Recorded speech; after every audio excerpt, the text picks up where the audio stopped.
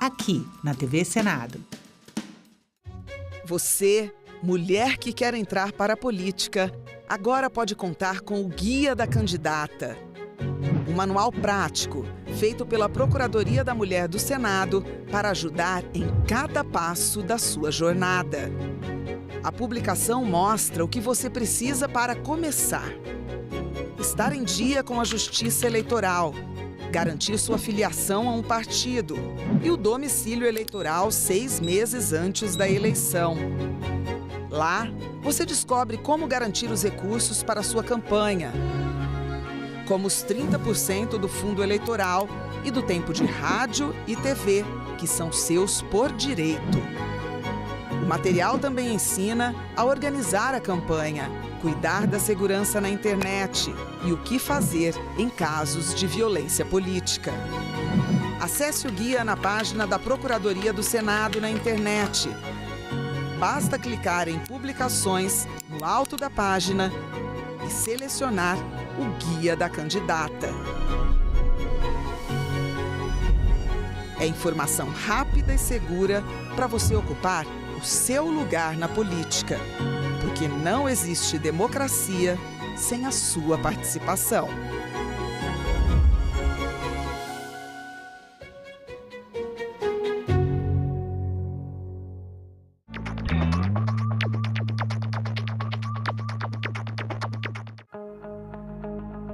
%70% dos casos de agressão contra a mulher são presenciados por outras pessoas.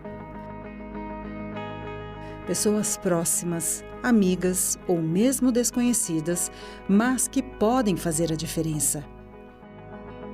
Essa violência tem que acabar.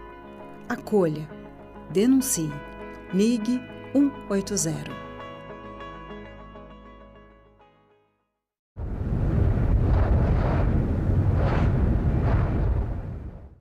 O programa a seguir é livre para todos os públicos.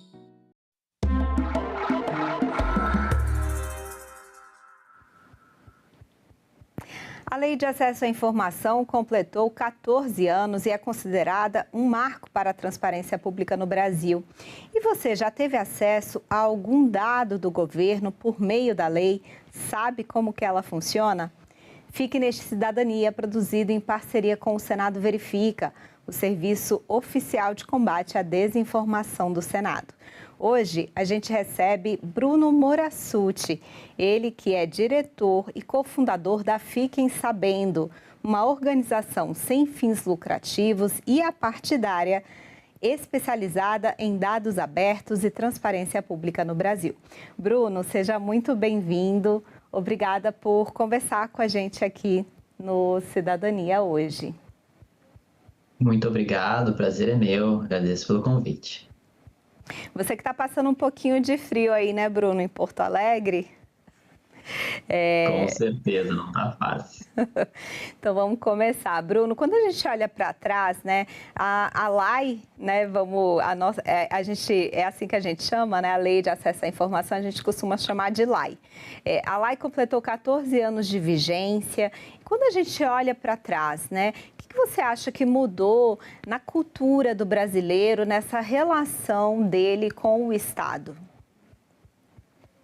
A Lei de Acesso à Informação ela é um marco muito importante porque ela facilitou de forma gigantesca que o cidadão possa efetivamente cobrar informações e buscar entender o que o governo está fazendo para executar políticas públicas, para planejar essas políticas, para prestar serviços públicos, para, enfim, para usar adequadamente os impostos que ele cobra, né? Então, a Lei de Acesso à Informação, ela instrumentalizou de forma muito clara e forte a cidadania brasileira. Ô Bruno, em que momento, né, vocês pensaram assim, olha, tá na hora da gente traduzir um pouco esse juridiquês, né, com a criação da Fiquem Sabendo? Em que momento vocês viram assim, nossa, é realmente importante a gente traduzir para as pessoas comuns, né, para as pessoas que ali não sabem, às vezes, o direito, né? Como é que foi esse início aí da Fiquem Sabendo? Então, a Fiquem Sabendo, ela nasce de uma iniciativa de jornalistas e advogados para explicar a linguagem burocrática do dia a dia da administração pública. Quem já tentou apresentar uma petição, fazer um protocolo, sabe que não é fácil, né? Tem uma série de termos, de requisitos, de documentos que a gente às vezes precisa apresentar, né? E isso afasta o cidadão, a pessoa tem medo, tem receio, acha que está fazendo algo errado. E a gente também no Brasil, infelizmente, ainda não tem uma cultura arraigada de participação pública. Então, para mostrar que é possível, que é fácil, que é direito de todos fazer pedidos de acesso à informação e cobrar respostas da administração pública, é que a gente criou a Fiquem Sabendo. Fiquem Sabendo, ela busca apresentar as coisas numa linguagem acessível, numa linguagem que pode ser compreendida por qualquer pessoa, mesmo sem um conhecimento técnico, mesmo sem ter uma graduação em Direito, uma graduação em Economia, enfim. A nossa ideia é tornar as informações públicas mais acessíveis, tanto no que diz respeito à facilidade de localizar elas nos sites dos órgãos públicos, como também na facilidade de se compreender essa mesma informação. Ô Bruno, mas você percebe assim que os órgãos públicos, né, eles já estão mais preparados hoje para lidar com a lei ou ainda há uma diferença, né? Às vezes no governo federal é de um jeito, no estadual é de outro, no município às vezes ainda é muito complicado ter esse acesso? Olha, desde que a Lei de Acesso à Informação foi editada lá em 2011, com certeza o cenário é totalmente diferente. Antigamente era muito impossível, assim, muito difícil. Digamos, eu moro em Porto Alegre, se eu quisesse fazer um pedido de informação em São Paulo, eu provavelmente teria que ir até São Paulo ou enviar por carta um pedido, com sorte ele seria recebido e quem sabe talvez se alguém tivesse boa vontade respondesse. Isso mudou, né? Hoje a gente tem uma coisa estabelecida que qualquer cidadão, independentemente de onde ele resida no nosso país, ele pode fazer pedidos de acesso à informação para qualquer órgão da administração municipal, estadual e federal. Então, isso é pacífico. Claro que a gente vai ter diferenças a depender do município, do lugar que a gente está fazendo. Então, um município menor, com menor infraestrutura, menos pessoas, menos treinamento, claro que a gente ainda tem desafios, né? Mas hoje, do ponto de vista cultural, ninguém pode dizer que não existe um direito do cidadão de fazer pedidos de informação. Isso é inconteste, é incontroverso. A gente superou essa etapa que era necessário superar, né? Agora, a gente, claro, tem uma dificuldade mais operacional, vamos dizer assim, de permitir que mesmo entes públicos com uma capacidade menor possam se organizar e se estruturar. Porque fornecer informações públicas, na realidade, nada mais é do que o reflexo de uma gestão organizada dos serviços públicos. Quando um ente público tem dificuldade de fornecer informações, é com certeza que, na realidade, por trás dessa dificuldade, está uma falta de gestão, está uma falta de organização. Então, não é à toa que entes públicos que são maiores, em tese mais organizados, têm um corpo de servidores mais estável, mais qualificado, as respostas vêm rápido, as respostas são boas, têm qualidade, fornecem mais contexto para aquela informação, enquanto entes públicos menores, em que às vezes tu tem uma pessoa que talvez nem tenha ensino superior ali, né, responsável pelo tratamento do pedido, a gente vai ter uma compreensão menor, a gente vai ter uma dificuldade maior de acessar informações. Mas, com certeza, não é comparável o cenário que a gente tinha em 2011 com o cenário que a gente tem em 2026. É perfeito? Não, mas tivemos um avanço democrático, assim, republicano, muito grande. De uma forma prática, né? A pessoa que está acompanhando essa entrevista agora, por exemplo, eu queria ter uma informação da prefeitura, né? Então, hoje, você precisa ir pessoalmente, você pode ligar, você manda e-mail, como é que funciona isso? Então, o que é bacana da Lei de Acesso à Informação é que ela assegura o acesso à informação por qualquer meio.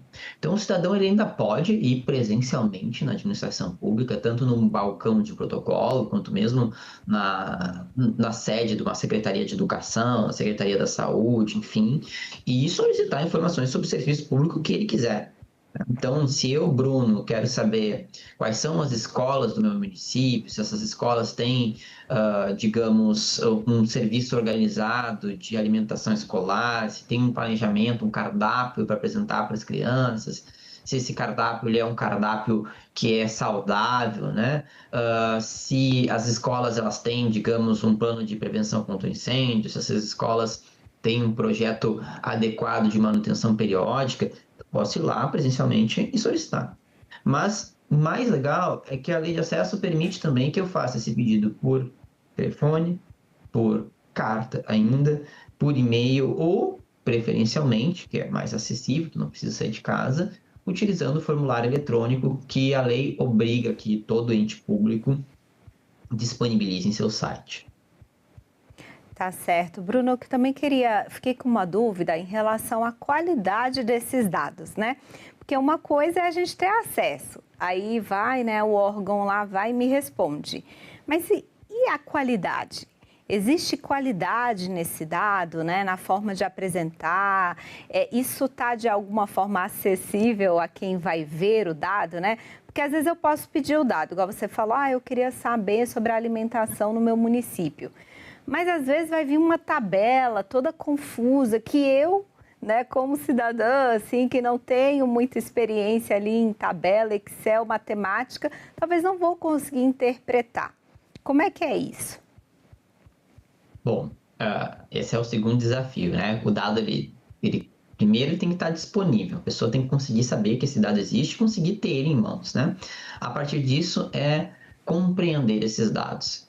Claro, né, que vão ter questões que sempre vão ser mais complexas, mas a administração pública precisa, sim, ter iniciativas para tornar essa linguagem, esses dados, o mais acessível possível. Então, em primeiro lugar, esse dado ele tem questões, assim, expressões técnicas, né? Então, ele precisa ter acompanhado de um dicionário, como a gente chama, né, que é, vamos dizer assim, um termo, né, um documento junto com aqueles dados que vai explicar, olha, quando a gente usa aqui a palavra aquisição, o que a gente quer dizer com isso, né? Quando a gente está falando da palavra despesa, o que isso significa? Essa coluna aqui que vai falar sobre a periodicidade de uma despesa, o que ela está dizendo aqui? Então, esse é o ponto de partida, né? Um conjunto de dados a ser divulgado, ele precisa ter um dicionário, uma iniciativa que contextualize e dê significado para aquilo, né? Mas, para além dessa forma mais técnica, a gente tem também iniciativas muito legais por parte de órgãos públicos que, cumprindo a Lei de Acesso à Informação, tentam dar mais visibilidade para essas informações. Então, para quem se lembra, lá no início da Lei de Acesso à Informação, né, até um pouquinho antes, o Senado Federal, ele divulgava informações legislativas e mesmo informações sobre despesas de uma forma muito simples, crua, assim, né? Era basicamente número, assim, era pouco diferente de um trabalho de uma planilha de um contador, né? Hoje em dia, a gente avançou muito, então quem for analisar as atividades parlamentares, né, ou for analisar as despesas do Senado, vai ver planilhas especificando, né, de forma mais categorizada. Então, a gente quer saber, despesa com auxílio moradia, está ali, né, explicado. A gente quer saber as viagens, enfim, então ali também de forma mais compreensível. Há um esforço de tornar esses dados mais compreensíveis e visuais para o cidadão. Também, antigamente, era muito difícil acompanhar e entender o que estava acontecendo dentro de um processo legislativo, né? Recentemente, o Senado implementou uma ferramenta que é muito legal, que permite, né, tem um resuminho do que diz aquele projeto de lei que está tramitando, né, para eu não precisar ter que acessar ele, ler o inteiro teor dele e, a partir disso, eu entender o que está acontecendo, né? E isso é uma iniciativa da própria administração do Senado para tornar a informação legislativa compreensível, né? A equipe não se limitou a, bom, tá ali publicado o projeto de lei, era isso, né? Então a informação está disponível. Não, a gente vai além para permitir que o cidadão consiga, em linguagem, né, comum, em linguagem leiga, entender o que diz aquela informação ali, aquele projeto, por que ele é importante, né? Sim, Bruni, é importante a gente lembrar também, a gente vai deixar aqui na tela, pessoal, o contato, né, se vocês quiserem conhecer o serviço, né, de informação ao cidadão do Senado também, mas o Bruno falou de uma coisa muito importante, que foi também a questão da lei de linguagem simples, né? Então, isso também, eu acredito aí, né, Bruno, não sei se você concorda, que isso também vai mudar muito, né, a apresentação desses dados daqui para frente, né? Com toda certeza. A Lei de Acesso à Informação, em 2011, ela já dizia que a informação tinha que ser acessível, né? E acessível a gente pode compreender como sendo, em primeiro lugar, a disponibilidade, né? O dado tem que estar ali, que a pessoa consiga, né, pegar esse dado, mas também acessibilidade do ponto de vista de acessibilidade universal, né? Qualquer pessoa interessada, ela tem que ter a capacidade e os meios disponíveis para compreender o que aquilo diz, né? A lei de linguagem, né, acessível que foi promulgada, ela veio a ampliar, né, explicar mais como é que isso vai ser realizado pela administração pública. Então, ela é uma ótima lei nesse sentido, porque ela obriga os entes públicos a aumentarem seus esforços de acessibilidade, né? Afinal de contas, não adianta a gente ficar falando do juridiquês e a população não está sabendo o que a gente efetivamente quer, o que a gente está pedindo, né? A administração é feita para o povo tem que ter possibilidade de entender o que está acontecendo, né? Quando a gente separa muito, assim, se desloca esse conhecimento, a gente perde um pouco da legitimidade. É importante que a gente mantenha sempre essa preocupação, né? Linguagem sensível, ela torna a administração pública mais legítima, mais republicana. Bruno, em relação, aí falamos de lei de acesso à informação, lei de linguagem simples, mas a gente também tem a LGPD, que é a Lei Geral de Proteção de Dados.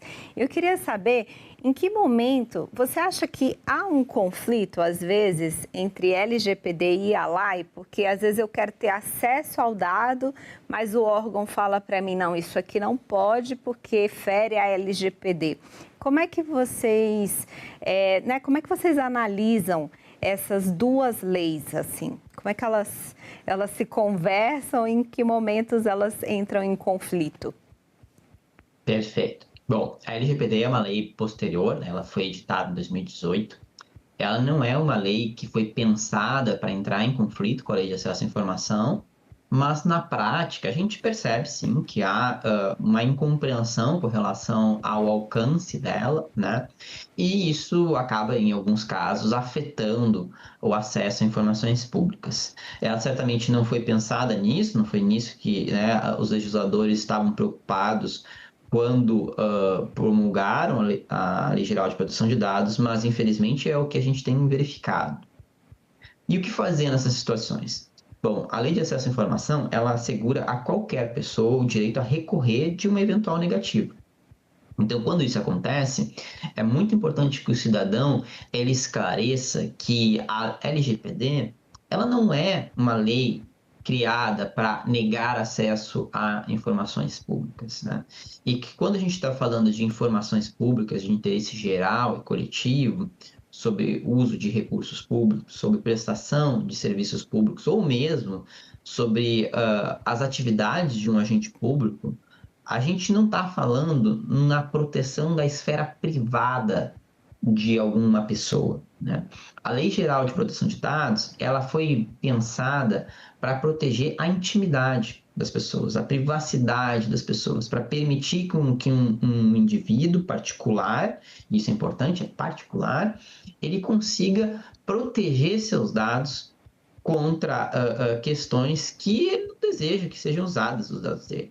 Mas quando existe uma interação com o serviço público, com a coisa pública, essa pessoa, porque a gente vive numa sociedade republicana, ela abre mão dessa privacidade para interagir com o serviço público, com a administração. Então, um agente público, ele tem menos expectativa de privacidade, porque, afinal de contas, todo mundo tem direito de saber qual é o currículo dele, né? O que ele está fazendo do tempo dele na administração pública. Então, a gente tem direito a acompanhar agendas, a gente tem direito a saber quais são as propostas dele, qual é a assessoria dessa pessoa, né? Até para saber se essa assessoria é uma assessoria qualificada ou se eventualmente não pode ter algum desvio ali. A gente tem direito a saber a remuneração dele, porque, afinal de contas, se ele está sendo pago com o dinheiro do público, é uma discussão legítima saber, né, o quanto, né, esse dinheiro está sendo bem investido naquele agente público ou poderia estar sendo investido, talvez remunerando um outro agente, né?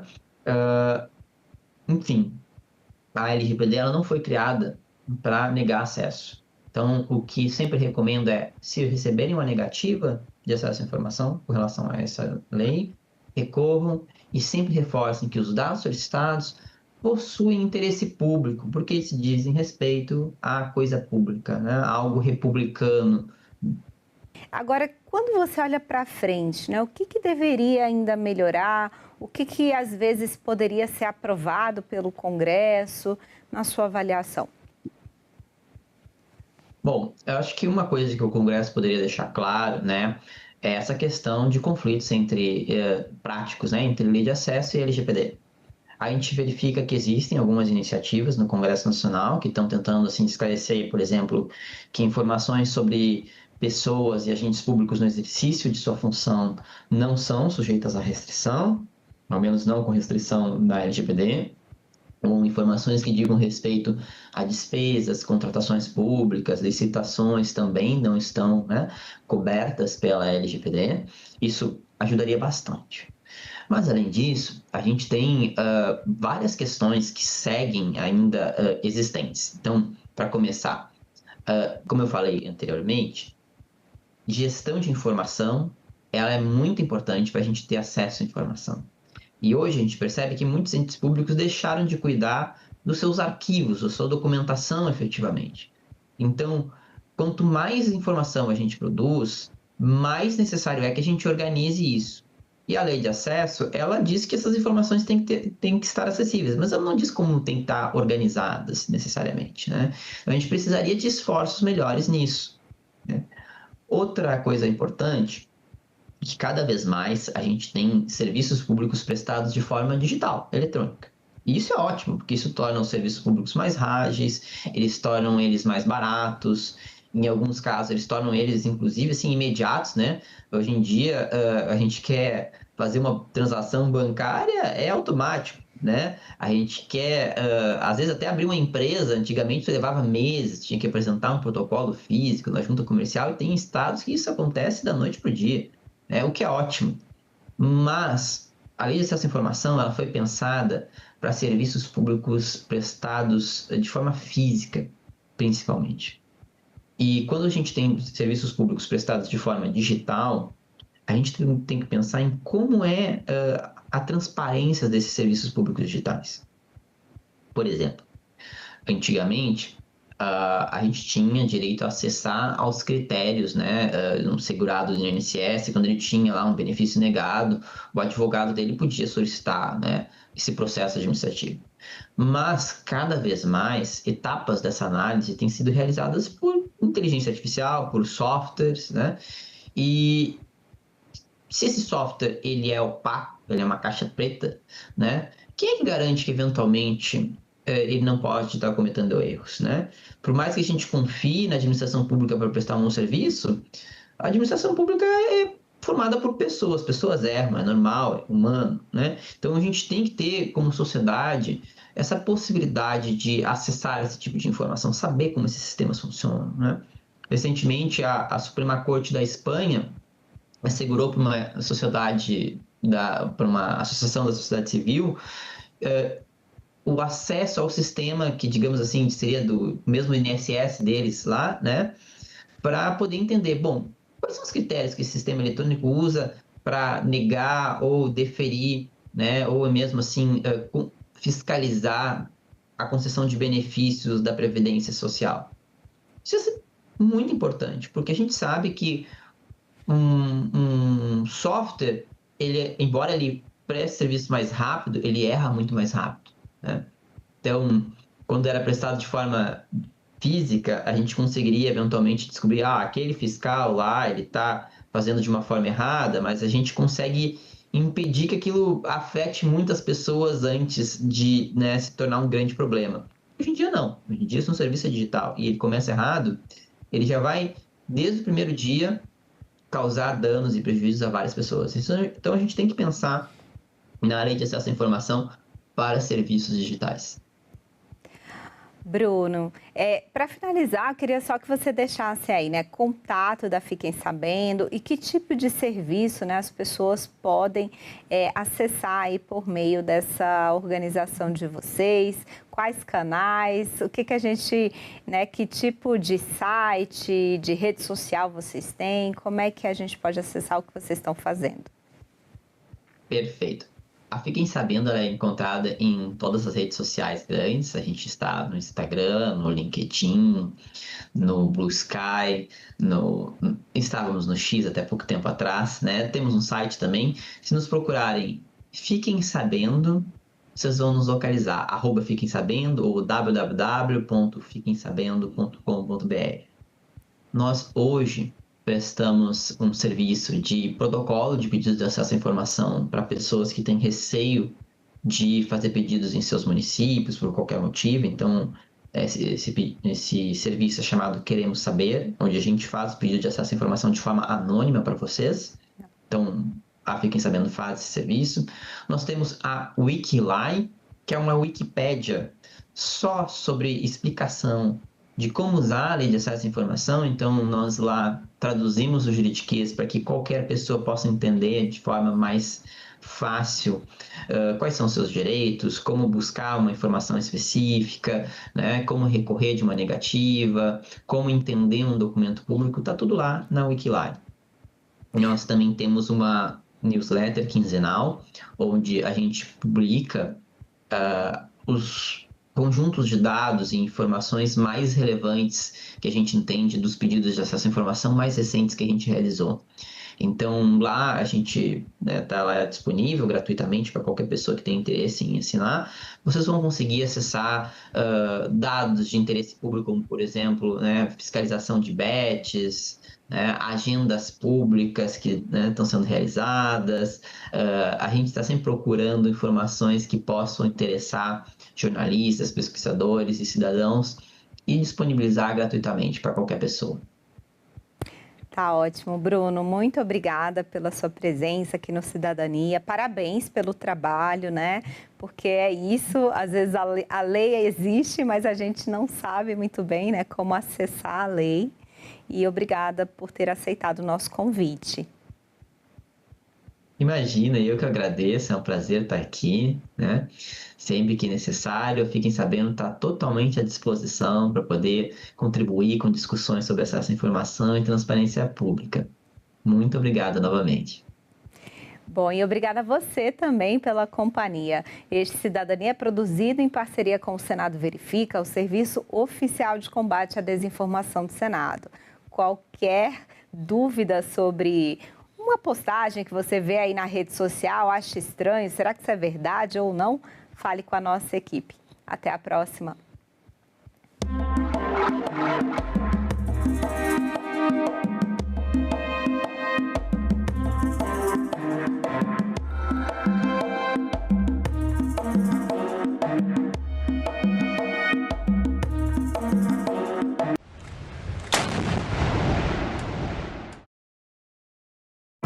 A literatura nos deixa ver tudo isso e nos deixa ver um país muito maior do que costumamos ver.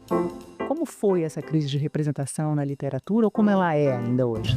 Não é simplesmente a ideia de deixar de falar sobre essa personagem possível, mas sim problematizar quem está falando, né, e quem é esse objeto que é falado. Que Brasil é este? Hoje, 20h, aqui na TV Senado. Calendário Eleitoral 2026. Começa em 16 de agosto, período em que está autorizada a propaganda eleitoral nos diversos meios de comunicação, inclusive na internet. A partir desta data, também são permitidas a distribuição de materiais gráficos e a realização de comícios, caminhadas, carreatas e passeatas eleitorais.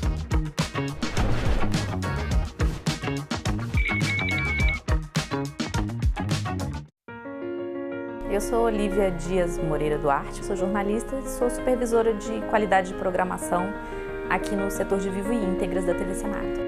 O que a gente faz, basicamente, é captar e transmitir tudo que é atividade legislativa aqui no Senado Federal. A pessoa que vai sentar à noite e assistir uma TV comercial do jornal mais assistido do país, ela vai assistir uma coisa que foi captada aqui por esse setor da TV Senado.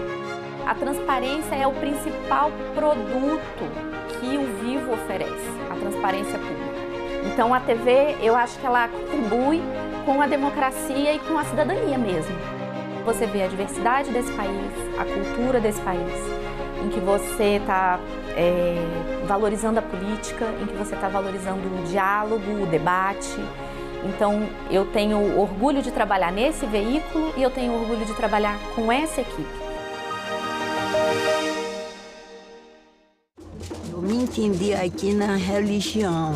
E nessa religião, meus pais morreram, meus avós. Então eles faziam aquela festa. E aí eles morreram, eu nasci. Eu fiquei fazendo. E aí estou até hoje. Senadoc, neste sábado, 9 horas da noite, aqui na TV Senado.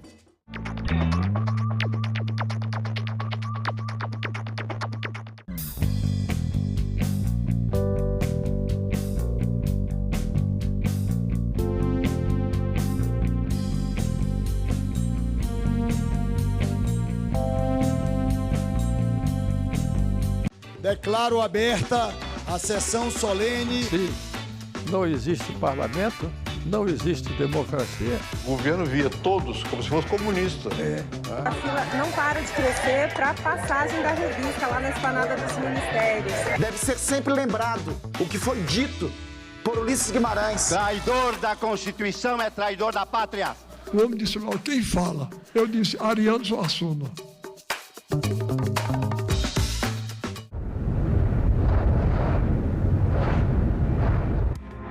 Olá, bom dia! Senado aprova projeto para fortalecer a produção de fertilizantes no Brasil. Avança projeto sobre a implantação do novo piso salarial de médicos e cirurgiões dentistas. Senadores podem votar hoje em plenário o Estatuto do Jovem Aprendiz. E veja também, sessão de debates mostra potencial do Brasil na geração de energia renovável. Hoje é quarta-feira, 12 de agosto, e o Senado Notícias está no ar.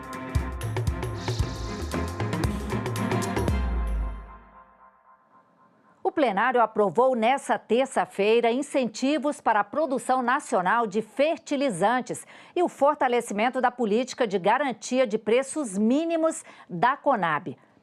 O objetivo é proteger o agronegócio de crises internacionais como as guerras e dar suporte aos produtores rurais.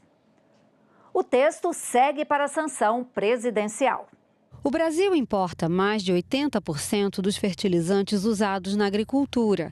Essa dependência externa é hoje um dos maiores desafios estratégicos para o agronegócio nacional, principalmente no momento de conflitos internacionais. A proposta aprovada pelo plenário nesta terça-feira cria o Profert, Programa de Desenvolvimento da Indústria de Fertilizantes. O objetivo é conceder incentivos fiscais para atrair investimentos na produção nacional dos fertilizantes. O Profert deve funcionar em 3 pilares de incentivo industrial: criação de um fundo para apoiar projetos de inovação e reduzir riscos de mercado, crédito financeiro por linhas de financiamento de longo prazo operadas pelo BNDES, além de crédito fiscal de até 20% para amortecer custos de produção. e cotas de mercado definidas por uma meta de mistura obrigatória de conteúdo nacional nos fertilizantes comercializados no país. O programa deve beneficiar fertilizantes minerais, sintéticos e orgânicos, além de bioinsumos, biofertilizantes, remineralizadores e suas matérias-primas. Os eventos ocorridos nos últimos anos, notadamente os impactos da guerra entre Rússia e Ucrânia e os conflitos no Oriente Médio, evidenciaram a vulnerabilidade do abastecimento nacional de fertilizantes e reforçaram a necessidade de ampliar a capacidade produtiva instalada no país. A redução dessa dependência constitui medida relevante não apenas para a política agrícola, mas também para a segurança alimentar e nutricional, a estabilidade econômica e a resiliência das cadeias produtivas do agronegócio nacional. Outra proposta ligada ao agronegócio autoriza a União a comprar produtos básicos da política de garantias de preços mínimos por até 25% acima do valor. Essa política, gerenciada pela Companhia Nacional de Abastecimento, é um instrumento do governo federal para proteger o produtor rural contra oscilações bruscas nos preços no mercado. O projeto também permite à Conab vender produtos básicos diretamente a micro e pequenas indústrias de alimentos, a micro e pequenas empresas dedicadas ao varejo alimentar e a cooperativas e associações. Os senadores também aprovaram a criação de fundos de financiamento e modernização da Justiça Federal, Superior Tribunal de Justiça, Ministério Público e Defensoria Pública da União. Os projetos ainda atualizam as regras de custas judiciais no STJ e na Justiça Federal. Os senadores aprovaram nesta terça-feira em plenário proposta que atualiza as regras de custas judiciais na Justiça Federal e no Superior Tribunal de Justiça.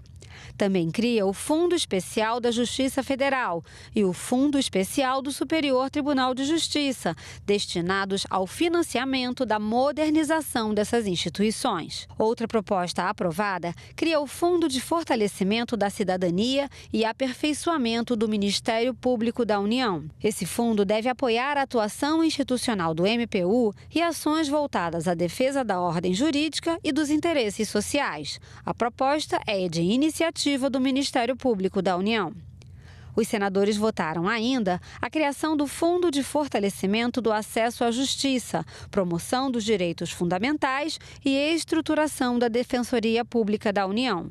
Os recursos são destinados à melhoria da estrutura, dos serviços e da atuação institucional da Defensoria Pública.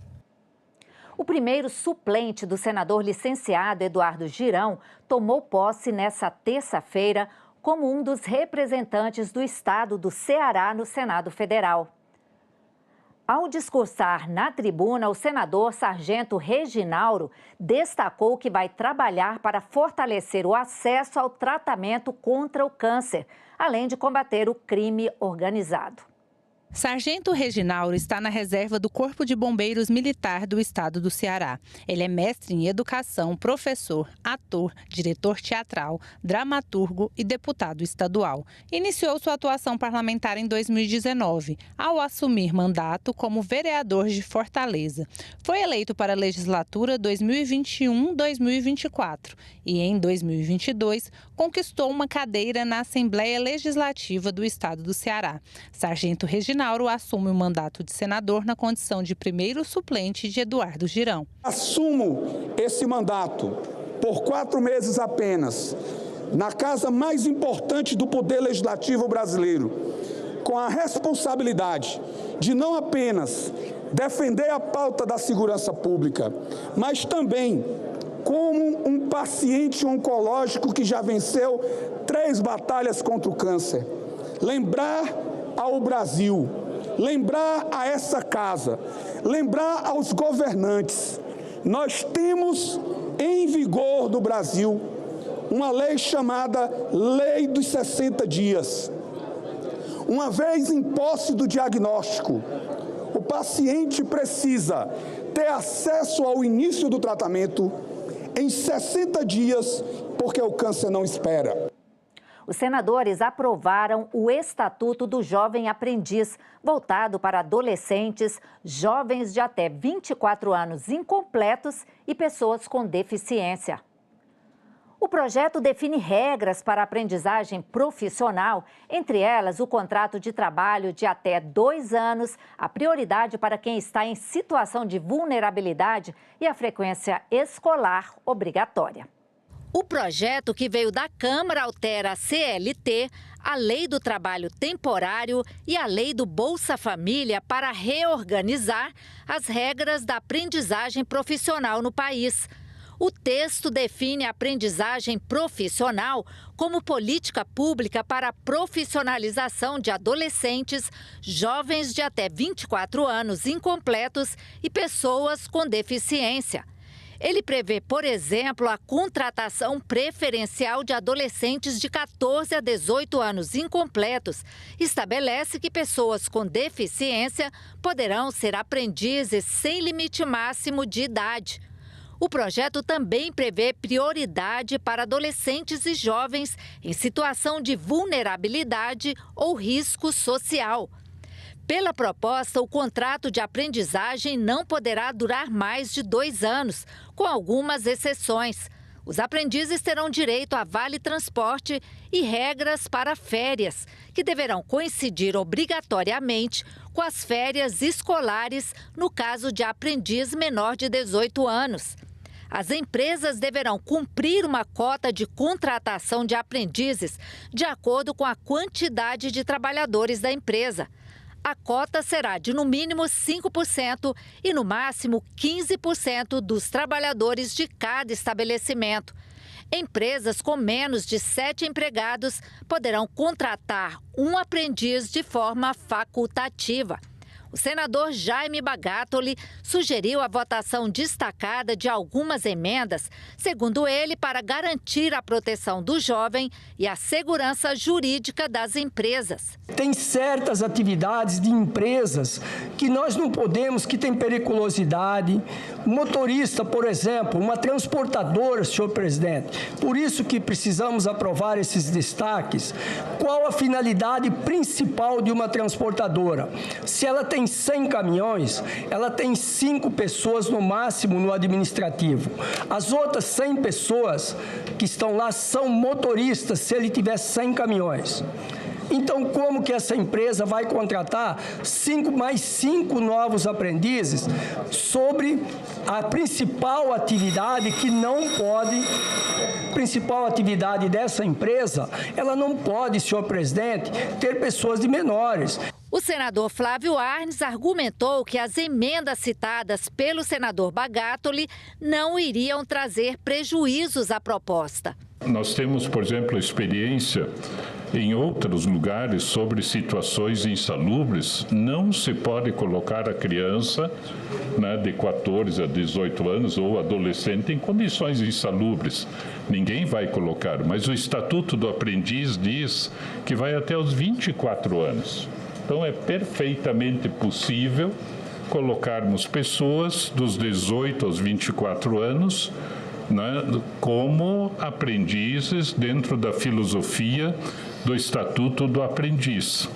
Outros senadores fizeram apelo para a aprovação do projeto na comissão sem mudanças. Tem experiências exitosas no Brasil todo nisso aí, e é algo que a gente tem que fazer pela juventude, gente. Educação pública de qualidade em tempo integral e oferecer a oportunidade de trabalhar. O texto foi aprovado e será analisado agora em plenário. E o projeto do Estatuto do Jovem Aprendiz consta na pauta de hoje do plenário do Senado, que também tem outros itens para votação. Entre eles, outro estatuto, o da vítima, que prevê direitos para pessoas prejudicadas por crimes. A sessão plenária está marcada para as 14h. As votações costumam ocorrer após as 16 horas. E vamos conferir agora a agenda das outras atividades do Senado para hoje. Às 9 horas, a Comissão de Constituição e Justiça faz reunião. Os senadores podem votar o projeto que aumenta para 20 anos o tempo que vítimas de crimes contra a dignidade sexual de crianças e adolescentes podem pedir reparação civil. Às 10 horas, a Comissão de Ciência e Tecnologia. Entre os itens da pauta está o projeto de lei para acrescentar na Política Nacional de Educação Digital a cidadania digital. O objetivo é prevenir situações como cyberbullying. No mesmo horário, na Comissão de Educação e Cultura, consta na pauta projeto de lei que reconhece o Sistema Único de Saúde, o SUS, como manifestação da cultura nacional. Também às 10 horas, sessão especial do Senado para celebrar os 100 anos da Associação Brasileira de Enfermagem. Às 11 horas, a Subcomissão dos Povos Indígenas e Yanomami tem reunião para análise de requerimento de diligência externa. Às 11h30, a Comissão de Direitos Humanos. Pode ser votado o projeto de lei que prevê atendimento psicológico remoto no SUS para mulheres brasileiras em situação de violência no exterior. Às 2h30 da tarde, audiência pública na Comissão de Assuntos Sociais para lançar a pesquisa realizada pela Fundação Instituto de Pesquisas Econômicas para o setor filantrópico brasileiro.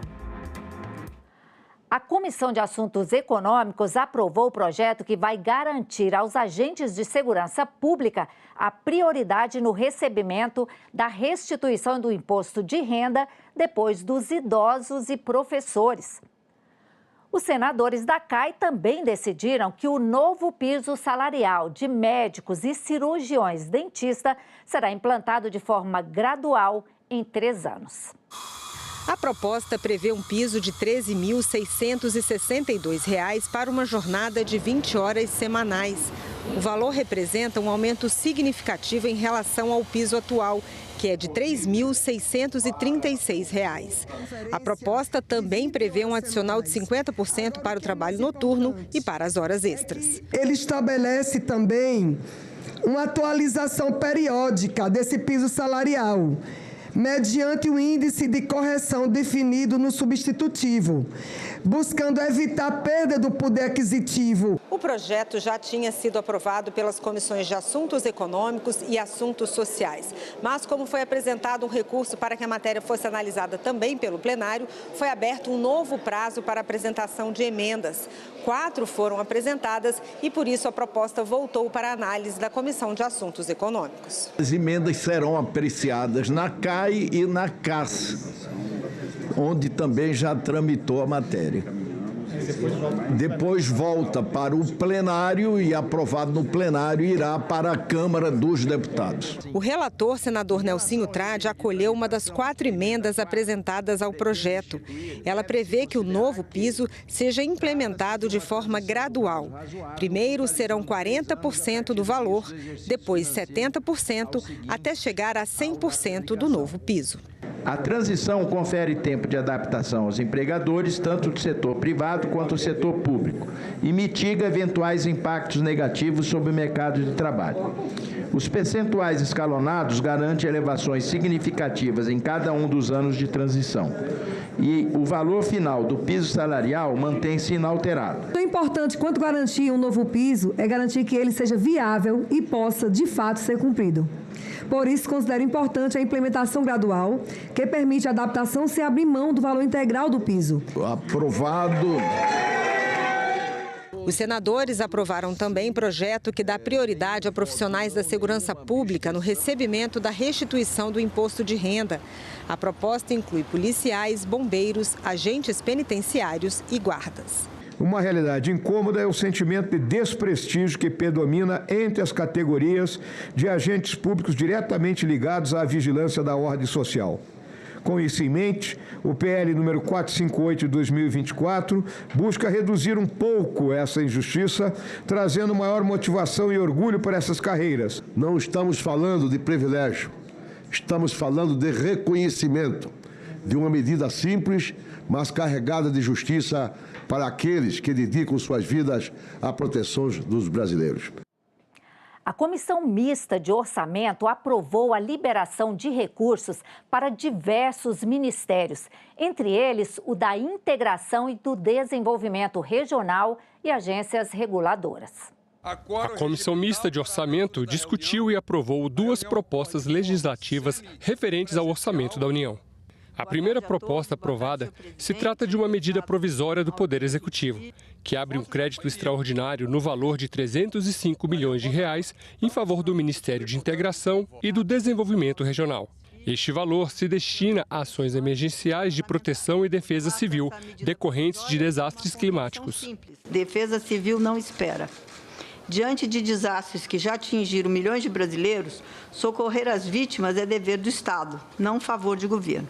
Por isso, meu voto é pela aprovação deste crédito de R$ 305 milhões, porque responsabilidade fiscal, antes de ser controle de despesa, é também sensibilidade com quem perdeu a casa, a lavoura e o meio de vida. A segunda proposta aprovada foi o projeto de lei da Presidência da República, que abre um crédito suplementar de cerca de R$ 24 milhões em favor dos Ministérios de Minas e Energia, da Saúde, da Integração e do Desenvolvimento Regional e de Portos e Aeroportos. Os recursos vêm do cancelamento de uma dotação orçamentária anterior e terão como destino agências reguladoras vinculadas aos ministérios. Os recursos serão aplicados em diversas áreas, incluindo despesas administrativas da Agência Nacional de Energia Elétrica, ANEEL, modernização e gestão de TI, bem como de áreas e passagem na Agência Nacional de Mineração, custeio de ações técnicas da Agência Nacional de Vigilância Sanitária, Anvisa, administração da Agência Nacional de Água e Saneamento, ANA, recomposição orçamentária e preservação da capacidade institucional da Agência Nacional de Transportes Aquaviários, ANTAC, e na Agência Nacional de Aviação Civil. O projeto, que cria espaços de atendimento para pessoas idosas durante o dia, com atividades de convivência, foi debatido nesta terça-feira na Comissão de Direitos Humanos. O objetivo é que esses centros sejam incluídos na Lei Orgânica da Assistência Social e no Estatuto da Pessoa Idosa.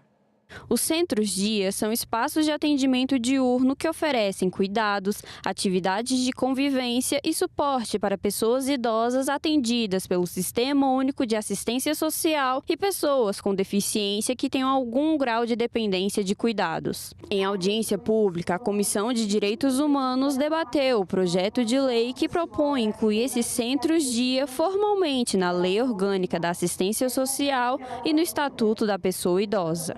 Esta audiência tem exatamente essa finalidade: ouvir experiências concretas, identificar lacunas, avaliar custos e responsabilidades e verificar quais aperfeiçoamentos legislativos podem transformar o direito ao cuidado em uma realidade efetivamente acessível. Durante a audiência foram debatidos os impactos operacionais e orçamentários da proposta, além da prevenção ao isolamento dos idosos e o apoio aos seus familiares e às pessoas com deficiência. Ele atua em duas frentes. Ele traz um benefício para o cuidador, como um respiro, e para a pessoa idosa, porque é um local de socialização, é um local que deve garantir a mobilidade, são pessoas com algum tipo de dependência. Então, elas vão passar o dia nesses locais, então deve existir uma harmonia e a presença de uma equipe, especialmente uma equipe de reabilitação no ambiente do centro-dia. A cena mais comum que a gente tem não é a de um idoso sozinho, é de uma mãe de 78 anos ou mais cuidando de um filho de 52 anos com deficiência ou mais. Então, são duas pessoas em situação de dependência, com o mesmo teto, né? Ou sobre o mesmo teto, sustentadas por um trabalho de cuidado que é majoritariamente feminino, integralmente gratuito e socialmente invisível. O centro-dia, então, é exatamente a resposta intermediária que hoje falta ao Brasil. O projeto é muito bom, a iniciativa é boa, mas é aquela história, falta recurso, falta o piso especial para centro-dia, porque o piso está defasado. Quando chega no município, se tem boa vontade dos prefeitos, eles aplicam a política da pessoa idosa. Mas se não tem, se esvazia no contexto social, que o grande problema que nós vivemos hoje nos CRAS e nos CREAS é o envelhecimento que procura essas entidades, mas que não dão sustentabilidade de uma vida, de uma política saudável. A Comissão de Relações Exteriores aprovou hoje o marco promocional para a segurança e a saúde no trabalho da OIT, Organização Internacional do Trabalho. O texto prevê que os países participantes adotem medidas para prevenir lesões, doenças e mortes relacionadas ao trabalho. Texto do Marco Proporcional para a Segurança e a Saúde no Trabalho faz parte de uma convenção da Organização Internacional do Trabalho. A medida tem como objetivo melhorar as condições e os ambientes de trabalho, além de prevenir riscos e reduzir impactos à saúde dos trabalhadores. Os negociadores almejaram proteger os trabalhadores de doenças, de origem ocupacional ou não, e de acidentes de trabalho. Esse exercício é necessário e benfazejo, tendo em vista que, apesar do ordenamento jurídico interno ser mais abrangente e rigoroso no tocante à saúde e segurança do trabalho que as normas consagradas pela OIT, o Brasil terá a oportunidade, por meio da cooperação internacional, de aprimorar sua legislação trabalhista perante um mundo de trabalho em constante transformação, cada vez mais acelerada, por sinal, servindo-se da troca de experiências e de boas práticas entre países. Em vigor desde 2009, o ato já foi adotado por 77 países. O texto estabelece 3 pilares para a melhora contínua da saúde e segurança no trabalho. Uma política coerente, um sistema que apoie a implementação dessa política e um programa nacional na área. Sinaliza-se, seja para os investidores em mercados estrangeiros, seja para a opinião pública global, o alto nível dos padrões de direito do trabalho que balizam as atividades econômicas desenvolvidas em nosso território. Parlamentares e representantes do setor energético brasileiro participaram de uma sessão de debate temático sobre o tema. Identificar as boas práticas e os bons exemplos e destacar as vantagens tecnológicas e climáticas do Brasil na implementação de uma transição energética justa e sustentável. Esses foram os principais pontos debatidos na sessão. O secretário nacional de Energia Elétrica do Ministério de Minas e Energia apresentou as principais políticas públicas do governo federal nos últimos anos. Andrade Cascalho destacou os leilões de transmissão que foram realizados no Nordeste, que permitiram o escoamento da energia elétrica. Foram mais de 70 bilhões em linhas de transmissão. Não existe transição energética sem a transmissão.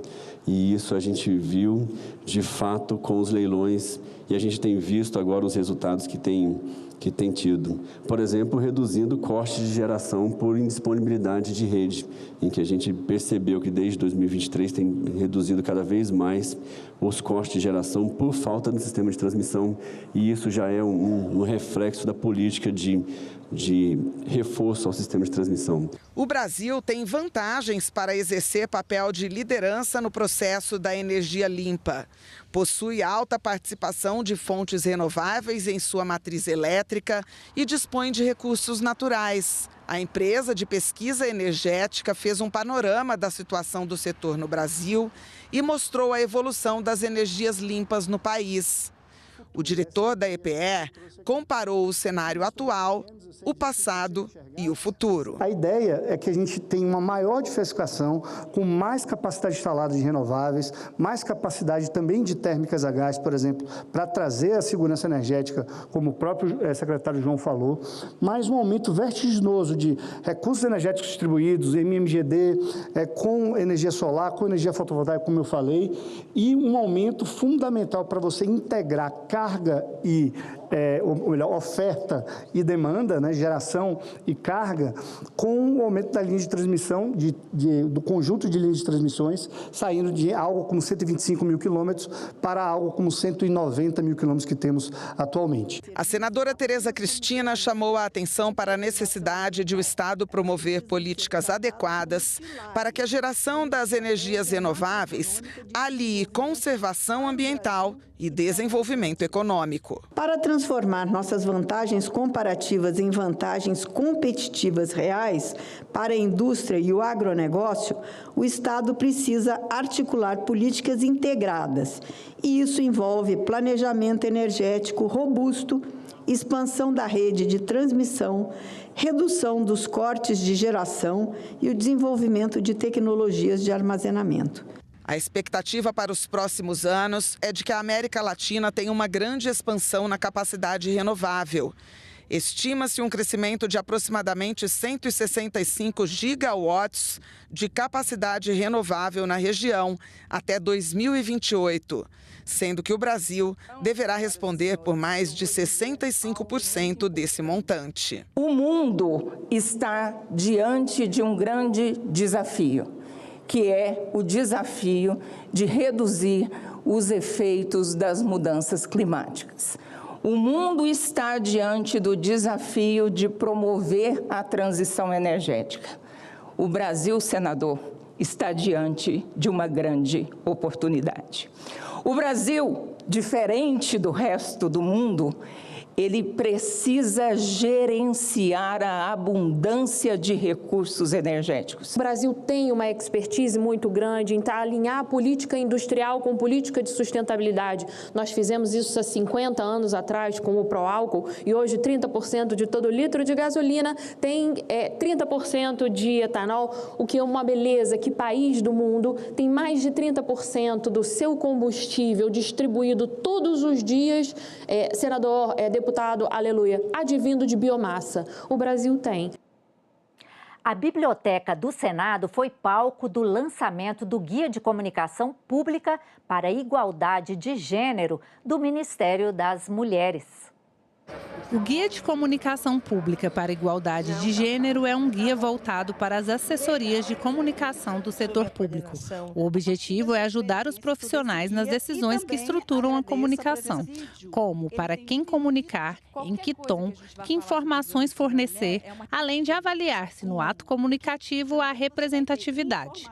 A gente tem uma responsabilidade muito grande em ajudar a sociedade a entender, a não normalizar, a não banalizar a questão da violência, a indicar quem é o responsável, quem é o agressor e quem deve ser responsabilizado por isso, como responsabilizar esse agressor. A concepção, né, de gênero, a concepção da igualdade, a concepção dos direitos, a concepção do acesso, não é, às informações, isso está aqui no guia. Né? Como a gente traduzir essa linguagem, não é, em relação às mulheres em todas as suas diversidades. Isso também é muito importante. E nós sabemos que as mulheres que são mais impactadas são as mulheres negras, as mulheres de periferia, as mulheres quilombolas, as mulheres rurais, as mulheres migrantes, as mulheres que estão nas ruas, as mulheres que por várias razões e vivências, né, têm uma realidade específica. E esse guia vai nos ajudar a compreender isso e a superar as nossas próprias contradições e tantas discriminações que ainda, infelizmente, nós temos no Brasil. Estão previstas para hoje as instalações de 6 comissões mistas para análise de medidas provisórias. Entre elas, a chamada MP das Blusinhas, que altera a tributação de compras internacionais. Vamos saber os detalhes com o repórter Tiago Tibúrcio. Oi, Tiago, bom dia para você.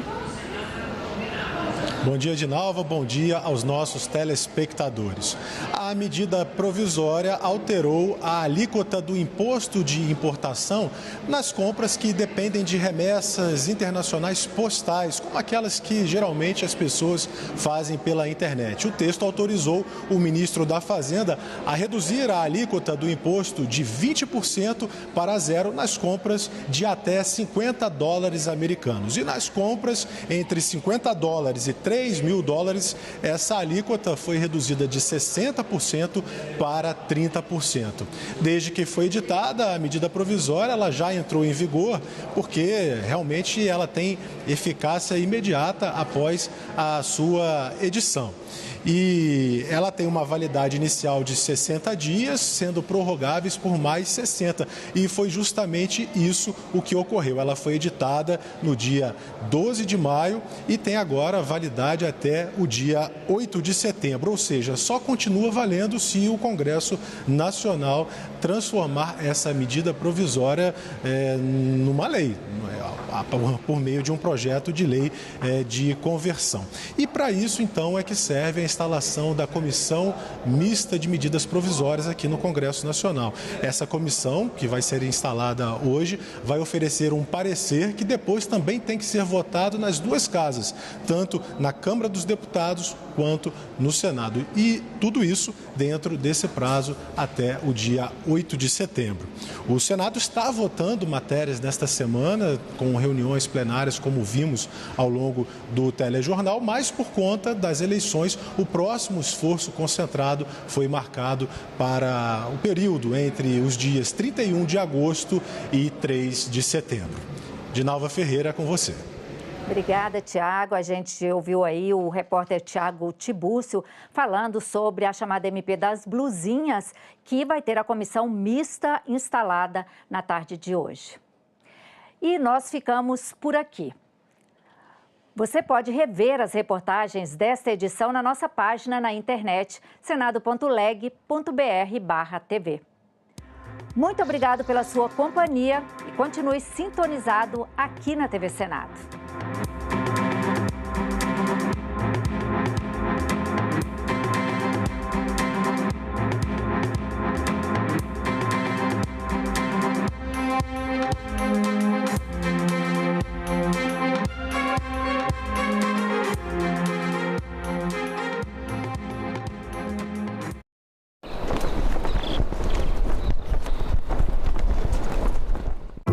A literatura nos deixa ver tudo isso e nos deixa ver um país muito maior do que costumamos ver.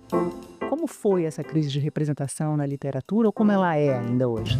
Não é simplesmente a ideia de deixar de falar sobre essa personagem possível, mas sim problematizar quem está falando, né, e quem é esse objeto que é falado. Que Brasil é este?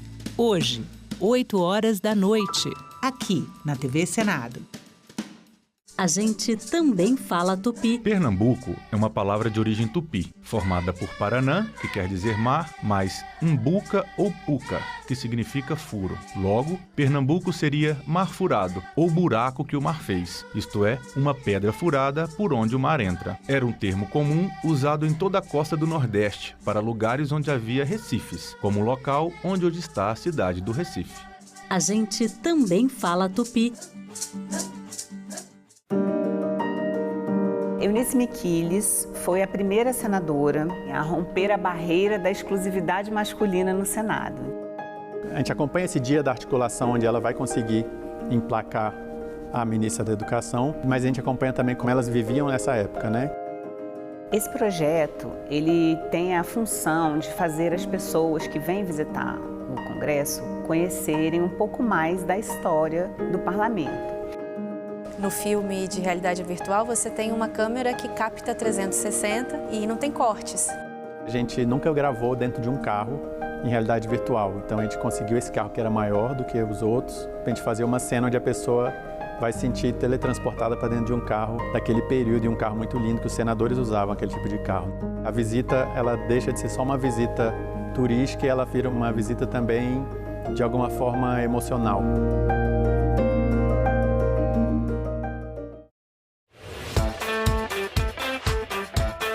Você sabe que dia que tem eleição esse ano? Eu não sei. Não sei. Dia 4 de outubro. E se você estiver viajando no dia da eleição, você sabe se é possível votar ou não? Nos dias de hoje, eu não sei, porque a gente tem que ir, né, até a sessão para votar. Da questão de viagem, eu nunca parei para pensar. Tipo assim, se eu estivesse viajando, né, não ia votar. Sim, eu posso votar em trânsito. Sabe tudo? Se você souber que vai estar em outra cidade nos dias de votação, pode pedir o voto em trânsito. Mas atenção, isso só vale para quem vai estar em capitais ou cidades com mais de 100 mil eleitoras e eleitores. Funciona assim: se a viagem for para uma cidade do mesmo estado, dá para votar para deputado federal, deputado estadual, senador, governador e presidente da República. Já se a pessoa vai para outro estado, só é possível votar para presidente. Dá para solicitar o voto em trânsito pelo autoatendimento eleitoral no site do TSE ou em algum cartório eleitoral. Você só precisa de um documento oficial com foto. Mas é preciso ficar atento ao prazo, de 20 de julho a 20 de agosto. E quem for para outro país? Nesse caso, não tem voto em trânsito e é preciso justificar a ausência, o que pode ser feito pelo e-título ou pelo site do TSE. Tem também a situação inversa. Uma eleitora ou eleitor que vive em outro país, mas vai estar no Brasil no dia da eleição. Nesse caso, dá para votar sim, mas só para presidente. É importante lembrar que o voto em trânsito é uma mudança temporária. Depois das eleições, o título volta automaticamente para a sessão eleitoral original.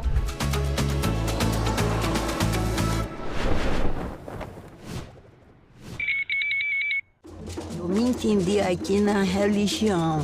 E nessa religião, meus pais morreram, meus avós. Então eles faziam aquela festa. E aí eles morreram, eu nasci. Eu fiquei fazendo. E aí estou até hoje. Senadoc, neste sábado, 9h da noite, aqui na TV Senado. Tem muitas mulheres que acham que a violência é só um soco, um puxão de cabelo, não. Ela se mostra de várias formas.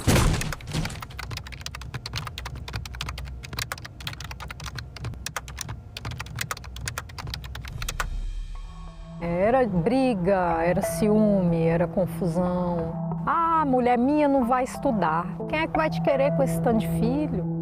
Mulher minha não dança. Mulher minha não tem amizade com o homem, as falas que eu ouvia. Mulher minha tem que me servir a hora que eu quiser. Se não me servir, eu vou pra rua procurar outra.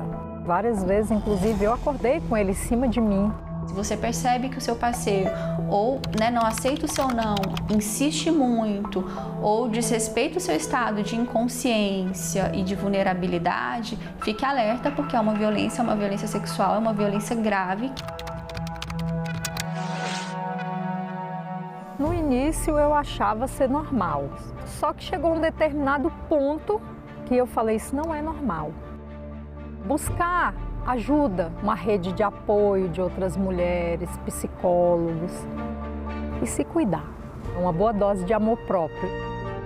Eu separei, hoje eu faço tudo o que eu quero.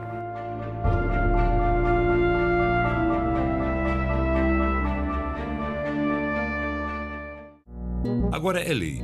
Os clientes de bancos poderão solicitar a transferência automática dos salários para o banco de preferência e as instituições financeiras deverão aceitar débitos automáticos entre contas de bancos diferentes. O correntista também terá direito à comunicação prévia de mudanças nas taxas do cartão de crédito e deverá receber alertas sobre débitos e opções de linhas de crédito mais vantajosas. O Senado votou, agora é lei.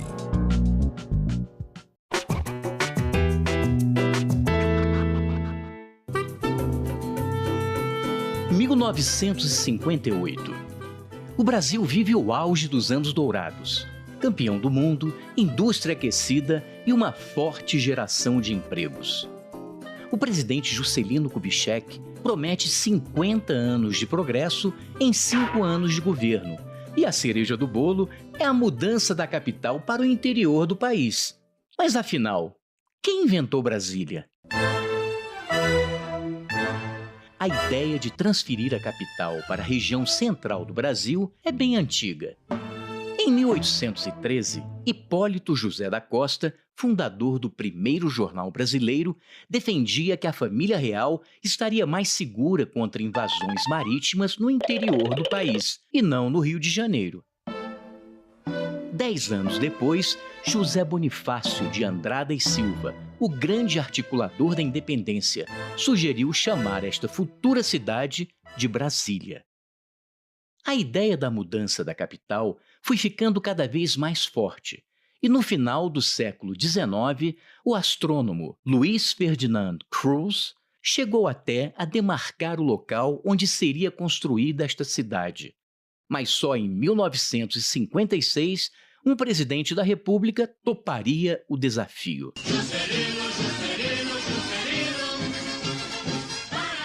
JK sabia que estava mexendo num vespeiro. As elites econômicas não queriam trocar o litoral pelo interior, e as reações começaram a aparecer. A política desenvolvimentista estava dando muito certo. O capital estrangeiro entrava maciçamente, gerando atividades industriais e, é claro, empregos. A construção de Brasília, portanto, era mais uma maneira de aquecer a economia naquele momento.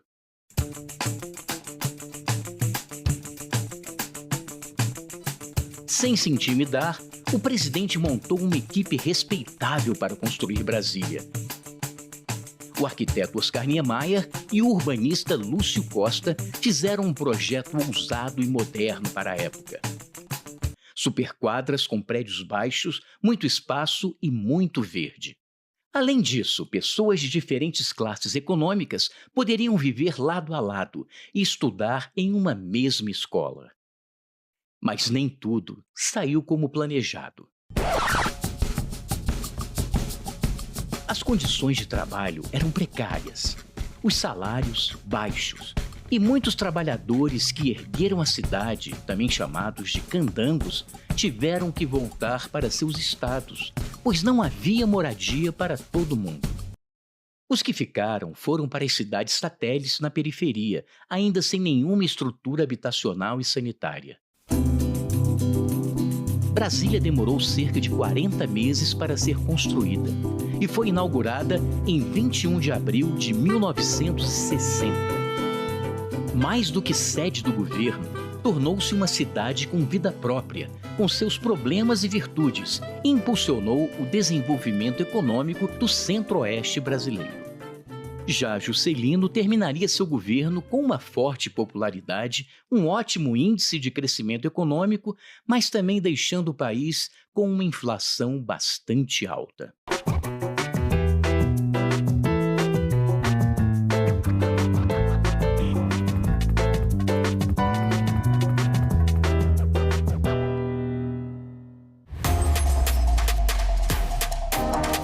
A TV Senado está com tudo pronto para mais uma temporada.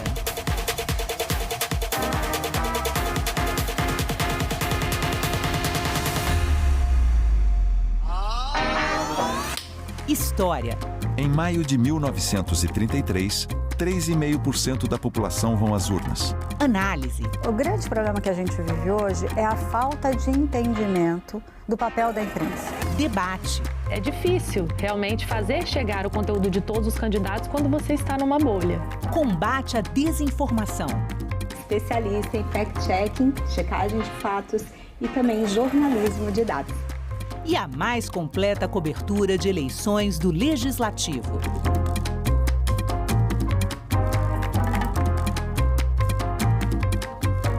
TV Senado, democracia todo dia.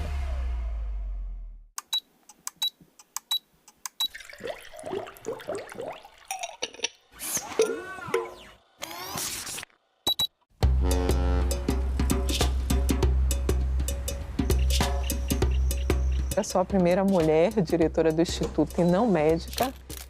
E também, na verdade, eu sou a primeira mulher negra.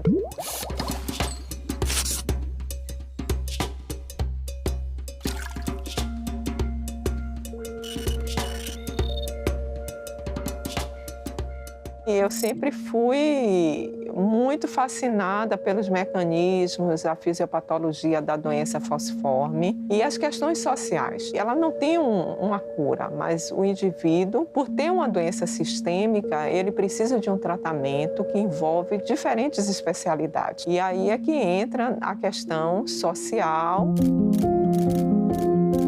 Nós trabalhamos há muito tempo com os pacientes, com as famílias, com os clínicos e nós conseguimos mudar alguns aspectos no acompanhamento do paciente e também com relação a políticas públicas. A criança que vai para a escola, ela tem uma alteração, uma doença que faz com que às vezes eles precisem ser internados. Se ele é internado, ele precisa de classe hospitalar, precisa de um acompanhamento clínico adequado e precisa de uma compreensão também por parte dos educadores. Então, todo cuidado ele tem que ser mantido desde o nascimento da criança, com acompanhamento pediátrico e também com as várias especialidades. Então, o governo tem que se preparar para fazer esse aporte, já que nós fazemos o diagnóstico da doença no teste do pezinho.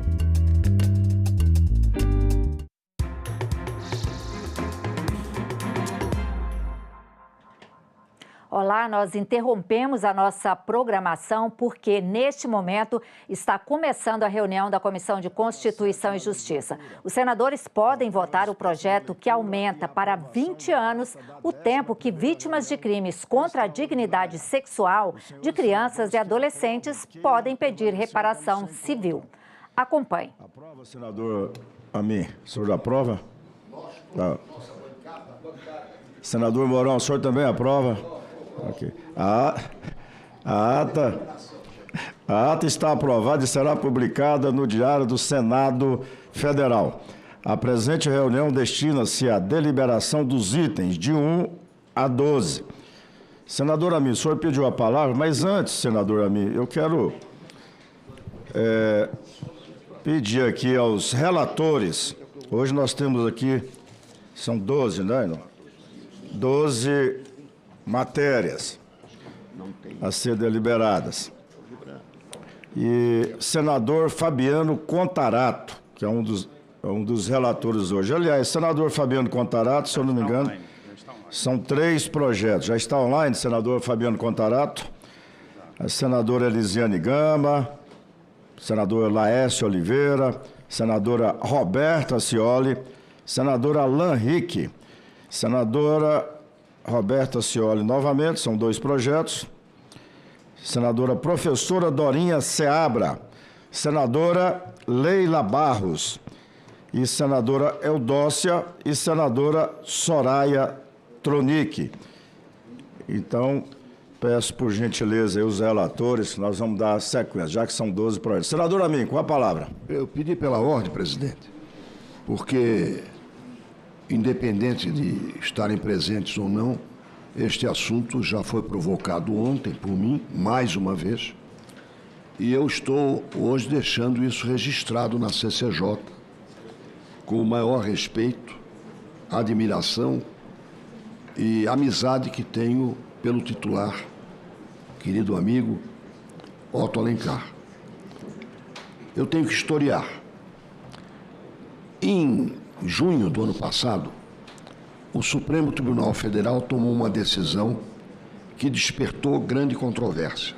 Considerou o artigo 19 do Marco Civil da Internet parcialmente inconstitucional. E depois dispôs, ele legislou sobre como lidar com isso. O artigo 19, que era considerado na imprensa mundial um primor de respeito à liberdade, versava sobre o seguinte: se o senhor colocar uma mensagem numa plataforma, me injuriando a mim ou ao senador Mourão, nós podemos imediatamente pedir à justiça, e o judiciário brasileiro, inclusive aqui em Brasília, tinha plantonista para deliberar. Então, com a decisão judicial se retira. Sem decisão judicial, não. Porque sem decisão judicial você está estabelecendo a censura prévia. Se alguém me caluniar, eu retiro e entro na justiça. É assim que é no Estado de Direito. O Supremo tomou uma decisão enviesada.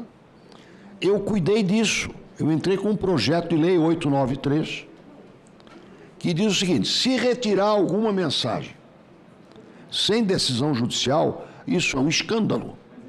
A OAB tem que ser informada, o Conselho Nacional, criado pela Constituição de Comunicação Social, tem que ser informado, o Ministério Público tem que ser informado, enfim, quem defende a democracia, o Congresso tem que ser informado, porque daqui a pouco tiram 3 mensagens suas. Isso é perseguição, isso é intimidação, para evitar isso. Mas esse projeto de lei não tramitou. Está aqui na Comissão de Justiça. Pediria que o secretário dissesse a situação do 893, projeto de lei do ano passado. Como é que está hoje, por favor? Então, era uma maneira de não confrontar com a decisão do Supremo, mas chamar a atenção da opinião pública. Olha, estão tirando mensagens sem decisão judicial. E com as perseguições que houvesse, nós seríamos alertados. O tempo passou. Em maio deste ano, exatamente no dia 20 de maio, o presidente da República editou um decreto regulamentando este vazio em complemento àquilo que o Supremo também regulamentou. Neste decreto, ele empodera a AGU. E isso é inconstitucional, porque ficou empoderada uma autoridade nomeada pelo presidente. Tem lado. Quer dizer, você vê que nós estamos saindo da justiça e chegando num cargo em comissão. Aliás, num cargo em comissão muito bem ocupado, eu considero o ministro um homem competente, mas que inclusive pode ter outras implicações e indicações, inclusive para o Supremo. Nada pessoal, apenas um registro. Não bastasse isso, o próprio TSE já seguindo o decreto presidencial, ou seja, estamos formando uma cascata, uma bacia hidrográfica, né? Tem um rio principal e os seus afluentes e subsidiários. Ora, o que eu faço? Então, estou sendo informado.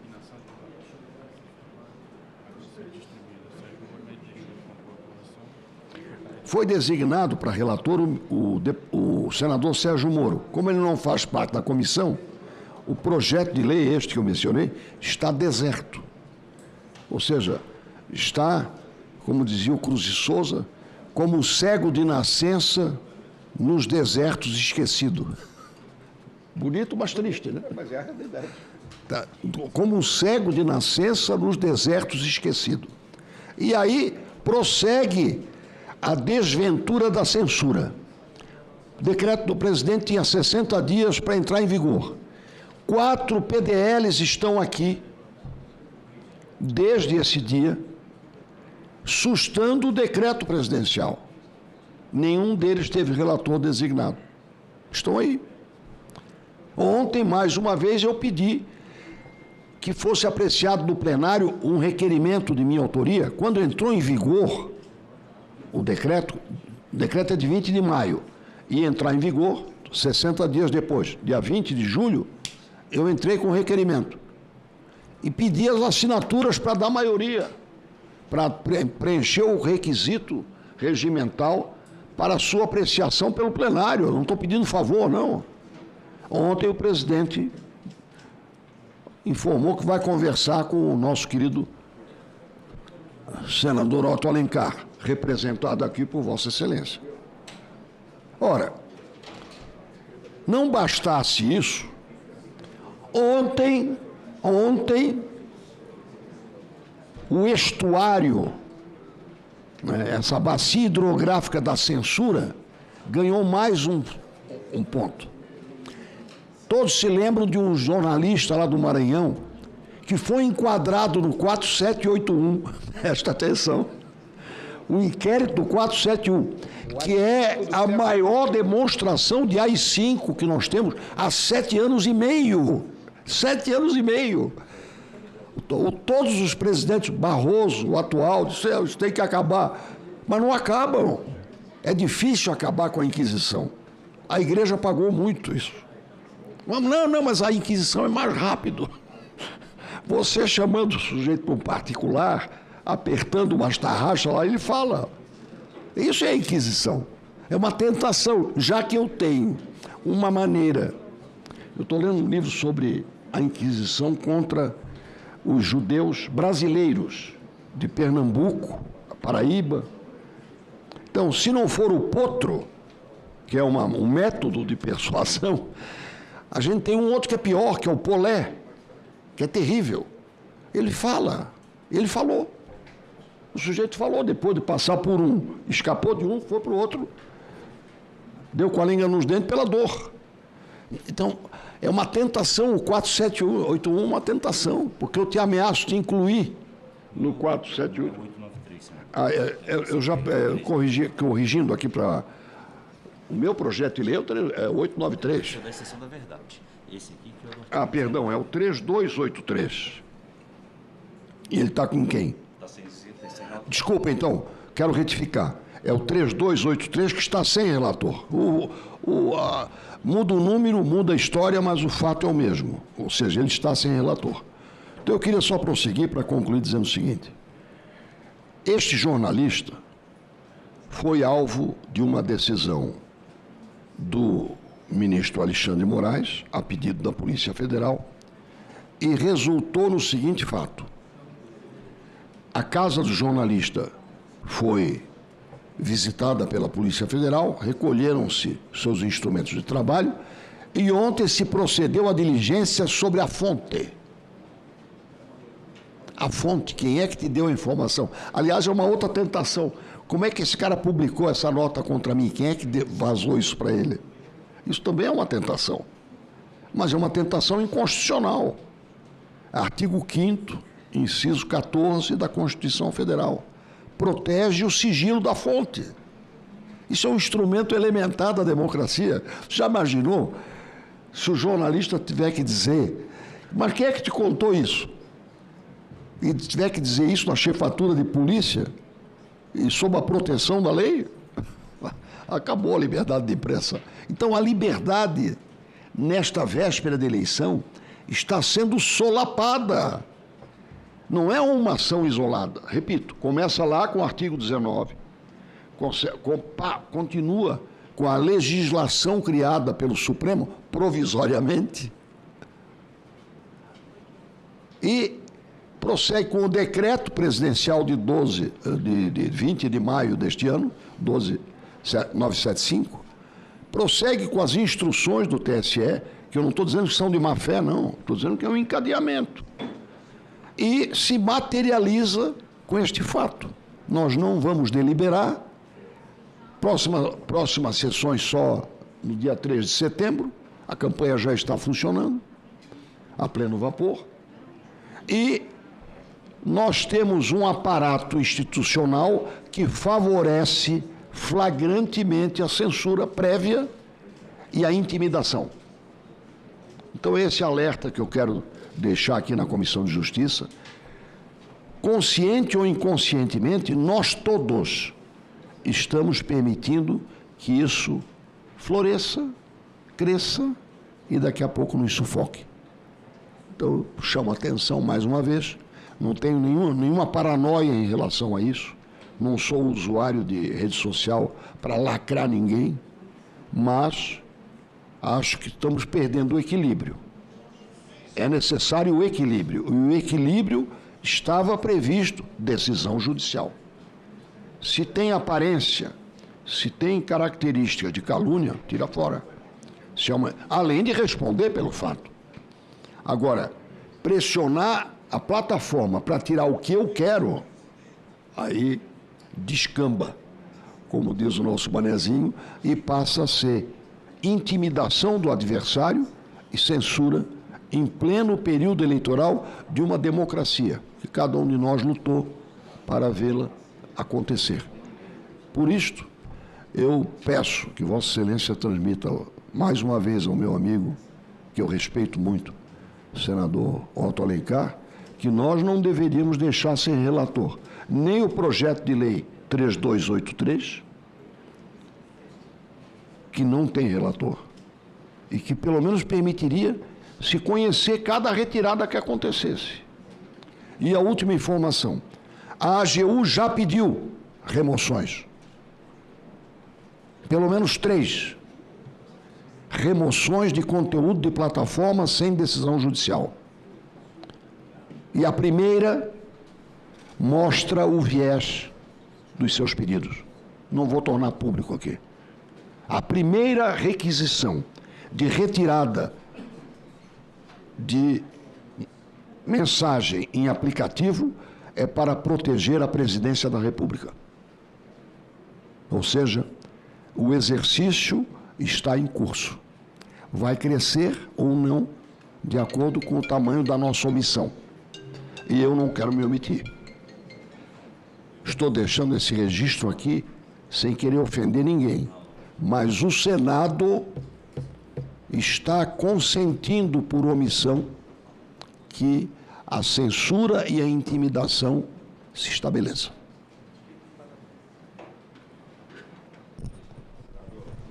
Senador Amin, com certeza vou repassar isso, conversar com o presidente Otto Alencar. Mas é muito sério o que Vossa Excelência está falando, senador Amin. A partir do momento que começa a ter esse tipo de julgamento antecipado, a imprensa ela vai ficar sem suas fontes, com certeza. Falar com o jornalista em off, muito menos, porque aí fica os dois lados em perigo, não é? O Diário Oficial não terá concorrência. Não terá concorrência. Eu converso muito com o jornalista em off, então eu fiquei preocupado agora, não? Mas já temos aí relator presente? Senador Fabiano Contarato está presente? Tá? Está online. Item 1 da pauta, projeto de lei número 6191 de 2025, não terminativo, institui o Estatuto dos Cães e Gatos. Autoria, Comissão de Direitos Humanos e Legislação Participativa. Relatoria, senador Fabiano Contarato. Relatório, favorável ao projeto. Observações. A matéria será apreciada pela Comissão de Meio Ambiente. Concedo a palavra ao nobre senador Fabiano Contarato para proferir o seu relatório. Senador Fabiano, Vossa Excelência tem mais 2 projetos que Vossa Excelência é relator hoje. É isso, Adinaldo? Mais um, né? O item 8. Se já quiser preparar para a sequência, como Vossa Excelência está presente aí, com a anuência dos senadores também presentes, os que estão aí virtualmente, nós passaremos já em seguida para o item número 8, que Vossa Excelência relatou. Com a palavra, senador Fabiano. Bom dia, presidente Vanderlan Cardoso. Quero aqui cumprimentar virtualmente todos os meus companheiros, meus colegas, senador Amin, senador Mourão, enfim, todos os senadores e senadoras presentes nessa tão importante Comissão de Constituição e Justiça. Como o relatório já foi disponibilizado, vou fazer uma síntese direta para leitura e aprovação desse voto. O projeto de lei 6191 revela-se meritório e oportuno ao instituir um marco normativo abrangente destinado à proteção, à promoção do bem-estar de cães e gatos no Brasil. A proposta responde a uma demanda social crescente por instrumentos jurídicos mais eficazes da tutela animal, consolidando em um único diploma normas, princípios, direitos, deveres e mecanismos de responsabilização atualmente dispersos no ordenamento jurídico. Inicialmente, merece destaque o reconhecimento expresso de cães e gatos como seres sencientes, aptos a experimentar dor, sofrimento, prazer e outras sensações, o que se harmoniza com a evolução da doutrina jurídica, da medicina veterinária e da própria jurisprudência brasileira em matéria de proteção animal. Ao afirmar a dignidade animal como princípio orientador da interpretação e aplicação da norma, o projeto concretiza o comando constitucional contido no artigo 225, parágrafo 1º, inciso 7º da Constituição Federal, que impõe ao poder público, à coletividade, o dever de proteger os animais contra práticas cruéis. A proposta também se destaca por estabelecer um catálogo de direitos básicos dos cães e gatos, contemplando aspectos relacionados à vida, à integridade física, psíquica, alimentação adequada ao abrigo, à assistência veterinária, socialização e a proteção contra situações de abandono, negligência e violência. Trata-se de importante avanço legislativo, pois confere maior densidade normativa aos deveres de proteção já reconhecidos pela legislação ambiental e pela jurisprudência dos tribunais superiores. Outro aspecto que recomenda a aprovação da matéria é a previsão de deveres claros e objetivos para os responsáveis legais dos animais, ao disciplinar obrigações relacionadas à alimentação, saúde, identificação, prevenção de fugas, a vacinação guarda responsável. O projeto fortalece a conscientização social e contribui para a redução dos índices de abandono, maus tratos, problemas que afetam milhões de animais em todo o país e geram impactos relevantes para a saúde pública e para a gestão urbana. Igualmente relevante é a atribuição de responsabilidades específicas do poder público. O projeto determina a implementação de políticas permanentes de esterilização, microchipagem, atendimento veterinário, educação para a guarda responsável, fiscalização de criadouros e estabelecimentos comerciais. Essas medidas possuem caráter preventivo e contribuem para o controle ético da população animal, reduzindo a incidência de zoonoses, acidentes e situações de vulnerabilidade envolvendo animais domésticos. A regulamentação dos chamados animais comunitários constitui outro mérito da proposição. Ao reconhecer juridicamente a realidade dos animais em situação de rua, que recebem cuidados de comunidades locais, o projeto oferece segurança jurídica a cuidadores, entidades de proteção animal e gestores públicos, além de incentivar soluções humanitárias para o enfrentamento do abandono. Merece destaque ainda a disciplina conferida à adoção responsável, o estabelecimento de critérios mínimos para adoção aliada à formalização do vínculo mediante termo específico e ao acompanhamento pós-adoção, contribui para reduzir devoluções indevidas e promover relações mais estáveis e responsáveis entre animais e adotantes. No campo sancionatório, o projeto fortalece os mecanismos de prevenção e repressão aos maus tratos mediante a previsão de sanções administrativas proporcionais à gravidade da conduta, além da obrigação de ressarcimento dos custos decorrentes dos danos causados aos animais. A possibilidade de perda da guarda e do impedimento temporário para a adoção de novos animais por infratores reincidentes revela-se medida adequada para prevenir a repetição de condutas lesivas e garantir maior efetividade à tutela jurídica dos animais.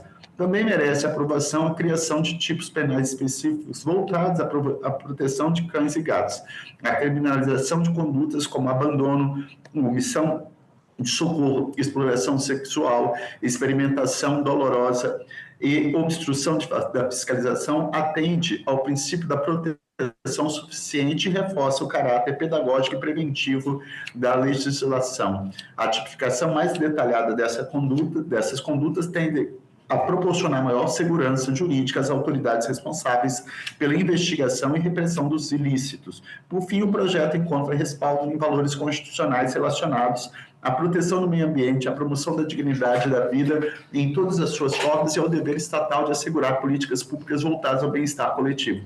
Ao consolidar direitos, deveres e instrumentos de proteção animal, em um único diploma legal, a proteção contribui para o aperfeiçoamento do ordenamento jurídico brasileiro e para a construção de uma sociedade mais ética, responsável e comprometida com o respeito aos animais. Diante dessas considerações, conclui-se que o projeto de lei 6191 de 2025 apresenta elevado mérito legislativo e social, razão pela qual encaminhamos pela sua aprovação. Voto por todo exposto, votamos pela constitucionalidade, regimentalidade, juridicidade, boa técnica legislativa e no mérito pela aprovação do projeto de lei 6191 de 2025, a quem eu faço um apelo aos companheiros, colegas, senadores e senadores, pedindo o apoiamento para a aprovação desse importante projeto de lei. É esse o voto, senhor presidente. Obrigado, senador Fabiano. Coloco em discussão a matéria. Não havendo mais quem queira discutir, encerro a discussão. Em votação, o relatório. As senhoras senadoras e senhores senadores que o aprovam queiram permanecer como se encontram. Aprovado o relatório que passa a constituir o parecer da comissão favorável ao projeto, a matéria vai à Comissão de Meio Ambiente. Item 8. Projeto de Lei número 2229 de 2021. Terminativo. Institui o Fundo de Amparo às Crianças Órfãs, FACOR, e o Programa de Amparo às Crianças Órfãos, PROCOR, com o objetivo de promover ações que ampliem o acesso a direitos fundamentais de crianças e jovens órfãos por meio de apoio a instituições e famílias, e altera a Lei nº 13756, de 12 de dezembro de 2018, para incluir o FACOR, entre os destinatários do produto da arrecadação da loteria de prognósticos numéricos. Autoria, senadora Nilda Gondim. Relatoria, senador Fabiano Contarato. Relatório, pela aprovação do projeto nos termos do substitutivo que apresenta. Observações. A matéria foi apreciada pela Comissão de Direitos Humanos e Legislação Participativa e pela Comissão de Assuntos Econômicos. Em 7/10/2025 foi realizada audiência pública para a instrução da matéria. Nos termos do artigo 282 do RISF, se for aprovado o substitutivo, será ele submetido a turno suplementar. A votação é nominal. Concedo a palavra ao senador Fabiano Contarato para proferir o relatório. Senador Fabiano.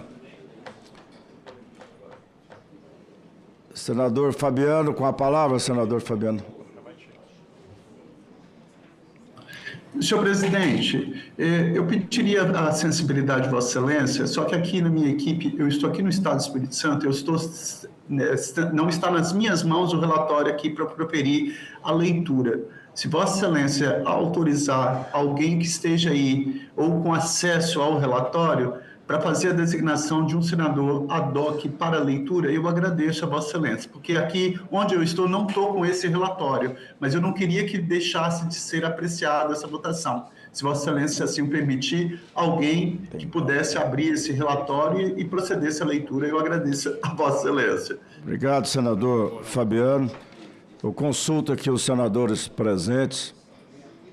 Senador Hamilton Mourão, fazer a leitura do relatório ad hoc do item 8. Presidente, peço permissão para ir direto à análise. Por favor, senador. Essa proposição vem a essa CCJ para o exame de sua constitucionalidade, juridicidade e regimentalidade, nos termos do artigo 101, inciso 1 do Regimento Interno desse Senado.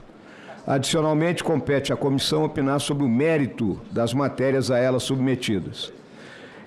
A proposição versa sobre proteção à infância e à juventude, competência concorrente da União, prevista no artigo 24, inciso 15 da Constituição, assistência social, competência privativa da União, prevista no artigo 22, item 22 da Constituição, e financiamento público por meio de loterias, competência privativa da União, previsto no artigo 22, inciso 20 da Constituição.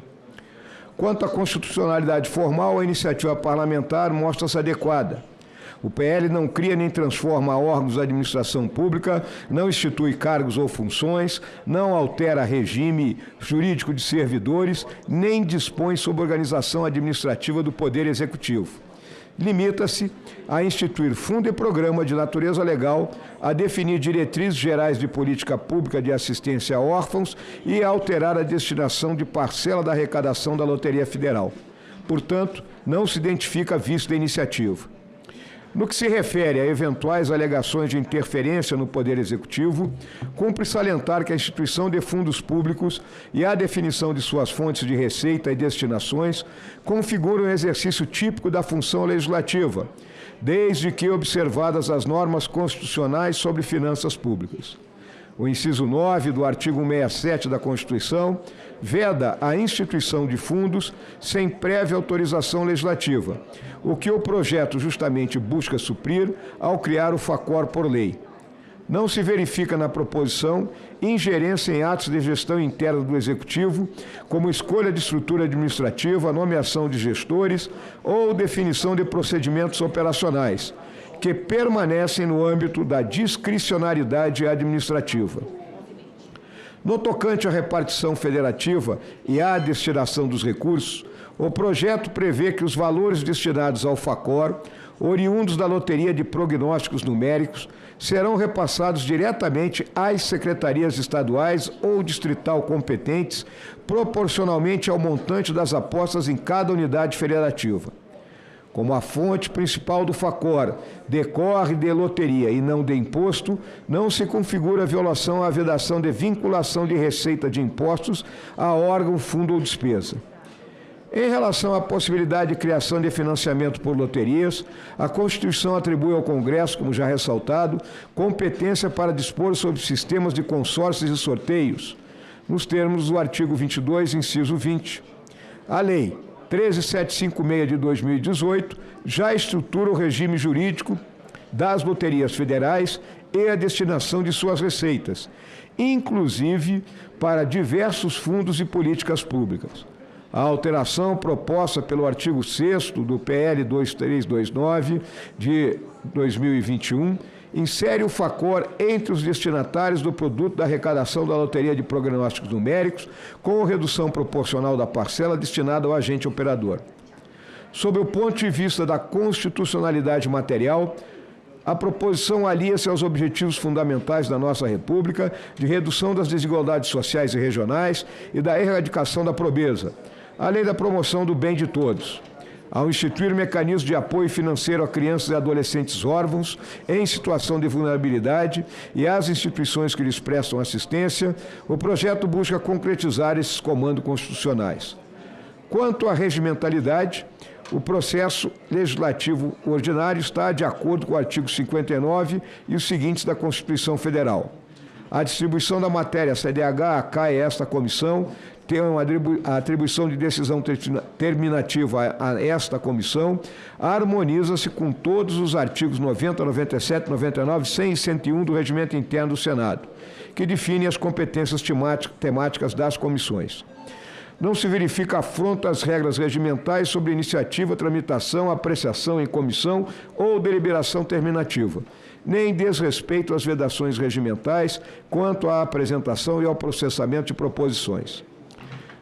Em relação à juridicidade, a proposição apresenta coerência com o ordenamento jurídico, respeita a hierarquia das normas e não conflita com princípios gerais do direito. A instituição do FACOR e do PROCOR por lei ordinária mostra-se compatível com o regime jurídico dos fundos públicos e consoante com o artigo 67, inciso 9 da Constituição. A vinculação de parcela do produto da arrecadação da loteria de prognósticos numéricos ao FACOR não afronta a vedação de vinculação de receita de impostos prevista no artigo 67, inciso 4 da Constituição, por se tratar de receita de loteria que não possui natureza tributária. Quanto ao mérito, a proposição possui relevante conteúdo social. Oferece resposta normativa estruturada a uma situação de vulnerabilidade extrema que se agravou em razão da pandemia da Covid-19, mas que transcende esse contexto ao alcançar crianças e adolescentes que perderam pais ou responsáveis por quaisquer causas. O desenho do benefício assistencial, condicionado à baixa renda familiar per capita e vinculado ao guardião legal do órfão, busca mitigar o risco de pobreza e desproteção material, ao mesmo tempo em que preserva a possibilidade de acumulação com benefícios previdenciários. Por conseguinte, a opção de financiar o FACOR com parcela da arrecadação de loteria revela-se adequada sob a ótica de política pública, utilizando receita não tributária de caráter voluntário para o apostador e já tradicionalmente destinada a finalidades sociais. A redução do percentual destinado ao agente operador da loteria atende ao princípio da responsabilidade fiscal na medida em que realoca recursos dentro do próprio sistema lotérico sem ampliar gastos ou comprometer a viabilidade operacional da loteria. Assim sendo, não se identificam vícios de constitucionalidade formal ou material nos dispositivos desse PL e tampouco afronta as normas regimentais aplicáveis. Técnica legislativa adequada, com estrutura clara, definição de objetivos, fontes de recursos, critérios de elegibilidade e mecanismos de transparência, cabendo ao Poder Executivo, em momento posterior, detalhar a execução por meio de regulamentação nos limites da lei. Por fim, À luz das contribuições que foram colhidas em audiência pública realizada em 7 de outubro do ano passado, a proposição demanda ajustes com o objetivo de incorporar as pertinentes sugestões apresentadas pela sociedade civil, e essas sugestões consistem em substituir a expressão crianças órfãs por crianças e adolescentes em condição de orfandade. Define orfandade como, abre aspas, decorrente da morte de um ou de ambos os pais ou cuidadores primários, fecha aspas, nos termos da Resolução número 256, de 12 de dezembro de 2024, do Conselho Nacional dos Direitos da Criança e Adolescente. A adotação da terminologia crianças e adolescentes, em substituição a menores, de acordo com o ECA. A ampliação do alcance da proposição para contemplar expressamente o acolhimento familiar, por se tratar de modalidade preferencial nos termos do artigo 34, parágrafo 1º do ECA. Previsão da destinação de 5% dos recursos do FACOR para que sejam produzidos conhecimentos sobre a questão da orfandade no Brasil. Supressão do rol taxativo de entidades em favor de disciplina mais aderente ao modelo previsto no artigo 92, parágrafo 5º do ECA. E ampliação da regra de acumulação de benefícios do FACOR, de modo a abranger de forma expressa benefícios sociais e previdenciários.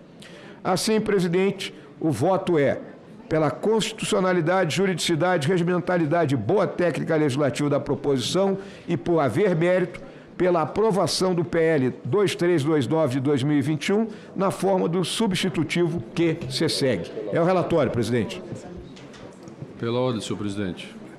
Obrigado, senador Hamilton Mourão.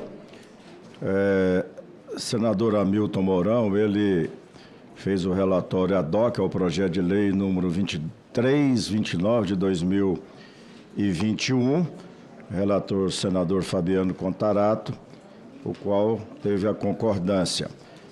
E coloco em discussão a matéria. O senhor pediu pela ordem, senador Camilo, com a palavra. Isso, não, eu queria, presidente, parabenizar a autora, a senadora Nilda Gondim, parabenizar o senador Fabiano Contarato, mas eu queria pedir vista desse projeto, até porque eu acho que precisa fazer alguns ajustes para aprimoramento do substituto. Portanto, eu queria pedir vistas.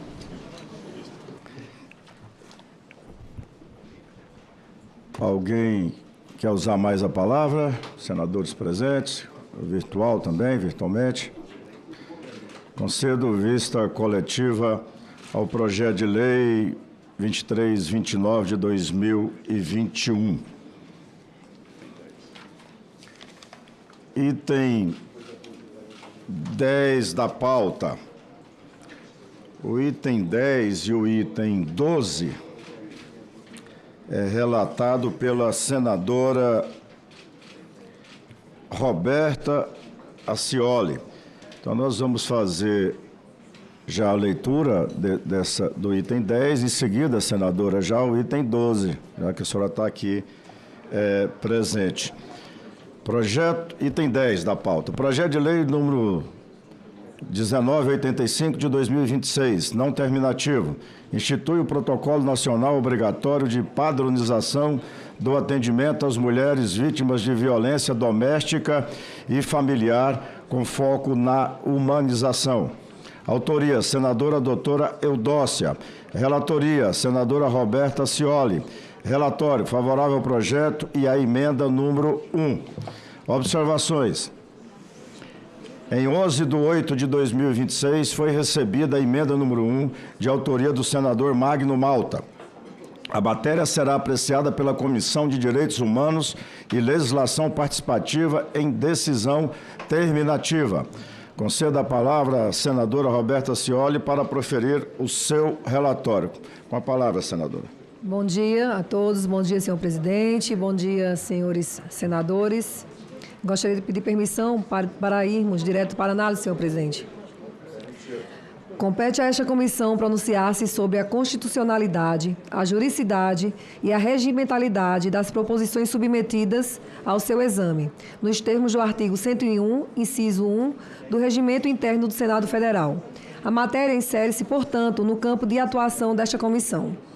Quanto à constitucionalidade formal, a iniciativa parlamentar é adequada à luz do artigo 61, caput da Constituição, que atribui a qualquer membro do Congresso Nacional a iniciativa de leis ordinárias, não se tratando de hipótese de iniciativa reservada ao Presidente da República, elencada no parágrafo 1º do mesmo artigo. Não se identificam, assim, vícios de iniciativa ou de usurpação de competência no projeto. No âmbito da constitucionalidade material, a iniciativa proposta guarda conformidade com o catálogo de direitos fundamentais enunciados pela Constituição, especialmente no que respeita à igualdade de direitos e obrigações entre homens e mulheres e à dignidade da pessoa humana. A promoção e proteção da mulher são alguns dos principais objetivos dessa Constituição e permeiam todo o seu texto, tendo como corolários importantes avanços legislativos na esfera civil, penal, trabalhista, previdenciária, eleitoral, entre outras. Também sob a ótica da compatibilidade material com a lei maior, o projeto ora sob exame reforça um compromisso com o combate à violência de gênero. Neste sentido, o artigo 226, parágrafo 8º, determina que o Estado assegure a assistência à família na pessoa de cada um dos que a integram, criando mecanismos para coibir a violência no âmbito de suas relações. Quanto à juridicidade, o projeto é dotado de generalidade e abstração e novo ordenamento jurídico. À luz da regimentalidade, a proposição tramitou de acordo com os ditames do Regimento Interno do Senado Federal. No tocante à técnica legislativa, o texto se apresenta consentâneo com os parâmetros instituídos pela Lei Complementar número 95, de 26 de fevereiro de 1998. Quanto à emenda número 1 da CCJ, entendemos meritório o aperfeiçoamento da redação proposta, a substituição da expressão gênero e interseccionalidade por especificidades e fatores de vulnerabilidade das mulheres vítimas de violência doméstica e familiar. Confere maior objetividade à precisão à redação do dispositivo, vinculando de forma mais direta o conteúdo da capacitação às diferentes circunstâncias de vulnerabilidade que podem atingir as mulheres vítimas de violência doméstica e familiar. A modificação preserva a finalidade protetiva do projeto e não implica redução de direitos ou garantias fundamentais, mantendo íntegros os objetivos e atendimento humanizado, não discriminatório e adequado às particularidades de cada vítima.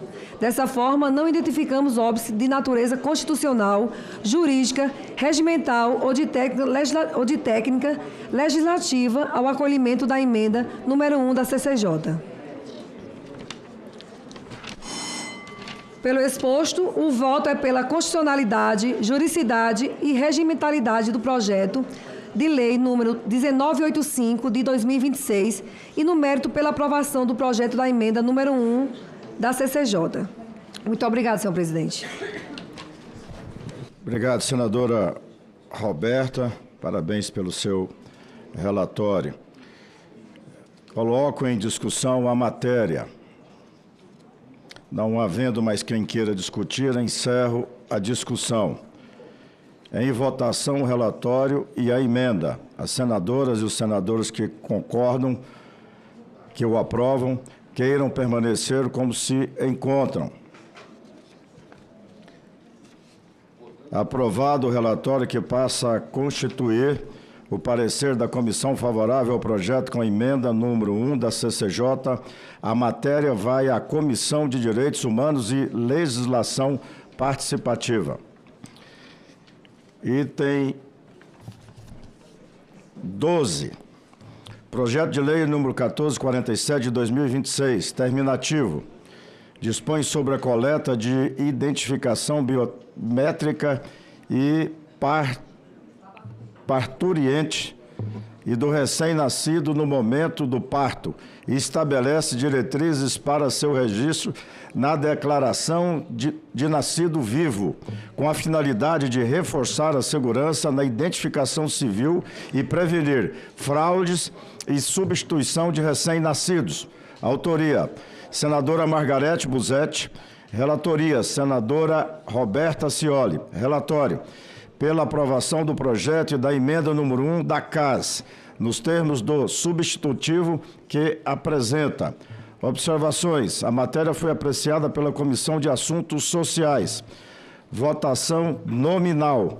Nos termos do artigo 282 do RICE, se for aprovado o substitutivo, será ele submetido a turno suplementar. Concedo a palavra à senadora Roberta Cioli para proferir o relatório, a sua leitura. Com a palavra, senadora. Senhor presidente, gostaria de ir novamente, direto para análise, por gentileza. Por favor.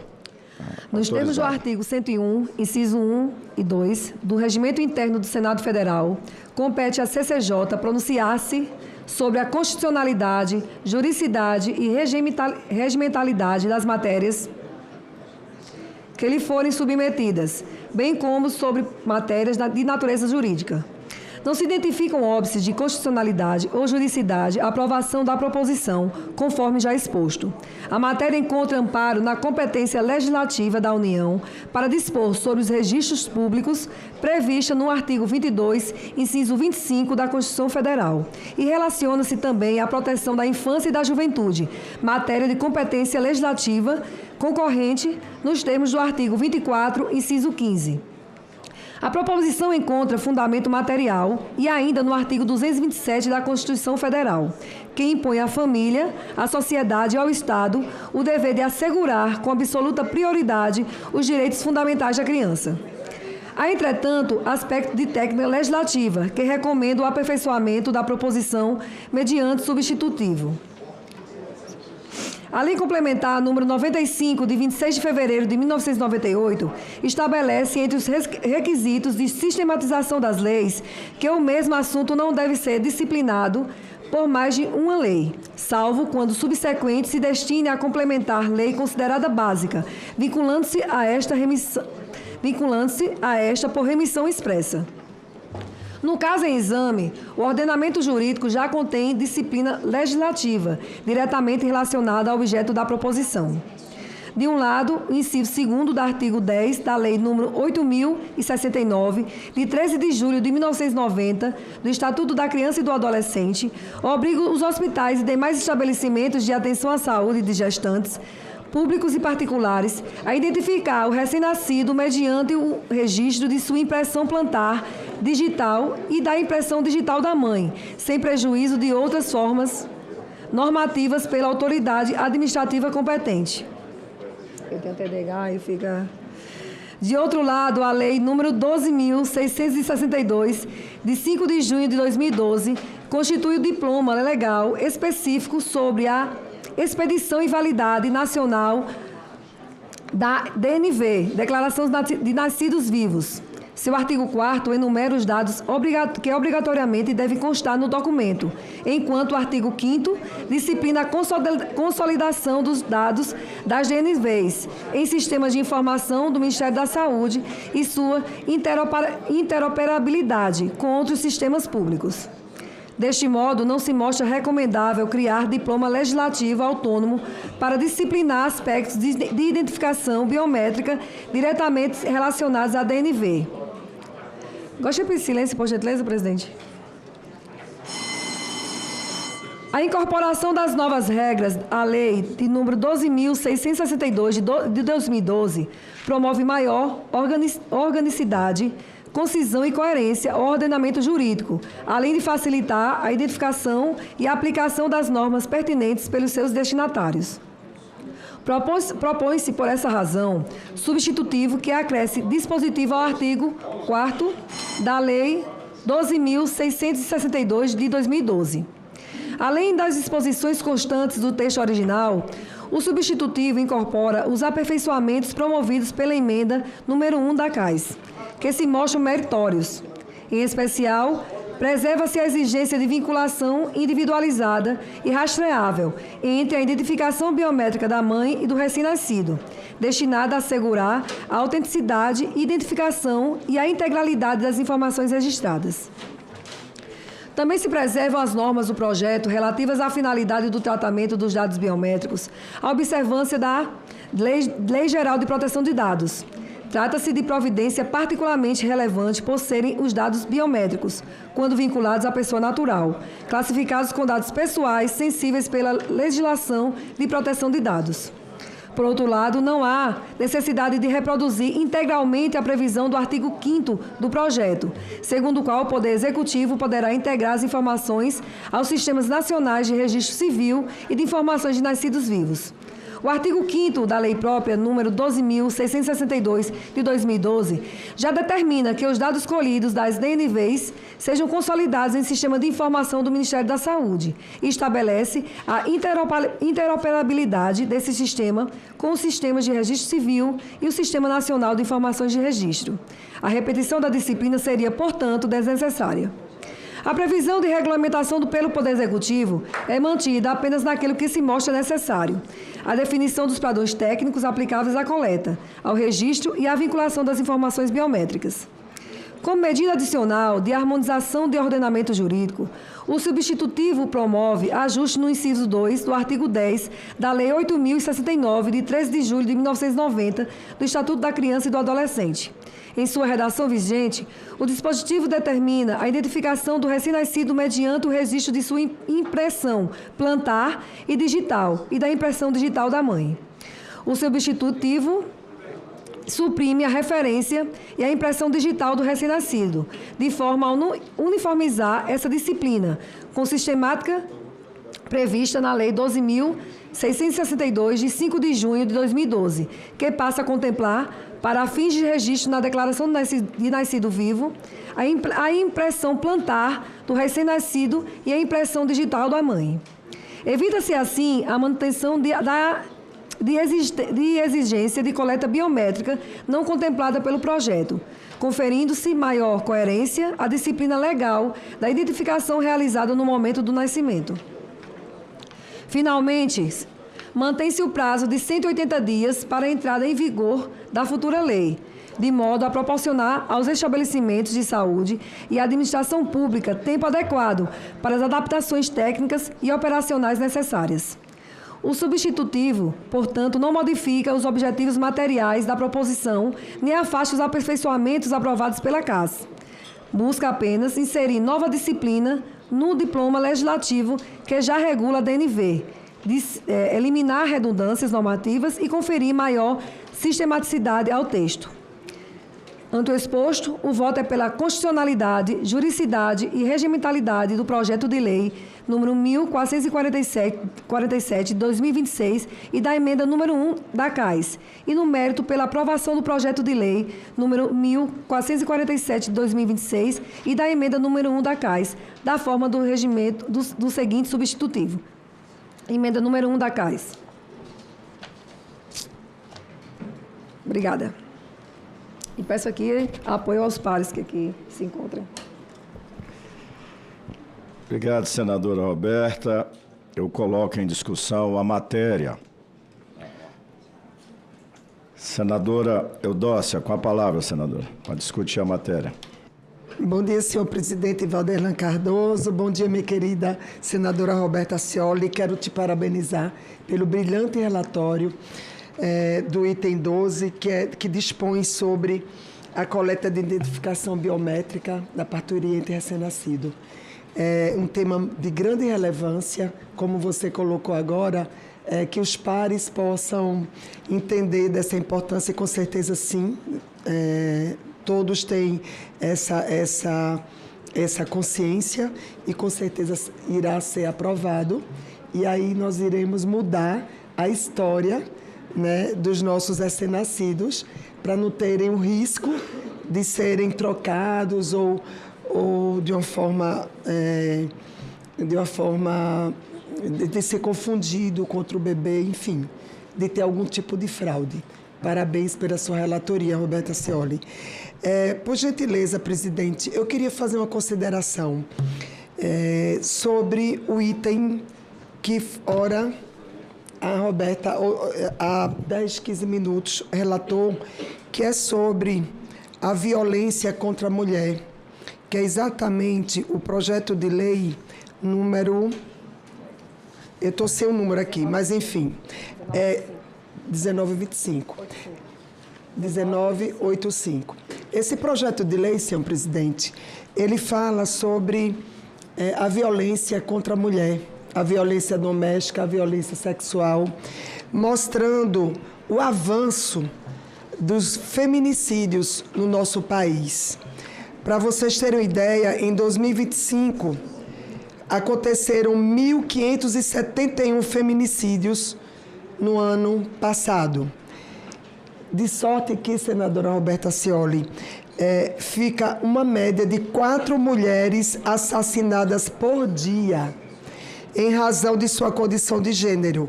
E aqui eu coloco, foram 4.189 tentativas de feminicídio. Mais de 641 mil medidas protetivas concedidas.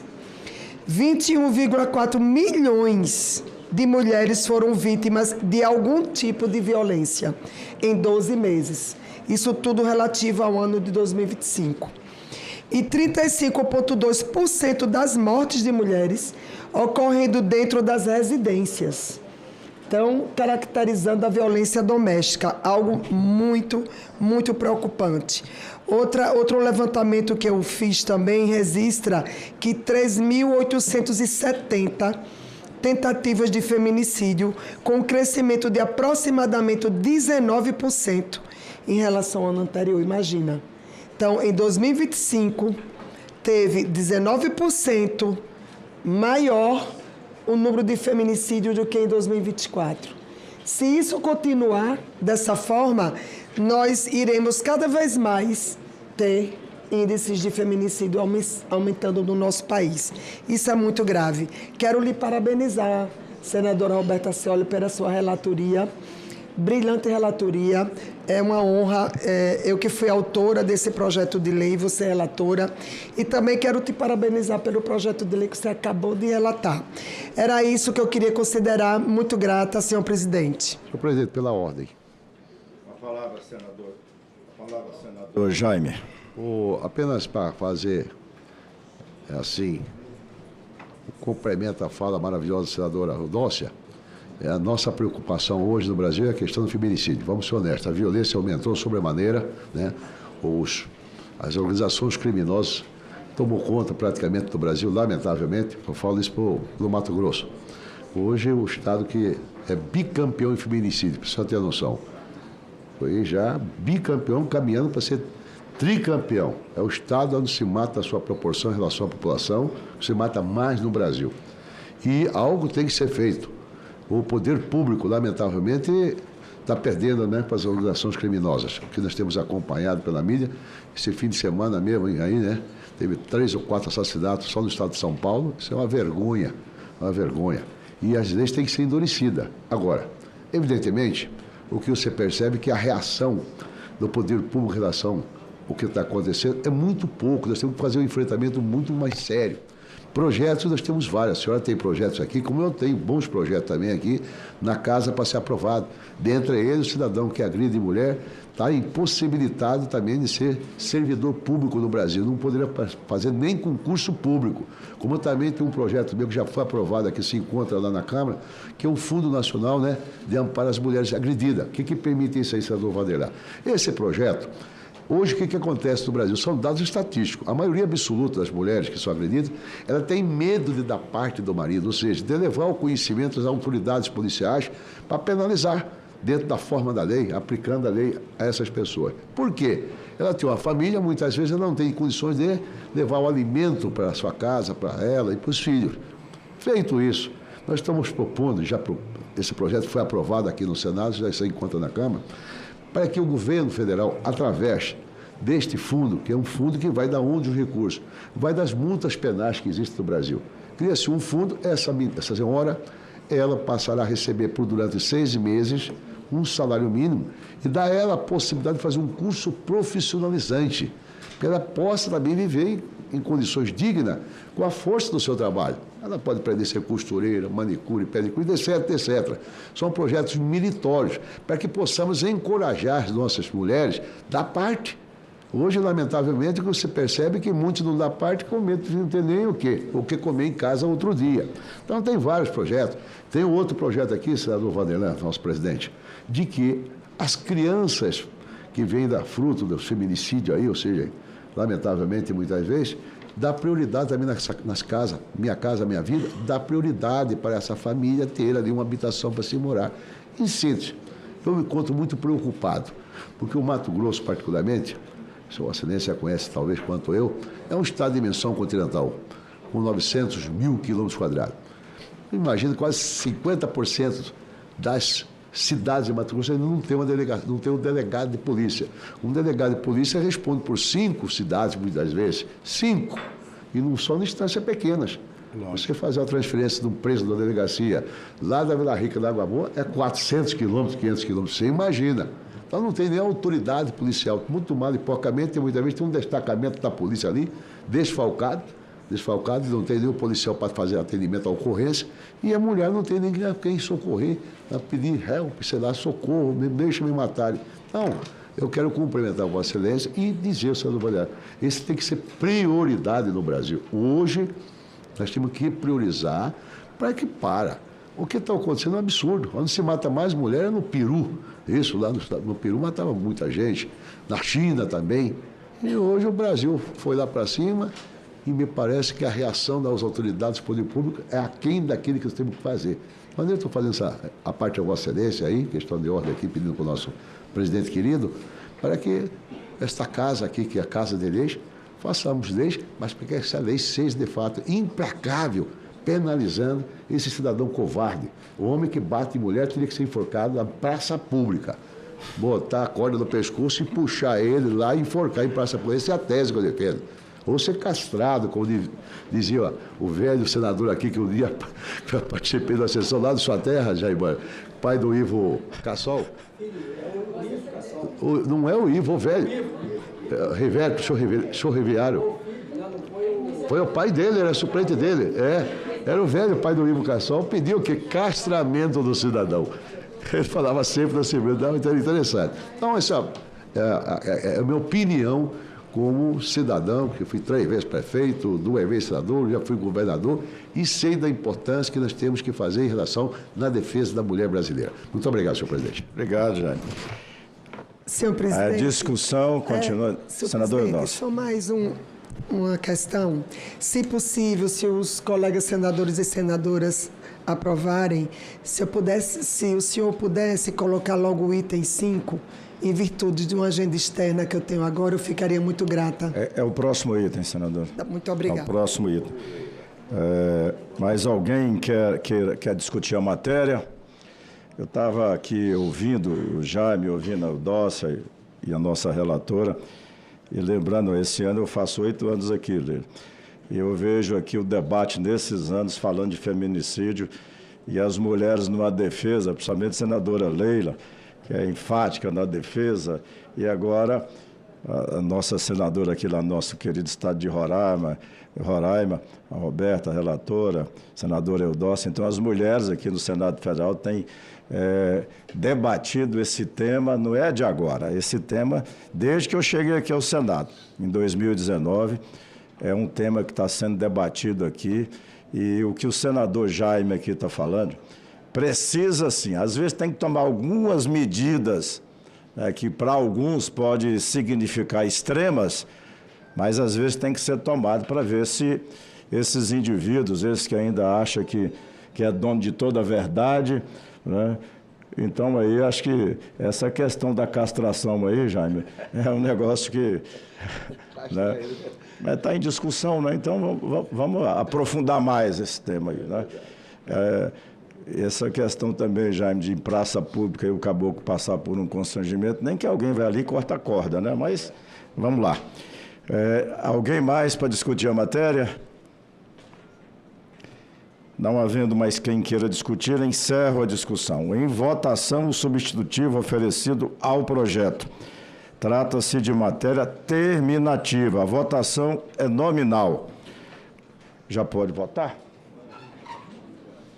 Da onde?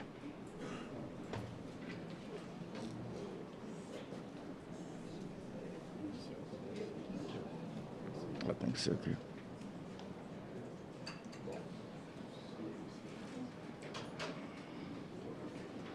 Ok.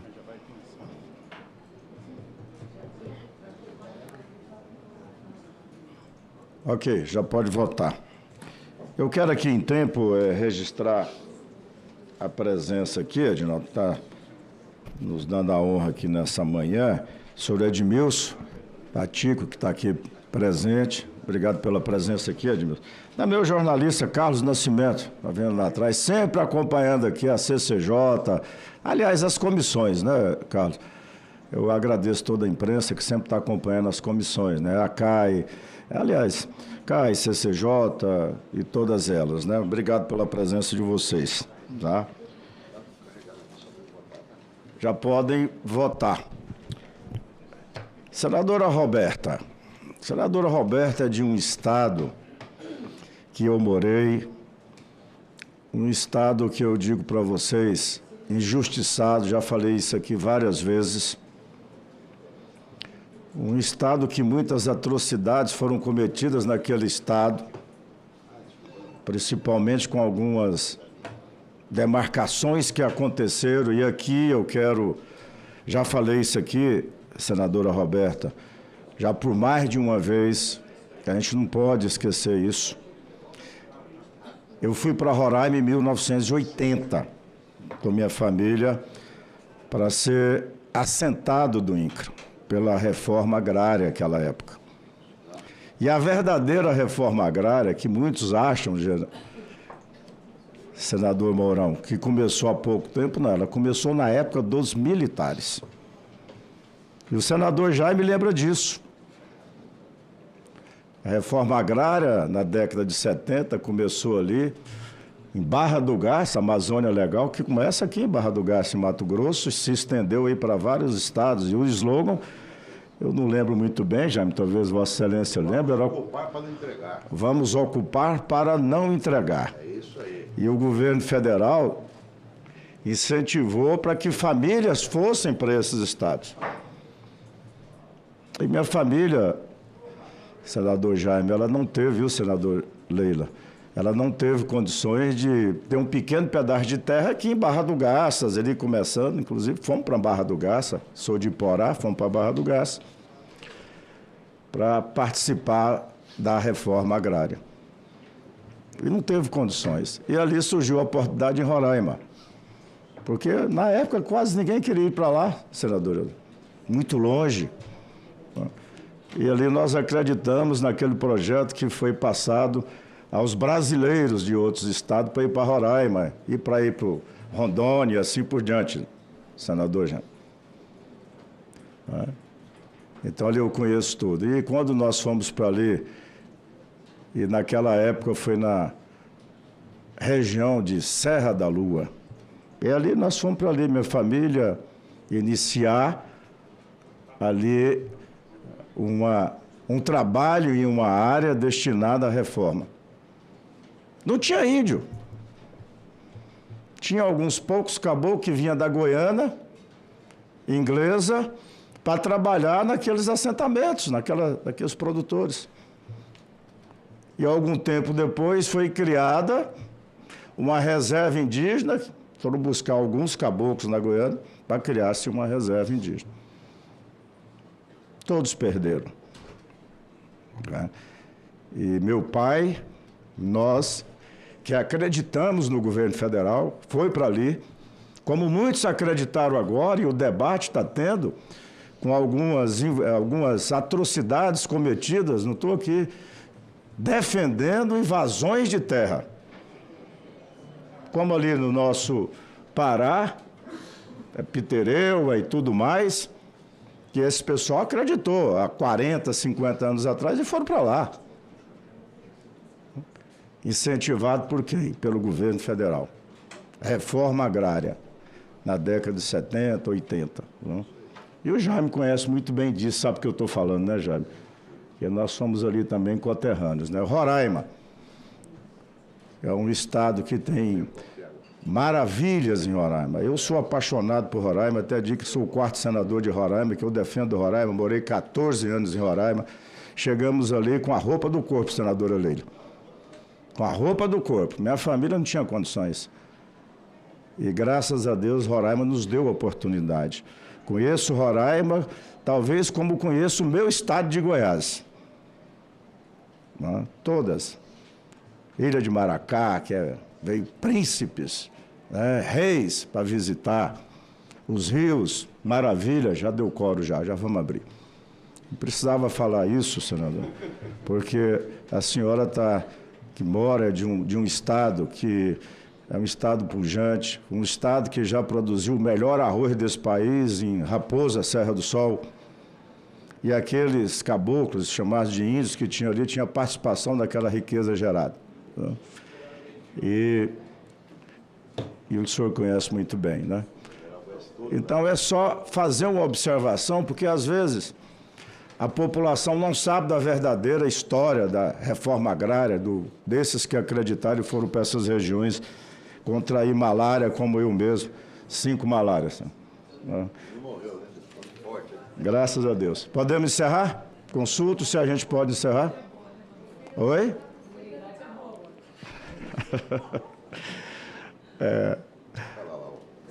Podemos encerrar? Senador Jaime. Pode encerrar, mas viu, presidente? O maior programa de reforma agrária para o pequeno produtor feito na década de 70, que se iniciou a documentação de terra em 1975, foi então que hoje o Estado emancipou o Estado só em 81, era território de Rondônia, tinha 3 territórios, Rondônia, Roraima e Amapá. O Amapá e Roraima só emancipou em 88, na Constituição.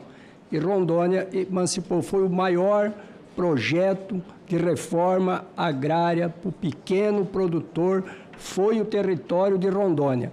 Por isso, eu costumo falar e falo assim com conhecimento e com os dados que hoje nós temos. É o único estado do Norte e Nordeste que tem o dobro de carteira assinada contra a Bolsa Família. É o único do Norte e Nordeste que tem o dobro de carteira assinada, e o grande fator disso é esse programa de reforma agrária que deu certo e que tem documento. E igual o senador, nosso presidente, falou aqui, e ainda assim, em algumas regiões, depois de 40, 50 anos, vieram e estão tentando criar reserva indígena, aonde foi feito um loteamento, aonde foi feita a distribuição de terra, aonde o INCRA tinha uma anuência que não existia, não tinha sobreposição de índio e ainda de indígenas, e ainda assim temos problema hoje. Mas esse foi o grande projeto da década de 70. Obrigado, presidente. Obrigado, uma partezinha também, só para fazer uma complementação. A palavra, senador. Eu venho também do Estado, que também foi feita uma grande reforma agrária. Foram criadas cidades. Lucas de Rio Verde é uma das cidades mais ricas do país, em termos de IDH, de distribuição de renda.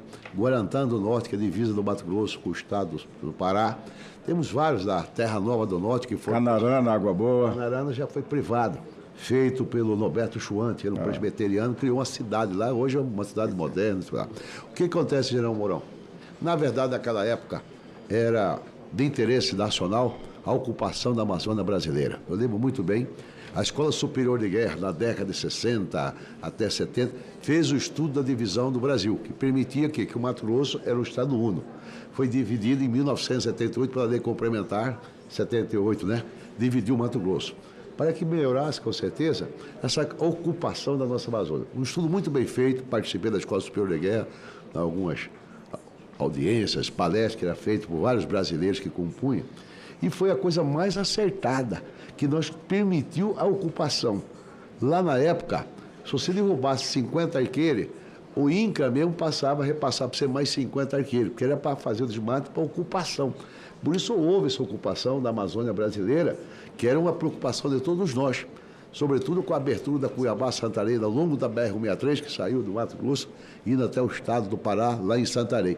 Então, é histórico esse movimento nacional de todos nós. Participei ativamente, né? O Júlio Campos ainda participou como ex-deputado, constituinte, e depois, antes disso, lá na década de 80, como governador do estado de Mato Grosso, que o Júlio era, eu era prefeito de Várzea Grande naquela oportunidade. Então, isso foi muito bom quando você fala dessa reforma agrária que ele fala. Rondônia só cresceu dessa maneira.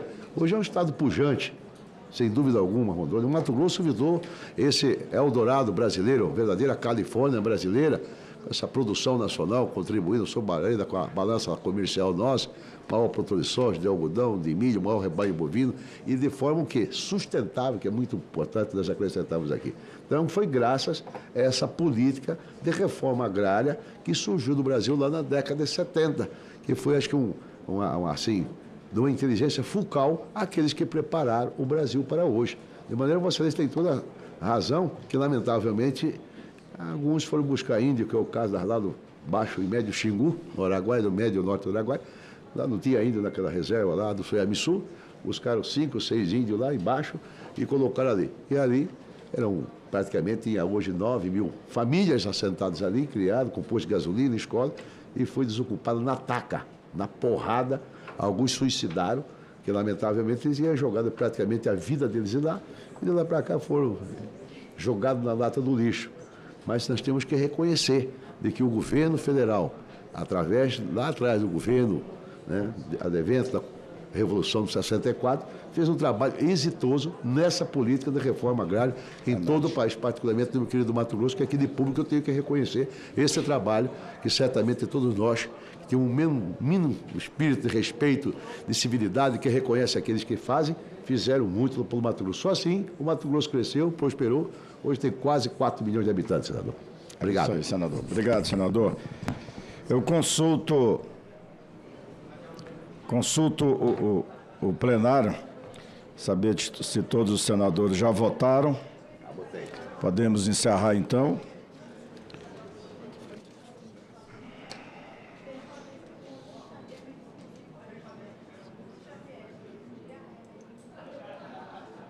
Okay.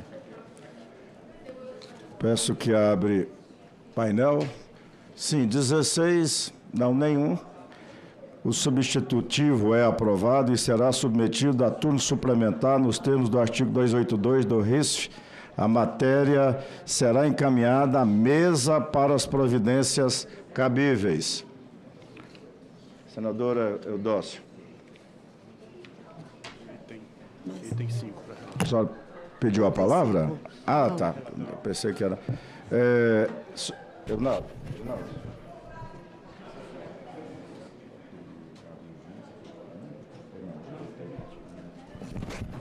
Tá. Item 5 da pauta. Projeto de lei número 3453 de 2024, não terminativo, altera a lei número 8.935 de 18 de novembro de 1994 para dispor sobre o prazo prescricional da ação para aplicação de sanções administrativas aos notórios e registradores. Autoria, deputada federal Felipe Carreiras. Deputado federal Felipe Carreiras. Relatoria, senadora doutora Eudócia. Relatório, favorável ao projeto. Concedo a palavra à senadora doutora Eudócia para proferir o relatório. Com a palavra, senadora.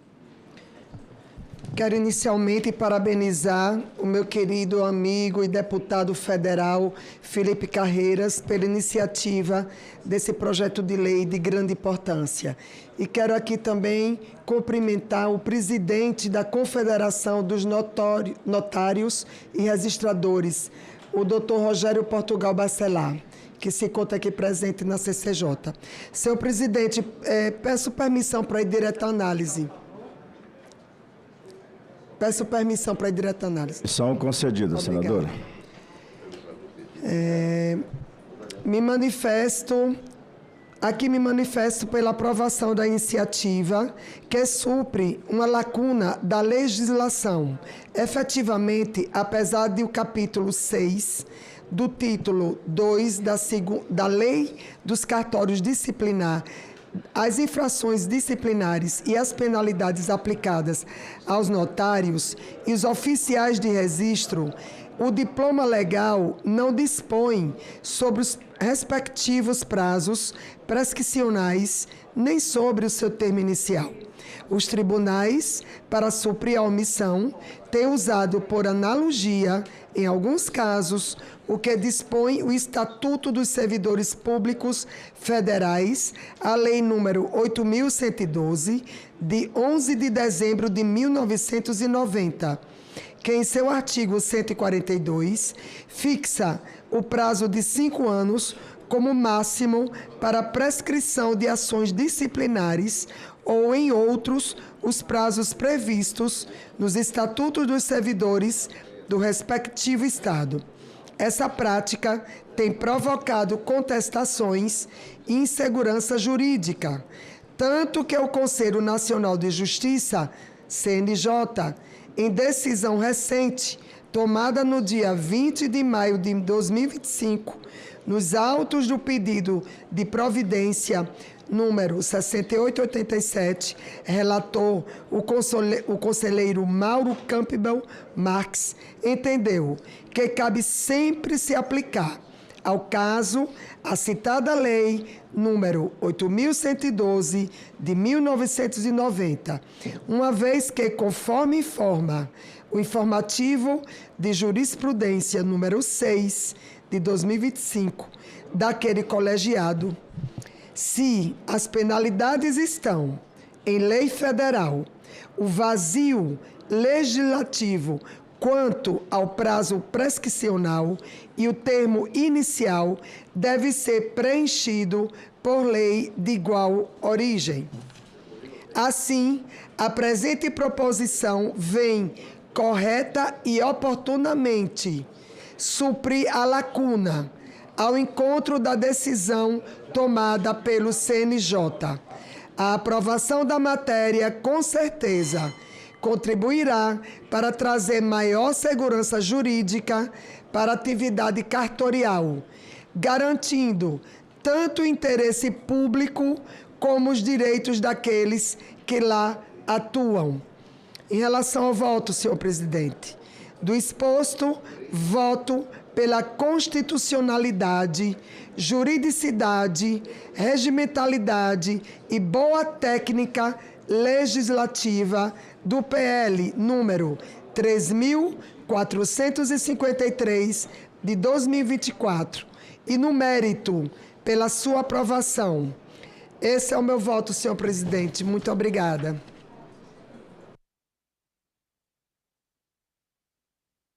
O seu relatório. Coloco a matéria em discussão. Não havendo mais quem queira discutir, encerra a discussão. Em votação, o relatório. As senhoras senadoras e os senhores senadores que aprovam, queiram permanecer como se encontram. Aprovado o relatório que passa a constituir o parecer da comissão favorável ao projeto. A matéria vai ao plenário. Senhor presidente, eu queria requerer da Vossa Excelência o envio desse projeto de lei com urgência para o plenário. Coloco em votação o pedido da senadora Eudócia, um pedido de urgência ao plenário, projeto de lei número 3453 de 2024, que os senadores e senadoras que concordam permaneçam como se encontram. Aprovado, senadora Eudócia. Vai Obrigada, ao plenário. Item 4. Tramitação conjunta. Projeto de lei número 372 de 2026. Terminativo. Altera a lei número 8069, de 13 de julho de 1990, Estatuto da Criança e do Adolescente, para incluir os atos infracionais praticados com violência contra animal entre as hipóteses de internação. Autoria: senador Fabiano Contarato.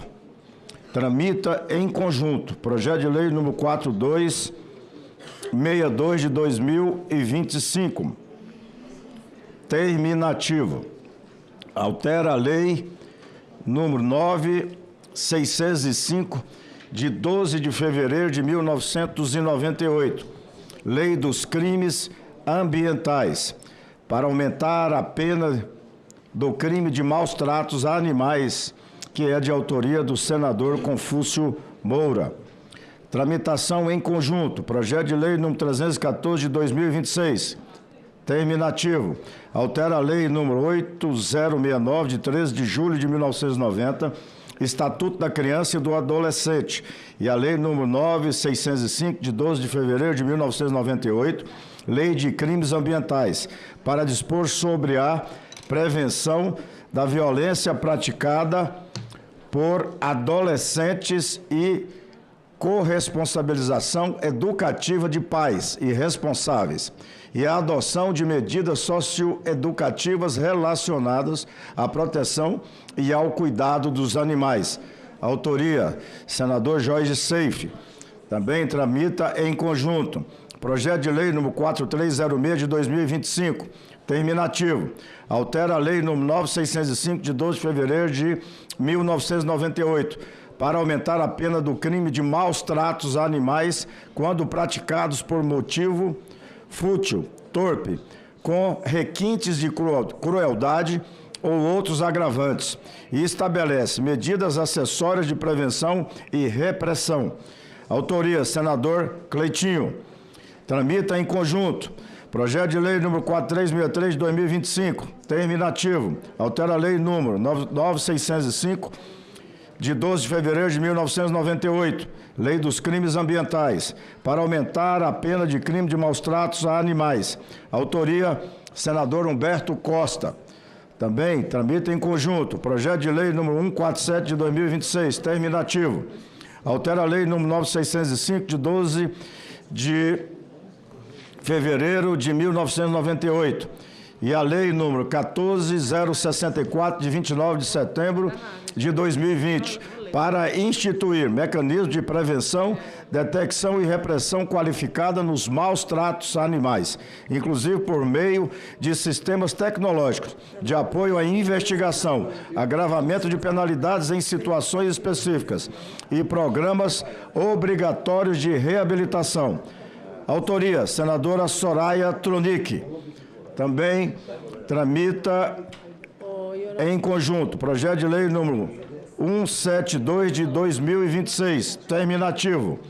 Cria o Cadastro Nacional de Pessoas Responsabilizadas por Maus Tratos contra Animais, CNMA. Estabelece o dever de consulta prévia em processo de alienação de animais a qualquer título. Fixa responsabilidades para alienantes, criadores e intermediários digitais e prevê sanções administrativas para o descumprimento destas normas. Autoria, senador Bruno Bonetti. Tramita também em conjunto projeto de lei número 356 de 2026, terminativo. Altera a lei número 8069 de 13 de julho de 1990, Estatuto da Criança e do Adolescente, para incluir em caráter excepcional a violência grave contra o animal, praticada com crueldade extrema ou com potencial concreto de causar lesão grave ou morte, como hipótese de aplicação da medida de internação. Autoria, senador Jorge Cajuru. Tramita em conjunto projeto de lei número 155 de 2026, terminativo. Altera o decreto-lei número 2848, de 7 de dezembro de 1940, Código Penal, para agravar a pena da coação praticada com a finalidade de ocultar maus tratos a animais. Autoria, senadora Soraya Tronic. Tramita também em conjunto projeto de lei número 151 de 2026, terminativo. Altera a lei número 9605 de 12 de fevereiro de 1998 para instituir o Cadastro Nacional de Pessoas condenadas ou responsabilizadas por maus tratos a animais. Autoria, senadora Soraya Tronic. Também tramita em conjunto projeto de lei número 433 de 2026, terminativo. Altera a lei número 9605 de 12 de fevereiro de 1998, Lei de Crimes Ambientais, para redefinir os crimes contra a dignidade e a vida animal, dar nova redação do artigo 32 e acrescentar os artigos 32A, 32B, 32C e 32D. Autoria, senadora Elisiane Gama. Relatoria, senadora Leila Barros. Relatório, pela aprovação do PL número 4262 de 2025, na forma da emenda número 1 da CMA, substitutivo, e pela prejudicialidade dos projetos de lei números 4306, 4363 de 2025 e 147, 151, 155, 172, 314, 356, 372 e 433 de 2026, que tramitam em conjunto e da emenda número 1, CMA, ao projeto número 4363 de 2025. Observações. Nos termos do artigo 282 do RISF, se for aprovado o substitutivo, será ele submetido a turno suplementar. A matéria foi apresentada pela Comissão de Meio Ambiente e a votação é nominal. Concedo a palavra à senadora Leila Barros para proferir o relatório. Com a palavra, senadora. Bom dia, senador Vanderlan, para você ver a complexidade da missão, né? Mas impressionante, assim, primeiro parabenizar os nossos colegas, todos citados pelo senhor, da importância, né, que como cada um trabalhou interessado nessa temática dos maus tratos aos animais, uma temática que vem despertando muito a atenção da nossa sociedade de um modo geral. Eu queria, primeiramente, antes de fazer a leitura do meu relatório, agradecer às entidades, que é a Associação Nacional dos Peritos Criminais Federais, a Associação Brasileira dos Peritos Criminais Médicos Veterinários, o GT Animal da Frente Parlamentar Mista Ambientalista do Congresso Nacional, a Associação Gaia Libertas e o Maine World for Animals, que todas essas entidades, de alguma forma, inclusive o GT, né, composto no Congresso Nacional, nos ajudaram muito, conjuntamente com a minha equipe, minha assessoria legislativa, na construção desse relatório.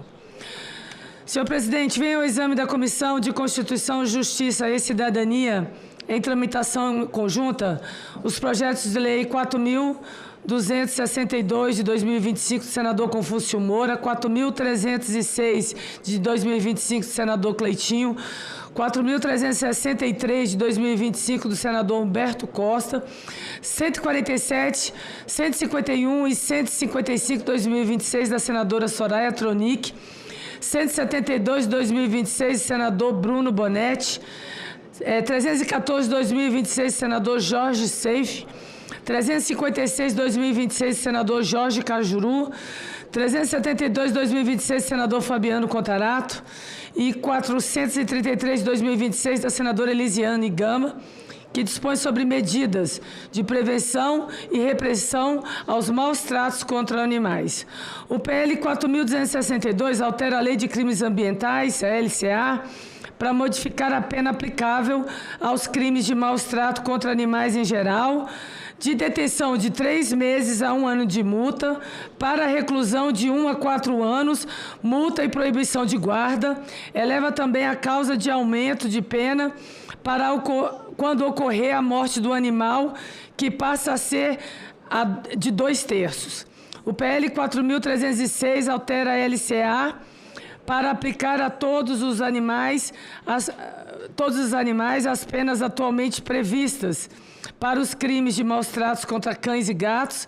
A proposição também cria formas qualificadas de crime, estabelece medidas de restrição à convivência com animais aos condenados. O PL 4.363 altera também a LCA para aplicar aos crimes de maus tratos contra animais em geral as penas atualmente previstas para os crimes contra cães e gatos.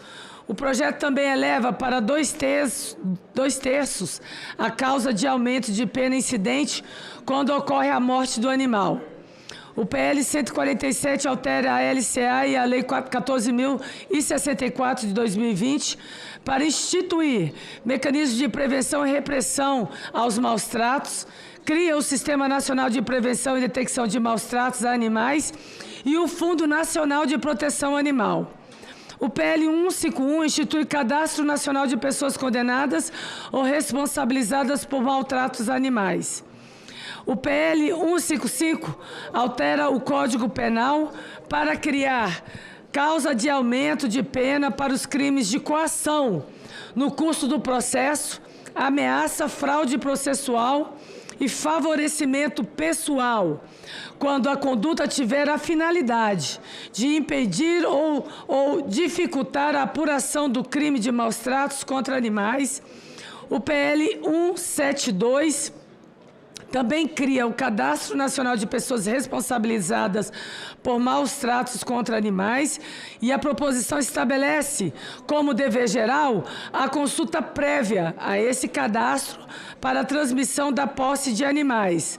Além disso, estabelece restrições à custódia de animais em decorrência de condenação por maus-tratos.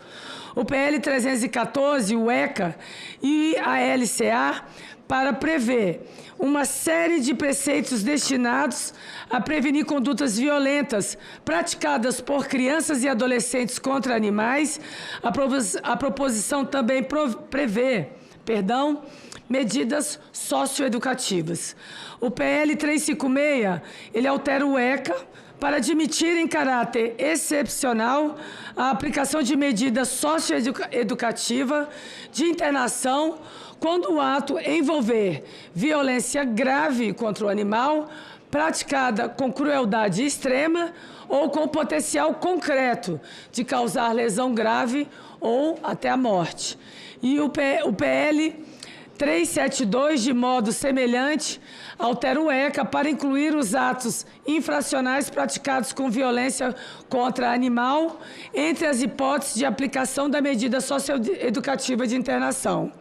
E, finalmente, o PL 433, que altera a LCA para redefinir o crime de maus-tratos contra animais e para estabelecer novos tipos penais autônomos de negligência na guarda, de lesão corporal animal e de zoocídio. Também estabelece a obrigatoriedade da realização de exame de corpo de delito quando a infração penal deixar vestígios. As proposições, elas foram inicialmente encaminhadas, já citadas pelo senhor, à Comissão de Meio Ambiente, que aprovou parecer favorável ao PL 4.262 de 2025, na forma de substitutivo, que consolida as proposições, elas em 7 artigos. Primeiramente, ela modifica a LCA para promover ajustes nos crimes de maus-tratos contra animais, elevando a pena base e estabelecendo formas equiparadas, qualificadas e causa de aumento. Também tipifica a omissão de cuidados básicos e estabelece como efeito da condenação restrições à custódia de animais e ao exercício de atividades que envolvam o contato direto com eles. O substitutivo também promove alterações no ECA, relativas à educação para a prevenção da violência, a prestação de serviços à comunidade e entidades de proteção animal, a aplicação excepcional de medida de internação em caso de violência grave contra o animal e as medidas destinadas também aos pais ou responsáveis. O substitutivo altera ainda a Política Nacional de Educação Ambiental para estabelecer que o poder público incentivará programas intersetoriais de proteção animal e de proteção da infância e da juventude. Por fim, o substitutivo determina a instituição de Sistema Nacional de Prevenção e Detecção de Maus-Tratos, integrado a cadastros de pessoas condenadas por tais crimes. Após a deliberação da CMA, as matérias elas foram encaminhadas a esta comissão CCJ, a qual compete apreciá-las em caráter terminativo, além da emenda substitutiva que foi apresentada e aprovada na CMA da senadora Tereza Cristina. Não foram apresentadas emendas perante esta comissão. A análise. Sob o prisma da constitucionalidade formal, as proposições inserem-se, de um lado, na competência privativa da União para legislar sobre o direito penal. De outro, relacionam-se as matérias de competência legislativas concorrentes da União e dos Estados, especialmente a proteção à infância e à juventude e ao direito animal. Ao estabelecer disciplina nacional sobre essas matérias, as proposições permanecem no âmbito das normas gerais atribuídas à União e preservam a competência suplementar dos entes subnacionais. Quanto à iniciativa, cabe ao Congresso Nacional dispor sobre essas matérias, não se identificando hipótese de iniciativa legislativa privativa de outro órgão. Quanto à juridicidade, as proposições inovam o ordenamento jurídico por meio de normas gerais, abstratas e dotadas de coercitividade. Sob os prismas da regimentalidade e da técnica legislativa, não se identificam óbices. No plano material, as proposições mostram-se compatíveis com a Constituição Federal. A vedação à crueldade, ela constitui fundamento central do direito animal brasileiro e confere proteção aos animais individualmente considerados. Essa proteção constitucional também se relaciona à dignidade da pessoa humana na medida em que a submissão de animais à crueldade degrada os próprios valores éticos que devem orientar as ações humanas e a atuação estatal. O substitutivo da CMA aprimora a tutela jurídica, ao graduar a resposta estatal conforme a gravidade das condutas, distinguir hipóteses qualificadas, tipificar formas omissivas, e estabelecer efeitos da condenação voltados à prevenção de novas ocorrências.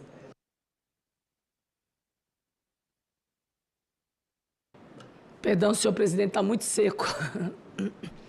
Brasília nessa época. Ao mesmo tempo, articula medidas penais, educativas e preventivas, amplia os mecanismos de integração de informações e supera uma abordagem exclusivamente repressiva, que é a maior preocupação que nós tínhamos aqui nesse detalhamento. Diante dos recentes episódios envolvendo os maus tratos contra animais, esse parlamento ele dá uma resposta adequada às lacunas jurídicas que exigem medidas contundentes do Estado para prevenir e reprimir de forma eficaz a violência contra os animais, inclusive através de maior rigor punitivo, inclusive no âmbito socioeducativo já citado. Portanto, a matéria ela merece ser acolhida por estruturar respostas normativas complexas, eficazes e coerentes contra o fenômeno dos maus tratos contra os animais. Isso aqui é um resumo, senhor presidente, mas todo o relatório ele já está exposto, porque, na verdade, a gente só acolheu que já veio o substitutivo da própria CME, que foi um trabalho belíssimo, né? Então, nós vamos para o voto. Diante do exposto, o voto é pela constitucionalidade, juridicidade, regimentalidade das proposições em exame e, no mérito, pela aprovação do projeto de lei 4.262 de 2026, na forma da emenda número 1 CME substitutiva e pela prejudicialidade dos projetos de lei 4.306 e 4.363 de 2025, 147, 151, 155, 172, 314, 356, 372 e 433 de 2026 e da emenda número 1 CMA ao PL de número 4.363 de 2025. Senhor presidente, mais uma vez, só reforçando o belo trabalho feito por todos os senadores que apresentaram suas proposições, o trabalho que já foi desenvolvido e aprovado por unanimidade na CMA e que a gente chancela nessa manhã aqui na nossa CCJ, e também agradecendo as entidades que conosco colaboraram para finalizar esse relatório. Muito obrigada.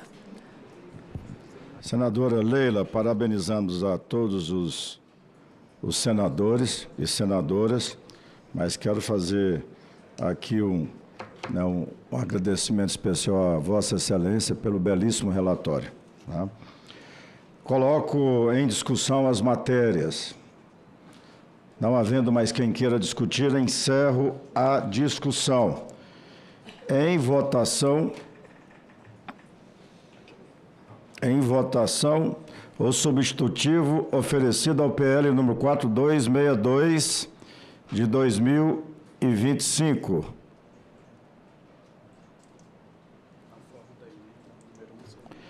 Na forma da emenda número 1 da CMA. Trata-se de matéria terminativa e a votação é nominal. Já podem, senadores e senadoras já podem votar.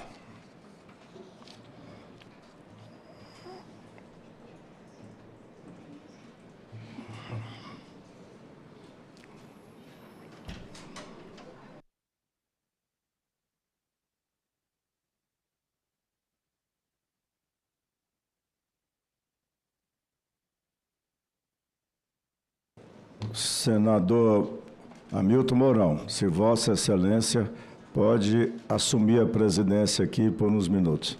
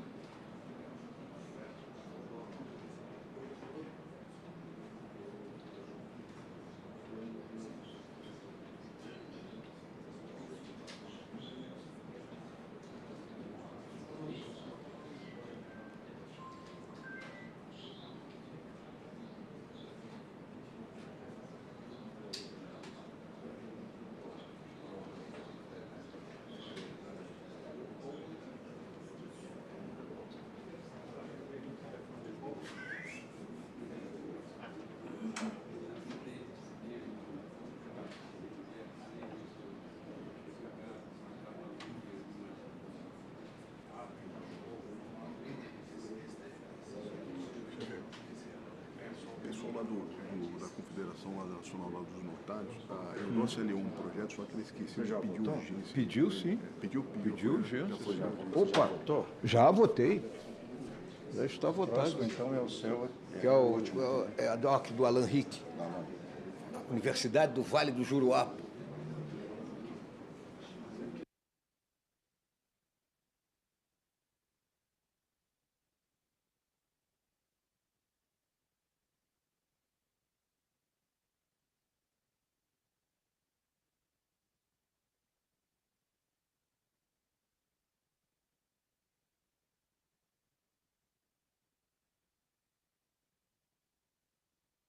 encerrar a discussão, sabe?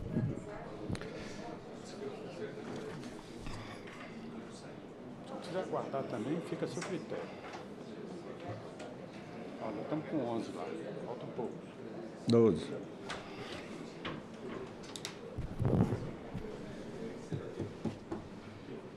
Não esquecer que nós vamos votar de forma simbólica a prejudicialidade que está na sequência, tá? Depois do resultado desse.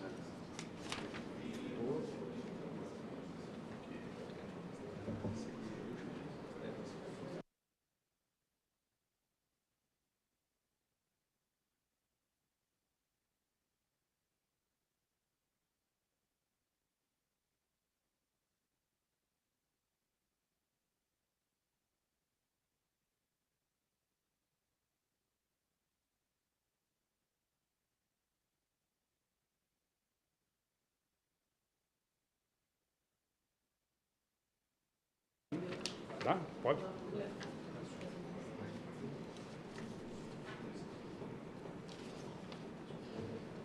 Se não quiser encerrar, fica a seu critério. Já temos 14, eu acho que ninguém vai votar contra isso. E a maioria simples, né? Maioria simples. Se o senhor quiser consultar ela.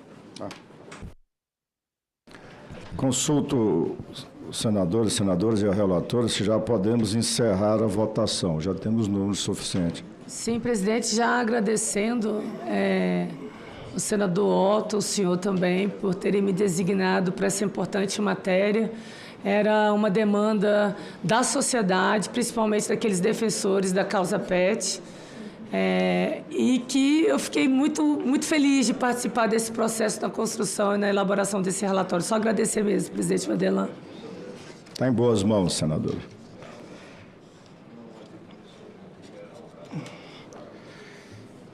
Declaro encerrada a votação.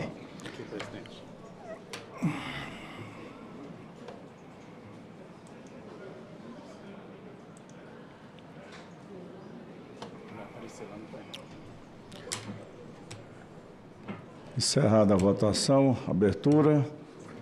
Sim, 13. Não nenhum, abstenção nenhum. E o quórum de 14. O resultado. O substitutivo ao PL número 4262/2025 é aprovado e será submetido a turno suplementar nos termos do artigo 282 do RISF. A matéria será encaminhada à mesa para as providências cabíveis. Em votação, a declaração de prejudicialidade dos projetos números 4... Senhor presidente, não é turno suplementar, tem um turno suplementar. Sim, então... Ok.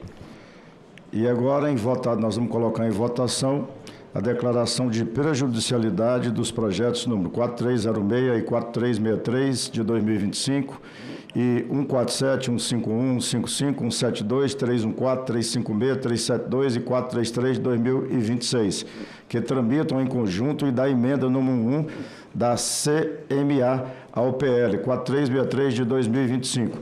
Os senhores senadores e senadoras que aprovam queiram permanecer como se encontram. Aprovado o parecer pela declaração de prejudicialidade dos projetos que tramitam em conjunto e da emenda número 1 da CME ao PL número 4363 de 2025. As matérias serão encaminhadas ao plenário. Item 11. Projeto de lei número 5352 de 2025, não terminativo, cria a Universidade Federal do Vale do Juruá, UFVJ, com sede no município de Cruzeiro do Sul, estado do Acre. Autoria, senador Sérgio Petecão. Parabéns, está comigo. Relatoria, senador Alan Hick. Relatório favorável ao projeto com uma emenda que apresenta. Observações. A matéria será apreciada pela Comissão de Educação e Cultura em decisão terminativa. Concedo a palavra ao senador Hamilton Mourão para como relator ad hoc para proferir o relatório. Com a palavra, senador Hamilton. Presidente, indo direto à análise, nos termos do artigo 101, incisos 1 e 2 do regimento interno do nosso Senado, o CCJ deve examinar as matérias que lhe são submetidas quanto à constitucionalidade, juridicidade e regimentalidade, bem como decidir quanto ao mérito das matérias de competência da União, ressalvadas as atribuições das demais comissões. No que tange ao mérito, essa proposição é irretocável e digna de elogios. A iniciativa demonstra profunda sensibilidade, uma demanda histórica e vital para o Estado do Acre. A interiorização do ensino superior público, especialmente em territórios com as peculiaridades socioambientais e os desafios logísticos do Vale do Juruá, é medida de inegável e urgente interesse público. Lembrando que o ponto de instalação, a cidade de Cruzeiro do Sul, fica praticamente no extremo oeste do Acre, muito mais próximo, né, dos nossos vizinhos do Peru do que do centro do país. A proposta foi fundamentada ainda na necessidade de interiorizar o ensino superior público e consolidar a presença do Estado brasileiro na Amazônia, considerando que a região do Vale do Juruá, embora possua imensa riqueza e diversidade socioambiental, sofre com o isolamento geográfico e com a escassez de infraestrutura educacional. Atualmente, a oferta de cursos universitários permanece concentrada na capital, Rio Branco, e no campus da Universidade Federal do Acre, em Cruzeiro do Sul, o que restringe o acesso da população local à formação profissional, limitando o desenvolvimento econômico e tecnológico da região. Assim, para transformar essa realidade, a instituição da Universidade Federal do Vale do Juruá atende uma demanda histórica da comunidade acreana, com o objetivo de complementar e não substituir a rede federal já existente. A nova universidade terá um foco estratégico alinhado às vocações regionais, priorizando áreas como bioeconomia, agricultura familiar, saúde, conservação ambiental e biotecnologia, unindo conhecimento científico aos saberes tradicionais. Todavia, a despeito da nobreza e justeza de seus propósitos, ao adentrarmos no exame da constitucionalidade formal da matéria, verificamos que o projeto padece de inconstitucionalidade por vício de iniciativa. Ao propor a criação de uma nova instituição federal de ensino superior, entidade que ostenta a natureza jurídica de autarquia ou fundação pública federal, um projeto de autoria parlamentar invade esfera de competência exclusiva do chefe do Poder Executivo, expressamente consagrada no artigo 61, parágrafo 1º, inciso 2, alíneas A e E da Constituição Federal.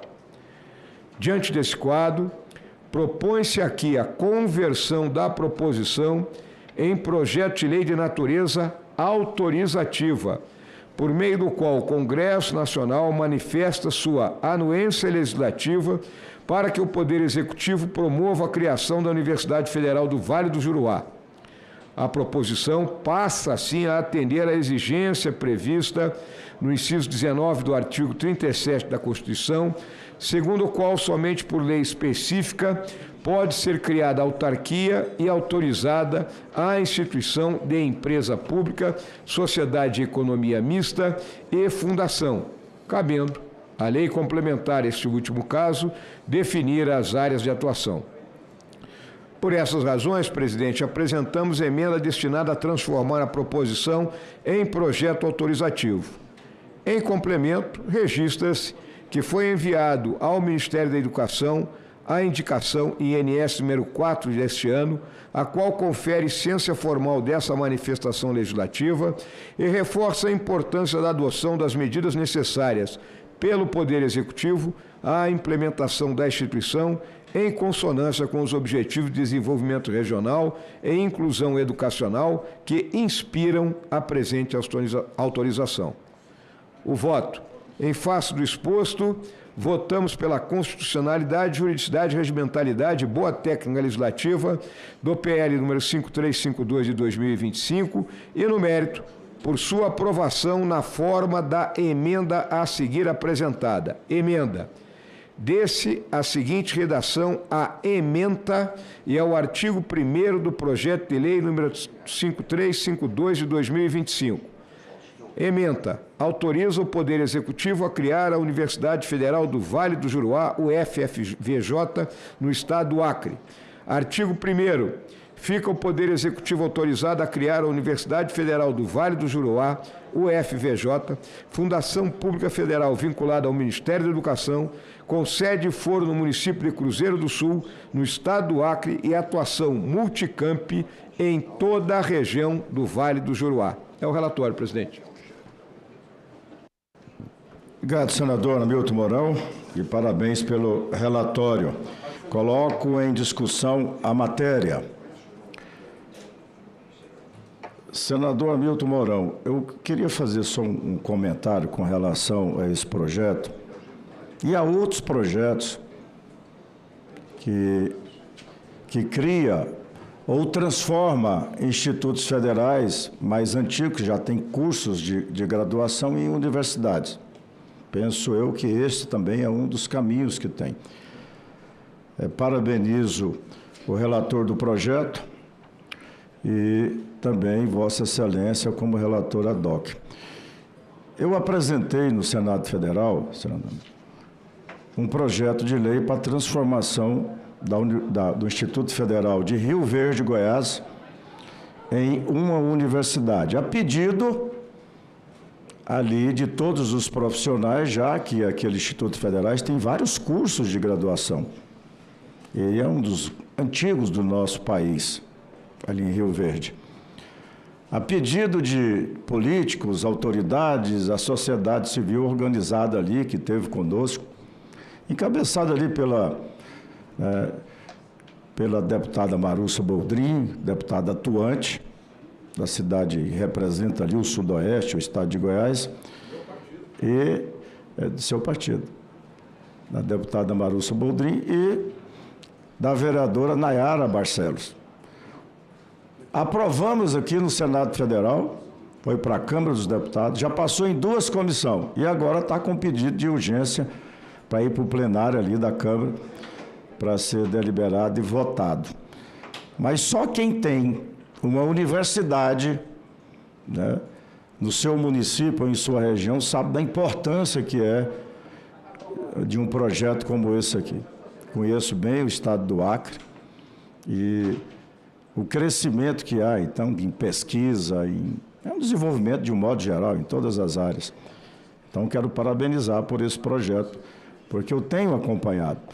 Eu fui o coordenador e nós conseguimos, aí, através do nosso trabalho e de mais alguns senadores na comissão que nós criamos, na transformação de 6 campos universitários do nosso Brasil, 2 no estado de Goiás, 1 em Tocantins, 1 em Mato Grosso, 1 em Pernambuco e 1 no Piauí, em universidade de fato e de direito. E eu tenho acompanhado, já que eu coordenei esse trabalho e sinto responsável por essa transformação, né? No crescimento que foi depois que transformou em uma universidade mesmo, com orçamento próprio, autonomia administrativa, orçamentária e administrativa.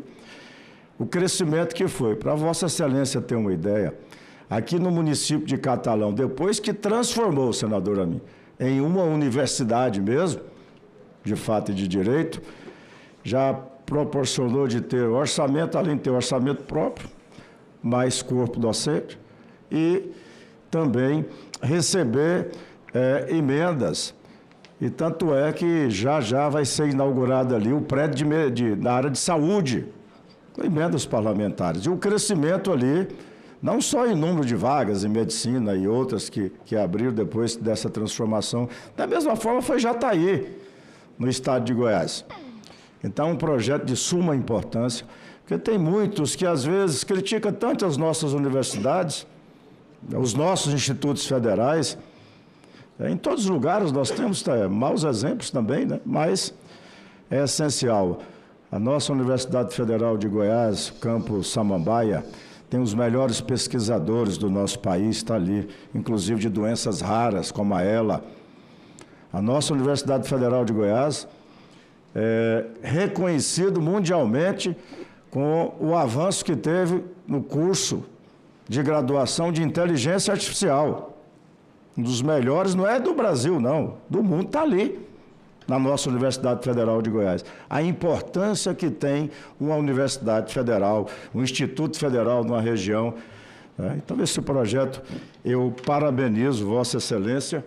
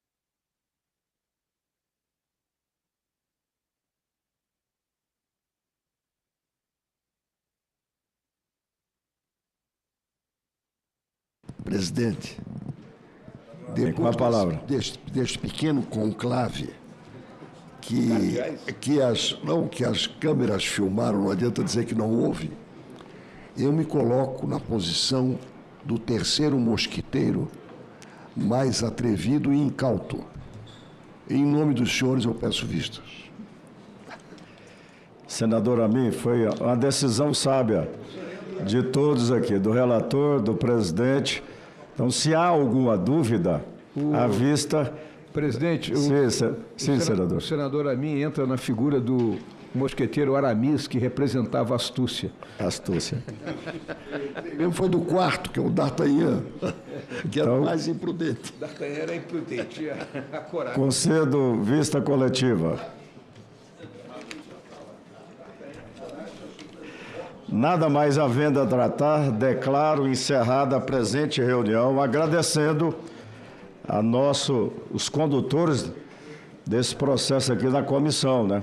É o Edinaldo, que é o nosso secretário, a Rose, adjunto, a Roberta, o Davi e o Ilse. É isso? Falei certo? Que Deus abençoe a todos vocês. Obrigado. Está encerrado.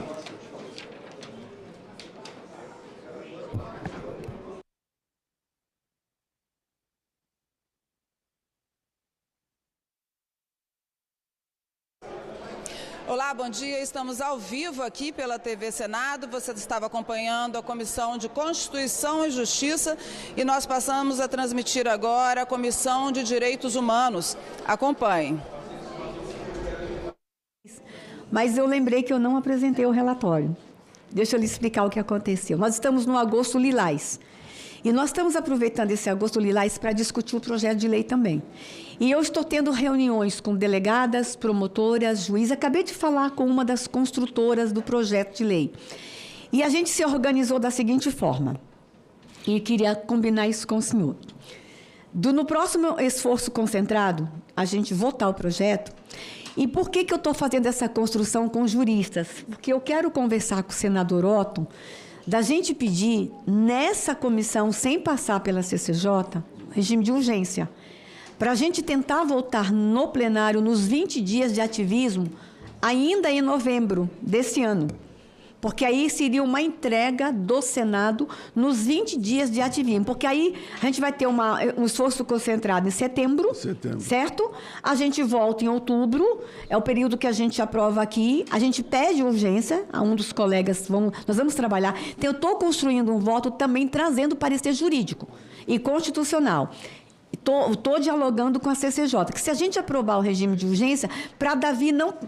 Lá no plenário, alguém pedir recurso, voltar para a CCJ.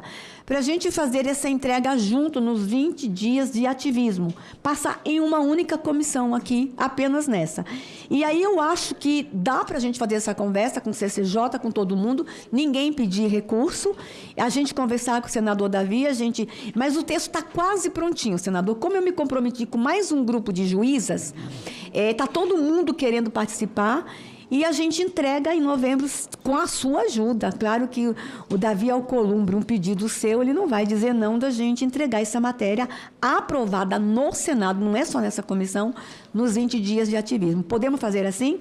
Inclusive, uma das construtoras do projeto estava conversando comigo, da gente fazer, inclusive, um caminho de proteção. Nós vamos melhorar. O meu relatório não está ruim. Eu até ousaria a apresentá-lo hoje, conforme nós conversamos ontem, mas eu fiz uma promessa a algumas juízas e a gente está fazendo reuniões online, várias reuniões, inclusive com alguns organismos de proteção de mulheres de municípios também. E aí eu me comprometo, senador, de entregar, no máximo em 1, 2 semanas, e no próximo esforço concentrado, vai ser semipresencial também, a gente coloca, mas eu disponibilizo bem antes o voto para todo mundo ler, mas com o compromisso da gente votar aqui e já pedir regime de urgência, já combinado com Davi e Otton. Pode ser? Simplificando, ela explicou muito bem, a senhora é muito boa é muito didática e explica com muita clareza qual é a dificuldade que ainda tem devido que quer ouvir juristas, né? Que está consultando alguns. Ficaria, então, ajustado entre nós outros, todos aqui, que votaríamos no próximo esforço concentrado.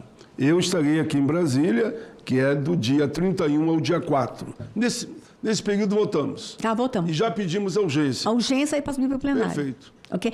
Agora, eu não recebi parecer do Ministério da Mulher ainda. Eu acho que não tem nenhum parecer do governo ainda. Leila, você providencia para mim os detalhes do projeto para a gente não ter nenhum óbice na votação, porque a gente quer realmente subir para o plenário. Ok?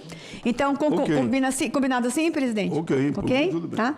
Então, gente, a matéria é muito boa, tá? Eu quero que vocês entendam que a gente está entregando uma grande política de enfrentamento ao feminicídio em forma de lei. Nós temos em forma de decreto e a gente quer entregar agora em forma de lei para que haja continuidade, que ninguém interrompa a política pública de enfrentamento à violência contra a mulher.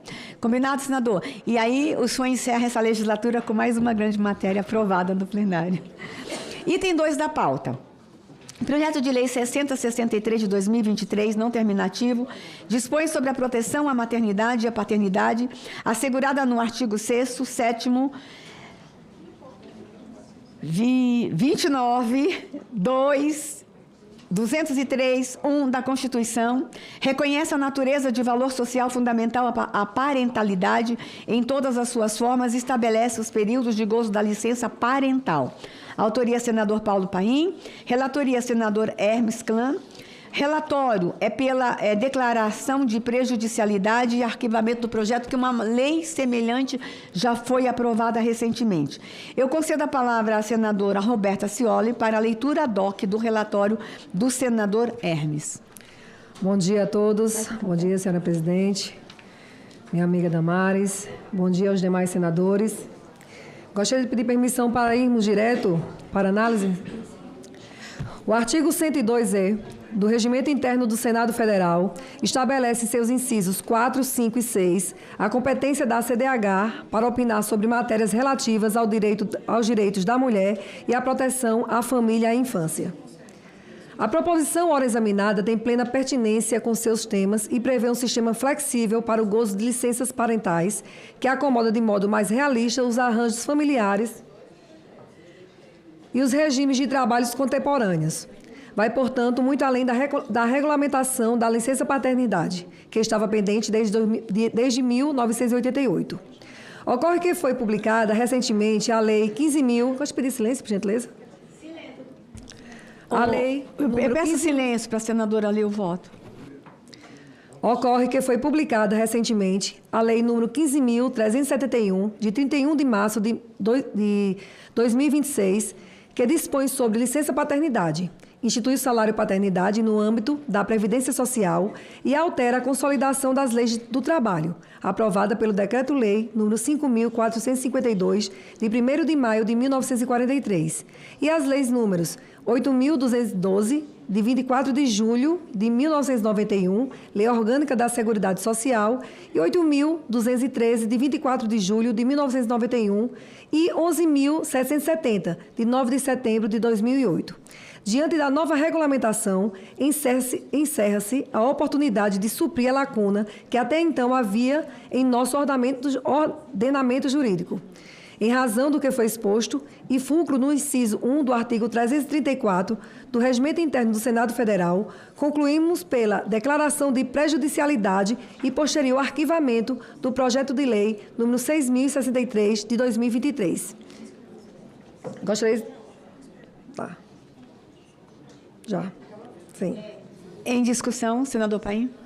Presidenta, primeiro cumprimento o relatório da nobre senadora, que eu faço baseado numa lei que foi construída, encaminhada e aprovada há pouco tempo.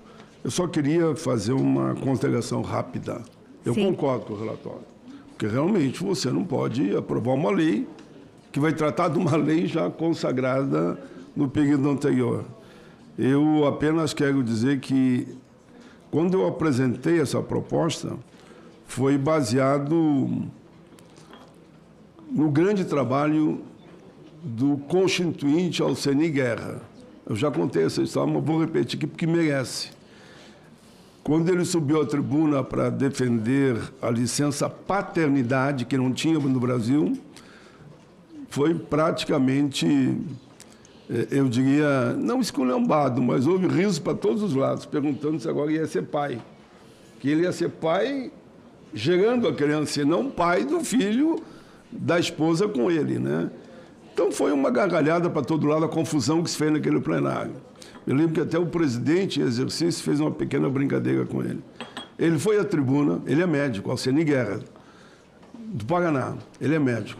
Foi à tribuna, deu um show para aqueles 513 com 81, né? Quase 600 parlamentares. Aí ele sim foi aplaudido de pé. Ele contou a história dele como pai e as duas filhas que ele tinha. E a filha dele, no futuro, inclusive, escreveu diversos artigos sobre esse momento. Se eu puder, eu me comprometo com a senhora de concordar na íntegra, mas eu vou apresentar aqui um projeto de lei chamando essa lei, dando nome para essa lei que já está aprovada, e não essa aqui, essa que está aprovada, de lei Alceni Guerra. Eu acho que é uma questão de justiça. Sim. Ele deve estar com uns 80 e poucos anos. Eu fiz essa defesa na tribuna há um tempo atrás, e ele me ligou para saber a emoção dele. Viu, meu querido Alceni Guerra, médico do Paraná. Eu continuo insistindo, eu ainda vou apresentar esse projeto de lei para que essa lei se torne lei Alceni Guerra. Se não fosse ele, não estava na Constituição. Sim. A chance era zero de aprovar. E ele fez aprovar por 100% dos parlamentares. Então, concordo com a senadora e me comprometo de apresentar para dar o nome para essa lei, lei Alceni Guerra. Fantástico. O senador Paim, deveria ter um documentário sobre aquele momento ímpar da história do parlamento. Dava um filme lindo, não dava? Um filme lindo, porque eu estava assistindo pela televisão aquele momento. E depois eu fui conhecer o parlamentar. E agora, recente, que a gente aprovou a extensão da licença paternidade, nessa frente parlamentar, que Tabata é a presidente, eu sou a vice, ele esteve com a gente nos debates aqui no Congresso. Que emoção! Que lucidez ainda, né? Então, eu acho uma justiça e uma homenagem merecida. Assinar junto. As novas gerações precisam ver aquele momento. Todo mundo ria, aí ele sobe no plenário e ele cala todos os parlamentares e traz para a Constituição a licença paternidade. Gente, foi assim, foi uma inspiração que ele teve naquele momento. O momento mais bonito da Assembleia Nacional Constitucional. Eu acredito que foi, eu acredito. A gente precisa resgatar essas imagens. E aí a gente agora estendeu a licença paternidade porque ele consegue trazer para a Constituição e nós ficamos desde 88 até agora para regulamentar isto. E só agora. E engraçado que no Brasil, carnaval são 5 dias e a licença paternidade também era 5 dias. É muito estranho, né? Então, agora a gente amplia esse período da licença paternidade, reconhecendo a importância do pai estar junto com a mãe. Mas na lei está bem certinho, o pai tem que estar morando junto com a mãe, tem que estar cuidando do bebê. E eu acho que a gente fez uma grande entrega também nessa legislatura, então, merecida homenagem. Em votação, o voto apresentado relatório apresentado pela senadora Roberta Haddock.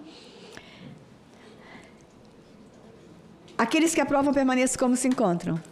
Aprovado o relatório que passa a constituir o parecer da CDH, pela rejeição da matéria. Item 5 da pauta. O relator é o senador Márcio Bittar, quem vai fazer a DOC também é a senadora Roberta Cioli. Projeto de Lei 5533 de 2025, não terminativa, altera a Lei 13812 de 2019, que institui a Política Nacional de Busca de Pessoas Desaparecidas para tipificar o desaparecimento voluntário, involuntário e forçado e para dispor sobre a criação de um sistema de alerta e notificação em tempo real para a prevenção e resgate de pessoas desaparecidas. Autoria, senadora Damares, relatoria, senador Márcio Bittar, que não está aqui porque está de licença paternidade, né? O senador Bittar teve recentemente um bebê e está ali cuidando. Nós estamos loucos para conhecer o nenê dele. Ele tem que trazer na comissão de terminar o ano.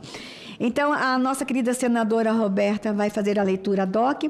Informo que em reunião realizada em 17/6, a matéria foi retirada de pauta. O relatório é favorável, em forma de uma emenda substitutiva que está sendo apresentada. Concedo a palavra à senadora Roberta para a leitura do voto. Gostaria de pedir permissão, senhora senadora, para irmos direto para análise. Nos termos do artigo 102E, inciso 3 do Regimento Interno do Senado Federal, cabe à CDH opinar sobre matérias relacionadas à garantia e promoção dos direitos humanos, o que torna regimental a análise do PL número 5.533 de 2025 por este colegiado. A matéria é digna de ser acolhida, de acordo com os dados do Sistema Nacional de Informações de Segurança Pública, Prisional e sobre Drogas, plataforma do Governo Federal gerida pelo Ministério da Justiça e Segurança Pública. Observou-se entre 2024 e 2025 um aumento de 4,48% ao número total de pessoas desaparecidas.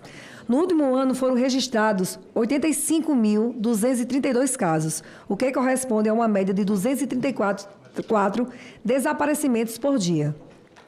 O desaparecimento de pessoas é um fenômeno complexo e extremamente doloroso para aqueles que o vivenciam.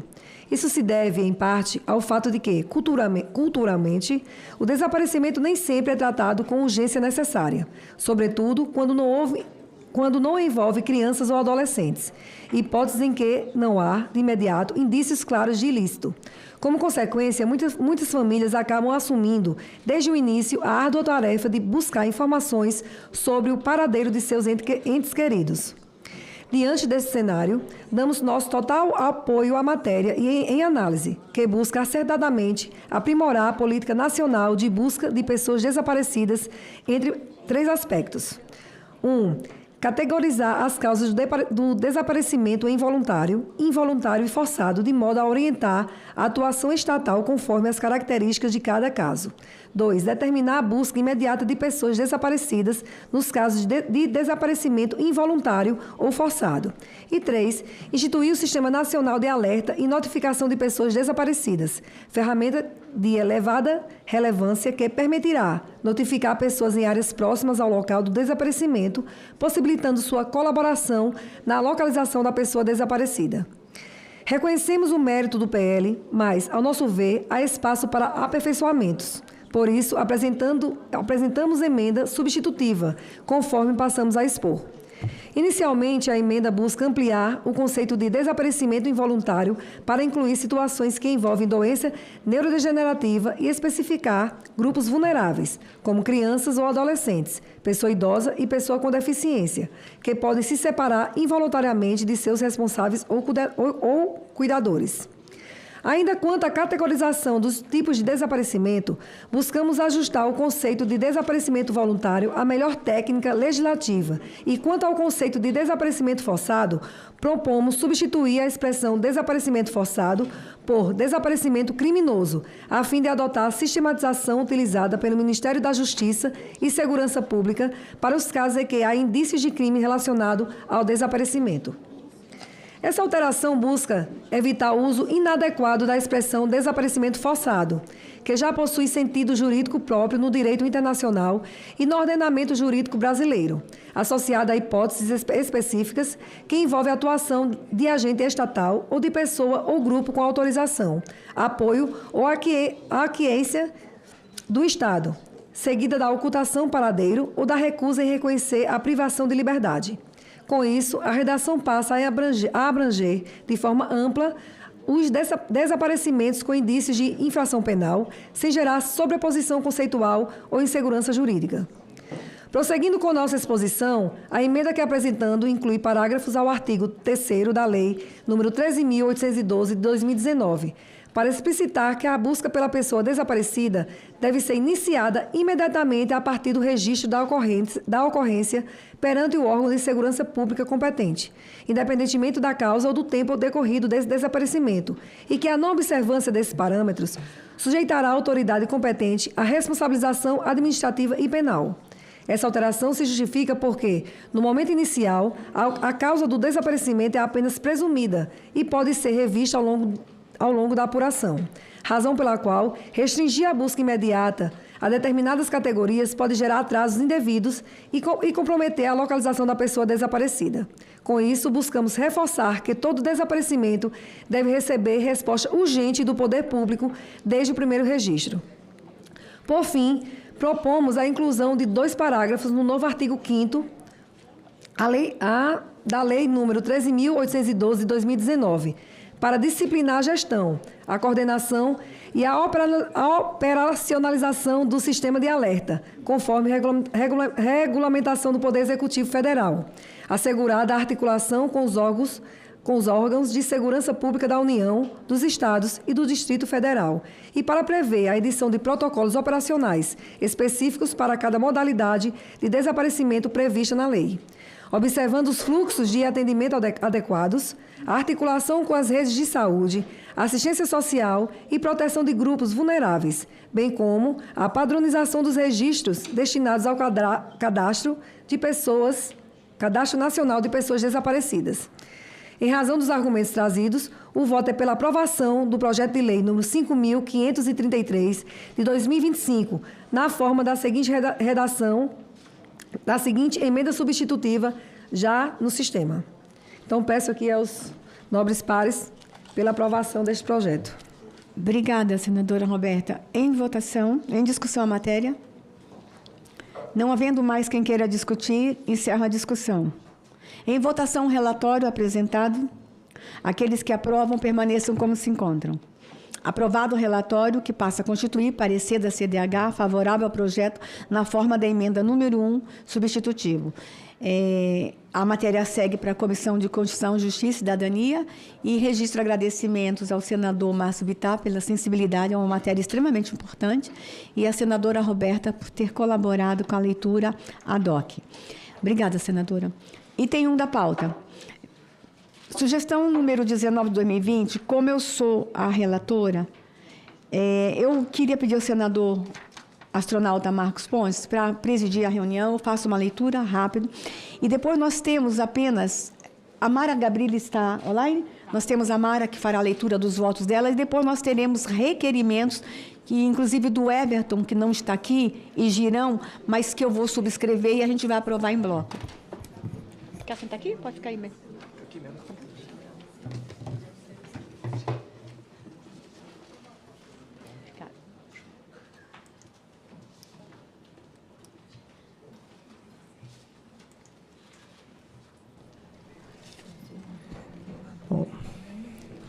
Uma permissão, presidente.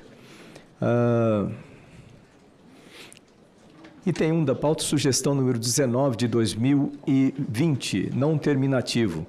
Institui o exercício profissional social no âmbito do Sistema Único de Saúde, do SUS, para profissionais que obtiveram diplomas em cursos custeados com recursos públicos, em instituições públicas ou privadas. Autoria, Confederação Nacional dos Trabalhadores da Saúde. Relatoria, senadora Damares Alves. Relatório pela rejeição. Concedo a palavra à senadora Damares Alves para a leitura do seu relatório. Presidente, é uma sugestão e essa comissão preza muito por todas as sugestões que vêm da sociedade. Essa veio especificamente da Confederação Nacional dos Trabalhadores na Saúde e para instituir o exercício profissional social no âmbito do Sistema Único de Saúde para profissionais que obtiverem diplomas em cursos custeados com recursos públicos. Eu vou, presidente, direto à análise, inclusive de uma forma resumida, porque já foi publicado o voto, infelizmente nós estamos dando pela prejudicialidade e eu vou explicar por quê. Sob o aspecto constitucional, a primeira dificuldade decorre da gratuidade do ensino público em estabelecimentos oficiais prevista no artigo 206 da Constituição. A imposição posterior de uma prestação obrigatória de serviços como contrapartida à formação recebida em instituição pública desfigura a própria gratuidade assegurada pelo texto constitucional. No caso de instituições privadas beneficiadas por recursos públicos, eventual contrapartida poderia ser cogitada apenas dentro de regime jurídico próprio, transparente e previamente pactuado, e não por imposição genérica, indiscriminada e posterior ao curso. Também se verifica tensão relevante com a liberdade do exercício profissional, assegurada pelo artigo 5º, 8º da Constituição. A sugestão não cria componente curricular, estágio supervisionado ou requisito formativo vinculado à qualificação profissional. Ela institui, depois da formação, prestação compulsória de trabalho em favor do SUS, no período de 2 anos, como contrapartida financeira presumida ao investimento público realizado em estrutura próxima à medida de trabalho compulsório e cria restrição ampla ao ingresso livre do profissional no mercado de trabalho. Por esta razão, por estar ferindo garantias e liberdades garantidas na Constituição, nós estamos dando voto pela prejudicialidade da sugestão, embora eu reconheça a legitimidade e a preocupação que motivou a Confederação. A aprovação da SUS de 19 de 2020 significaria encaminhar como projeto de lei de autoria da CDH uma proposta juridicamente vulnerável, de difícil execução, com problemas de técnica legislativa e parcialmente superada por políticas públicas já existentes, mais recentemente, fundadas em mecanismo de incentivo à adesão voluntária. Então, a gente não quer que essa adesão, presidente, seja compulsória, que as pessoas que se formaram com recursos públicos em instituições públicas se ofereçam, por exemplo, o médico para ir para a região ribeirinha, mas de forma voluntária. Seria ferir princípios de liberdades individuais à imposição do projeto de lei. Por isso, o voto é pela rejeição da sugestão 19 de 2020. Muito obrigado, relatora e presidente, senadora Damares Alves, pelo seu relatório. Em discussão a matéria, não havendo quem queira discutir, encerro a discussão e em votação o relatório apresentado. Aqueles que aprovam permaneçam como se encontram. O relatório está aprovado e passa a constituir o parecer da CDH pela rejeição da sugestão. A matéria vai ao arquivo. Obrigada, senador. Devolve a presidência. Eu devolvo a presidência. Obrigada. A quem de direito. Obrigada, senador astronauta Marcos Pontes. Item 6 da pauta. Obrigada, senador. Projeto de Lei 154 de 2026, não terminativo, obriga as unidades do Sistema Único de Saúde a garantir acesso tempestivo a medicamentos para tratamento da hipertemia maligna. Autoria, no senador Dr. Irã, relatoria, nossa querida senadora Mara Gabrilli. O relatório dela é favorável ao projeto com uma emenda que apresenta.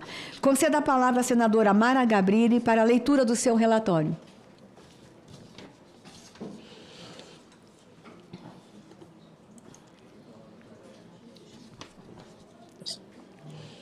Bom dia, minha presidente. Bom dia a todos. Damares, eu queria pedir licença para ir direto à análise. Pois não, Mara.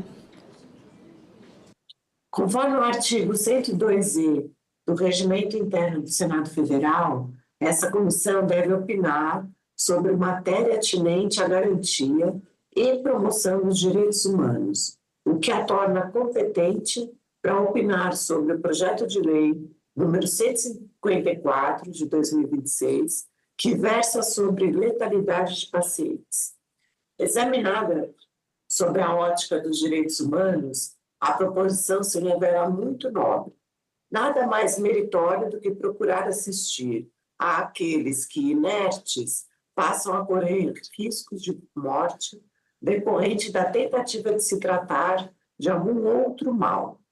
A proposição se revela ainda mais interessante porque ela não ignora o fato de que o Sistema Único de Saúde, o nosso SUS, alguns estados e municípios, bem como o Conselho Federal de Medicina, conhecem o problema e já buscaram enfrentá-lo com normas da sua competência. Ademais, de modo inteligente, não se posta contra o que já existe, mas comanda, em verdade, um decreto unificador e racionalizador que tem alta probabilidade de aumentar a eficiência do sistema já existente, e isso significará vidas salvas. O projeto de lei número 154, de 26, também não altera princípios estruturantes do SUS, tais como a universalidade, a integralidade, a descentralização ou a regionalização, mas se limita a explicitar um dever específico de organização da assistência em contexto já abrangido pela atenção integral à saúde. A realização de procedimentos com anestesia geral insere-se no âmbito da média e da alta complexidade, áreas que o SUS já normatiza sob a forma de planejamento regional, definição de referências assistenciais e adoção de protocolos clínicos e de segurança do paciente.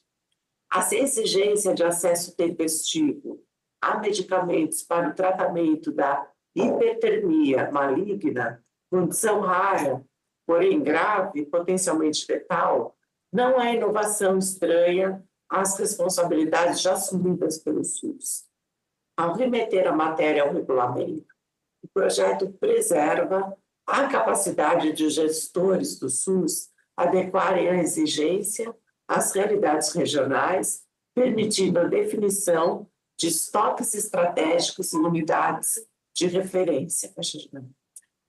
Há mecanismos de logística assistencial e fluxos de acesso rápido ao medicamento em lugar da imposição de manutenção indiscriminada de insumos em todas as unidades, o que se revelaria irracional, dados o alto custo das medicações antagonistas, da hipertermia maligna e a raridade de sua ocorrência.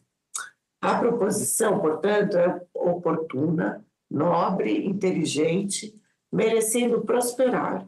Iremos, por fim, propor emenda de redação apenas para adequar a proposição às exigências da lei complementar número 95, de 26 de fevereiro de 98, sem qualquer alteração nos dispositivos normativos. O voto. Em razão dos argumentos trazidos, o voto é pela aprovação do projeto de lei número 154, de 2026, com a emenda de redação que apresentamos. Obrigada, Mara. Bela matéria, bela iniciativa do senador Irã e belo voto, viu, Mara? Belo voto. Em discussão a matéria? Não havendo mais quem queira discutir, encerro a discussão. Em votação, o relatório apresentado. Aqueles que aprovam permaneçam como se encontram. Aprovado o relatório, que passa a constituir o parecer da CDH favorável ao projeto com a emenda número 1, que é só um aperfeiçoamento da redação. A matéria vai à Comissão de Assuntos Sociais em deliberação terminativa. Inclusive, queria pedir a minha assessoria para a gente brigar por essa relatoria lá na CAS. Item 7... Alguma quer falar, senador? Não. Item 7 da pauta. Projeto de Lei 646 de 2026 dispõe sobre a proteção à maternidade no âmbito das atividades de pesquisa científica financiadas com recursos públicos e dá outras providências. Autoria senadora Soraya Tronic, relatoria senadora Mara Gabrilli, favorável ao projeto na forma da emenda que apresenta. Conceda a palavra à senadora Mara para a leitura do seu relatório. Bom, peço licença para ir direto à análise. Compete a essa Comissão de Direitos Humanos e Legislação Participativa apreciar o projeto de lei número 646 de 2026, quanto a garantir e promoção dos direitos humanos, aos direitos da mulher, à proteção à família e à primeira infância, e à fiscalização e acompanhamento de políticas governamentais relativas a esses direitos, nos termos do artigo 102e do Regimento Interno do Senado Federal. A matéria insere-se no campo da igualdade de gênero, da proteção à maternidade e à primeira infância e da prevenção de práticas discriminatórias em políticas públicas de ciência, tecnologia e pesquisa, o que justifica a análise do mérito por este colegiado. Sob o ponto de vista da constitucionalidade formal, o projeto disciplina normas gerais incidentes sobre políticas federais de fomento à pesquisa, em contexto de competência comum dos entes federados para proporcionar meios de acesso à ciência, à tecnologia, à pesquisa e à inovação, conforme o artigo 23, inciso 5º da Constituição Federal. A iniciativa parlamentar mostra-se compatível com o artigo 61, caput, da Constituição, pois não recai sobre matérias sujeitas à iniciativa privativa do presidente da República. Elencada no parágrafo 1º do mesmo artigo, não se identificam vícios de iniciativa, de competência legislativa ou de reserva de lei complementar que comprometam a constitucionalidade formal da proposição. Quanto ao mérito, a literatura especializada e os levantamentos empíricos recentes, eles evidenciam que a maternidade constitui um dos principais fatores de assimetria de gênero na carreira científica.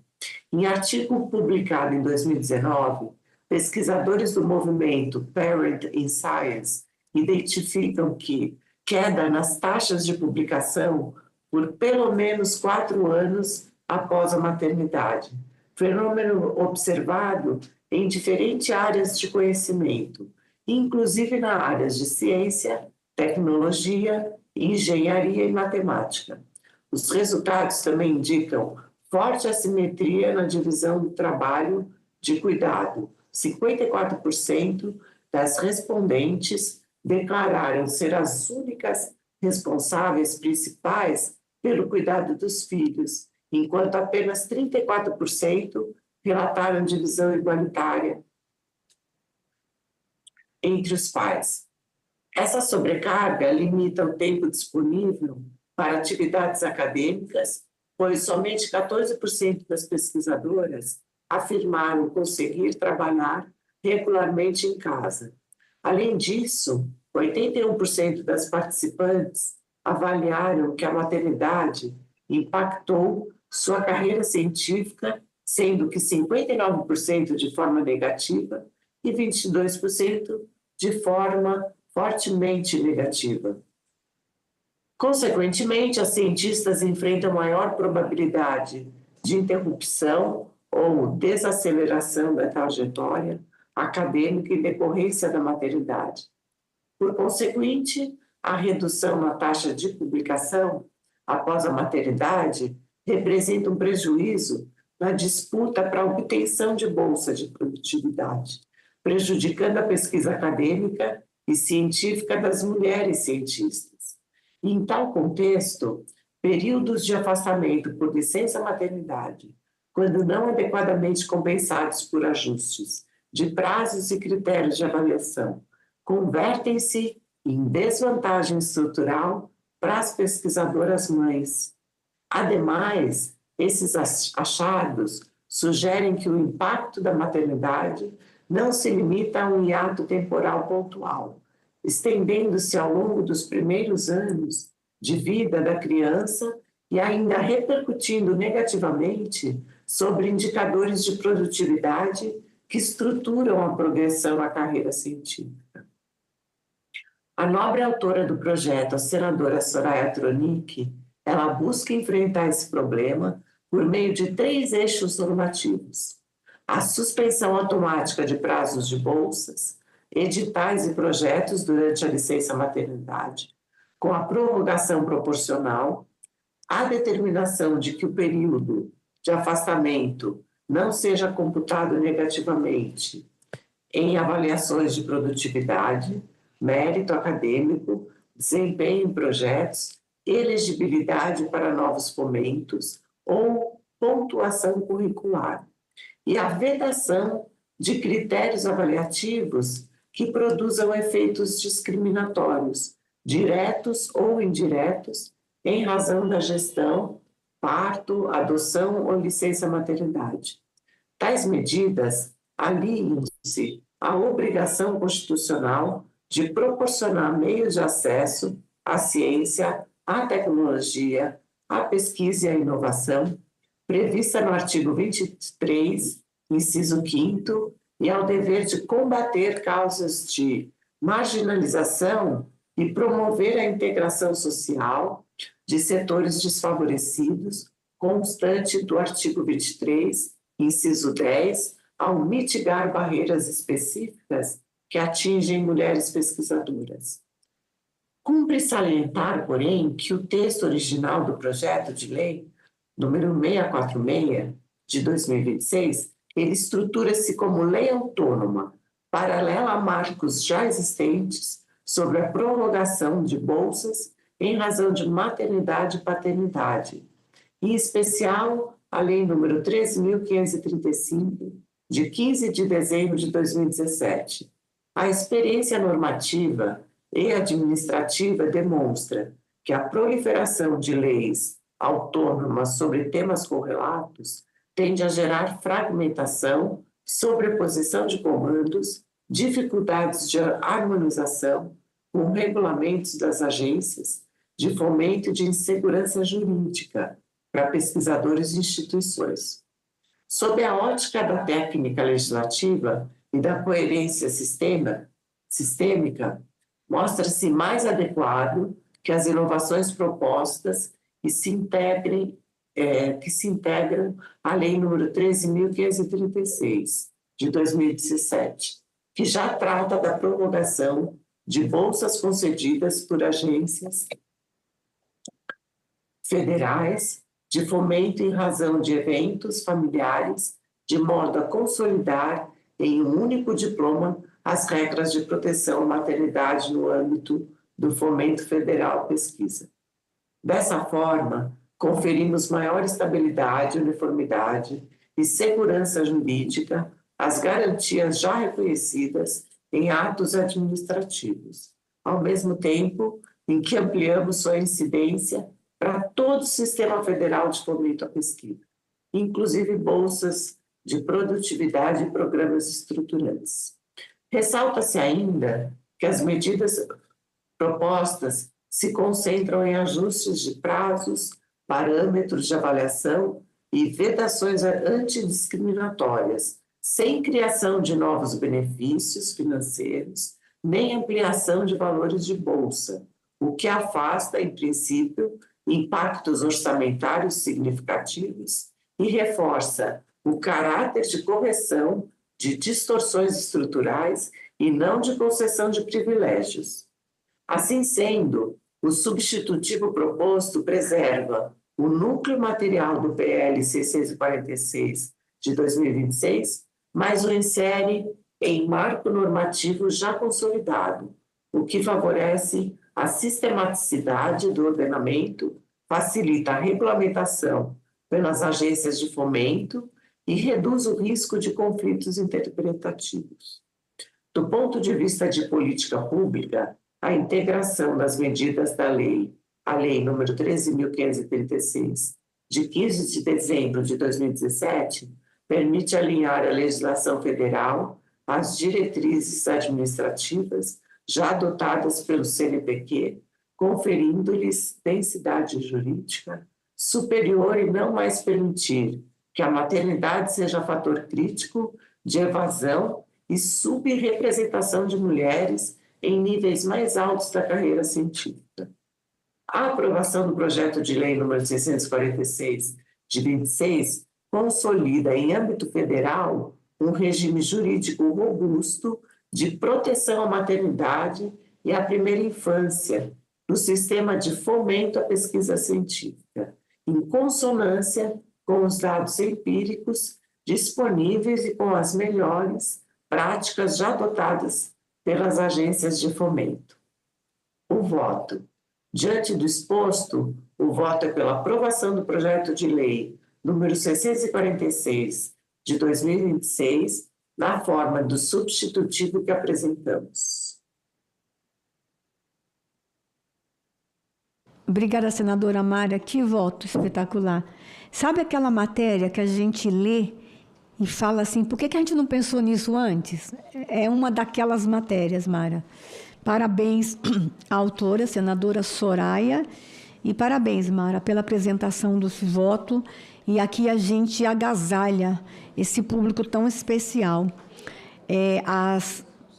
As mulheres que estão envolvidas em pesquisas com recursos públicos, a proteção à maternidade no âmbito das atividades de pesquisa científica. Fantástico, Mara. Eu estou encantada com o seu voto. Em discussão a matéria? Não havendo mais quem queira discutir, encerro a discussão. Em votação, o relatório apresentado. Aqueles que aprovam, permaneçam como se encontram. Aprovado o relatório que passa a constituir o parecer da CADH favorável ao projeto na forma da emenda número 1, substitutivo. Mara, antes de você... A matéria segue para a Comissão de Educação e Cultura. Mara, antes de você desligar, tanto você como eu ontem manifestamos na CAS a tristeza pela perda da nossa querida Cíntia. Mas eu acho que seria também oportuno a gente fazer um registro nessa comissão. Porque a Cíntia estava sempre aqui nos bastidores com a gente, nessa comissão. Cíntia era uma ativista pela proteção e garantia dos direitos das pessoas com doenças raras, das pessoas com deficiência. Esse grupo da sociedade civil organizada, esse grupo é responsável por muitos avanços e conquistas das pessoas com doenças raras, das pessoas com deficiência. E há 2 semanas atrás, Mara, a nossa querida Cíntia partiu. Vou sentir saudade de ver a Cíntia aqui pelos corredores, mesmo com suas limitações, cadeira de roda, vindo brigar, passando horas dentro de uma comissão, gritando pelos direitos das pessoas com doenças raras, daquele jeito muito especial, visitando gabinete por gabinete, conversando com todos os parlamentares, na Câmara e no Senado. E eu vou sentir muita saudade dela. E ontem eu registrei também a Mara na Comissão de Assuntos Sociais e hoje a gente votou um projeto de lei de garantia de remédios para pessoas com doenças raras. E aí, Mara, a minha tristeza é que Cíntia estava esperando uma liminar para receber um remédio. E Cíntia partiu sem o remédio. 1 semana depois que Cíntia faleceu, o remédio chegou. E aí, Mara, essas indignações tomam conta da gente, porque era uma mulher que lutava pelo direito de muitas pessoas. E o remédio dela chegou via judicial depois do prazo, quando a gente não tinha mais a Cíntia. E, inclusive, Mara, o grupo que ela fazia parte veio conversar com a gente de que forma a gente poderia, por exemplo, esse remédio que foi destinado judicialmente para a Cíntia, ele agora vai voltar para um depósito, para aguardar um outro deferimento de uma outra liminar ou para ir para um outro paciente, para o SUS comprar. E elas estavam pensando, já que esse remédio está disponível e a família vai ter que devolver, e já houve caso que a família devolveu e o remédio foi incinerado, Mara. E aí, se a família demorar para devolver e perder a validade, às vezes são doses que precisam ser bem guardadas, bem condicionadas, bem armazenadas. Aí a família está num momento de dor, de luto, de sofrimento, brava porque o remédio chegou depois.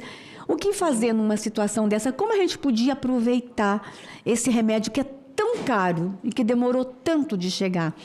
Da gente pensar, Mara, numa proposta de que esse remédio chegando, que a família seja orientada, que seja devolvida e que a primeira pessoa que está na fila já tenha acesso. Porque para o laboratório vai ser bom esse remédio ser perdido, porque ele vai vender um outro para o governo. Então, Mara, trouxeram essa delicadeza ontem e a gente precisa pensar, Mara, precisa pensar no destino da medicação quando chega. E a orientação da família, o que fazer com esse remédio. Então, Mara, eu tenho certeza que você vai fazer coro, manifestar também, por meio dessa comissão, o nosso carinho para a família da Cíntia. E manifestar também tudo que Cíntia foi aqui nos bastidores. Nós vamos morrer de saudade dela. Então, eu queria fazer, Mara, ainda com a sua presença, esse registro em nome da Comissão de Direitos Humanos.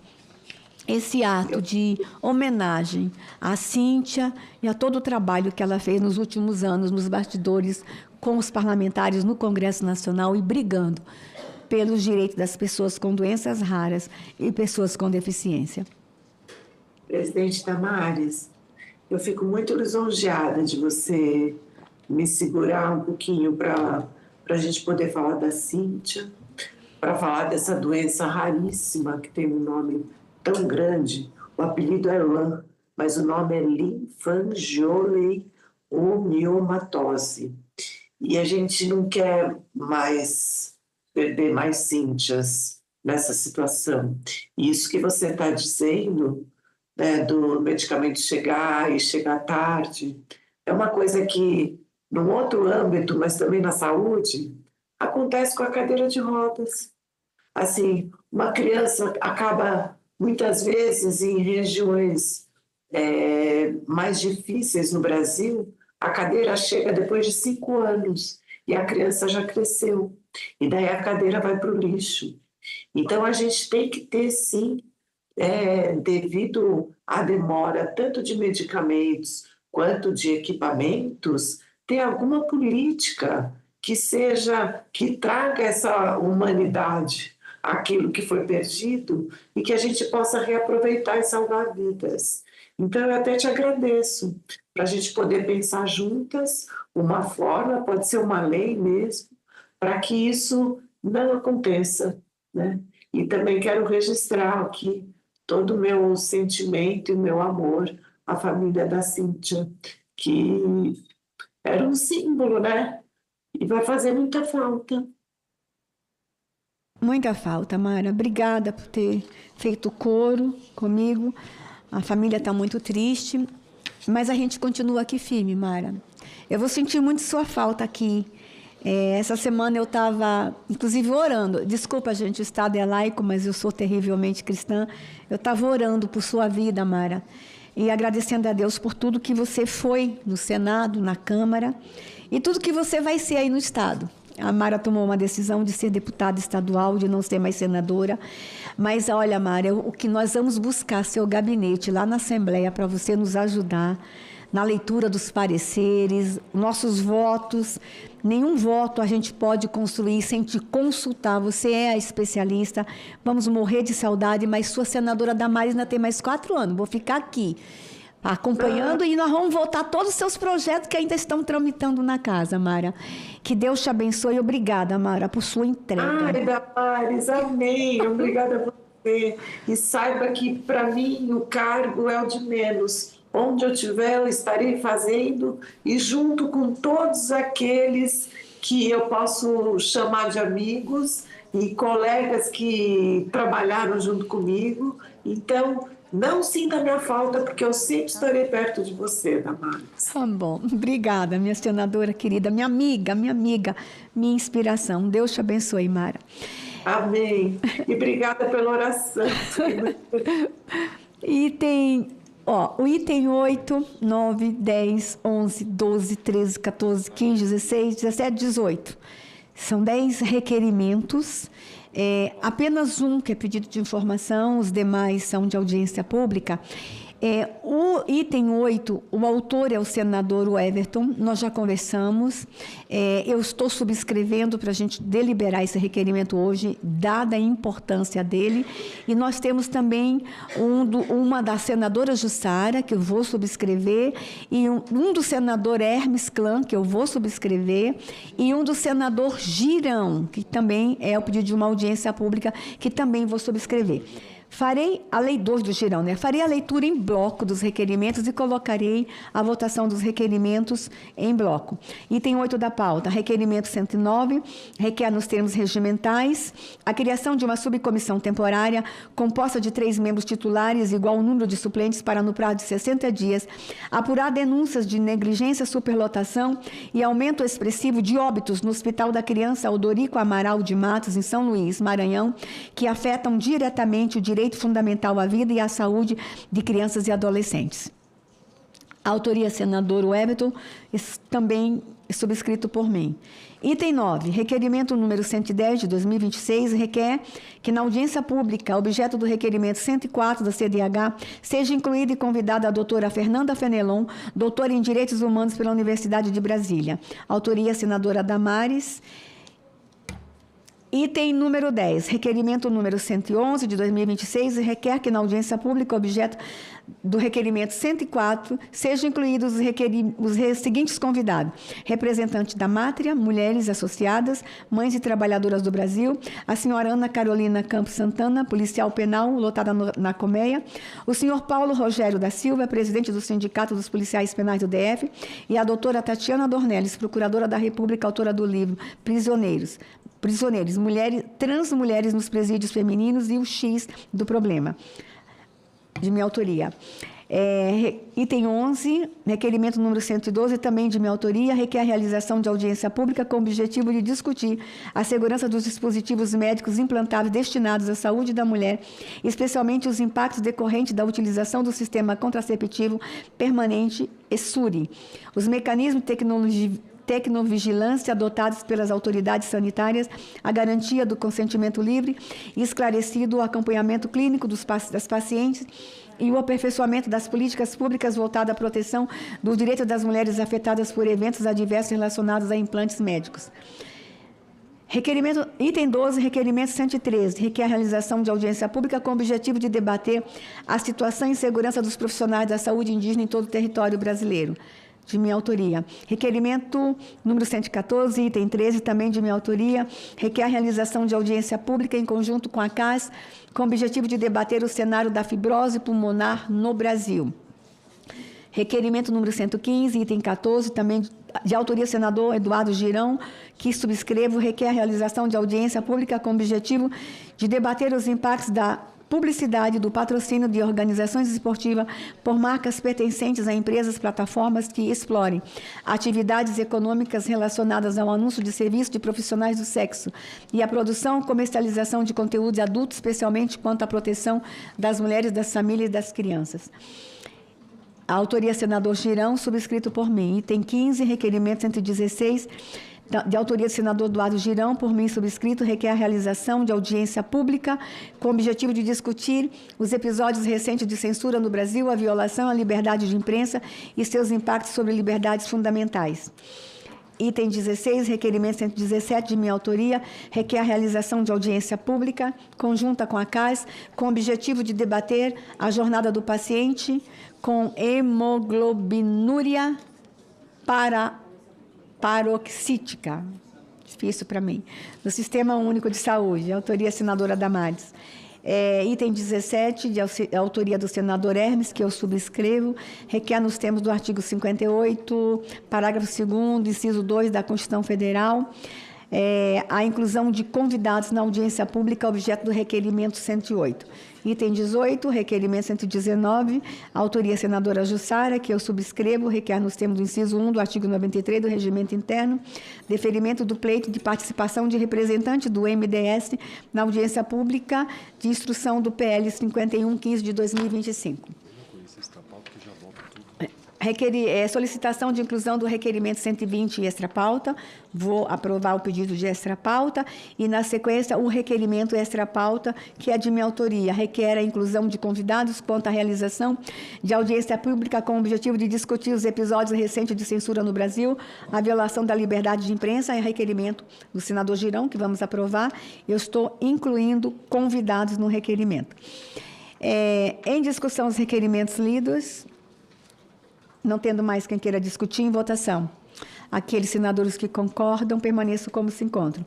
Aprovados os requerimentos de número 109, 110, 111, 112, 113, 114, 115, 116, 117, 118, 119 e o extra-pauta também. O pedido de extra-pauta e o requerimento extra-pauta. Vencemos a nossa pauta deliberativa. Temos encaminhamentos e comunicados. Mas o primeiro comunicado que eu quero fazer é um registro de dor e um registro de indignação. Podemos exibir a foto das duas crianças? Eu não aguento mais terminar essa reunião lamentando a morte de crianças no Brasil. Não aguento mais. E hoje eu mostro a foto das duas meninas. Essa história chocou o Brasil, essa história nos incomodou, mais uma. Em 2 semanas, são crianças que eu trago a foto, assassinadas por quem deveria estar protegendo, os pais. Essas duas meninas, o pai estava preso. E o pai, aí ele foi dado o direito de fazer a saidinha do Dia dos Pais. Ele foi na casa das meninas e levou as meninas para passar o Dia dos Pais com ele. E ele matou as 2 filhas. E eu estava lendo uma das matérias, são muitas matérias que saíram, que a motivação foi ciúmes da mãe. Mais um episódio de violência vicária no Brasil. 2 lindas meninas. 2 meninas que eu fico imaginando elas arrumando a mochila para ir passear com o papai. Talvez fazia algum tempo que elas não viam o papai. E ele sai do presídio determinado a matar as filhas. Aí eu pergunto, a saidinha sendo concedida a pessoas que não estão em condições de viver em sociedade? A gente já aprovou uma lei aqui, acabando as saidinhas, mas parece que ele estava condenado por um crime que a lei não alcançava, porque a lei foi aprovada em 24, ele estava condenado antes, e a lei não retroage para beneficiar o réu. Só serão beneficiados, só serão proibidos com a saidinha presos condenados a partir de 24. Os presos condenados para trás continuam tendo direito. E a gente tem um monte de bandidos perigosos que foram condenados antes de 24, que estão tendo direito à saidinha. Está aí.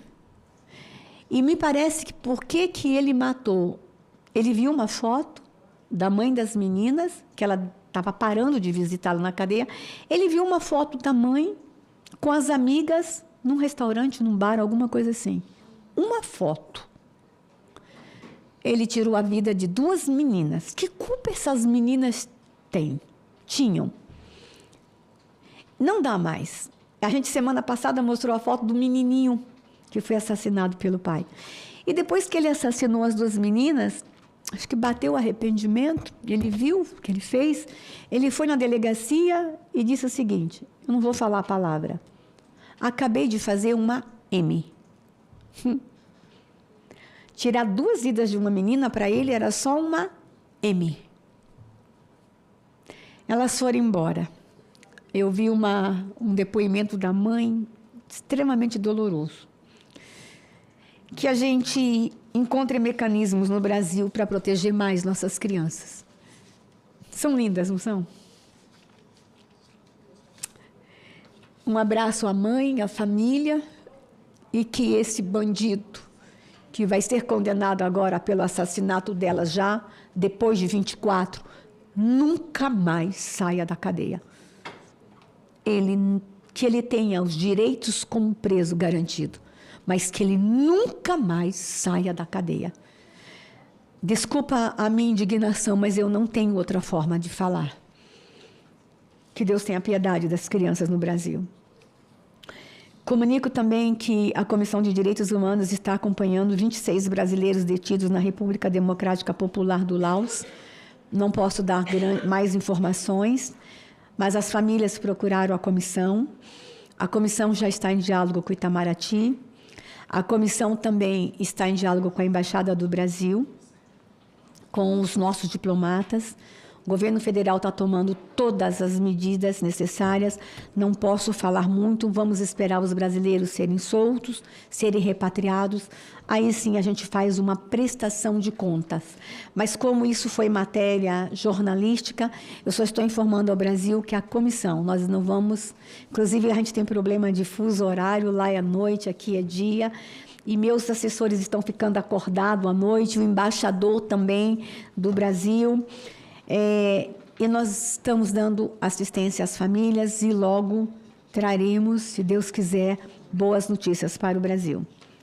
Comunico também que a sugestão 09 de 2026, que foi apresentada pelo Instituto Fundo de Garantia do Trabalhador, será retirada de tramitação a pedido do autor.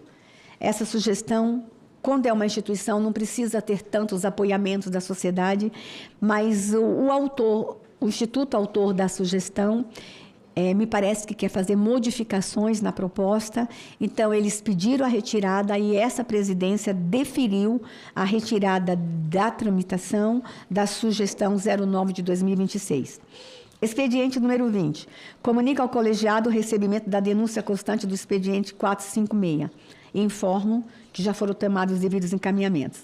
Comunico ainda o recebimento das respostas dos ofícios constantes nos expedientes 427, 428, 430, 431, 433, 34, 35, 36, 37, 38, 39, 40, 41, 42, 43, 44, 45, 46 a 50, depois 51, 52, 53 e 54.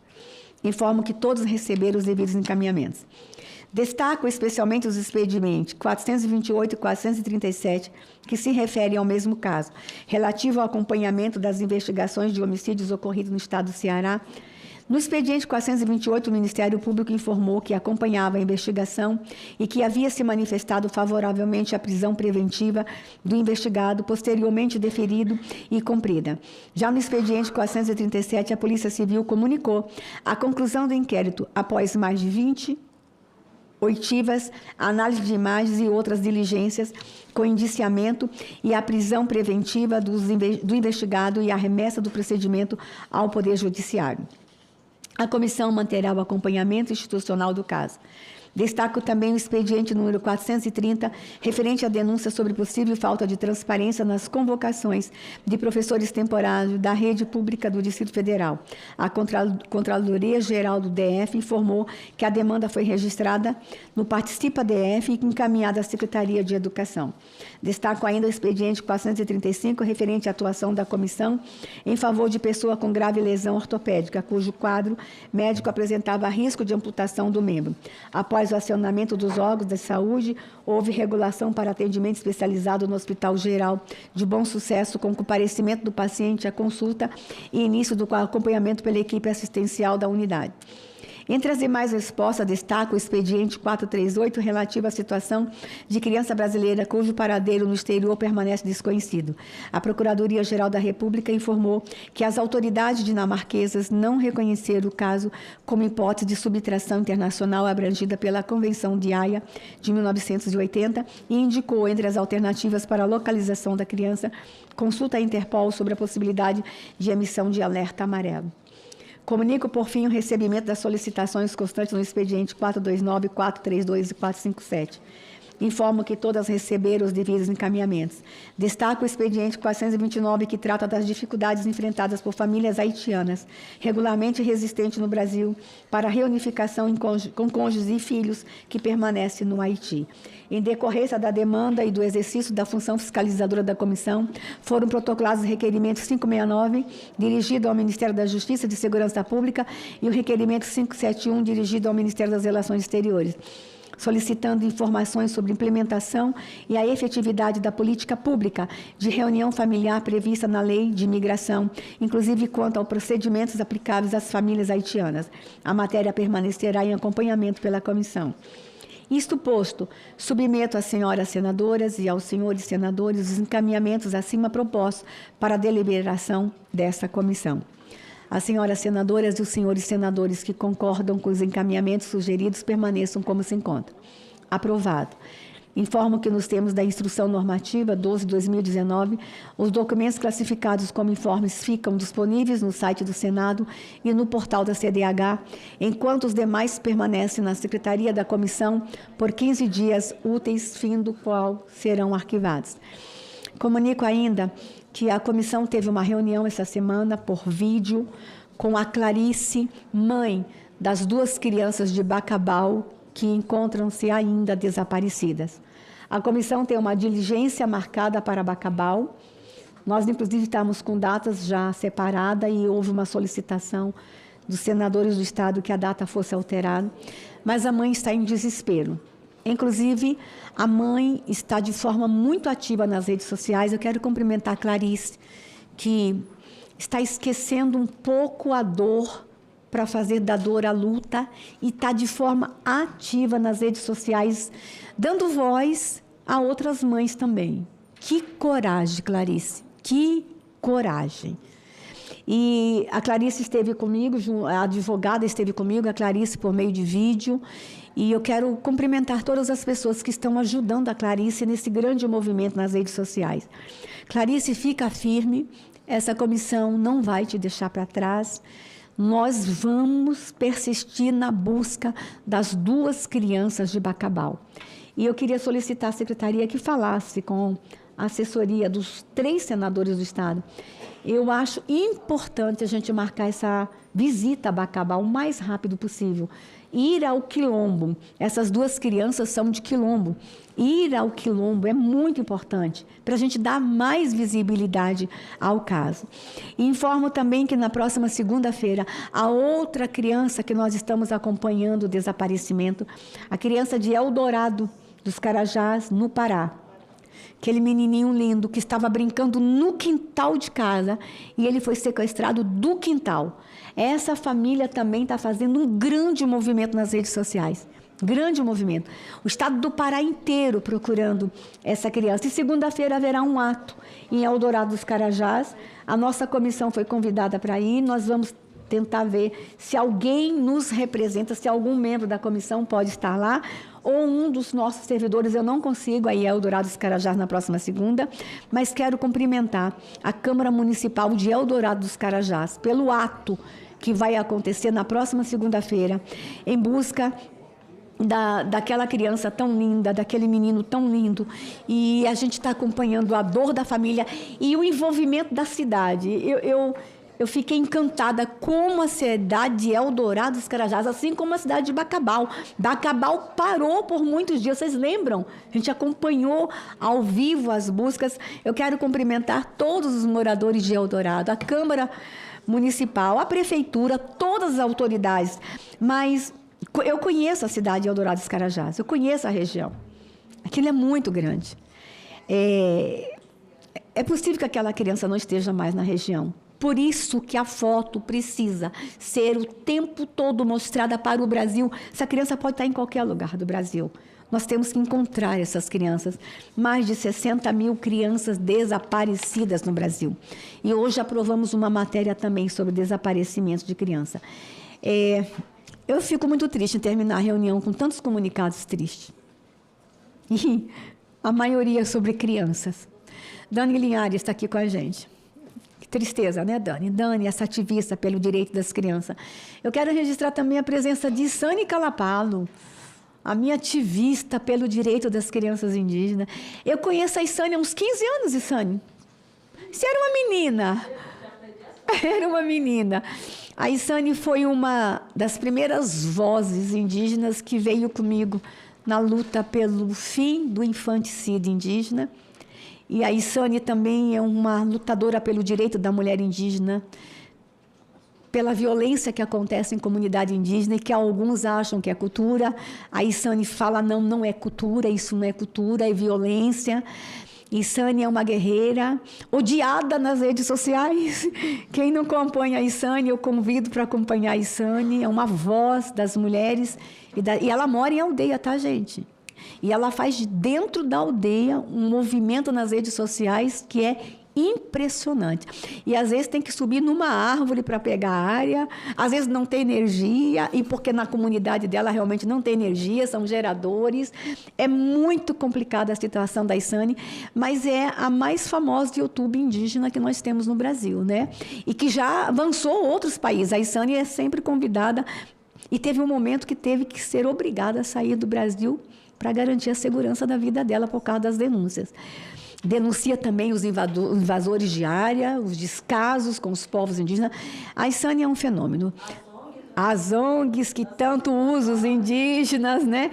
E a Isane é pré-candidata a deputada federal, né, Isane? Ixi, isso. Tem que ser voz aqui no Congresso. Nós também estamos recebendo hoje no plenário uma família de Minas Gerais, que também... Aquela menina é um fenômeno nas redes sociais. E tudo começou por causa da dor, né? Ela perdeu um irmão e uma morte ainda não muito explicada, tá? E depois que o pai começou a falar da morte do filho, querendo explicação, ele ficou famoso, gente. Ele está aqui. Ele tinha um carro de som e ele colocava um caixão em cima do carro de chão, no interior de Minas, e ficava na frente do Ministério Público gritando. Ele só queria saber o que aconteceu com o filho. E o protesto dele incomodou muita gente. E ele foi preso por causa do protesto. Era um protesto agressivo? Era, mas era um pai em dor. E foi a forma que ele encontrou de ser notado. Ele está aqui hoje. E aí a filha continuou a luta, porque depois que o pai foi preso, a filha foi para a porta do presídio com o mesmo carro, com o mesmo caixão, gritando. Gente, são histórias. E todas as histórias aqui movidas por dor. Eu vou receber a família hoje, a gente está acompanhando via comissão o que está acontecendo com o pai, com a filha. Mas essa comissão está aqui para isso, gente, para dar voz, para acolher. Mesmo que a gente não consiga resolver os problemas, a gente abraça, a gente ouve, a gente dá visibilidade. E temos muito trabalho, né, secretaria? Essa secretaria não para, gente. Nada mais tendo a tratar, eu declaro encerrada a nossa reunião.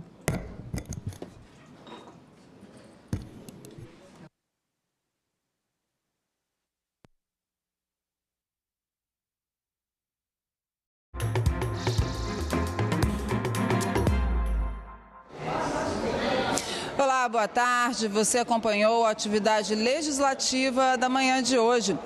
E ontem a Biblioteca do Senado foi palco do lançamento do Guia da Comunicação Pública para a Igualdade de Gênero do Ministério das Mulheres. O Guia de Comunicação Pública para a Igualdade de Gênero é um guia voltado para as assessorias de comunicação do setor público. O objetivo é ajudar os profissionais nas decisões que estruturam a comunicação, como para quem comunicar, em que tom, que informações fornecer, além de avaliar se no ato comunicativo há representatividade. A gente tem uma responsabilidade muito grande em ajudar a sociedade a entender, a não normalizar, a não banalizar a questão da violência, a indicar quem é o responsável, quem é o agressor e quem deve ser responsabilizado por isso, como responsabilizar esse agressor. A concepção, né, de gênero, a concepção da igualdade, a concepção dos direitos, a concepção do acesso, não é, às informações, isso está aqui no guia. Não é? Como a gente traduzir essa linguagem, não é, em relação as mulheres em todas as suas diversidades. Isso também é muito importante. E nós sabemos que as mulheres que são mais impactadas são as mulheres negras, as mulheres de periferia, as mulheres quilombolas, as mulheres rurais, as mulheres migrantes, as mulheres que estão nas ruas, as mulheres que por várias razões e vivências, né, têm uma realidade específica. E esse guia vai nos ajudar a compreender isso e a superar as nossas próprias contradições e tantas discriminações que ainda, infelizmente, nós temos no Brasil. E estão previstas para hoje a instalação de 6 comissões mistas para análise de medidas provisórias. Entre elas, a da chamada taxação das blusinhas, que taxa produtos internacionais, produtos importados. E quem tem mais informações para a gente é o repórter Tiago Tiburcio. A medida provisória alterou a alíquota do imposto de importação nas compras que dependem de remessas internacionais postais, como aquelas que geralmente as pessoas fazem pela internet. O texto autorizou o ministro da Fazenda a reduzir a alíquota do imposto de 20% para zero nas compras de até $50 americanos. E nas compras entre $50 e $3.000, essa alíquota foi reduzida de 60% para 30%. Desde que foi editada a medida provisória, ela já entrou em vigor, porque realmente ela tem eficácia imediata após a sua edição. E ela tem uma validade inicial de 60 dias, sendo prorrogáveis por mais 60. E foi justamente isso o que ocorreu. Ela foi editada no dia 12 de maio e tem agora validade até o dia 8 de setembro, ou seja, só continua valendo se o Congresso Nacional transformar essa medida provisória numa lei, por meio de um projeto de lei de conversão. E para isso, então, é que serve a instalação da Comissão Mista de Medidas Provisórias aqui no Congresso Nacional. Essa comissão, que vai ser instalada hoje, vai oferecer um parecer que depois também tem que ser votado nas duas casas, tanto na Câmara dos Deputados quanto no Senado. E tudo isso dentro desse prazo até o dia 8 de setembro.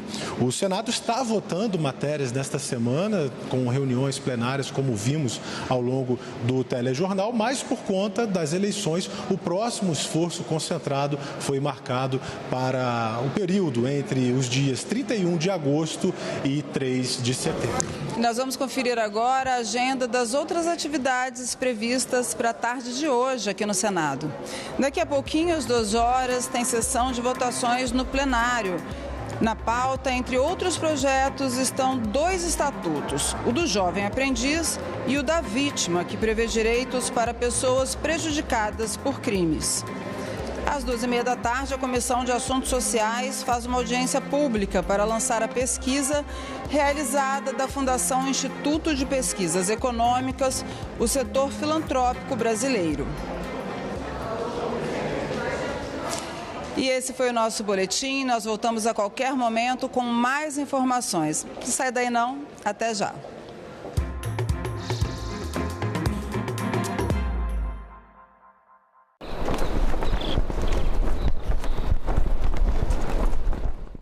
Eu me entendi aqui na religião. E nessa religião, meus pais morreram, meus avós. Então eles faziam aquela festa. E aí eles morreram, eu nasci. Eu fiquei fazendo. E aí estou até hoje. Senadoc, neste sábado, 9 horas da noite, aqui na TV Senado. Eu comecei no arquivo da TV Difusora, em Porto Alegre, vim para Brasília para Constituinte e depois eu fui para a TV Senado. Hoje eu faço a direção do programa Leituras, que é o programa de literatura, e faço o programa de música clássica. A TV Senado é que nem esse concerto. Você chega com um palco livre, branco, você só tem um piano no meio. Em volta desse piano você vai ter que montar todo o espetáculo, entendeu? Vai ter que ver a luz, você vai ter que ver a iluminação, vai ter que ver o áudio. Aos poucos você vai montando a estrutura, você vai montando o palco, você vai montando para que o grande espetáculo aconteça. E a importância da TV Senado é exatamente você chegar a todos os lugares e as pessoas terem a oportunidade de ligar o aparelho e ver o que está acontecendo. E isso é importante para a cultura política das pessoas. Um homem trancado numa redoma, a inventar mundos. Essa é a visão que se tem do escritor. João Guimarães Rosa poderia sofrer desse mito, mas a biografia do escritor mineiro, escrita pelo Leonêncio Nossa, desmistifica isso. Comecei a levantar material sobre ele. E a entrada na obra dele foi mais uma necessidade, foi uma questão pragmática. Eu entrei para contar uma vida. Então a minha leitura da obra foi uma leitura voltada para explicar o homem, marcado pela construção de um mundo ficcional, uma vida vidas ficcionais. Então esse foi o meu grande desafio nos últimos 20 anos, eu posso dizer. Agora, o Guimarães Rosa, como outros grandes escritores, claro, ele nunca deixou de ser aquele autor que vai buscar na sua própria história a essência da sua produção. Você sabe que dia que tem eleição esse ano? Eu não sei. Não sei. Dia 4 de outubro. E se você estiver viajando no dia da eleição, você sabe se é possível votar ou não? Nos dias de hoje, eu não sei, porque a gente tem que ir, né, até a sessão para votar. Da questão de viagem, eu nunca parei para pensar. Tipo assim, se eu estivesse viajando, né, não ia votar. Sim, eu posso votar em trânsito.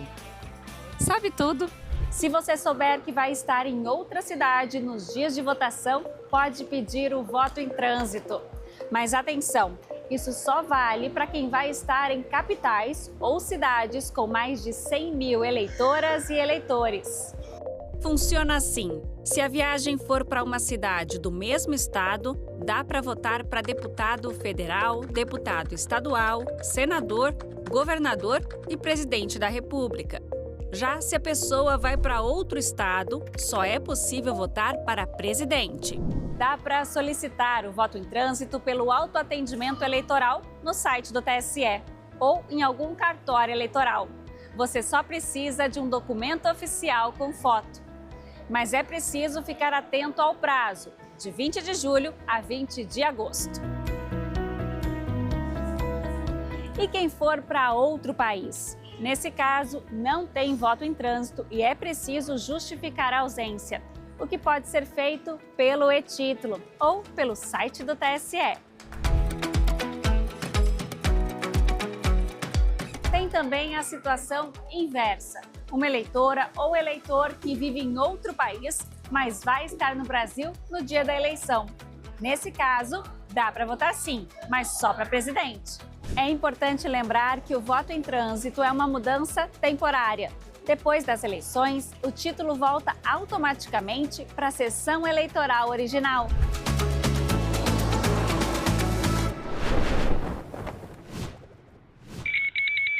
Dentro da minha família, eu sempre ouvia: é assim mesmo, homem é assim, ele é muito estourado, você precisa ter paciência.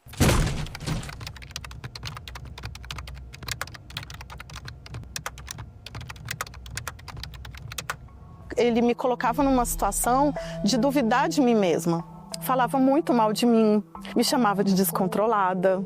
Eu guardava uma comida na geladeira, ele tirava. Eu falava: gente, mas eu guardei na geladeira. Não, você tá louca. Ele vendeu o meu carro, me obrigou a vender para pagar uma dívida dele, e era sempre nas ameaças: se você não fizer isso, eu me separo de você. E eu tinha uma dependência emocional muito grande. Aos finais de semana ele saía e me trancava na chave, levava cartão, dinheiro. A partir do momento que o seu parceiro, né, o seu companheiro ou algum familiar tenta te vulnerabilizar, tirando a sua autonomia financeira, isso é uma maneira de te enfraquecer. E aí eu comecei o meu despertar e comecei a entender o que eu estava vivendo. Eu não cortava cabelo porque ele não gostava, eu não usava meus piercings porque ele não gostava. A maioria das minhas tatuagens são novas. Foi muito difícil, mas não foi impossível.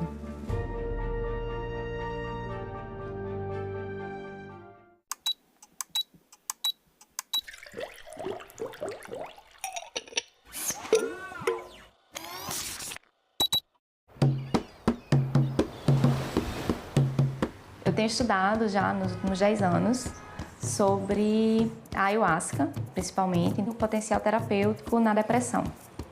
Esse estudo que a gente fez aqui, ele foi o primeiro a testar uma substância psicodélica para uma condição como a depressão resistente a tratamento. Foi o primeiro no mundo.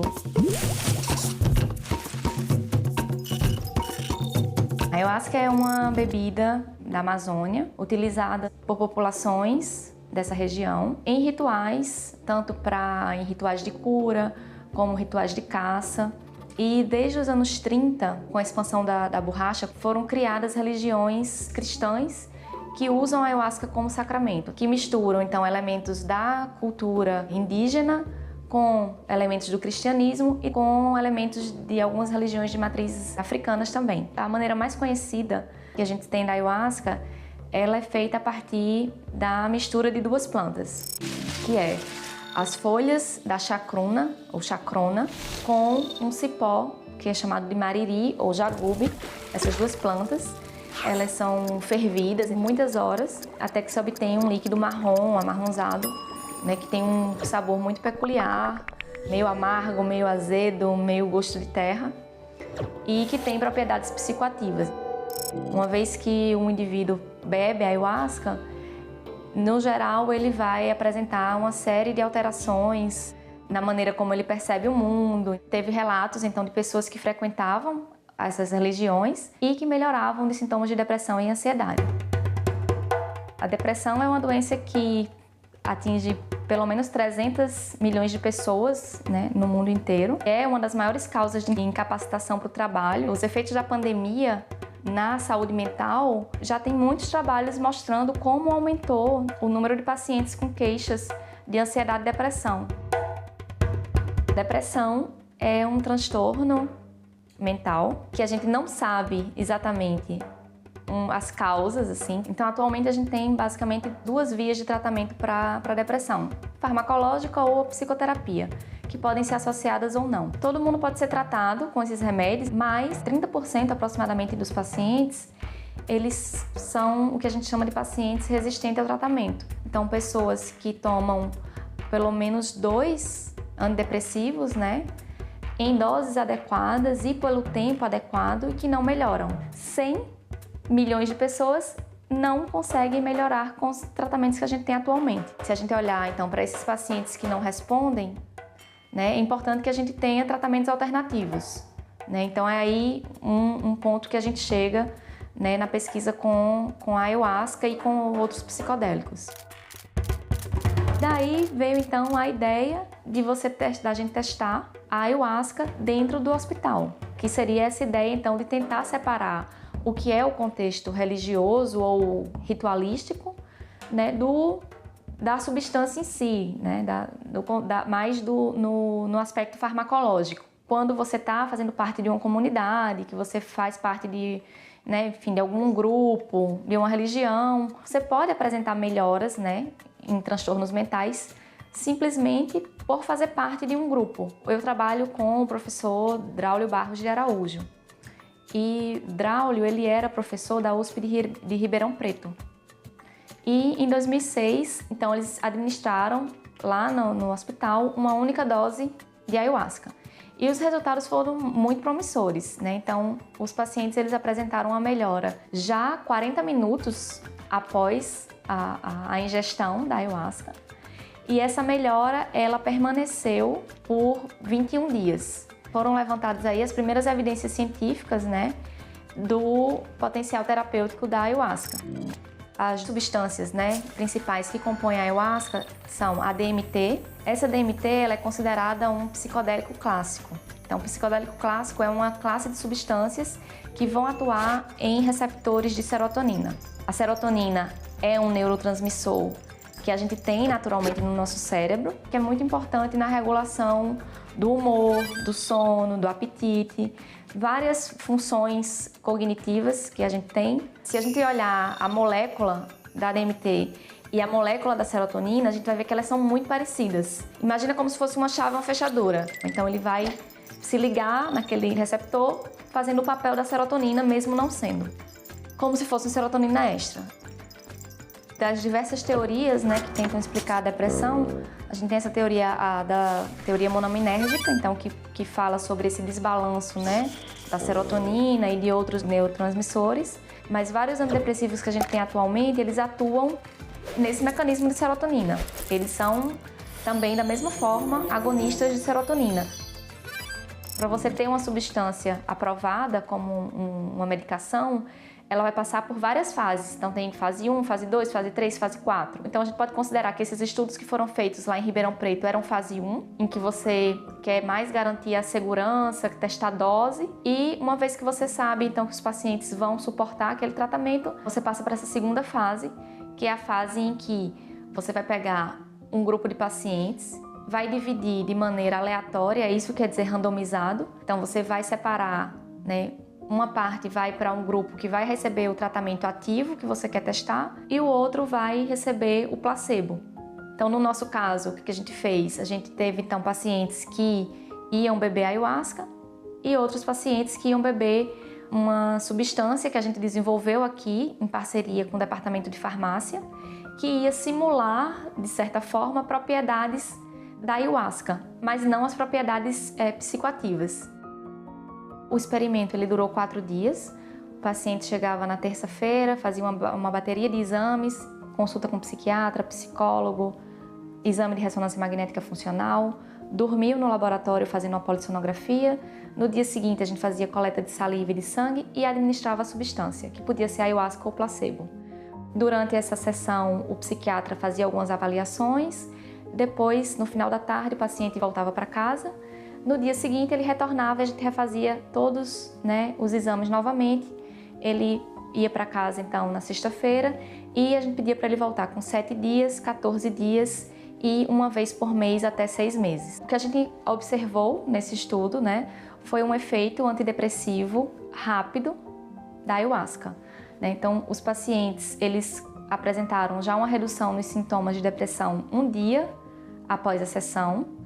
E esse resultado, essa redução, ela se manteve por até 7 dias. Eu acho que esse estudo ele serve mais como uma prova de conceito, né, de que os psicodélicos, né, eles têm um potencial terapêutico.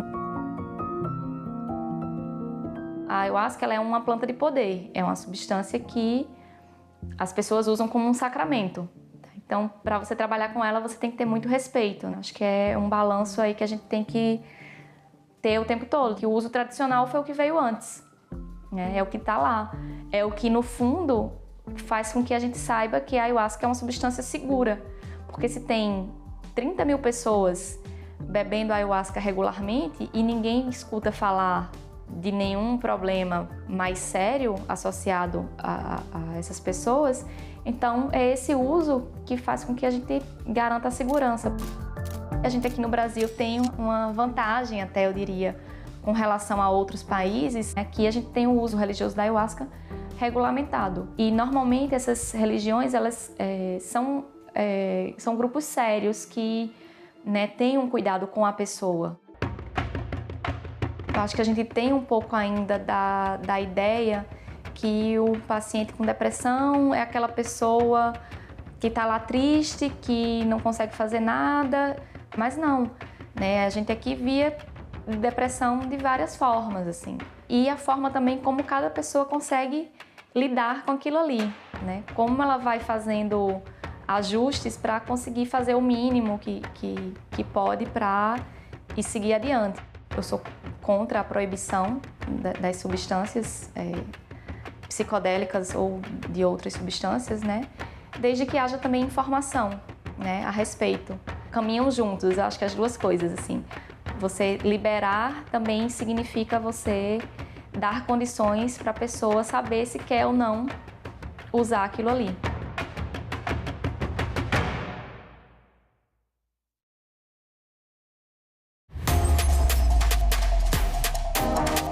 A TV Senado está com tudo pronto para mais uma temporada.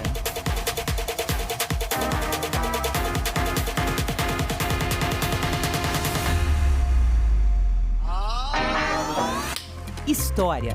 Em maio de 1933, 3,5% da população vão às urnas. Análise. O grande problema que a gente vive hoje é a falta de entendimento do papel da imprensa. Debate. É difícil realmente fazer chegar o conteúdo de todos os candidatos quando você está numa bolha. Combate à desinformação. Especialista em fact-checking, checagem de fatos e também jornalismo de dados. E a mais completa cobertura de eleições do Legislativo.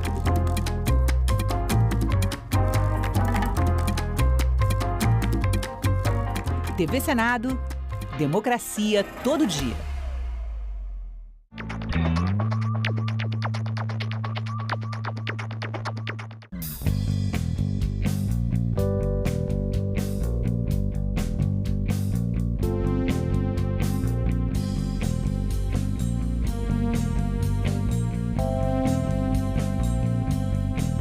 Calendário Eleitoral 2026.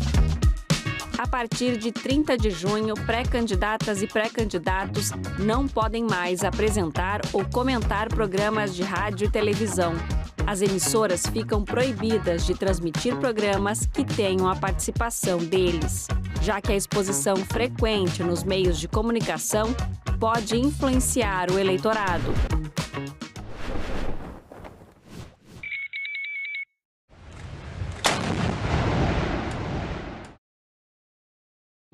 O programa a seguir é livre para todos os públicos.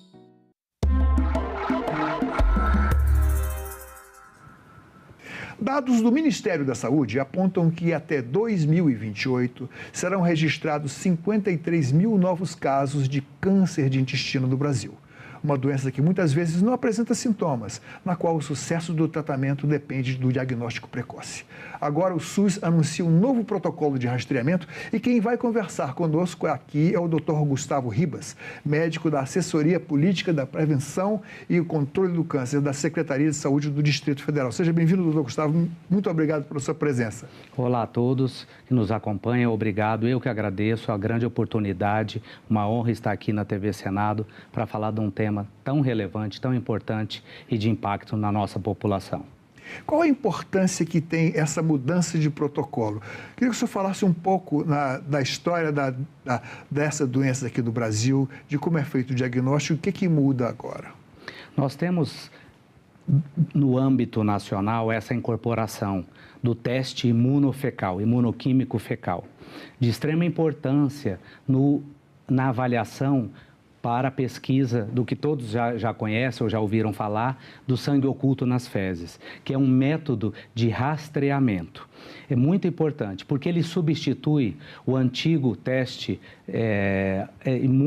o imunofecal atual, ele está em substituição ao antigo teste pelo pesquisa de sangue oculto. De sangue oculto, pelo guaiaco, que tinha muitas variáveis, apresentava muitas alterações e muitos falsos positivos. E a pessoa tinha que colher várias vezes, várias amostras de fezes e era recomendado, não pode comer isso, não pode comer carne, não pode comer nada que tenha coloração vermelha, né? Exatamente. Tinha muita alteração e muito preparo específico para ser feito. Já o FIT, o teste imunofecal, não tem essa preparação tão específica e ele apresenta no âmbito nacional uma previsibilidade de sensibilidade e especificidade em torno de 85%, 86%, que é um bom dado. Então, ele vem para agregar na investigação, no rastreamento, é importante que se frise isso, aquelas pessoas que são assintomáticas, não têm sintomas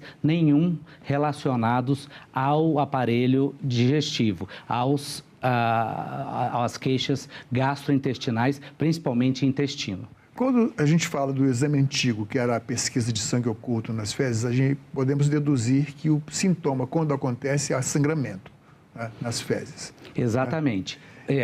Identificava o sangramento. Lembrando que ele poderia gerar muitos falsos positivos por meio de uma alimentação inapropriada para aquele período do exame ou outras ações relacionadas. Mas é importante que se frise que, apesar de ser um teste mais simples, o imunofecal, ele também tem suas considerações, suas ponderações. É importante porque ele detecta a hemácia. Então, onde há hemácia nas fezes, ele vai detectar. E a hemácia pode estar presente numa doença anorretal, por exemplo, numa hemorroida, que está de difícil controle, com sangramento, ou até mesmo um sangramento digestivo alto, que pode detectar hemácias nesse conteúdo fecal. Então, é importante que o cidadão tenha essa previsibilidade de que não tenha alguma doença localizada que possa gerar o sangramento. Qual a faixa etária e o perfil das pessoas que podem ter essa doença? E como é que vem se dando a importância, se esse tipo de câncer é frequência, qual a frequência dele aqui no país? A faixa etária de rastreio que se preconiza pelo Ministério da Saúde, lembrando que o rastreio é destinado para aquela população assintomática, isto é, não apresenta sintomas. E é um rastreio que a gente busca fazer de forma organizada, isto é, o cidadão, a pessoa vai até uma UBS, a Unidade Básica de Saúde, ser submetida a esse teste imunofecal. A faixa etária, ela permite uma variabilidade de um controle razoável na população, que vai dos 50 aos 75 anos, que é um método importante de se avaliar. Lembrando que o câncer coloretal no país, ele é o segundo mais incidente, tanto em mulheres quanto em homens. O primeiro, obviamente, em mulheres é o câncer de mama e em homens é o câncer de próstata. Isso lembrando, sempre frisando, excetuando o câncer de pele não melanoma, que é o mais frequente no nosso país. Então, o câncer coloretal é o segundo mais incidente em ambos os gêneros aqui no país. Qual a gravidade desse tipo de câncer? É um câncer que ele se torna de impacto assistencial, porque, infelizmente, ainda nós diagnosticamos em fase avançada. Esse é o grande ponto. Nós precisamos diagnosticá-lo cada vez mais em fases precoces, em fases iniciais. Isso tem um grande impacto, porque ele proporciona uma curabilidade muito maior. Para que todos tenham a ideia, se conseguirmos identificar o câncer coloretal em fase muito inicial, em fase precoce, nós conseguimos atingir taxas de cura que ultrapassam o índice de 90%. Então, quanto mais precoce, maior a chance de cura. E o fato de diagnosticá-lo numa fase avançada, nós, infelizmente, nos deparamos com casos que possam se tornar mais avançados, metastáticos, e aí a possibilidade de cura, ela cai sobremaneira. Quais são os hábitos alimentares ou hábitos de vida que deixam a pessoa mais fragilizada, que possa contrair um câncer de intestino, câncer coloretal? Os hábitos relacionados a fatores de risco do câncer coloretal são o oposto dos hábitos saudáveis, que se preconiza muito, que se institui muito no nosso dia a dia e que está difundido na mídia. O principal deles é uma dieta balanceada, regrada, sem ultraprocessados, sem alimentos com processamento industrial muito alto, uma dieta que seja, como fator de risco, pobre em fibras, pobre em hidratação, em frutas, verduras. E outro fator muito preponderante é a atividade física. Hoje, a atividade física está comprovado, nós temos um trabalho publicado no Congresso Europeu o ano passado, que é claro em identificar a atividade física não só como fator protetor para as pessoas que não apresentam o câncer ainda, como fator protetor preventivo, mas ele é fator de prognóstico naqueles que já apresentam o câncer. Então, a atividade física associada a uma dieta balanceada, regrada, constituída de muitas fibras, alimentos como frutas, verduras, e controle da obesidade e do sedentarismo é fundamental. Às vezes as pessoas podem pensar que o câncer de intestino, eu posso fumar, por exemplo, eu posso beber, então álcool com certeza ele deve fragilizar o organismo, as defesas e pode favorecer o aparecimento. Mas o cigarro também é um fator de complicador, né? Sem dúvida. o cigarro aliado ao álcool. O álcool tem o seu fator causal muito importante em inúmeros tumores, inúmeros cânceres. E o tabagismo também. E ele tem, de uma certa forma, o impacto também na incidência do câncer coloretal, como outros que a gente conhece muito bem, como pulmão, como estômago, bexiga e toda a árvore traqueobrônquica e de cabeça e pescoço.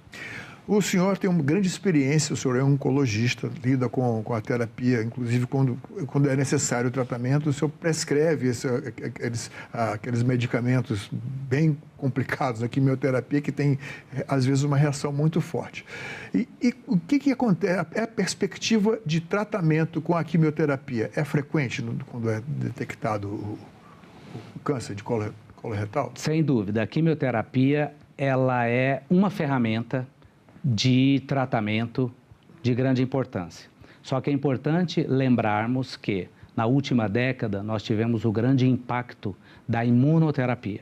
Então, a imunoterapia tem o grande papel no tratamento do câncer coloretal associado à quimioterapia no tratamento, seja o inicial ou seja já em estágios mais avançados. Então, hoje, na verdade, é uma composição de tratamento, são tratamentos multimodais, que a gente chama, múltiplas formas de tratamento, que envolvem tanto quimioterapia como imunoterapia. E, obviamente, a gente tem que diferenciar de acordo com o perfil genético, o perfil molecular daquele tumor que é expresso naquele determinado paciente. Então, nós identificamos determinadas variações, determinadas mutações genéticas que têm a sinalização para que entremos com o tratamento, seja quimioterápico, seja imunoterápico ou terapia-alvo, que é o que a gente chama com os novos anticorpos monoclonais. Então, o tratamento, hoje em dia, ele é multimodal.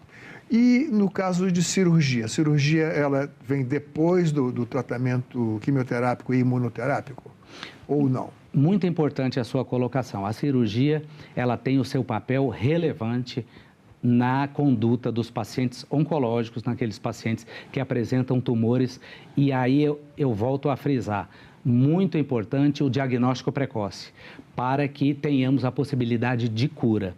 E a cirurgia entra justamente nesse cenário de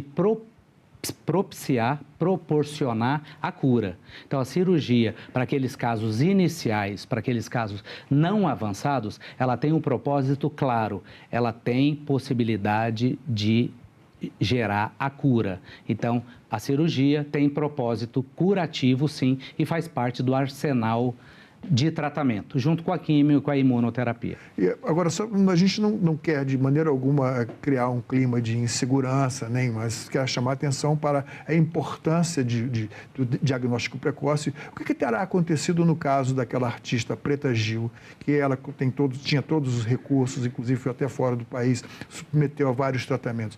E aí significa que, mesmo com muitos recursos, nem sempre é possível a cura, não? Exatamente. É a vigilância contínua, é se atentar para algum sinal ou sintoma, que agora é importante falarmos sobre, nós vezes falávamos sobre a prevenção, sobre o FIT, o teste FIT na prevenção para aqueles assintomáticos. Mas é importante que todos tenham a clara percepção que, diante de qualquer sintoma relacionado ao aparelho digestivo, em específico o intestino, que siga um acompanhamento médico. Sejam eles alguns sinais, sangramento... Mudança no ritmo da evacuação? Exatamente, mudança no ritmo intestinal, na frequência. Isto é, um hábito intestinal que até então aquela pessoa não apresentava. Houve uma mudança, ou para mais, com uma atividade mais acelerada, ou menos, com uma obstipação que a gente fala. Outros sintomas, sangramento retal, importante frisarmos, dor abdominal, dor pélvica, cólica abdominal associada ao ato evacuatório, O hábito intestinal, novamente falando, com a sua colocação, perda de peso, aí a gente já suscita já uma avaliação mais específica, porque pode nos caracterizar uma doença mais avançada, perda de peso, uma alteração abdominal com aumento de volume abdominal, um sangramento mais evidente, mais contínuo. Então, se referindo especificamente à artista, ela provavelmente teve um quadro associado e logo já procurou o atendimento. Mas, infelizmente, como eu havia falado, muitos casos já se manifestam numa fase mais avançada, numa fase que nós não temos a percepção, a proposta clara de uma curabilidade para aquele câncer. Então, vamos voltar ao passo a passo, a pessoa que vai ao rastreamento, homem e mulher nessa faixa de 50 a 75 anos, recorre ao SUS, por exemplo. Agora, o SUS vai nacionalizar, digamos assim, a partir de agosto, né? Exato. Então, a pessoa chega no consultório. Aqui no DF, no Distrito Federal, já existe desde 2020, né? Exato. Uma iniciativa aqui da unidade da federação. Qual é o passo a passo desse controle? Muito importante. Só frisando a sua colocação, aqui no DF nós temos um protocolo institucional, um protocolo definido como Protocolo de Ações Programáticas na Prevenção do Câncer Coloretal. Ele foi publicado em 2020, conforme sua menção, e ele já foi atualizado agora em 2025, que já inclui o FIT para rastreamento. Então, o passo a passo. Cidadãos, indivíduos com a idade entre 50 e 75 anos, elas têm a possibilidade de fazer o rastreamento por meio dessa nova ferramenta. É gratuito? Gratuito, a qualquer UBS, aqui no Distrito Federal ou no país, a partir de agora, qualquer UBS vai oferecer a aquisição desse teste imunoquímico fecal. Entrega o recipiente, né? O material para coleta, exato, né? O recipiente. E aí ela pode fazer como método de rastreio, lembrando novamente, a pessoa que não tem nenhum sinal ou sintoma evidente de uma doença intestinal. Isso é importante porque quando ela tem algum fator hereditário, história de câncer na família, ou algum histórico de doença inflamatória intestinal, ou presença de pólipos intestinais, ou adenoma, ela já é encaminhada para uma outra etapa de diagnóstico. Mas e aí entra o papel da colonoscopia. Exatamente, porque a detecção do pólipo depende da indicação prévia. Bom, o primeiro sinal de suspeita vem com o teste imunofecal. Dando positivo, então, é encaminhado para fazer a colonoscopia. Exatamente. Esse é o fluxo. Dando positivo, encaminha-se para a colonoscopia. Colonoscopia, que já é um aparelho, né? Digamos assim, é um colonoscópio que é inserido, a pessoa tem que... mediante sedação, né? Isso tem que ser num ambiente cirúrgico, né? No ambiente pode ser até não precisa ser num grande hospital, mas tem que ter uma presença de um anestesista e do especialista lá no diagnóstico. E aí, o que ele pode achar lá dentro? Exatamente. Essa é outra etapa do diagnóstico. Então, lembrando que pacientes vieram de um FIT positivo, né, de um teste positivo, colonoscopia por meio de um teste endoscópico, o colonoscópio com visualização direta de todo o aparelho intestinal, principalmente intestino grosso, e é visualizado, é feito em clínicas especializadas ou em hospitais, com um acompanhamento de especialista, como o anestesista e equipe de enfermagem, e mediante qualquer alteração da parede intestinal, da mucosa do intestino, volto a frisar, a presença de pólipos, presença de adenoma, que a gente vai identificar depois com o histopatológico, que é a biópsia, que é a peça microscópica, ou outros sinais, como doença inflamatória intestinal, ou doença de Crohn, ou retocolite ulcerativa. Isso vai determinar... Que causa um sangramento também. Exatamente, né? o sangramento. Tem que saber por que sangrou. Então vai procurar. Esse é o caminho. O porquê que sangrou, o que levou ao sangramento e esse é o fluxo que leva ao diagnóstico. Se é alguma importante. lesão que é sinal de um possível câncer, pode ser até retirado lá na colonoscopia. Né? Exatamente. O pólipo, a presença de pólipo na parede intestinal é sinônimo de ressecção. isto é, retirada. Se retira o pólipo, ali e retira. corta, cauteriza e encaminha para análise análise química, histológica. Histológica, análise de material saber qual biológico. É a natureza ali. Bom, aí nesse caso, no caso que dá positivo alguma lesão, já se constata o câncer coloretal, qual é o passo?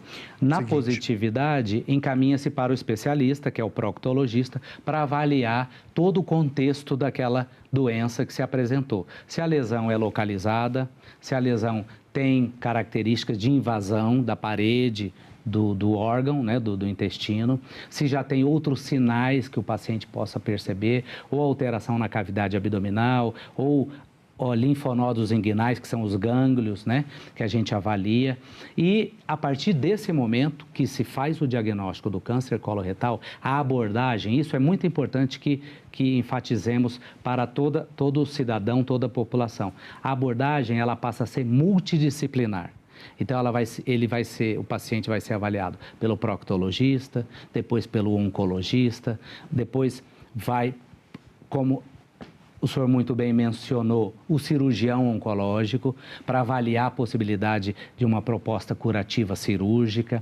É avaliado dentro de um contexto de uma unidade que é de alta complexidade, que tenha o oncologista, o proctologista, o radioterapeuta, eventualmente, ou o cirurgião oncológico e toda a equipe de enfermagem e toda a equipe focada no atendimento desse paciente. Ou seja, o câncer que antes era considerado o diagnóstico de câncer, não, era quase que uma sentença de morte, digamos assim. Mas hoje, vários tipos de câncer são detectados e tratados. Mudou completamente esse conceito, né? Esse conceito, esse pensamento é totalmente proscrito. Tem cura. Tem cura. Tem possibilidade de tratamento. Por isso que a gente enfatiza que taxas giram em torno de 90% de cura quando a gente faz o diagnóstico precoce. Quando a lesão é muito inicial, muito incipiente, muito precoce, que é fácil de retirar, por meio até mesmo de procedimentos endoscópicos ou até mesmo uma cirurgia. Então, o conceito de que não há cura para o câncer e que é uma sentença de morte, ele está totalmente afastado. Mesmo em casos que são de difícil detecção, né? Mas o que isso, de uma maneira geral, para a saúde da população dessa faixa etária de 50 a 75 anos, vai representar, em termos macro, falando assim? Extrema importância é a cultura da prevenção, a cultura da conscientização de que hábitos saudáveis promovem saúde. Hábitos saudáveis evitam o câncer. Como já mencionamos, atividade física regular, se tem um cálculo de que precisamos ter ao menos 150 horas semanais de atividade física, uma dieta regrada, 150 pobre. minutos. Minutos. Exato. Dentro de um período de uma semana, né? Que daria em média de 30 minutos por semana, uma caminhada rápida. Por dia, por 5 dias. Exato. Atividade física é muito regular, ligada a alimentos saudáveis, não consumo de ultraprocessados, do álcool, do controle do peso, do sedentarismo e do tabagismo. Isso é muito importante.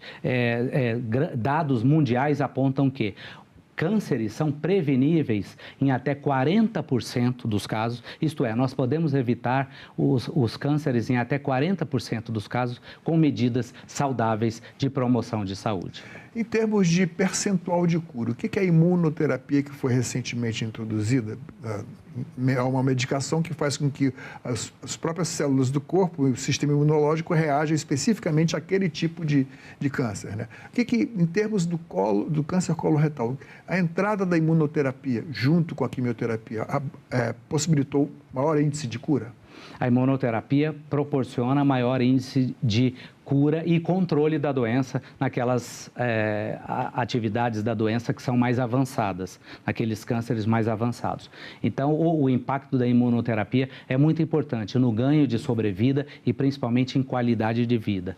E é muito variável de tumores para tumores, mas ela impactou na ordem de 30% a 35% um ganho de sobrevida e de controle de qualidade de vida para esses pacientes que eles levam uma vida completamente normal. Então, é um grande incremento a imunoterapia nesse cenário que precisamos controlar a doença. Eu queria lhe pedir que o senhor desse um recado naquela câmera ali para as pessoas que têm de 50 a 75 anos que busquem fazer a prevenção do câncer coloretal. Exatamente. Nessa faixa etária de 50 a 75 anos, as UBSs estão de portas abertas para recebê-los, para que se realize o teste imunofecal para a detecção de sangue oculto. É um método de rastreio, lembrando que não se tem, para que aqueles cidadãos que não tenham sintomas, sinais ou sintomas evidentes de doença. Ele tem esse teste tem uma sensibilidade de 85%, 86% e ele é muito importante na detecção de sangue para que tenhamos cada vez mais um diagnóstico precoce dessa doença que é tão impactante e é a segunda mais comum, tanto em homens quanto em mulheres, excetuando o câncer de pele. Doutor Gustavo, muito obrigado pela sua presença aqui no nosso programa. Espero convidá-lo, que o senhor volte outras vezes aqui, Cidadania.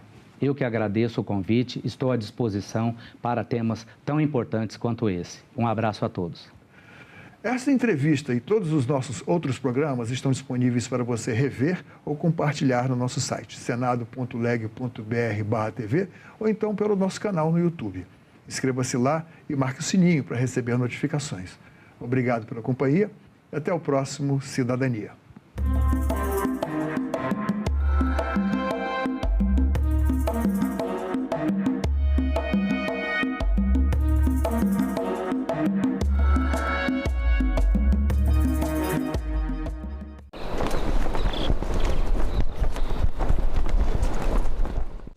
Eu me entendi aqui na religião. E nessa religião, meus pais morreram, meus avós. Então eles faziam aquela festa. E aí eles morreram, eu nasci. Eu fiquei fazendo. E aí estou até hoje. Senadoc, neste sábado, 21h, aqui na TV Senado. Agora é lei. Os clientes de bancos poderão solicitar a transferência automática dos salários para o banco de preferência e as instituições financeiras deverão aceitar débitos automáticos entre contas de bancos diferentes. O correntista também terá direito à comunicação prévia de mudanças nas taxas do cartão de crédito e deverá receber alertas sobre débitos e opções de linhas de crédito mais vantajosas. O Senado votou, agora é lei. Um homem trancado numa redoma, a inventar mundos. Essa é a visão que se tem do escritor. João Guimarães Rosa poderia sofrer desse mito, mas a biografia do escritor mineiro, escrita pelo Leonêncio Nossa, desmistifica isso. Comecei a levantar material sobre ele. E a entrada na obra dele foi mais uma necessidade, foi uma questão pragmática. Eu entrei para contar uma vida. Então, a minha leitura da obra foi uma leitura voltada para explicar o homem, marcado pela construção de um mundo ficcional, uma vida, vidas ficcionais. Então, esse foi o meu grande desafio nos últimos 20 anos, eu posso dizer. Agora, o Guimarães Rosa, como outros grandes escritores, claro, ele nunca deixou de ser aquele autor que vai buscar na sua própria história a essência da sua produção. Você sabe que dia que tem eleição esse ano? Eu não sei. Não sei. Dia 4 de outubro. E se você estiver viajando no dia da eleição, você sabe se é possível votar ou não? Nos dias de hoje, eu não sei, porque a gente tem que ir até a sessão para votar. Da questão de viagem, eu nunca parei para pensar. Tipo assim, se eu estivesse viajando, não ia votar. Sim, eu posso votar em trânsito. Sabe tudo? Se você souber que vai estar em outra cidade nos dias de votação, pode pedir o voto em trânsito. Mas atenção, isso só vale para quem vai estar em capitais ou cidades com mais de 100 mil eleitoras e eleitores. Funciona assim: se a viagem for para uma cidade do mesmo estado, dá para votar para deputado federal, deputado estadual, senador, governador e presidente da República. Já se a pessoa vai para outro estado, só é possível votar para presidente. Dá para solicitar o voto em trânsito pelo autoatendimento eleitoral no site do TSE ou em algum cartório eleitoral. Você só precisa de um documento oficial com foto. Mas é preciso ficar atento ao prazo, de 20 de julho a 20 de agosto. E quem for para outro país? Nesse caso, não tem voto em trânsito e é preciso justificar a ausência, o que pode ser feito pelo e-título ou pelo site do TSE. Tem também a situação inversa. Uma eleitora ou eleitor que vive em outro país, mas vai estar no Brasil no dia da eleição. Nesse caso, dá para votar sim, mas só para presidente. É importante lembrar que o voto em trânsito é uma mudança temporária.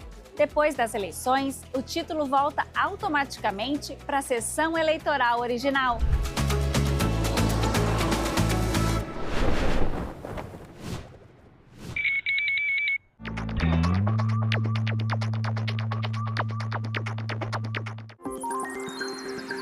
Aquele post na rede social, aquela mensagem no grupo da família, é verdade ou mentira?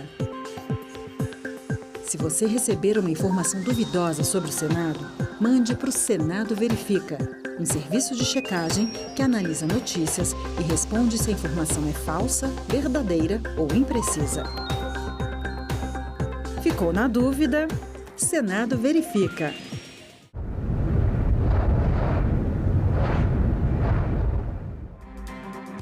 Comissão aprova projetos que ampliam a proteção a animais. Comissão de Educação aprova mais transparência sobre a regularidade dos cursos superiores no país. Plenário do Senado celebra 100 anos de Associação de Enfermagem. E veja também, o Senado foi palco do lançamento do Guia de Comunicação Pública para a Igualdade de Gênero do Ministério das Mulheres.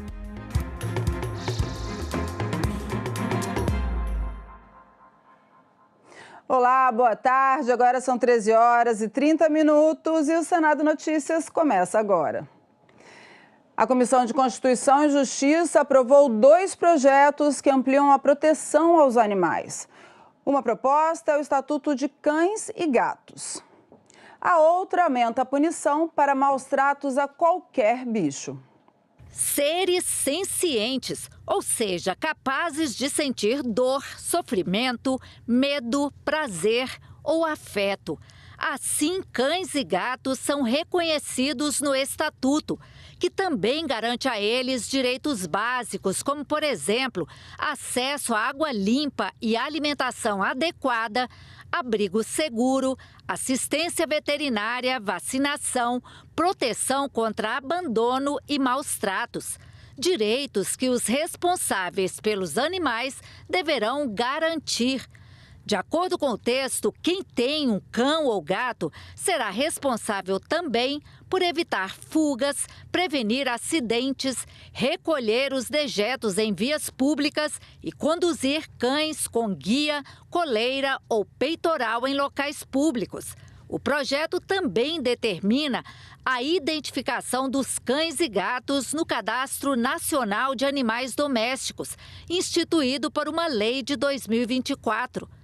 O texto ainda prevê obrigações para o poder público, como, por exemplo, a implantação de políticas de proteção animal, programas de castração, campanhas educativas sobre custódia responsável, atendimento veterinário gratuito para pessoas em situação de vulnerabilidade e ações de resgate e acolhimento de animais em desastres ambientais. O projeto também cria sanções administrativas e tipos penais específicos para maus-tratos. O texto será analisado agora pela Comissão de Meio Ambiente. O projeto fortalece a conscientização social e contribui para a redução dos índices de abandono, maus tratos, problemas que afetam milhões de animais em todo o país e geram impactos relevantes para a saúde pública e para a gestão urbana. A CCJ aprovou também um outro projeto que prevê penas mais duras para maus tratos a qualquer animal, não apenas cães e gatos. O texto estabelece também a criação de um sistema nacional de prevenção e detecção dessas infrações. As penas para maus tratos passam a variar de 2 a 5 anos de reclusão, podendo chegar a até 6 anos em casos que envolvam tortura, abuso sexual ou quando houver transmissão das agressões em redes sociais. A pena também é aumentada em caso de morte do animal. O texto será submetido a turno suplementar. O substitutivo também promove alterações no ECA, relativas à educação para a prevenção da violência, a prestação de serviços à comunidade e entidades de proteção animal, a aplicação excepcional de medida de internação em caso de violência grave contra o animal e as medidas destinadas também aos pais ou responsáveis. O substitutivo altera ainda a Política Nacional de Educação Ambiental para estabelecer que o poder público incentivará programas intersetoriais de proteção animal e de proteção da infância e da juventude. Por fim, o substitutivo determina a instituição de Sistema Nacional de Prevenção e Detecção de Maus-Tratos integrado a cadastros de pessoas condenadas por tais crimes. E olha só que medida importante. Hospitais públicos e privados terão de coletar dados biométricos de mães e bebês durante o parto. O objetivo é aumentar a segurança, prevenindo a troca de bebês e a falsificação de documentos. Essa proposta foi aprovada hoje pela Comissão de Constituição e Justiça. E a Comissão de Educação aprovou vários projetos na manhã de hoje. Entre eles, o que amplia a transparência sobre a regularidade dos cursos superiores no país. A proposta determina que informações sobre autorização e reconhecimento dos cursos e credenciamento das instituições sejam divulgadas na internet em linguagem simples e de fácil acesso. As faculdades e universidades também deverão informar a situação dos cursos aos estudantes antes de cada período letivo. O objetivo é evitar que os alunos frequentem cursos irregulares ou tenham problemas com diplomas sem validade. É um degrau a mais que se coloca na escada da necessária ampliação com a preservação e aprimoramento da qualidade que o ensino deve prover. Os senadores aprovaram ainda projeto que reconhece o Sistema Único de Saúde como manifestação da cultura nacional. A proposta destaca o SUS não apenas como política pública de saúde, mas como uma conquista social construída a partir da Constituição de 1988. Para o relator, o sistema reflete valores como universalidade, equidade e participação social e faz parte da história e da identidade do país.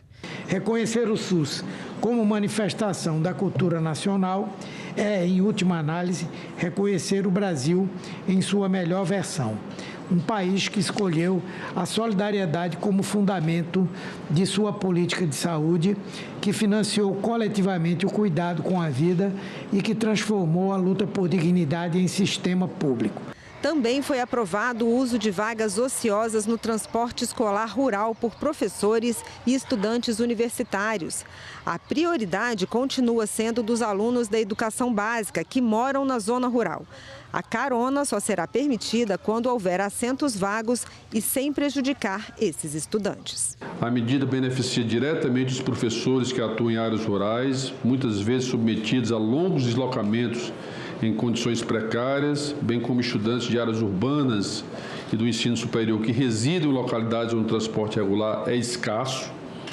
Ao mesmo tempo, preserva integralmente o atendimento prioritário aos alunos da educação básica, ou seja, não pode prejudicar qualquer atendimento aos alunos regulares da educação básica. Aliás, esse mecanismo de compartilhamento já existe, nós estamos apenas regulamentando e oficializando. A Comissão de Educação aprovou ainda uma atualização no Estatuto da Criança e do Adolescente para adequá-lo à Constituição Federal.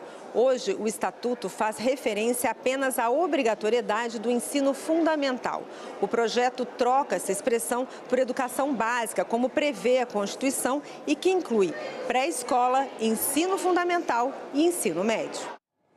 E a Associação Brasileira de Enfermagem, primeira entidade representativa da categoria, está completando 100 anos de criação. E hoje teve homenagem especial no plenário do Senado para celebrar a data. Falar de saúde é falar de enfermagem. Aqui, no Brasil, temos 3 milhões de profissionais. Quase metade trabalham somente no SUS e outros 850 mil na rede privada. Nesta quarta-feira, a Associação Brasileira de Enfermagem, ABEM, celebrou seus 100 anos no plenário do Senado. Fundada no dia 12 de agosto de 1926, a ABEM é a primeira entidade brasileira da categoria. Onde há cuidado em saúde, há enfermagem. Bela frase. Nos grandes centros urbanos, nas periferias, nas comunidades rurais, nas terras indígenas e onde estão os quilombolas. O papel da associação é defender a enfermagem profissional e incentivar o fortalecimento da profissão. A ABEM também promove o desenvolvimento científico, político, cultural e técnico dos enfermeiros. Celebrar o centenário da ABEM é celebrar uma parte fundamental da própria história da enfermagem brasileira. São 100 anos de contribuição para a formação profissional, para a produção e difusão do conhecimento, para o desenvolvimento científico, para a construção política da nossa profissão. A enfermagem é uma das poucas profissões no mundo que está presente na hora do nascer de nossas crianças até o óbito. Eu, como médica, presenciei isso. Eu quero dizer a importância da enfermagem, gente. Imagino que já tem um século que tem a associação. Quantas vidas foram salvas por essas mulheres, que são a grande maioria, e esses homens. Não existe serviço de saúde sem enfermagem. A ABEM, nos seus 100 anos, segue se pautando pela preservação e cuidado da história e da memória da ABEM e as ações em defesa da valorização da enfermagem brasileira, tendo como primado a vida, a ciência, a educação, o direito à saúde, o ambiente vivo, como acabei de falar, como bens públicos, pela paz, pelo fim das guerras, e vamos seguir neste segundo século, que a partir de hoje iniciamos o segundo século dessa associação centenária, que tem uma atuação histórica nas políticas públicas deste país, no aperfeiçoamento, e cuida das pessoas 24 horas por dia. E agora são 13 horas e 42 minutos, lembrando que nós estamos ao vivo aqui na TV Senado. E o Senado vai ter, a partir de agora, uma subcomissão para acompanhar o desenvolvimento das vacinas no Brasil. Olha que bacana. A iniciativa foi aprovada na reunião de hoje na Comissão de Ciência e Tecnologia. Os senadores aprovaram a criação de uma subcomissão permanente que vai acompanhar o desenvolvimento de vacinas no Brasil. Hoje o Brasil tem capacidade de desenvolver as suas vacinas, qualquer vacina. E isso é extremamente importante. No hemisfério sul do país, o Brasil pode e deve ser o hub de desenvolvimento de vacinas. Isso, geopoliticamente, também é muito importante. Parabéns, né? Muito importante. Foi aprovada também a Política Nacional de Educação Digital, que trata sobre o uso ético, crítico e responsável das tecnologias digitais. A ciência e tecnologia, ela está na ponta de lança disso. Então, o pedido que eu tenho feito já de tanto tempo, né, desde o começo do Ministério, e continuo aqui, a todos aqueles que têm a caneta para tomar decisões, né, ou têm a responsabilidade com a população brasileira de tomar decisões, que tome a ciência, a tecnologia, as inovações, a educação focada, o empreendedorismo, como prioritários. A comissão aprovou ainda a Comenda Nied Guidon, que vai homenagear pessoas físicas ou jurídicas com atuação de destaque em prol do patrimônio científico nacional. E nós vamos conferir agora a agenda das outras atividades do Senado para hoje. Às 2h30 da tarde, a Comissão de Assuntos Sociais faz uma audiência pública para lançar a pesquisa realizada da Fundação Instituto de Pesquisas Econômicas, o setor filantrópico brasileiro. E o plenário aprovou nesta terça-feira incentivos para a produção nacional de fertilizantes e o fortalecimento da política de garantia de preços mínimos da Conab. O objetivo é proteger o agronegócio de crises internacionais, como as guerras, e dar suporte aos produtores rurais. O texto segue para a sanção presidencial. O Brasil importa mais de 80% dos fertilizantes usados na agricultura. Essa dependência externa é hoje um dos maiores desafios estratégicos para o agronegócio nacional, principalmente no momento de conflitos internacionais. A proposta aprovada pelo plenário nesta terça-feira cria o Profert, Programa de Desenvolvimento da Indústria de Fertilizantes. O objetivo é conceder incentivos fiscais para atrair investimentos na produção nacional dos fertilizantes. O Profert deve funcionar em 3 pilares de incentivo industrial: criação de um fundo para apoiar projetos de inovação e reduzir riscos de mercado, crédito financeiro por linhas de financiamento de longo prazo operadas pelo BNDES, além de crédito fiscal de até 20% para amortecer custos de produção. E cotas de mercado definidas por uma meta de mistura obrigatória de conteúdo nacional nos fertilizantes comercializados no país. O programa deve beneficiar fertilizantes minerais, sintéticos e orgânicos, além de bioinsumos, biofertilizantes, remineralizadores e suas matérias-primas.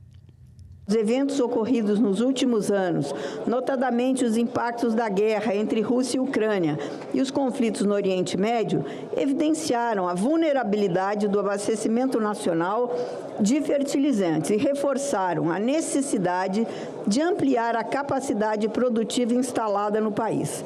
A redução dessa dependência constitui medida relevante não apenas para a política agrícola, mas também para a segurança alimentar e nutricional, a estabilidade econômica e a resiliência das cadeias produtivas do agronegócio nacional. Outra proposta ligada ao agronegócio autoriza a União a comprar produtos básicos da política de garantias de preços mínimos por até 25% acima do valor. Essa política, gerenciada pela Companhia Nacional de Abastecimento, é um instrumento do governo federal para proteger o produtor rural contra oscilações bruscas nos preços no mercado. O projeto também permite à Conab vender produtos básicos diretamente a micro e pequenas indústrias de alimentos, a micro e pequenas empresas dedicadas ao varejo alimentar e a cooperativas e associações. E os senadores também aprovaram a criação de fundos de financiamento e modernização da Justiça Federal, Superior Tribunal de Justiça, Ministério Público e Defensoria Pública da União. Os projetos ainda atualizam as regras de custas judiciais no STJ e na Justiça Federal. Os senadores aprovaram nesta terça-feira em plenário proposta que atualiza as regras de custas judiciais na Justiça Federal e no Superior Tribunal de Justiça. Também cria o Fundo Especial da Justiça Federal e o Fundo Especial do Superior Tribunal de Justiça, destinados ao financiamento da modernização dessas instituições. Outra proposta aprovada cria o Fundo de Fortalecimento da Cidadania e Aperfeiçoamento do Ministério Público da União. Esse fundo deve apoiar a atuação institucional do MPU e ações voltadas à defesa da ordem jurídica e dos interesses sociais. A proposta é de iniciativa do Ministério Público da União. Os senadores votaram ainda a criação do Fundo de Fortalecimento do Acesso à Justiça, promoção dos direitos fundamentais e estruturação da Defensoria Pública da União. Os recursos são destinados à melhoria da estrutura, dos serviços e da atuação institucional da Defensoria Pública. E o primeiro suplente do senador licenciado Eduardo Girão tomou posse nesta terça-feira como um dos representantes do estado do Ceará no Senado Federal. Ao discursar da tribuna, o senador Sargento Reginauro destacou que vai trabalhar para fortalecer o acesso ao tratamento contra o câncer, além de combater o crime organizado. Sargento Reginauro está na reserva do Corpo de Bombeiros Militar do estado do Ceará. Ele é mestre em educação, professor, ator, diretor teatral, dramaturgo e deputado estadual. Iniciou sua atuação parlamentar em 2019, ao assumir mandato como vereador de Fortaleza. Foi eleito para a legislatura 2021-2024 e, em 2022, conquistou uma cadeira na Assembleia Legislativa do estado do Ceará. Sargento Reginauro assume o mandato de senador na condição de primeiro suplente de Eduardo Girão. Assumo esse mandato por 4 meses apenas, na casa mais importante do poder legislativo brasileiro, com a responsabilidade de não apenas defender a pauta da segurança pública, mas também como um paciente oncológico que já venceu 3 batalhas contra o câncer. Lembrar ao Brasil, lembrar a essa casa, lembrar aos governantes, nós temos em vigor no Brasil uma lei chamada Lei dos 60 dias.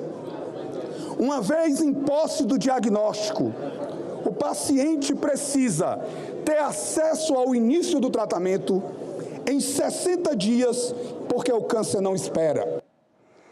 E os senadores aprovaram o Estatuto do Jovem Aprendiz, voltado para adolescentes, jovens de até 24 anos incompletos e pessoas com deficiência.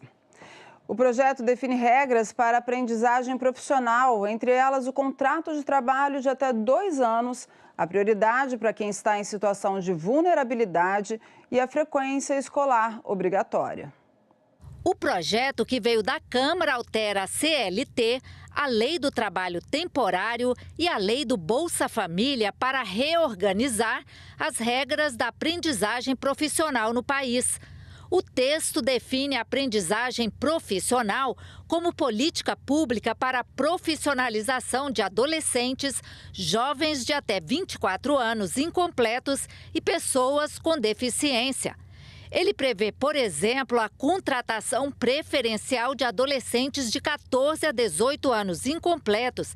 Estabelece que pessoas com deficiência poderão ser aprendizes sem limite máximo de idade. O projeto também prevê prioridade para adolescentes e jovens em situação de vulnerabilidade ou risco social. Pela proposta, o contrato de aprendizagem não poderá durar mais de 2 anos, com algumas exceções. Os aprendizes terão direito a vale transporte e regras para férias, que deverão coincidir obrigatoriamente com as férias escolares no caso de aprendiz menor de 18 anos. As empresas deverão cumprir uma cota de contratação de aprendizes de acordo com a quantidade de trabalhadores da empresa. A cota será de no mínimo 5% e no máximo 15% dos trabalhadores de cada estabelecimento. Empresas com menos de 7 empregados poderão contratar um aprendiz de forma facultativa. O senador Jaime Bagatoli sugeriu a votação destacada de algumas emendas, segundo ele, para garantir a proteção do jovem e a segurança jurídica das empresas. Tem certas atividades de empresas que nós não podemos, que tem periculosidade. Motorista, por exemplo, uma transportadora, senhor presidente. Por isso que precisamos aprovar esses destaques. Qual a finalidade principal de uma transportadora? Se ela tem 100 caminhões, ela tem 5 pessoas no máximo no administrativo. As outras 100 pessoas que estão lá são motoristas, se ele tiver 100 caminhões. Então, como que essa empresa vai contratar mais 5 novos aprendizes sobre a principal atividade que não pode... principal atividade dessa empresa, ela não pode, senhor presidente, ter pessoas de menores. O senador Flávio Arnes argumentou que as emendas citadas pelo senador Bagatoli não iriam trazer prejuízos à proposta. Nós temos, por exemplo, experiência em outros lugares sobre situações insalubres. Não se pode colocar a criança, né, de 14 a 18 anos ou adolescente em condições insalubres. Ninguém vai colocar, mas o Estatuto do Aprendiz diz que vai até os 24 anos. Então é perfeitamente possível colocarmos pessoas dos 18 aos 24 anos, né, como aprendizes dentro da filosofia do Estatuto do Aprendiz. Outros senadores fizeram apelo para a aprovação do projeto na comissão sem mudanças. Tem experiências exitosas no Brasil todo nisso aí, e é algo que a gente tem que fazer pela juventude, gente. Educação pública de qualidade em tempo integral e oferecer a oportunidade de trabalhar. O texto foi aprovado e será analisado agora em plenário. E o projeto do Estatuto do Jovem Aprendiz consta na pauta de hoje do plenário do Senado, que também tem outros itens para votação. Entre eles, outro estatuto, o da vítima, que prevê direitos para pessoas prejudicadas por crimes. A sessão plenária está marcada para as 14h e as votações costumam ocorrer após as 16h. A Comissão Mista de Orçamento aprovou a liberação de recursos para diversos ministérios, entre eles o da Integração e do Desenvolvimento Regional e agências reguladoras. A Comissão Mista de Orçamento discutiu e aprovou 2 propostas legislativas referentes ao orçamento da União. A primeira proposta aprovada se trata de uma medida provisória do Poder Executivo, que abre um crédito extraordinário no valor de R$ 305 milhões em favor do Ministério de Integração e do Desenvolvimento Regional. Este valor se destina a ações emergenciais de proteção e defesa civil decorrentes de desastres climáticos. Defesa civil não espera. Diante de desastres que já atingiram milhões de brasileiros, socorrer as vítimas é dever do Estado, não favor de governo. Por isso, meu voto é pela aprovação deste crédito de R$ 305 milhões, porque responsabilidade fiscal, antes de ser controle de despesa, é também sensibilidade com quem perdeu a casa, a lavoura e o meio de vida.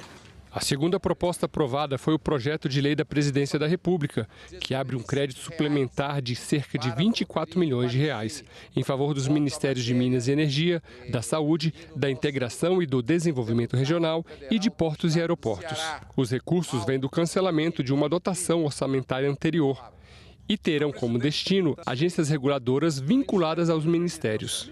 Os recursos serão aplicados em diversas áreas, incluindo despesas administrativas da Agência Nacional de Energia Elétrica, ANEEL, modernização e gestão de TI, bem como diárias e passagem na Agência Nacional de Mineração, custeio de ações técnicas da Agência Nacional de Vigilância Sanitária, Anvisa, a administração da Agência Nacional de Água e Saneamento, ANA, recomposição orçamentária e preservação da capacidade institucional da Agência Nacional de Transportes Aquaviários, ANTAC, e na Agência Nacional de Aviação Civil. E o projeto que cria espaços de atendimento para pessoas idosas durante o dia com atividades de convivência foi debatido nesta terça-feira na Comissão de Direitos Humanos. O objetivo é que esses centros sejam incluídos na Lei Orgânica da Assistência Social e no Estatuto da Pessoa Idosa.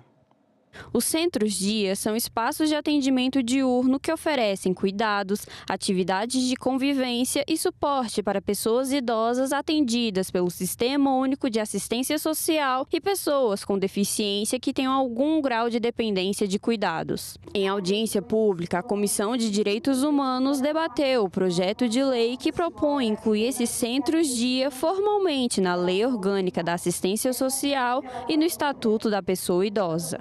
Esta audiência tem exatamente essa finalidade: ouvir experiências concretas, identificar lacunas, avaliar custos e responsabilidades e verificar quais aperfeiçoamentos legislativos podem transformar o direito ao cuidado em uma realidade efetivamente acessível. Durante a audiência foram debatidos os impactos operacionais e orçamentários da proposta, além da prevenção ao isolamento dos idosos e o apoio aos seus familiares e às pessoas com deficiência.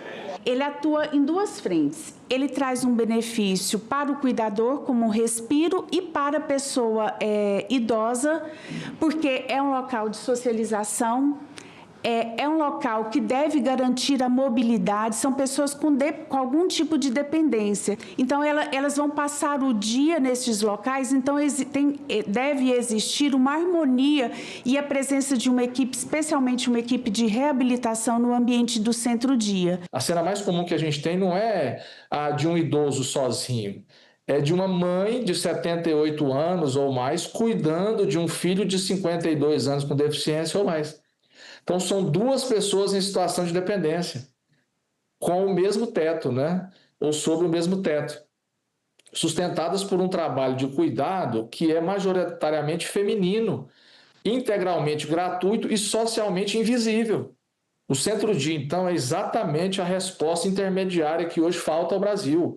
O projeto é muito bom, a iniciativa é boa, mas é aquela história, falta recurso, falta o piso especial para centro-dia, porque o piso está defasado. Quando chega no município, se tem boa vontade dos prefeitos, eles aplicam a política da pessoa idosa. Mas se não tem, se esvazia no contexto social, que o grande problema que nós vivemos hoje nos CRAS e nos CREAS é o envelhecimento que procura essas entidades, mas que não dão sustentabilidade de uma vida, de uma política saudável. E olha que bacana, a Biblioteca do Senado foi palco do lançamento do Guia de Comunicação Pública para a Igualdade de Gênero do Ministério das Mulheres. O Guia de Comunicação Pública para a Igualdade de Gênero é um guia voltado para as assessorias de comunicação do setor público. O objetivo é ajudar os profissionais nas decisões que estruturam a comunicação, como para quem comunicar, em que tom, que informações fornecer, além de avaliar se no ato comunicativo há representatividade. A gente tem uma responsabilidade muito grande em ajudar a sociedade a entender, a não normalizar, a não banalizar a questão da violência, a indicar quem é o responsável, quem é o agressor e quem deve ser responsabilizado por isso, como responsabilizar esse agressor. A concepção, né, de gênero, a concepção da igualdade, a concepção dos direitos, a concepção do acesso, não é, às informações, isso está aqui no guia. Né? Como a gente traduzir essa linguagem, não é, em relação às mulheres em todas as suas diversidades. Isso também é muito importante. E nós sabemos que as mulheres que são mais impactadas são as mulheres negras, as mulheres de periferia, as mulheres quilombolas, as mulheres rurais, as mulheres migrantes, as mulheres que estão nas ruas, as mulheres que por várias razões e vivências, né, têm uma realidade específica. E esse guia vai nos ajudar a compreender isso e a superar as nossas próprias contradições e tantas discriminações que ainda, infelizmente, nós temos no Brasil. E nós voltamos a qualquer momento com mais informações ao vivo sobre as notícias do Senado. Acompanhe nosso site senado.leg.br e também as nossas redes sociais. Até já!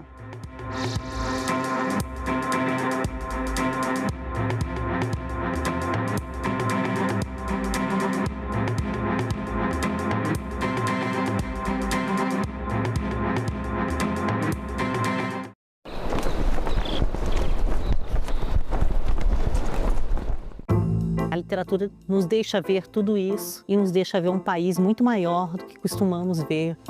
Como foi essa crise de representação na literatura ou como ela é ainda hoje? Não é simplesmente a ideia de deixar de falar sobre essa personagem possível, mas sim problematizar quem está falando, né, e quem é esse objeto que é falado. Que Brasil é este? Hoje, 20h, aqui na TV Senado. Um caso sórdido ocupou as manchetes e acelerou a mudança nas leis de proteção às mulheres. Aquele homem, né, que um dia fez você acreditar que te amava. Esse homem, um dia, você estava dormindo e deu um tiro nas suas costas. Toda essa agressão era considerada um crime de menor potencial ofensivo, isto é, podia ser criminalizado o agressor com uma pena leve, como um trabalho comunitário, uma cesta básica.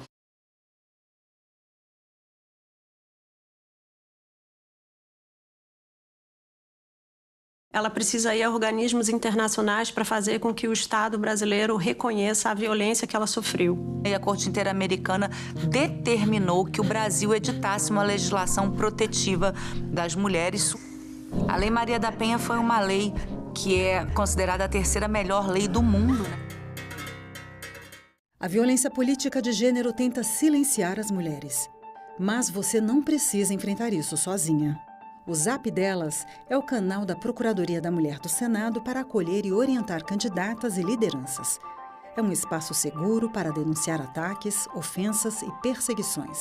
Anote o número 619-8309-0025.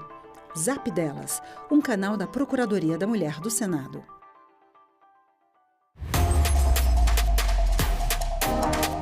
A TV Senado está com tudo pronto para mais uma temporada.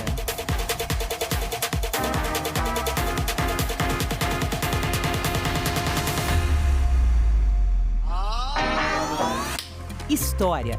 Em maio de 1933, 3,5% da população vão às urnas. Análise. O grande problema que a gente vive hoje é a falta de entendimento do papel da imprensa. Debate. É difícil realmente fazer chegar o conteúdo de todos os candidatos quando você está numa bolha. Combate à desinformação. Especialista em fact-checking, checagem de fatos e também jornalismo de dados. E a mais completa cobertura de eleições do Legislativo.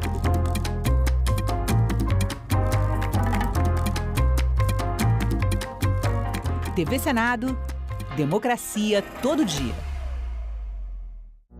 Agora é lei. O teste de cosméticos, itens de higiene e perfumes em animais domésticos e selvagens está proibido. A vedação vale para produtos com fins estéticos e de limpeza corporal. A medida torna necessária a busca por alternativas aos testes em animais. A lei estabelece um prazo de 2 anos para adequação às normas de testagem. Já os testes de medicamentos em animais continuam permitidos. O Senado votou, agora é lei.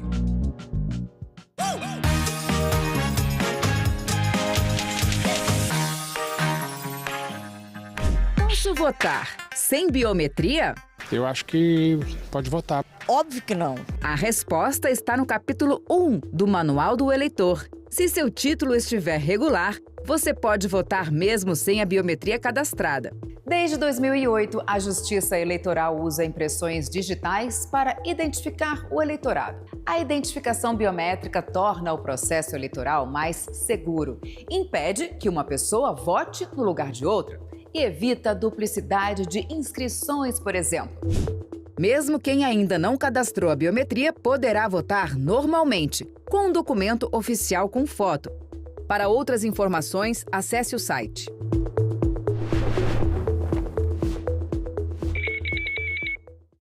Eu me entendi aqui na religião. E nessa religião, meus pais morreram, meus avós. Então eles faziam aquela festa. E aí eles morreram, eu nasci. Eu fiquei fazendo. E aí estou até hoje. Senadoc, neste sábado, 21h, aqui na TV Senado. As projeções são de um Brasil que passará dos atuais 32 milhões para 75 milhões de idosos em 2070.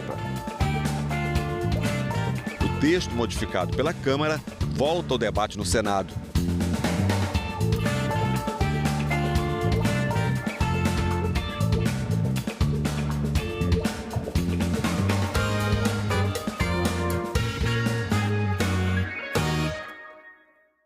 Um homem trancado numa redoma, a inventar mundos. Essa é a visão que se tem do escritor. João Guimarães Rosa poderia sofrer desse mito, mas a biografia do escritor mineiro, escrita pelo Leonêncio Nossa, desmistifica isso. Comecei a levantar material sobre ele. E a entrada na obra dele foi mais uma necessidade, foi uma questão pragmática. Eu entrei para contar uma vida. Então a minha leitura da obra foi uma leitura voltada para explicar o homem, marcado pela construção de um mundo ficcional, uma vida vidas ficcionais. Então esse era o foi o meu grande desafio nos últimos 20 anos, eu posso dizer. Agora, o Guimarães Rosa, como outros grandes escritores, claro, ele nunca deixou de ser aquele autor que vai buscar na sua própria história a essência da sua produção. Você sabe que dia que tem eleição esse ano? Eu não sei. Não sei. Dia 4 de outubro. E se você estiver viajando no dia da eleição, você sabe se é possível votar ou não? Nos dias de hoje, eu não sei, porque a gente tem que ir, né, até a sessão para votar. Da questão de viagem, eu nunca parei para pensar. Tipo assim, se eu estivesse viajando, né, não ia votar. Sim, eu posso votar em trânsito. Sabe tudo? Se você souber que vai estar em outra cidade nos dias de votação, pode pedir o voto em trânsito. Mas atenção, isso só vale para quem vai estar em capitais ou cidades com mais de 100 mil eleitoras e eleitores. Funciona assim: se a viagem for para uma cidade do mesmo estado, dá para votar para deputado federal, deputado estadual, senador, governador e presidente da República. Já se a pessoa vai para outro estado, só é possível votar para presidente. Dá para solicitar o voto em trânsito pelo autoatendimento eleitoral no site do TSE ou em algum cartório eleitoral. Você só precisa de um documento oficial com foto. Mas é preciso ficar atento ao prazo, de 20 de julho a 20 de agosto. E quem for para outro país? Nesse caso, não tem voto em trânsito e é preciso justificar a ausência, o que pode ser feito pelo e-título ou pelo site do TSE. Tem também a situação inversa. Uma eleitora ou eleitor que vive em outro país, mas vai estar no Brasil no dia da eleição. Nesse caso, dá para votar sim, mas só para presidente. É importante lembrar que o voto em trânsito é uma mudança temporária. Depois das eleições, o título volta automaticamente para a sessão eleitoral original.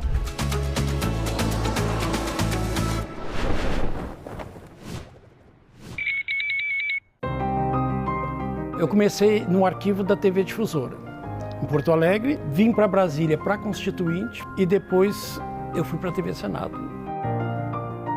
Hoje eu faço a direção do programa Leituras, que é o programa de literatura, e faço o programa de música clássica. A TV Senado é que nem esse concerto. Você chega com um palco livre, branco, você só tem um piano no meio. Em volta desse piano você vai ter que montar todo o espetáculo, entendeu? Vai ter que ver a luz, você vai ter que ver a iluminação, vai ter que ver o áudio. Aos poucos você vai montando a estrutura, você vai montando o palco, você vai montando para que o grande espetáculo aconteça. E a importância da TV Senado é exatamente você chegar a todos os lugares e as pessoas terem a oportunidade de ligar o aparelho e ver o que está acontecendo. E isso é importante para a cultura política das pessoas.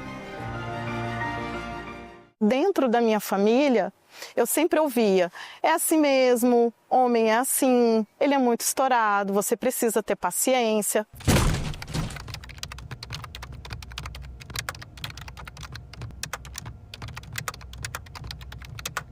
Ele me colocava numa situação de duvidar de mim mesma. Falava muito mal de mim, me chamava de descontrolada. Eu guardava uma comida na geladeira, ele tirava. Eu falava, gente, mas eu guardei na geladeira. Não, você tá louca. Ele vendeu o meu carro, me obrigou a vender para pagar uma dívida dele. E era sempre nas ameaças. Se você não fizer isso, eu me separo de você. E eu tinha uma dependência emocional muito grande. Aos finais de semana ele saía e me trancava na chave, levava cartão, dinheiro.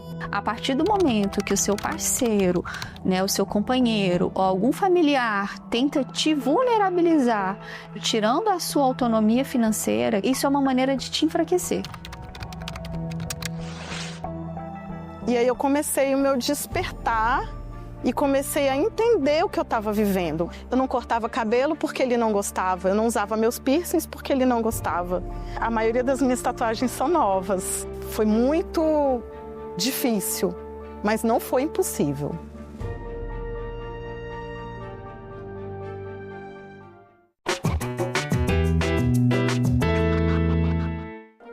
primeira eleição no Brasil aconteceu em 1532.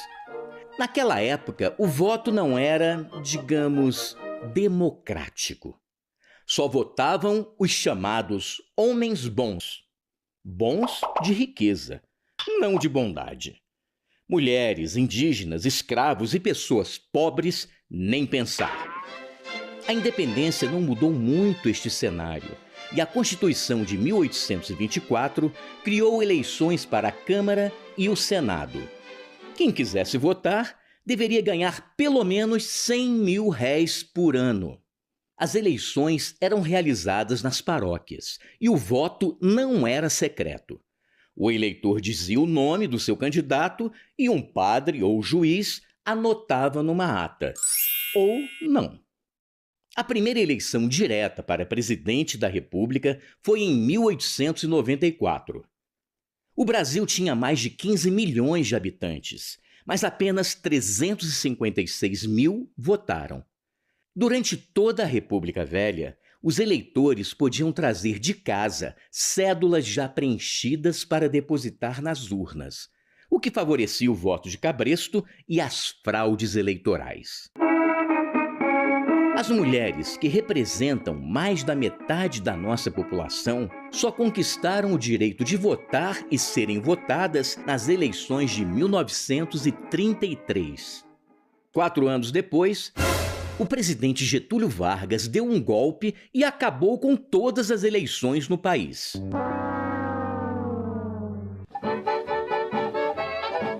Em 1945, a democracia voltou ao Brasil, com o restabelecimento das eleições diretas em todos os níveis. 10 anos depois, a cédula eleitoral foi oficialmente criada para ser preenchida na hora do voto. O golpe de 1964 interrompeu mais uma vez a trajetória da democracia no país, acabando com as eleições diretas para presidente, governadores, prefeitos e alguns senadores. Mas a voz do povo falou mais alto e em 1989 o Brasil voltou a escolher seus governantes. A urna eletrônica substituiu o papel impresso e o voto tornou-se cada vez mais auditável e seguro.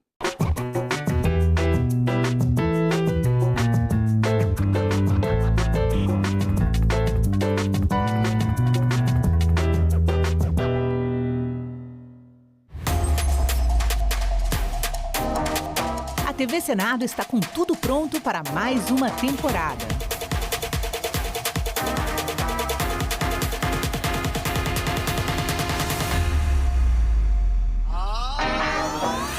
História. Em maio de 1933, 3,5% da população vão às urnas. Análise. O grande problema que a gente vive hoje é a falta de entendimento do papel da imprensa. Debate. É difícil realmente fazer chegar o conteúdo de todos os candidatos quando você está numa bolha. Combate à desinformação. Especialista em fact-checking, checagem de fatos e também jornalismo de dados. E a mais completa cobertura de eleições do Legislativo.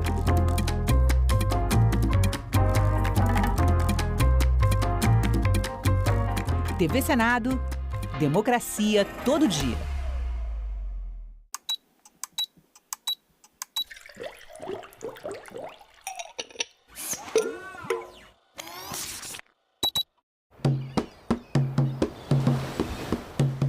Eu tenho estudado já nos últimos 10 anos sobre a ayahuasca, principalmente, e o potencial terapêutico na depressão.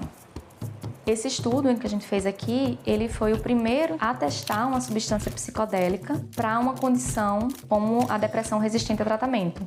Foi o primeiro no mundo. A ayahuasca é uma bebida da Amazônia, utilizada por populações dessa região em rituais, tanto em rituais de cura, como rituais de caça.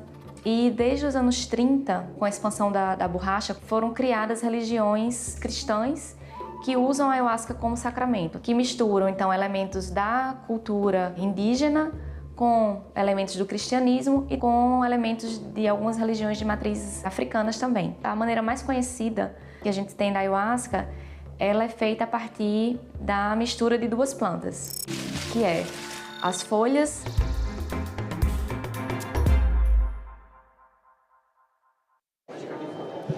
Olá, boa tarde. São 2h17 em Brasília. Você estava acompanhando a programação da TV Senado e passa a assistir a partir de agora a sessão plenária do Senado Federal com o pronunciamento dos senadores. Acompanhe.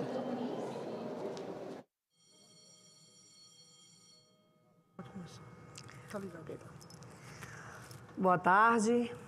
Gostaria, primeiramente, de cumprimentar ao grupo de vereadores mirins da cidade de Antônio Carlos. Sejam muito bem-vindos, no nome do meu filho. Então, essa sessão é deliberativa ordinária semipresencial. A número regimental, declara aberta a sessão. Sob a proteção de Deus, iniciamos nossos trabalhos. Aos senadores e senadoras, poderão se inscrever para uso da palavra por meio do aplicativo Senado Digital, por intermédio dos totens disponibilizados na casa ou por solicitação à mesa durante a sessão. Os senadores presentes remotamente inscritos para o uso da palavra poderão fazê-lo através do sistema de videoconferência. A presente sessão deliberativa ordinária semipresencial é destinada à apreciação das seguintes matérias, já disponibilizadas em avulsos eletrônicos e na ordem do dia eletrônica de hoje. Substitutivo da Câmara dos Deputados ao projeto de lei complementar número 124 de 2022 do senador Rogério Pacheco. Projeto de lei número 6.461 de 2019 do deputado André de Paula. Projeto de lei 3.890 de 2020 do deputado Rui Falcão. Projeto de lei 5.972 de 2023 do deputado Rafael Simões. E projeto de lei 3.099 de 2019 do deputado Juninho do Pineu. Passamos aos oradores inscritos, que terão um prazo de 10 minutos para o uso da palavra. Olá. Opa. Cedo a palavra para o senador Esperidião Amin. Senhora Presidente, em primeiro lugar, senadora, quero lhe agradecer a fidalguia, o carinho com que a senhora acolheu os nossos vereadores e vereadoras mirins de Antônio Carlos, município que já é abençoado pela senhora, pelo menos desde o encontro do seu filho com a pia batismal. Pelo menos desse dia em diante, eles já são bem-quistos por Vossa Excelência. Quero registrar o meu agradecimento em nome de todos os integrantes. Eu sou entusiasta das câmaras de vereadores mirins, porque lá se começa a aprender o convívio parlamentar, o respeito à opinião do outro. É uma boa escola da democracia. São eles, a Amanda, o Davi, a Emiliana, o Gabriel, a Giúlia, a Camille, a Marina, o Pedro José e o Rafael, que é o presidente da Câmara de Vereadores mirim de Antônio Carlos. Em compensação, estão com eles o presidente da Câmara de Vereadores, Ednei Gesser, o senhor Davi Antony, secretário, a dona Luana Pontes, o vereador Pio Elias, que deve ser o mais antigo vereador que Antônio Carlos já elegeu e reelegeu. O nosso Pio Elias Rodrigues, o Emerson Roberto, que são vereadores, a Elisa Schmidt, que é assessora do presidente da Câmara, e a Indiara Junques, que é da assessoria da Câmara de Vereadores. Antônio Carlos é um município que nos orgulha pela capacidade empreendedora e pela capacidade de trabalho para valer de toda a sua população. Nosso aplauso e a nossa salva de palmas a esses que nós estamos recepcionando. Além disso, senhora Presidente, eu tenho que hoje tornar a falar sobre um assunto muito sério e grave. Ontem, eu requeri, nesta mensagem inicial e durante a sessão, ao presidente Davi Alcolumbre, requeri a apreciação do nosso requerimento número 549, assinado por 3 lideranças partidárias. Uma delas está chegando aqui, o senador Plínio Valério. ele, o senador Portinho, o senador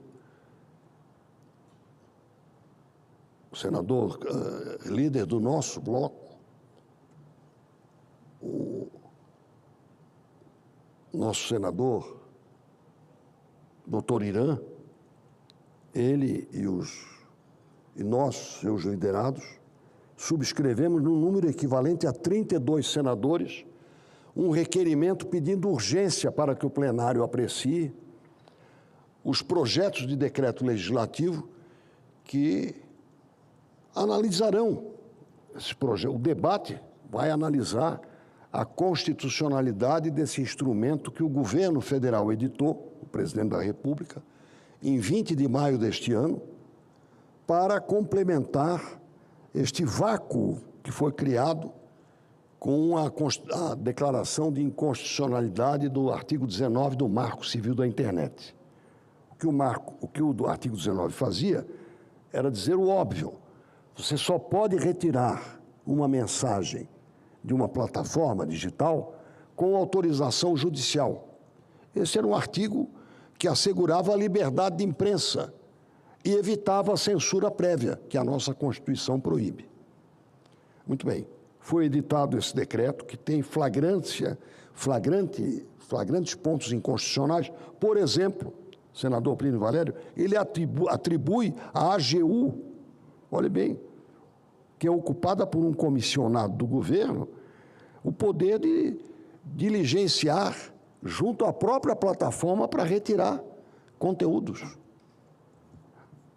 Se isso já ia mal ontem, e hoje pela manhã eu fiz esse registro na Comissão de Justiça, onde os 4 PDLs dos senadores, Rogério Marinho, Magno Malta, doutor Irã e Esperidião Amin, sequer têm relatores ainda.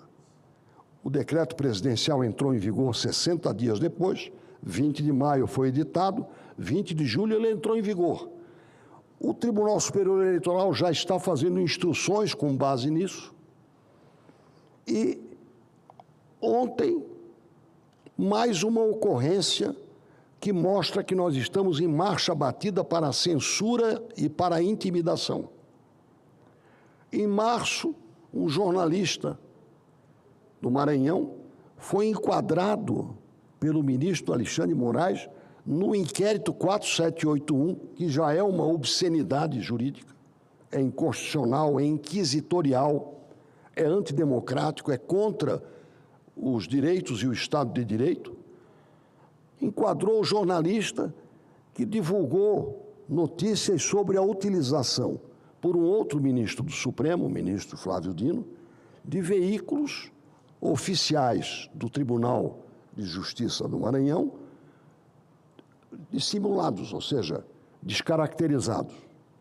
Se isso tem importância ou não, eu não sei.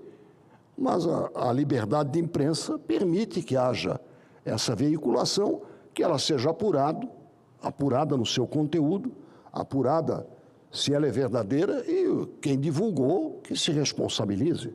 Mas sob o inquérito 4781, já é uma exibição de força. Não bastasse isso, ontem a Polícia Federal, por determinação do mesmo ministro, e com a aprovação da Procuradoria-Geral da República, senador Plínio Valério, fez uma batida na casa da possível fonte da informação. Ou seja, artigo 5º, inciso 14 da Constituição brasileira, veda especificamente esse tipo de atuação. Protege explicitamente o sigilo da fonte. Vocês imaginem quantos senadores e senadoras são instados a dizer uma palavra em off. Isso não pode.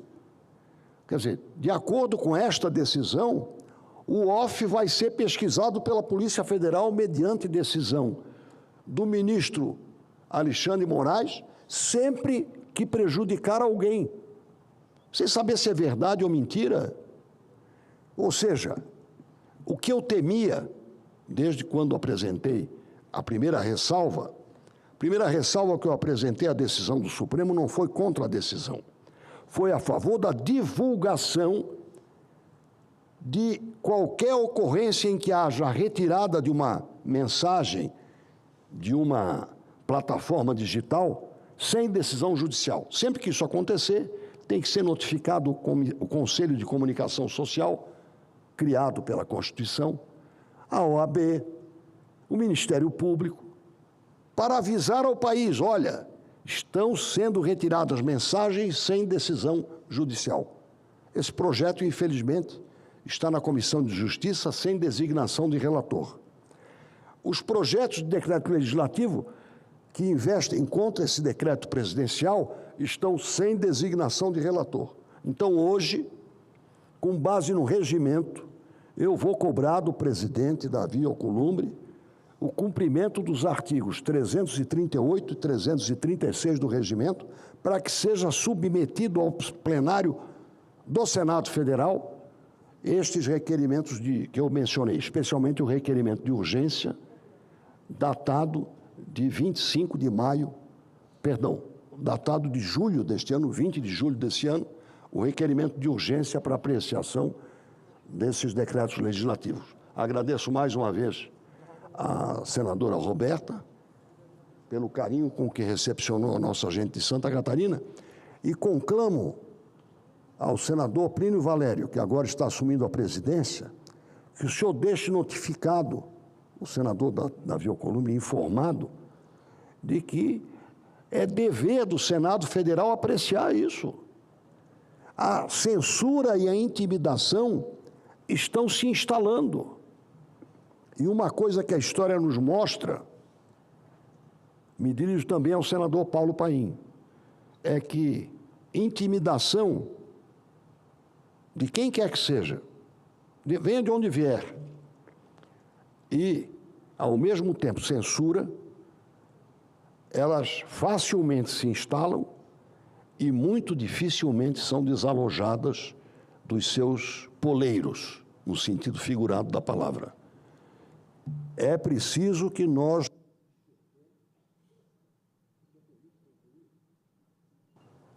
Este é um momento raro porque é a última sessão presencial ou semipresencial que nós teremos nesta semana. E a vertigem do crescimento da censura e da intimidação, essa vertigem exige que nós não deixemos as coisas acontecerem sem o crivo, sem a análise do Senado Federal. Por isso, o requerimento de urgência número 549, que eu apresentei no dia 20 de julho, com as assinaturas que representam 32 senadores e senadoras, muito mais do que o regimento exige, bastaria um quarto dos 81, ou seja, 21 senadores e senadoras. Regimentalmente tem que ser apreciado e eu vou insistir hoje durante toda a sessão. Muito obrigado, senador Plínio Valério. Senador, me permita, eu não gosto de aparteá-lo porque não há nunca nada a acrescentar ao seu discurso. Mas, no entanto, eu vejo no dia que esse país voltar ao seu pleno Estado de Direito, no dia que as coisas tomarem um rumo normal, não sei se uma década ou amanhã, depois da manhã, este país vai lhe dever muito, esse Senado. O senhor, toda semana, bate nessa tecla de que é preciso colocar um freio nos desmandos de algum ministro do Supremo Tribunal Federal, usurpando, fazendo o que quer. E o senhor aqui tem sido essa voz ativa. E eu, de vez em quando, me alio ao senhor para continuar juntos. Então, eu não estou acrescentando nada ao seu discurso, só estou dizendo que este país, essa nação, vai lhe dever muito quando a gente voltar ao Estado pleno de Direito, tá bom? Parabéns por mais um discurso. Muito obrigado e agradeço a sua própria atuação, que eu copio e enalteço. Um grande abraço. Senador Paim, hoje nós vamos fazer uma troca, tá bom, Paim? Aí depois que sair de lá, vem para cá, eu vou para lá. Grande senador Paim, nosso... Isso. Nosso companheiro do Rio Grande do Sul.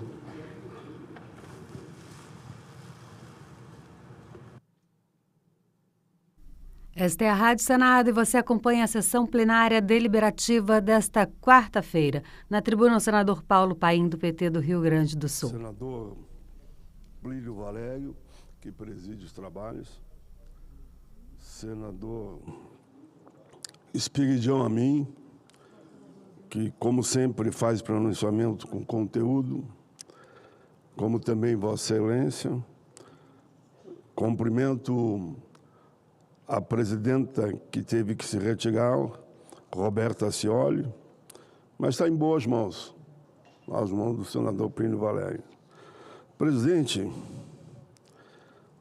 eu uso a tribuna do dia de hoje para dar voz a uma categoria que é o escudo protetor da dignidade dos trabalhadores do campo e da cidade e que combatem o trabalho escravo. São os auditores fiscais do trabalho. O fortalecimento da fiscalização trabalhista existe em todos os países. E nos preocupa que esta pauta, que é uma pauta urgente para os brasileiros, não tenha sido olhado como se deveria. Essa pauta, senhor presidente, a gente fala, o senhor sabe, quase todo dia eu falo da redução de jornada de 6 para 1 para 5 para 2. Acredito que vamos aprovar. É natural alguns contratempos que acontecem no meio do caminho. Mas tudo bem, aplicando a 5 por 2, alguém vai ter que fiscalizar. E cabe a esses profissionais esse trabalho. Eu quero de novo enfatizar. Haveremos de avançar para 5 por 2, que poderá gerar mais de 4 milhões de empregos com carteira assinada. O debate por jornada de trabalho mais humano passa inevitavelmente pela fiscalização da jornada. Entendo eu que agora que o presidente Lula e o presidente Davi voltaram a conversar, que esse tema vai ser pautado e vamos votar. Me socorro aqui de Ulisses Guimarães, na Constituinte, que nos dizia: vamos votar, senhores e senhoras parlamentares. E é isso que nós esperamos. Na Constituinte, conseguimos reduzir de 48 para 44. Reduzimos 4 horas. Agora, 40 anos depois, vamos reduzir de 44 para 40. E se olharmos o quadro do passado e do presente, vamos ver que o país só evoluiu. Está na hora de fazer a mudança na carga horária. Mas, senhor presidente, eu quero ficar no assunto, no dia de hoje, da situação da fiscalização do trabalho. A realidade bate à nossa porta com dados alarmantes. O Brasil tem ainda 20 milhões de assalariados sem carteira assinada. 1,6 milhões de crianças exploradas pelo trabalho infantil. E, ano a ano, vem batendo recorde de denúncias de trabalho escravo. Todos nós sabemos disso. A imprensa divulga, os fiscais divulgam, o Ministério do Trabalho tem divulgado e tem comentado. Em 2025, considerando apenas o mercado formal, foram mais de 800 mil acidentes de trabalho. E por que acontecem os acidentes de trabalho? Eu fui técnico em segurança no trabalho, eu vim de CIPA, Comissão Interna de Prevenção de Acidente, porque não há uma implementação devida por parte daqueles que empregam do cuidado para que não aconteçam acidentes na área desses trabalhadores. Isso exige o quê? Fiscalização, acompanhamento, bastante diálogo, para que isso não continue acontecendo. Repito, 2025 foram mais de 800 mil acidentes de trabalho, os quais, no ano passado, resultaram em quase 25 mil incapacitados permanentes. Quem paga? A Previdência. Quem paga? O povo brasileiro. Eu não quero que ninguém se acidente. Eu não quero que ninguém tenha que se aposentar, se encostar, porque se acidentou. Perdeu braço, perdeu perna. Infelizmente, temos que falar em 3.000 mortes no ano passado, acidentes no trabalho. Carga horária exagerada e falta de acompanhamento, de controle, infelizmente. Como podemos enfrentar esses números? Se a carreira responsável por combatê-los tem um déficit histórico, não é de hoje, é um déficit histórico. Até recentemente ainda o governo atual contratou 900, mas o déficit é enorme, por isso que o chamamento que estamos fazendo é que mais sejam convocados, mais prestem concurso e possam atuar como fiscais. Mesmo após a convocação das vagas iniciais do concurso de 2024, a fiscalização opera hoje com menos servidores do que contava na década de 90, enfrentando um déficit histórico. Repito, esse déficit não é de hoje. São 2.600 fiscais para fiscalizar o cumprimento da legislação para mais de 103 milhões de trabalhadores. São 39 mil trabalhadores para um fiscal. A OIT recomenda para países como o Brasil um fiscal cada 20 mil. Na América do Sul, segundo dados da OIT, apenas a Bolívia tem uma cobertura pior que a brasileira, em matéria de fiscalização do trabalho. Países como Uruguai, Chile, Argentina, Colômbia, têm uma cobertura 100% melhor que a nossa. E repito, isso não é de hoje, é histórico. Oscilando entre esses países, enquanto que nós é 39 mil por um fiscal, esses países é entre 15 e 20 mil trabalhadores para um fiscal. Sem auditores em campo, num país com profundas raízes escravistas, é só lembrar que fomos o último país do mundo a abolir a escravatura. Não há garantia de cumprimento da lei. Tem que ter a lei, claro que tem que ter. Mas é preciso também fiscalizar. Não há resgate de vidas vulneráveis. Não há redução do trabalho infantil. E não há prevenção real dos acidentes. Além da auditoria fiscal do trabalho, ser proteção social ativa, que salva as vidas e protege o trabalhador brasileiro, ao mesmo tempo ajuda na arrecadação do Estado. Menos acidente, menos morte, mais arrecadação para o Estado e também para os empresários. Porque eles também acabam pagando um percentual por permitirem que aquilo aconteça.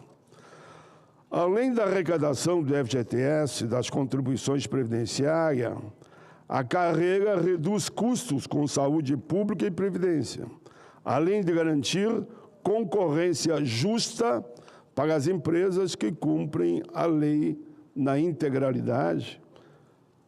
E vamos, com certeza, diminuir os passivos judiciais. Nos últimos 3 anos, a carreira de auditor fiscal do trabalho recebeu novas competências. Só como exemplo, a fiscalização da lei da igualdade salarial entre homem e mulher. Mesma função, o mesmo salário. Bom, se não estão cumprindo, aí vem aquela história, a lei não pegou, não tem lei que não pegou. A fiscalização poderá ajudar para que se cumpra uma lei tão comentada, tão aqui elogiada por nós todos, eu diria, e sancionada pelo presidente Lula. Temos que lembrar dos descontos do consignado do trabalhador e, mais recentemente, com a entrada em vigor da nova redação da norma regulamentadora da NR01.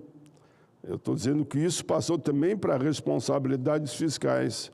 A fiscalização de riscos psicossociais que venham a comprometer a saúde mental do trabalhador também passou para os fiscais. Portanto, crescem os desafios, as demandas. O quadro de auditores no Brasil se mantém reduzido, tanto levando em conta a determinação da Convenção 81 da OIT, que detém status supralegal no ordenamento pátrio, quanto levando em conta outras comparações internacionais.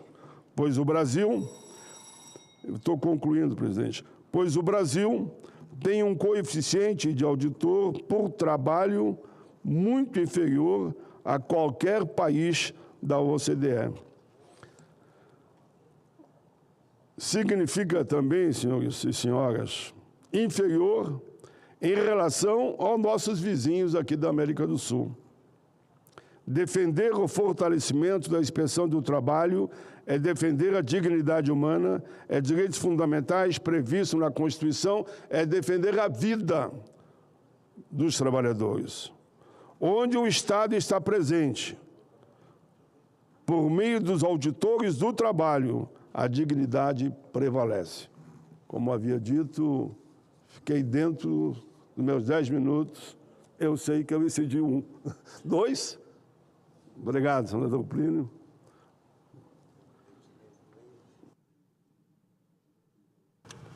Com a palavra, o senador Plínio Valério, PSDB Amazonas. Vossa Excelência pode ficar tranquilo para fazer um bom pronunciamento. Presidente. O tempo será sempre generoso com Vossa Excelência. Obrigado, presidente Wellington. Brasília tem isso, Amazonas, calor aqui, a noite esfria e a garganta sente. Senhor presidente, senhoras senadoras, senhores senadores, não há apenas uma razão, mas muitas, para que o Senado da República acelere a votação em plenário da PEC 65 do meu amigo senador Vanderlan Cardoso, que garante a autonomia operacional e financeira do Banco Central, orçamentária e financeira. Além de, não menos importante, preservar uma das maiores conquistas do sistema financeiro do país, que é o PIX. Todos sabem que o texto foi aprovado pela Comissão de Constituição e Justiça, se não sabem, deveriam saber. E mais do que isso, existe acordo para a sua votação em plenário. Fizemos um acordo, o governo pediu 14 dias, foram concedidos 14 dias, meses passaram, o governo não colaborou e nós acertamos que seria votado na primeira sessão presencial. O fato de estarmos em plena campanha eleitoral não é obstáculo a essa votação, ao contrário, torna ainda mais recomendável a ampliação das garantias à estabilidade da moeda. Todos sabem que se tornam ainda mais comuns nesse período as propostas, a radicalização que pressiona a curto, mas também a médio prazo, o equilíbrio das finanças públicas. Eu falo do PIX, eu estou com esse relatório, senador Fávaro, há 2 anos e 4 meses. Conseguimos avançar, votamos na CCJ, o governo sempre prorrogando, postergando e a gente sempre entendendo, mas conseguimos votar na CCJ.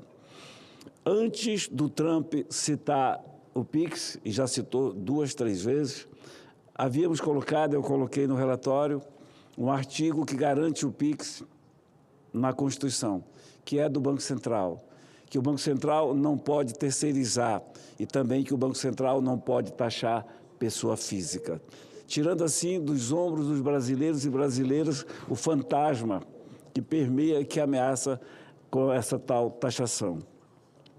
Em julho de 2025, o governo Trump, por meio da sua representatividade de investigação, abriu um processo com base na seção 301 da legislação comércio americana,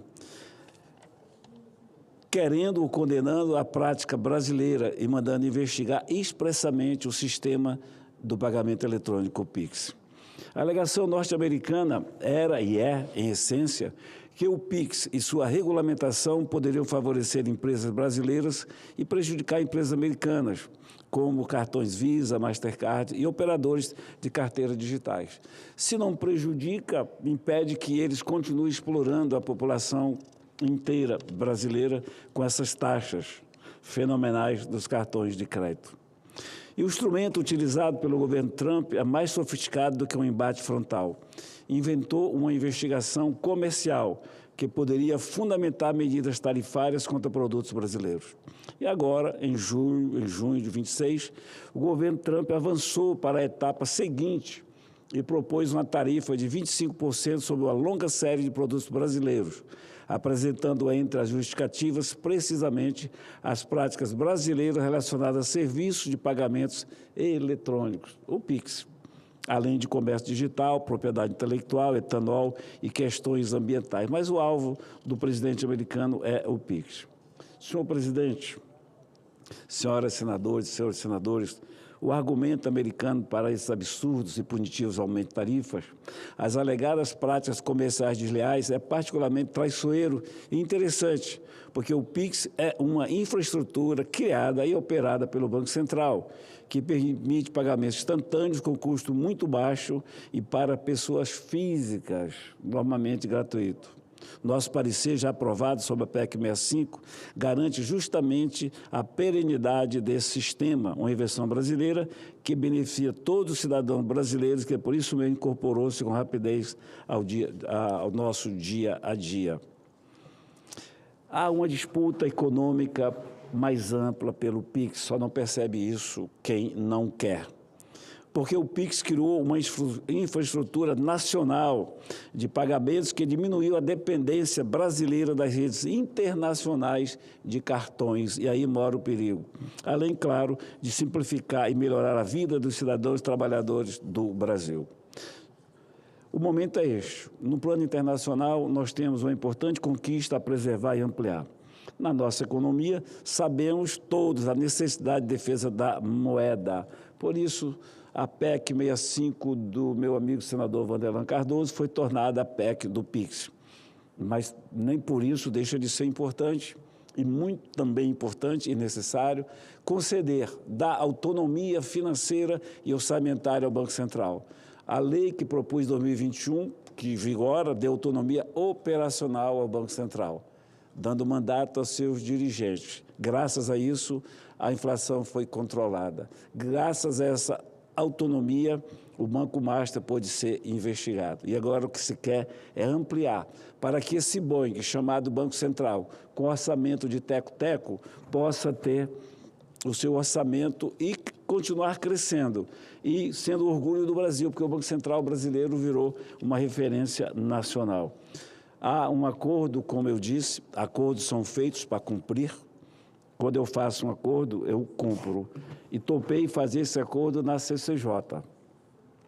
Mas uma postergação do governo conseguiu, 14 dias, 2 semanas, e então a gente traria para o plenário para votar. Mas foi colocado lá, sim, entre o senador Otto Alencar e eu, foi colocado lá na primeira sessão presencial. Já houve uma aqui. Essa semana foi semipresencial. Propaga-se que na próxima semana teremos novamente reuniões presenciais. E eu espero que o acordo seja cumprido.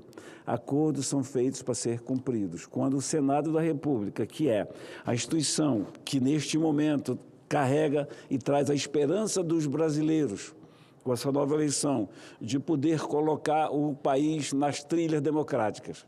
Porque querer dizer que o Brasil é uma democracia plena é tapar o sol com a peneira. O Estado pleno de direito neste país já foi relegado a segundo plano. Há ministros do Supremo Tribunal Federal que pensam que podem mais do que a lei. Não podem. A lei está acima de todos nós, do Senado, do Supremo Tribunal Federal e do Presidente da República. Portanto, é preciso que nós, no Senado, enquanto não se muda a lei do impeachment, há aqui neste Senado um projeto para blindar os ministros, um projeto que traz uma imensidão de benefícios para os ministros e fica impossível de impeachá-los.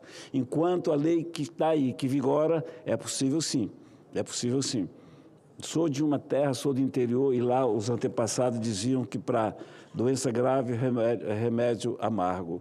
Eu não vejo outra solução para colocar o país no rumo da democracia de novo, a não ser punir alguns ou pelo menos um dos maus ministros.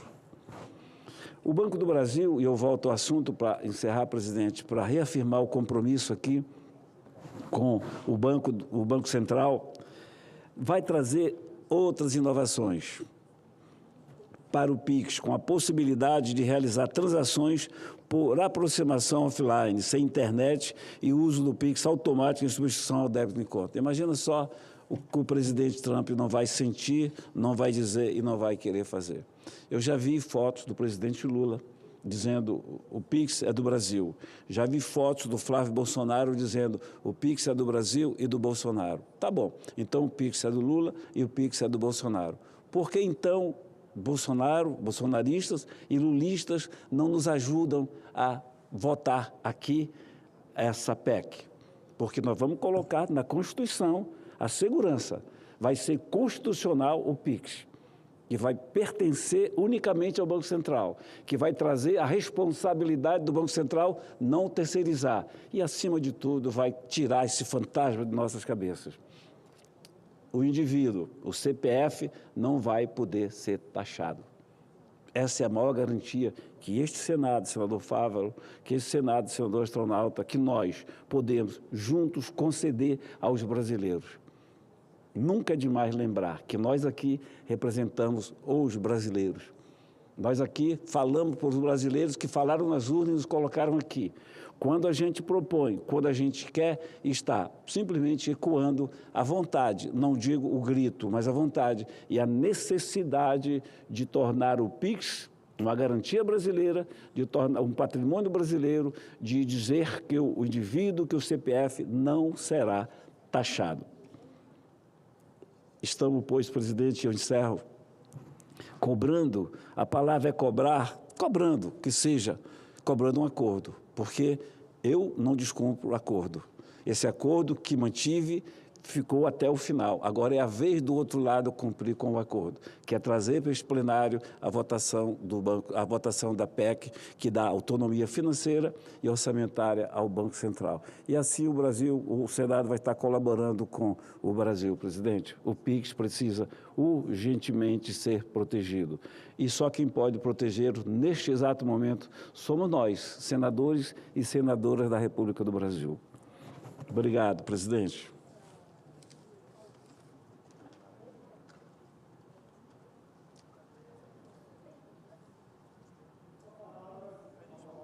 Com a palavra o senador Carlos Fávaro, do nosso Mato Grosso, PSD Mato Grosso. Agora em Brasília, 2h55, você acompanha a sessão plenária do Senado Federal. Agora, na tribuna, o senador Carlos Fávaro. Senador Wellington Fagundes, nosso conterrâneo. Cumprimento também pelo pronunciamento do senador Plínio Valério, de qual tenho o meu total empenho nesta PEC, senador astronauta Marcos Pontes e todos os colegas senadores e senadoras. Senhor presidente, apresento hoje nesta casa um projeto de lei que prevê a proibição do jogo de azar digital, as conhecidas bets. E faço isso com a convicção de quem ouviu o Brasil de perto, de quem olhou nos olhos das famílias brasileiras, destruídas, de quem não aceita mais que o lucro de poucos consuma e gere a miséria de milhões. O projeto de lei 4977 de 2026, que apresento, visa a proibição da exploração, a operação, a oferta, a divulgação, a promoção, a publicidade, o patrocínio e a intermediação de apostas e cotas fixas em todo o território nacional.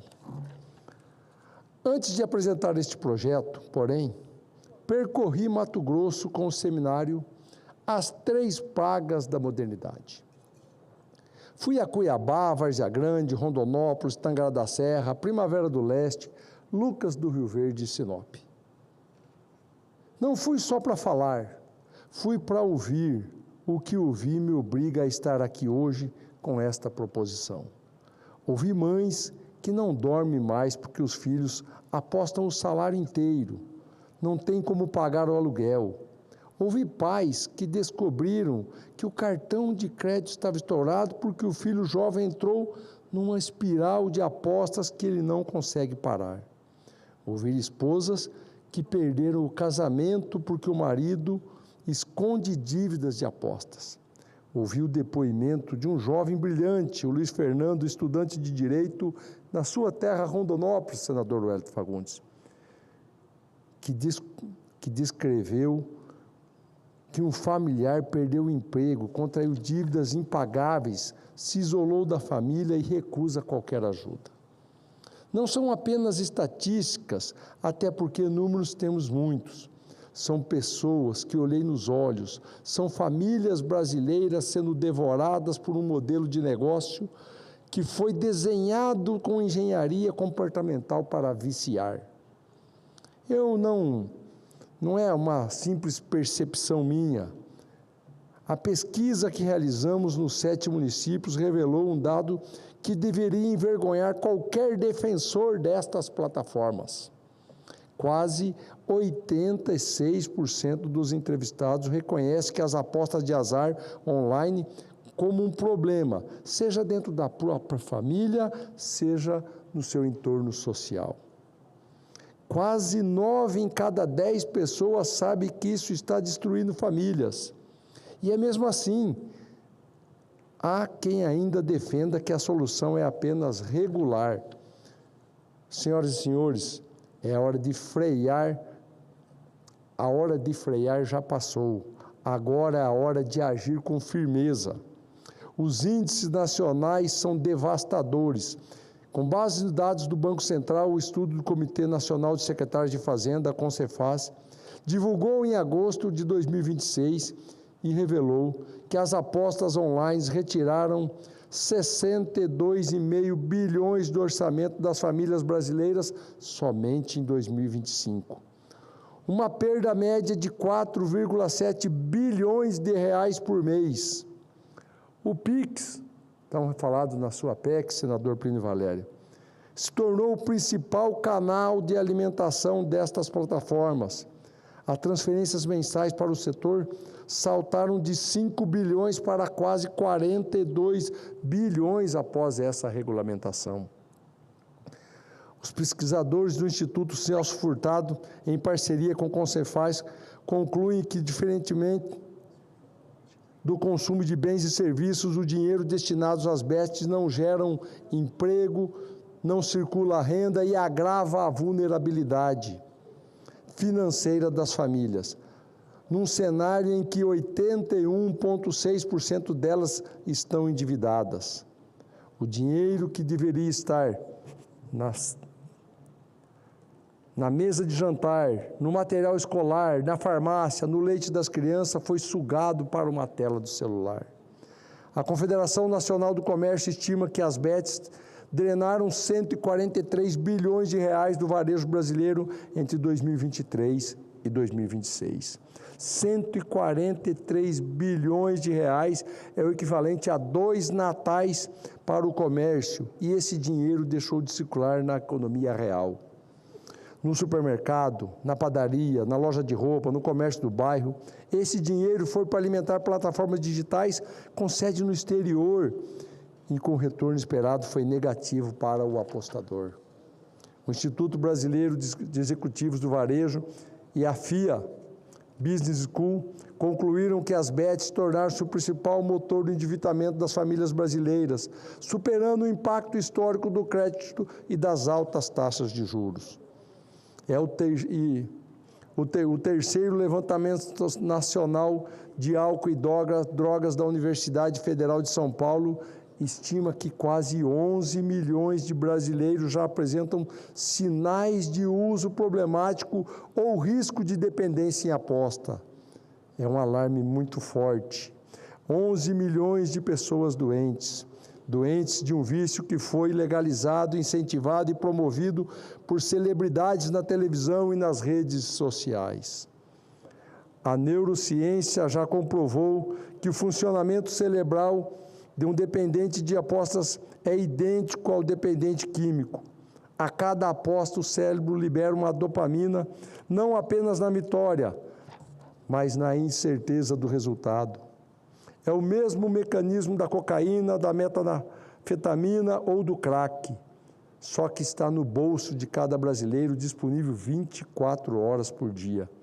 Sem limites de excesso, sem controle real de idade, sem nenhuma barreira entre as pessoas, e as destruições financeiras ocorrem. Especialistas em saúde mental alertam que a ludopatia está associada a quadros severos de depressão, ansiedade, isolamento social e aumento do risco de suicídio. Não estamos falando de entretenimento, estamos falando de epidemia de saúde pública no Brasil que legalizou sem medir as consequências. Essa tragédia também é percebida no aumento do número graves de casos de adoecimento mental por causa das apostas que chegam no Sistema Único de Saúde. Este projeto de lei não nasce isolado. Ele vem a somar uma força e uma série de ações que o governo do presidente Lula já adotou para proteger as famílias brasileiras dessa praga. O governo federal tem agido em várias frentes. Determinou o bloqueio de mais de 25 mil sites ilegais de apostas, encerrou centenas de contas bancárias vinculadas e operadores clandestinos, proibiu beneficiários do Bolsa Família e do BPC de utilizarem recursos de assistência de assistência social em plataformas de aposta e restringiu a publicidade das bets em horários e formatos voltados ao público jovem. São medidas importantes, mas que precisam de um passo adiante, e isso é o que propõe o projeto. O decreto número 13.033 de 2026 instituiu o asfixiamento financeiro das bets ilegais. Na prática, autoridades identificam de forma que operadores sem autorização das bets determinam o bloqueio imediato dos seus domínios na internet, ao mesmo tempo que ordenam que os bancos e instituições de pagamentos congelem todos os recursos financeiros dessas empresas. O dinheiro apreendido é transferido diretamente para o Fundo Nacional de Segurança Pública, ou seja, o crime que lucrava com o vício dos brasileiros passa a funcionar na segurança pública da população. É cortar o oxigênio financeiro de quem opera na ilegalidade.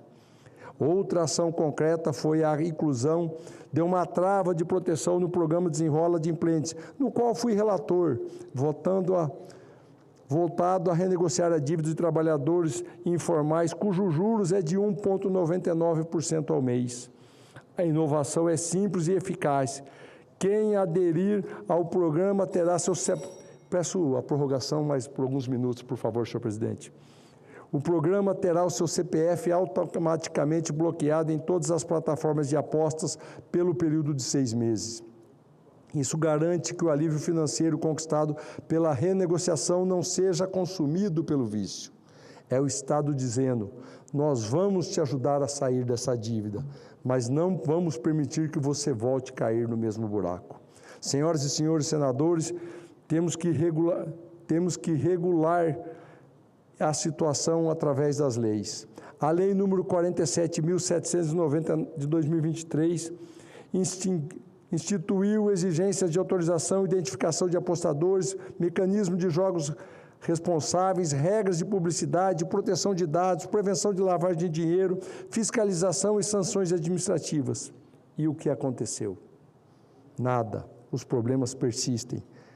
Porque não se trata de operadores irregulares, trata-se de características intrínsecas dessas atividades, que é o acesso imediato, contínuo, personalizado, sem intervalo, entre apostas e o resultado, com técnica sofisticada de indução ao comportamento compulsivo. A regulamentação pode reduzir parte dos riscos, mas não elimina a fonte do dano. Mas sei que ao apresentar este projeto vou ouvir os mesmos argumentos de sempre, os argumentos de quem lucra com a desgraça alheia, os argumentos de quem profere o faturamento das plataformas. Pois bem, vamos enfrentá-los um a um, porque são falácias, muito cinismo e egoísmo. São argumentos falaciosos dos que querem as famílias brasileiras continuem vítimas de um esquema que leva à falência, à dor e à perda da paz. É hora de colocar o dedo na ferida, mas não só isso, é hora de fechar essa ferida que afeta a vida dos brasileiros. Aproveito a oportunidade para desde já responder a alguns posicionamentos que considero equivocados.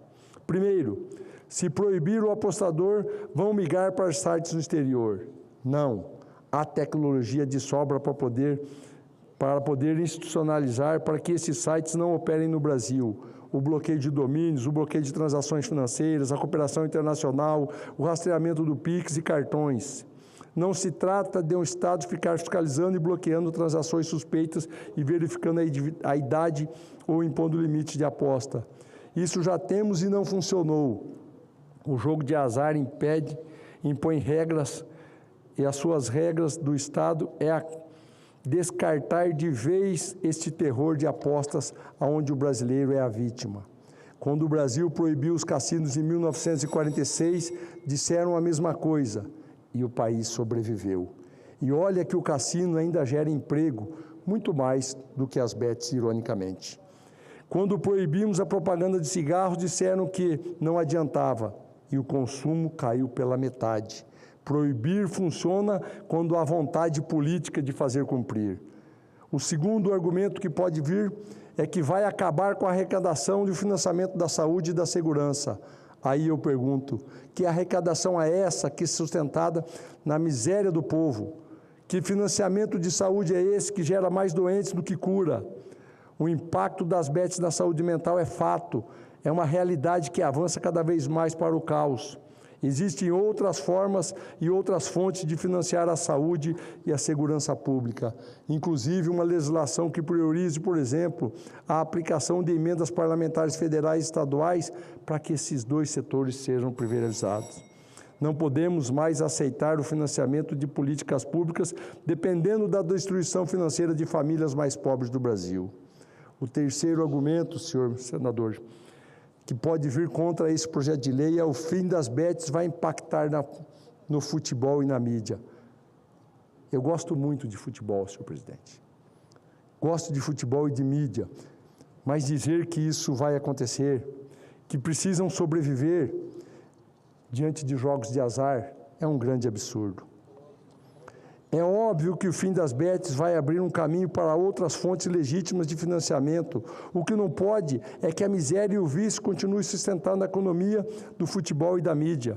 Não é aceitável que a camisa de um time de futebol carregue o logotipo de uma empresa que está levando à falência das famílias. Não é aceitável que um apresentador de televisão, um jogador façam propagandas de uma plataforma, destruindo a saúde mental de demais brasileiros. Já vou terminar, senhor presidente. O futebol e a mídia vão encontrar outros caminhos e as famílias não serão mais destruídas. O quarto argumento falacioso é que basta restringir a propaganda e proteger os vulneráveis. Já vimos isso ocorrer e os avanços com as medidas tomadas pelo governo federal, tais como as vetar o uso de influenciadores e celebridades para promover essa jogatina digital e a restrição dos beneficiários de programas sociais, mas, no entanto, precisamos ir além, porque a plataforma continua no celular, o acesso continua disponível 24 horas, o algoritmo continua empurrando o apostador para a próxima aposta. Enquanto essa atividade existir de forma como existe, nenhuma restrição de propaganda será suficiente para impedir o estrago. Este projeto de lei quer proibir novas autorizações para a exploração de jogos de azar digitais, barrar a renovação, a prorrogação, a transferência e a ampliação das autorizações existentes. Ainda a extinção de todas elas ao término da sua vigência, limitado a 5 anos. Ao mesmo tempo, respeita a segurança jurídica de quem obteve autorização de boa-fé nos termos da lei anterior. Terá seu prazo preservado e não haverá ruptura abrupta. Haverá transição responsável, mas haverá um fim, e é isso que nos interessa. Os brasileiros precisam de uma medida forte para colocar um basta nesta tragédia do jogo de azar digital. Vamos colocar os interesses das famílias brasileiras em primeiro lugar ou não vamos? Esta é uma discussão que temos aqui e a minha posição é muito clara. Os argumentos a favor do meu projeto são os argumentos da ciência, que comprovam que o vício em apostas destrói o cérebro como uma droga. São os argumentos de que a economia, que demonstra que 143 bilhões de reais foram arrancados do varejo do orçamento das famílias. São os argumentos da vida real, de mães que choram, filhos que se endividaram, de famílias que se destroem em silêncio. A aprovação dessa proposição significa afirmar que o Brasil não pode naturalizar uma atividade que transforma a vulnerabilidade humana em fonte de lucro, compromete a paz das famílias e retira da economia real recursos que deveriam servir ao trabalho, à educação, à saúde e à alimentação, além da construção de um futuro melhor. A prosperidade nacional não se constrói na dependência, no endividamento e na ilusão do ganho fácil. Este projeto de lei representa uma escolha a favor da dignidade das pessoas, a proteção das famílias e a responsabilidade do Estado perante a geração presente e as futuras. Por isso, senhor presidente, submeto esse projeto de lei à apreciação dos nossos pares e, com muita atenção, tenhamos êxito nessa empreitada. Muito obrigado. Muito obrigado, senador Carlos Fávero, da Mato Grosso, PSD. Obrigado pelas palavras. Eu passo a palavra agora ao senador Wellington Fagundes, do Mato Grosso. Esse início de tarde, então, está sendo do Mato Grosso.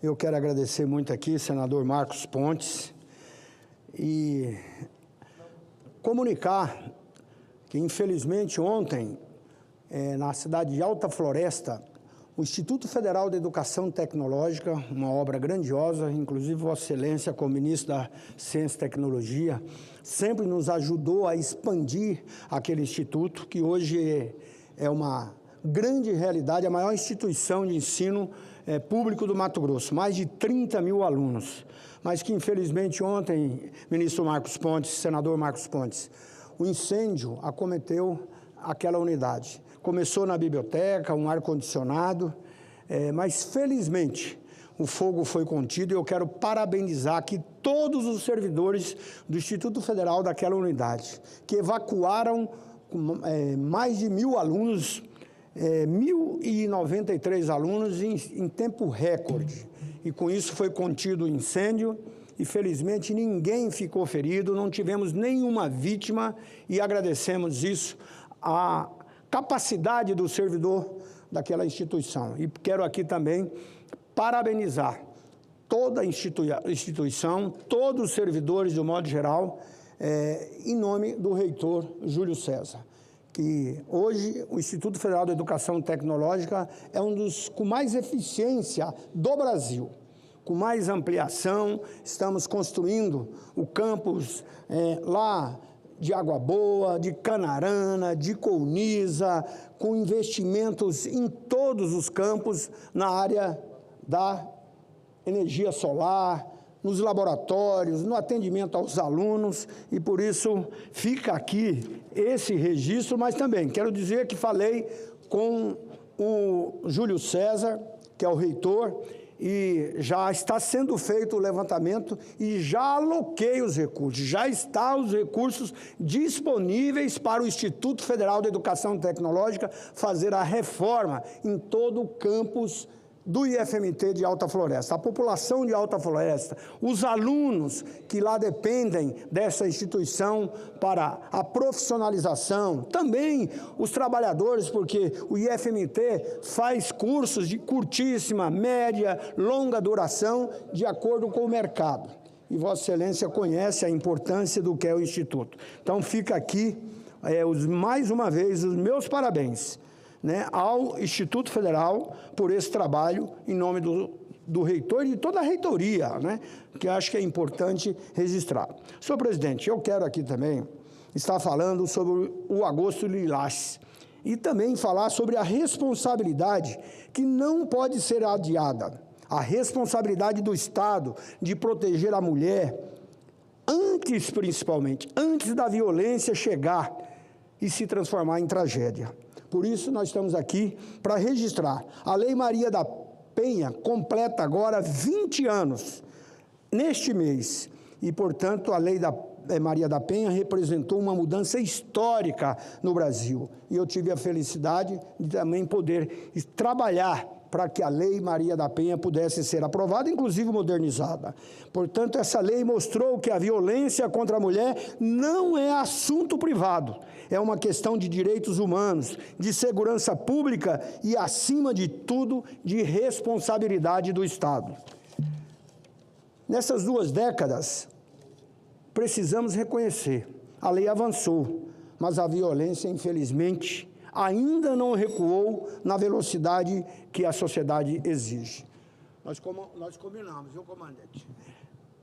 E eu quero, com isso, então, dizer que é por isso que eu defendo um pacto estadual de proteção às mulheres, reunindo, acima de tudo, segurança pública, justiça, o Ministério Público, defensoria, a assistência social e a saúde. Por isso eu votei aqui, fui relator na Comissão de Assuntos Econômicos e também na Comissão de Assuntos Sociais a questão dos agentes comunitários e de endemias, porque eles estão presentes lá e eles serão grandes parceiros que na condição de governador eu quero ter. E eu quero dizer que um pacto que tenha metas claras, integração de informações, acompanhamento efetivo das medidas protetivas, fortalecimento da Patrulha Maria da Penha e, sobretudo, presença nos municípios do interior, porque a proteção não pode depender do CPF da mulher. A mulher que vive lá no interior, ela, numa cidade pequena, numa cidade, seja numa comunidade rural ou em qualquer região distante, também precisa saber que o Estado chegará até ela. Por isso é preciso também usar a tecnologia ao nosso favor, porque combater a violência é punir quem agride, mas também trabalhar para impedir que novos ciclos de violência sejam formados. Por isso, junto com o Instituto Federal de Educação Tecnológica, aloquei um recurso, estamos fazendo lá o programa Teresa de Benguela, que é para capacitar mais de 2.000 mulheres em condições de vulnerabilidade. Isso são ações para combater efetivamente a questão da segurança da mulher, a segurança da família. Por isso, o Agosto Lilás não pode terminar no último dia de agosto. A proteção da mulher precisa ser uma política permanente de Estado. Precisamos sair da lógica de agir somente depois da tragédia. Nosso compromisso, portanto, deve ser proteger antes, prevenir antes, acolher antes e agir antes, acima de tudo. E eu quero aqui, senhor presidente, dizer que a proteção da mulher, se Deus me der essa oportunidade de ser governador e a população de Mato Grosso, será para mim causa principal, porque eu tenho uma família, tenho a felicidade de ter uma esposa que convivo há 52 anos. Uma família exemplar, que me traz felicidade e sei, principalmente quando eu vou entregar a chave de uma casa, num conjunto habitacional, eu faço questão de entregar na mão de uma mulher, porque só a mulher tem a capacidade divina de gerar um filho e a mulher sabe. E ela é o esteio de uma família. E o esteio da família é o esteio de uma sociedade organizada. Eu quero aqui, senhor presidente, ainda falar exatamente do que estamos vivendo agora numa campanha política. Uma campanha política que representa o ponto mais alto da democracia. E eu gostaria muito de vê-lo como vice-presidente da República, mas não foi essa a decisão. Por isso, essa campanha vai definir novos rumos para que o Brasil e para todas as unidades da federação.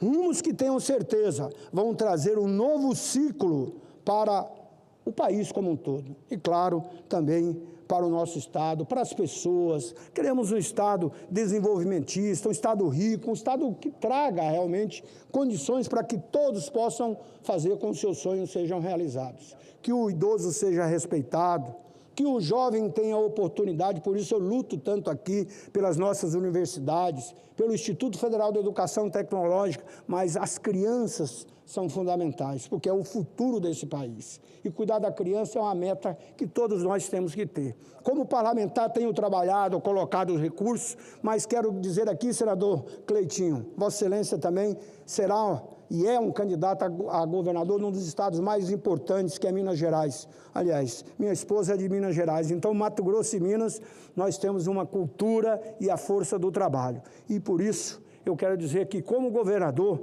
quero fazer um governo dos mutirões. Lá no meu estado chama Muxirum. Eu quero fazer um governo dos mutirões. Porque meu pai, quando casou, foi assim. Trabalhar de dia, fazer uma tarefa, plantar um feijão, bater um pasto, plantar um arroz, para que as famílias da vizinhança pudessem ter fartura. À noite festejar, porque também temos que ter alegria, temos que trazer alegria. E os mutirões eu quero fazer, primeiro, com todos os municípios do Mato Grosso.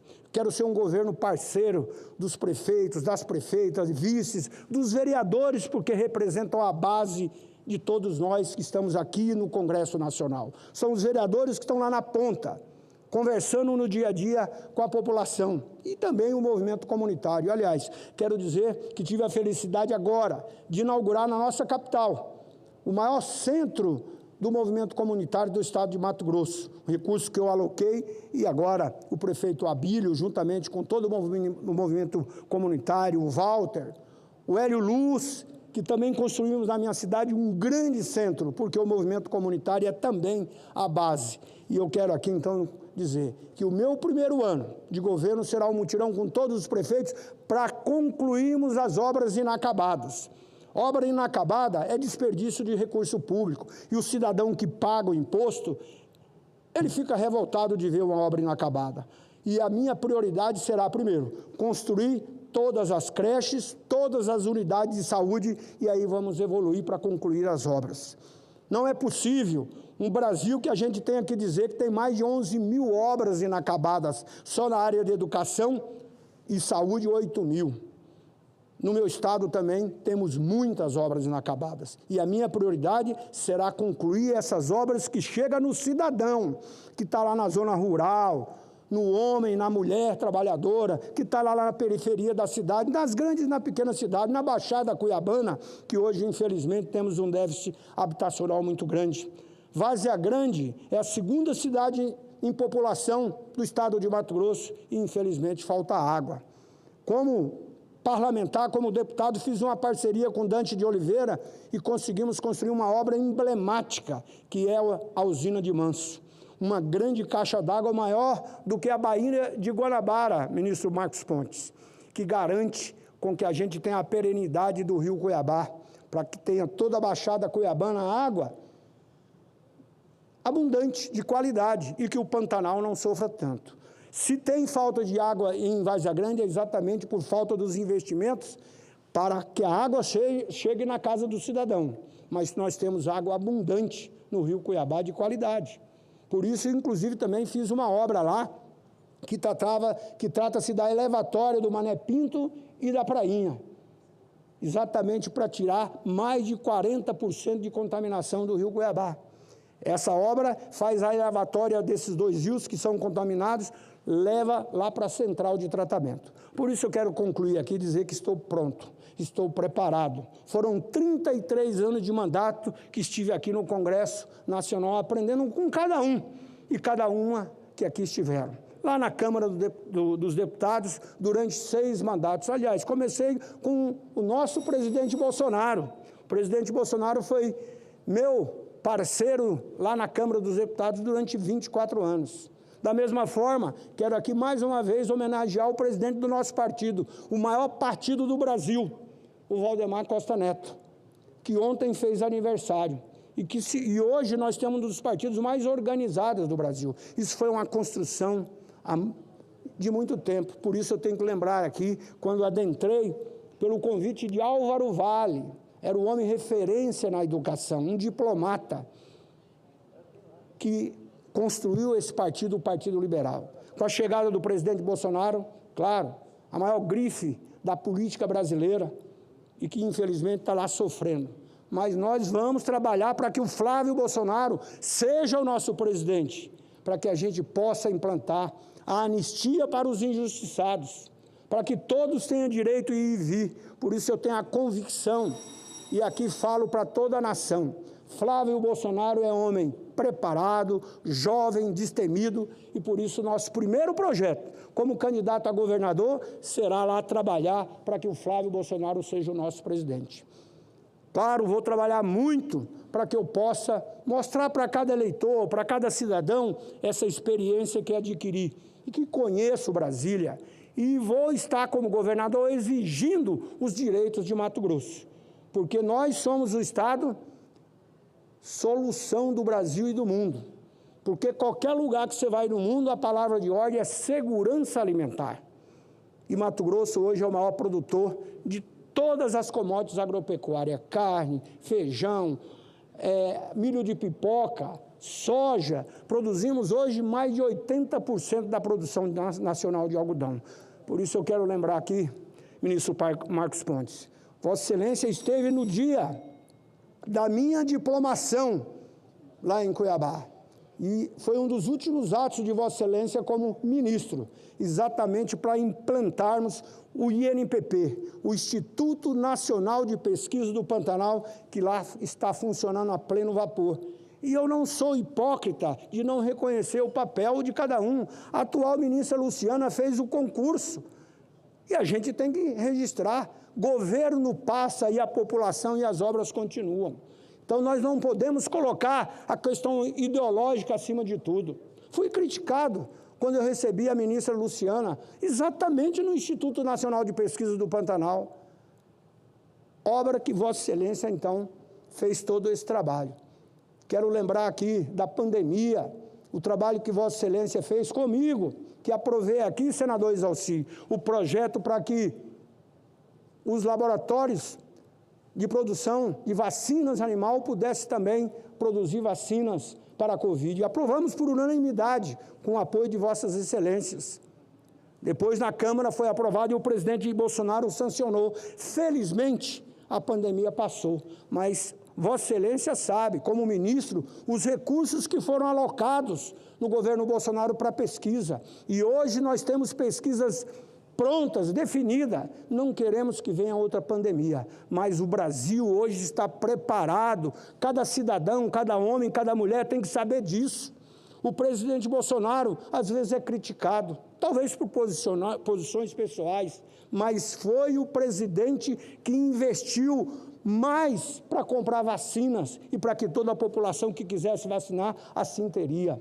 Da mesma forma, é importante registrar todas as pesquisas que foram feitas. Estive viajando nesse Brasil todo, com o ministro da Saúde, ministro Queiroga, que hoje é candidato a senador do seu estado. Ontem eu estive com ele. Ele foi comigo na minha cidade natal, Rondonópolis, na universidade, que eu fiz o projeto e que hoje está lá criado e implantada, exatamente para estarmos lá na sessão solene da formatura da segunda turma de medicina da nossa cidade. Naquela época, 40 vagas, hoje já são 80, e estamos lutando para implantar o hospital universitário regional em Rondonópolis, exatamente para que a gente possa ampliar a pesquisa e o ensino, e já está definido pelo Ministério do Ministério da Educação, que vamos ampliar para 100 vagas. É por isso que eu quero aqui, que cada homem, cada mulher, cada eleitor, cada jovem conheça a história do Wellington. E olha, estou pronto, preparado, energizado e vamos fazer uma campanha limpa. O meu estado está sofrendo. Neste momento, o meu estado está sofrendo.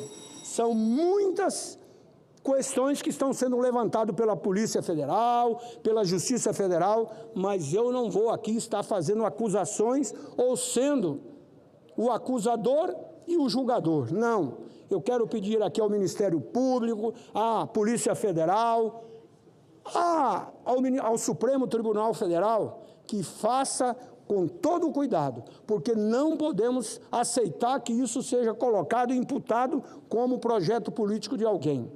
Respeito todos os adversários. Vamos disputar nos argumentos, cada um na sua capacidade, na sua história de vida.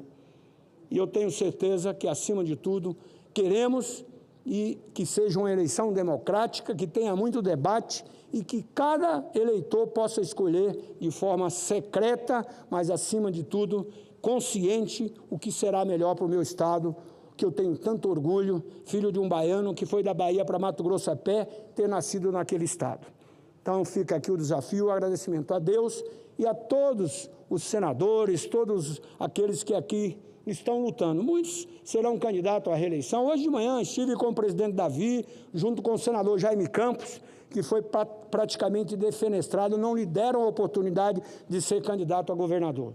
Mas deixo aqui o meu apoio, a minha solidariedade ao senador Jaime Campos. E vamos trabalhar juntos, com certeza, para que a gente possa criar para cada município, para cada cidadão, mais oportunidade. Deixo como lido, senhor presidente, esse pronunciamento, porque quero que conste aqui nos anais dessa casa o meu posicionamento na íntegra, para que a imprensa de Mato Grosso e toda a população possa ter acesso. Muito obrigado. E obrigado pela tolerância também. Muito obrigado, senador Wellington Fagundes, futuro governador do Mato Grosso. Parabéns pelo seu pronunciamento e pela sua atitude com relação ao Estado. Eu lembro bem, na época, como ministro de Ciência e Tecnologia, de visitar o Estado várias vezes, e sempre com muito orgulho do seu trabalho lá. Então, como foi citado, o Instituto Nacional de Pesquisas do Pantanal, que tem uma finalidade muito específica e muito importante para aquela região tão específica do nosso planeta Terra, e que eu tenho certeza que o senhor vai cuidar com muito carinho, não só do Instituto, mas do Estado como um todo. Parabéns, conte conosco. Obrigado. Muito obrigado ao nosso único astronauta da América Latina. É uma referência para todos nós. Obrigado, senhor. Nesse momento, eu passo a palavra ao senador Isalci Lucas, do PL do Distrito Federal, para o seu pronunciamento. Obrigado, presidente. Cumprimentando aqui os nossos queridos senadores e senadoras. Presidente, o Brasil vive um momento muito difícil. O brasileiro perdeu o poder de compra, a dívida pública do governo geral chegou a 10,6 trilhões. A educação vem enfrentando grandes dificuldades e grandes escândalos de corrupção assolam o país. Quando falo de corrupção, eu falo principalmente da CPMI, do INSS, do caso BRB Master. São dois casos gravíssimos e que precisam ser investigados. E mais, são casos que também acendem um sinal de alerta para nós, aqui do Distrito Federal. Diante das informações e dos fatos que vieram a público, eu estou no Congresso há muitos anos. Já fui 3 vezes deputado federal e agora estou como senador. O que mais vi em todos esses anos foi a impunidade, principalmente nas CPIs e CPMIs das quais fiz parte. Nós investigamos, ouvimos depoimentos, quebramos sigilos, encontramos documentos, apresentamos relatórios e encaminhamos tudo para os órgãos competentes. Mas depois de algum tempo, muitas vezes, o assunto some e a sensação que fica para a sociedade é a de que nada acontece. Isso poderia ser um ponto que eu nem deveria tocar, mas nos meus discursos aqui, só que não tem como, não é possível normalizar a impunidade.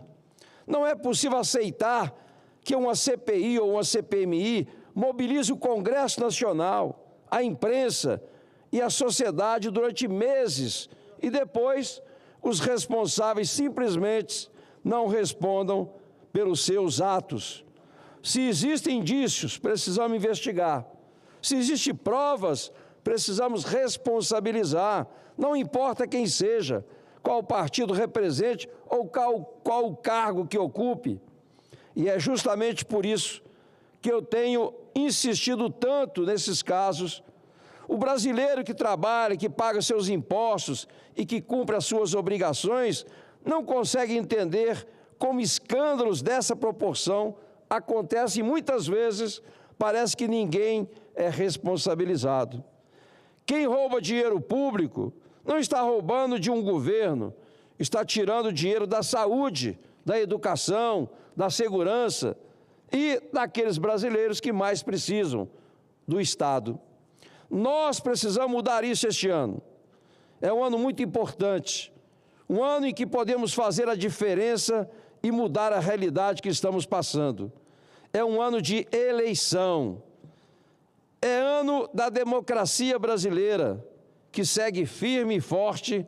É o momento em que cada brasileiro poderá analisar o que aconteceu nos últimos anos, avaliar os seus representantes e decidir qual o caminho quer para o futuro do país.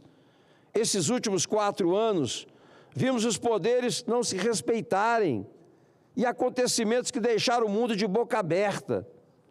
A eleição de 2026 vai ser extremamente importante, principalmente para a composição do Senado Federal. O Senado tem um papel fundamental na defesa do equilíbrio entre os poderes e no cumprimento da Constituição. Precisamos de senadores independentes, que não tenham o rabo preso e que tenham a coragem para exercer as prerrogativas que a própria Constituição deu a essa casa. Eu tenho feito críticas duras ao Supremo Tribunal Federal e continuarei fazendo, sempre que entender que existe abuso ou que as atribuições do Congresso estão sendo invadidas. Não faço isso com alegria, falo isso com pesar no coração, porque isso não deveria estar acontecendo. O Supremo é uma instituição fundamental para a democracia brasileira, mas nenhuma instituição, nenhuma autoridade pode estar acima da Constituição.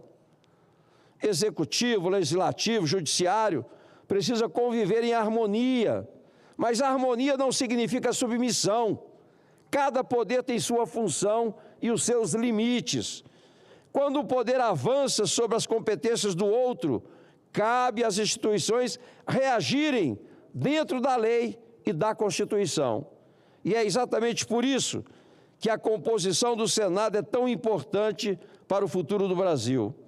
Falando sobre eleições, este ano eu sou candidato a deputado federal. Sim, isso mesmo. Pensei muito sobre isso este ano e percebi que a Câmara precisa de políticos experientes, que sabem como destravar as pautas, que conhecem os caminhos e que conseguem converter e conversar com todos. O Distrito Federal e o Brasil precisam de representantes que conheçam o funcionamento do Congresso e saibam transformar uma ideia em uma política pública que realmente funcione.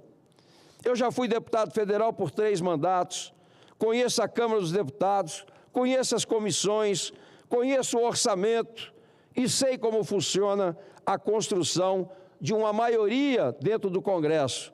Porque não adianta apenas apresentar um bom projeto. Para fazer uma proposta avançar, é preciso conversar, construir acordos, convencer os parlamentares, acompanhar a tramitação e lutar para que aquilo não fique parado em uma gaveta, como tem vários projetos que aprovamos aqui, que está na gaveta, como o fim das decisões democráticas, com o fim das decisões monocráticas, com a questão das drogas, que nós aprovamos aqui, continua na gaveta, na Câmara, tem vários outros projetos de interesse do país. Foi assim que eu sempre trabalhei na minha vida pública. Quem conhece a minha história sabe a minha luta pela educação, pela ciência e tecnologia. Eu fui professor e a educação sempre fez parte da minha vida, mas minha atuação nunca ficou restrita a uma única área. Trabalhei pela segurança pública, pela saúde, pela ciência e tecnologia, pelos empreendedores, pelos trabalhadores, pelas entidades de classe e, principalmente, pelo Distrito Federal. Ao longo desses anos, aprendi que o parlamentar precisa saber o que está acontecendo fora do Congresso, Não adianta ficar apenas dentro de um gabinete. É preciso conhecer a realidade das cidades, das escolas, dos hospitais, das empresas, dos pequenos comerciantes, dos profissionais de segurança e de quem acorda cedo todos os dias para trabalhar. Eu também aprendi que experiência na política faz diferença. Quando você conhece o orçamento, sabe onde buscar os recursos, quando conhece o regimento, sabe como fazer uma pauta avançar, quando conhece o Congresso, sabe com quem precisa conversar para construir uma maioria. E quando conhece o Distrito Federal, sabe onde estão os problemas e onde os recursos precisam chegar. É com essa experiência que eu pretendo continuar minha vida pública. Tenho muito orgulho do que conseguimos construir até aqui, mas sei também que existe muito a fazer, muito a ser feito. O Distrito Federal tem problemas graves na saúde, na educação, na segurança e na infraestrutura. E esses problemas não se resolvem apenas com discurso.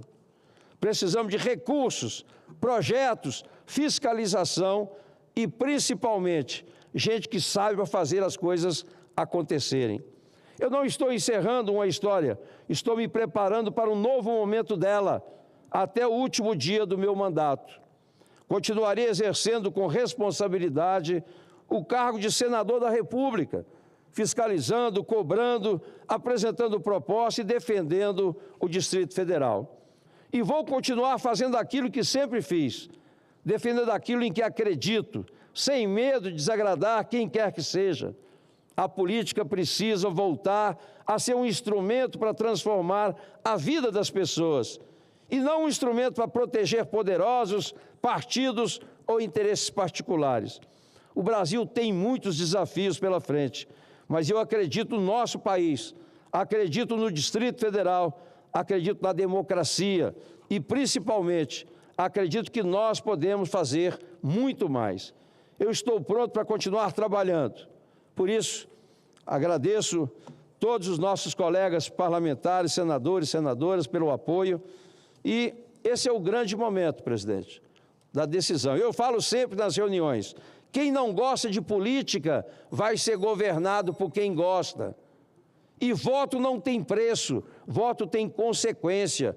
Quando você vota de qualquer jeito, as consequências estão aí. Cada 4 anos as coisas vão piorando. Então, agradeço a Vossa Excelência, agradeço aos meus queridos parlamentares. Obrigado. Muito obrigado, senadores Alci e Lucas, né? Parabéns pela decisão. Eu fico um tanto chateado, né, de Vossa Excelência não estar no Senado a partir do ano que vem, mas eu tenho certeza que a Câmara dos Deputados ganha um deputado excelente. Eu lembro muito bem do nosso tempo lá como ministro, do trabalho junto aqui para a ciência e tecnologia, para a educação, depois, durante esses 4 anos aqui também, junto na bancada da ciência e tecnologia. Mas eu tenho certeza que essa parceria agora, nós aqui no Senado, Vossa Excelência, lá na Câmara dos Deputados, porque vai ser eleito, e futuramente, por que não, presidente da Câmara dos Deputados. Isso aí seria excelente, viu? Obrigado, presidente.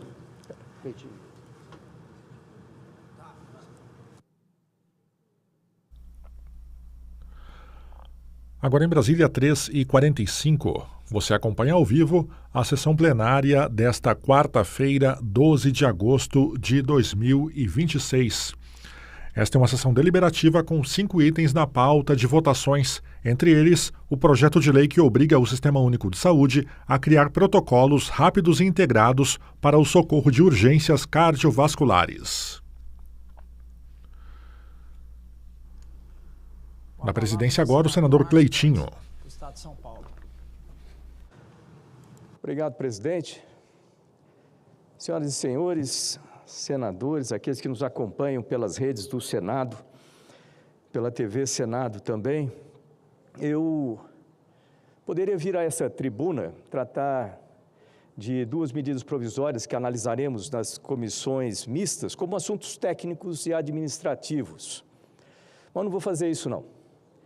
Porque o que essas 2 medidas provisórias escondem, quando colocadas lado a lado, não é técnica de governo, é um método. E o povo brasileiro já aprendeu a reconhecer esse método. Qual é esse método? Criar o problema, deixar o problema doer no bolso e também na vida do cidadão por meses e meses e só resolver, ou fingir que vai resolver, quando a urna está batendo a porta. Essa é a metodologia que a gente tem acompanhado. Eu terei a honra de integrar as duas comissões mistas que analisarão essas matérias. E é como membro dessas comissões, de posse dos fatos e não de retórica, que eu gostaria de denunciar, vamos dizer assim, nessa tribuna hoje, o que está por trás de cada uma dessas medidas provisórias. Primeiro, a chamada taxa das blusinhas. Foi esse governo, atual governo, que em 2023 criou o regime que abriu a porteira, vamos dizer assim. Foi este governo que em agosto de 2024, sem pedir licença para ninguém, enfiou a mão no bolso de quem compra uma blusa de R$40 em um site estrangeiro e começou a cobrar 20% de imposto. Foi o governo, eu estava aqui assistindo o que estava acontecendo. E foi nesse mesmo governo que ainda em 2024 tirou dos Correios, lembrar que eu fui ministro das Comunicações, eu vou falar isso daqui a pouquinho também, tirou dos Correios a exclusividade que sustentava parte da receita da estatal, jogando-a para disputar no mercado com concorrentes privados sem nenhuma preparação. 3 decisões, um autor, o governo. E o resultado, senhoras e senhores, não é opinião, é balanço contábil. Nós tivemos nos Correios, lembrar durante a minha gestão, se tiver dúvida, vai lá e olha o resultado no gráfico, você vai ver que durante a minha gestão nos Correios, chegou em 2021 com o maior valor de lucro. Nós pegamos ali numa situação ruim, trouxemos a uma situação de lucro. Isso se chama gestão, governança, isso se chama capacidade de governar, capacidade de fazer acontecer. Mas em 2024, com o ano da taxa e o fim da exclusividade, prejuízo mais do que quadruplicou. É só olhar, depois do tempo que eu estive lá, ver o resultado dos Correios caindo e ver como que está hoje aqui. Em 2025, mais que dobrou de novo, batendo o pior resultado da história centenária dessa estatal, que todos nós temos um carinho muito grande por ela. Mais de 5 bilhões de reais no vermelho. Não foi o mercado, não foi o azar, não foi canetada. O que, na verdade, aconteceu foi uma canetada desse próprio governo, uma atrás da outra, diga-se de passagem, contra a própria empresa pública que ele diz defender. Lembrar a quantidade de funcionários que tem nos Correios. Tem que ter responsabilidade com essas pessoas. E qual é a resposta? 6 meses antes da eleição, exatamente 6 meses antes da eleição. Qual é a resposta? Uma medida provisória que zera a alíquota federal, mas que deixa o ICMS intacto. Não devolve aos Correios 1 grama da exclusividade perdida e ainda guarda no bolso do Ministério da Fazenda o poder de recriar a taxa por simples portaria, assim que a urna fechar. Para entender, para raciocinar sobre isso. O governo cria uma taxa, as pessoas pagam imposto nessa taxa. Depois, quando chega próximo da eleição, o governo tira essa taxa, dizendo que fez uma grande coisa, tirando a taxa, reduzindo o imposto. Pode ter certeza, passada a eleição, a taxa vai retornar de novo. Na verdade, isso aí a gente pode chamar de estelionato eleitoral. É o governo devolvendo em outubro o troco de um assalto que ele mesmo cometeu em agosto do ano anterior. E ainda esperando aplausos por isso aí. Ainda faz propaganda com isso. Segunda medida provisória, vou falar aqui a respeito, é o ENAMED. E aqui a irresponsabilidade tem nome e data. 2013, Lei dos Mais Médicos, governo da então presidente Dilma Rousseff. Foi aquela legislação que abriu as porteiras sem critério, sem controle de qualidade para multiplicação de cursos de medicina Brasil afora. Em uma década, as escolas médicas saltaram de 252 para 505, a maioria particular, Muitas delas, acreditem, muitas delas sem hospital de ensino, sem leito, sem a mínima estrutura para formar um profissional em condições de cuidar da vida humana. Pensa bem quando você leva o seu filho, sua filha ao médico. Que tipo de médico é esse daí? Ele foi formado de acordo? É igual formar um piloto por correspondência. Não existe a possibilidade de ser um bom piloto. As vagas praticamente dobraram no mesmo período. Isso não foi expansão do ensino, foi loteamento do diploma de medicina para agradar prefeito e sócio de faculdade. E quem paga essa conta do amadorismo? Senhoras e senhores, não é o governo, é o paciente, é você que vai ao médico esperando que o médico tenha competência para tratar da sua saúde ou de um ente querido. Colocar a vida na mão de um médico mal formado é um dos maiores riscos que nós temos atualmente. Diante dessa realidade, ouvindo a categoria médica, eu apresentei em 2024 o projeto de lei 2294. Procura no site do Congresso, do site do Senado para achar isso aí. E nesse projeto de lei, para que o Conselho Federal de Medicina, que é quem entende disso, que é da própria categoria, com responsabilidade técnica e ética, aplicasse um exame de proficiência nos mesmos moldes que já existe com sucesso reconhecido pela Ordem dos Advogados do Brasil. É por isso que é chamado, né, a OAB da Medicina, de forma geral o pessoal fala dessa forma. O projeto andou, ele foi aprovado em comissão atrás de comissão aqui no Senado. E aqui eu faço um agradecimento ao nobre senador, doutor Irã, que foi o relator, que ele entendeu a urgência, lembrar que ele é médico oftalmologista, um ótimo médico e conhece bem a categoria médica, as necessidades e a importância da categoria. Ele atendeu a urgência e a necessidade desse PL e me ajudou muito nessa jornada de aprovações. O PL está maduro, foi aprovado nessa casa e é um passo para seguir para a Câmara. Ele está para vir aqui para o plenário. E o que fez o governo diante de um projeto sério, amadurecido, construído com anos de debate dentro dessa casa? Ele passou por cima, simplesmente. Ele editou em junho uma medida provisória que cria um exame concorrente. Agora, sob o controle do MEC e não da categoria médica, sem sequer uma etapa prática de avaliação clínica. Não foi para resolver o problema mais rápido, foi para não deixar que o Congresso Nacional resolvesse o problema da forma correta, democrática, como tem que ser feito. Então, o Palácio do Planalto criou, né, essa medida provisória para se apropriar da solução, e isso vai causar um problema enorme. Quando se pergunta para qualquer parlamentar se é contra o exame de proficiência médica, vai falar, não, de jeito nenhum, isso é para a saúde da população, excelente.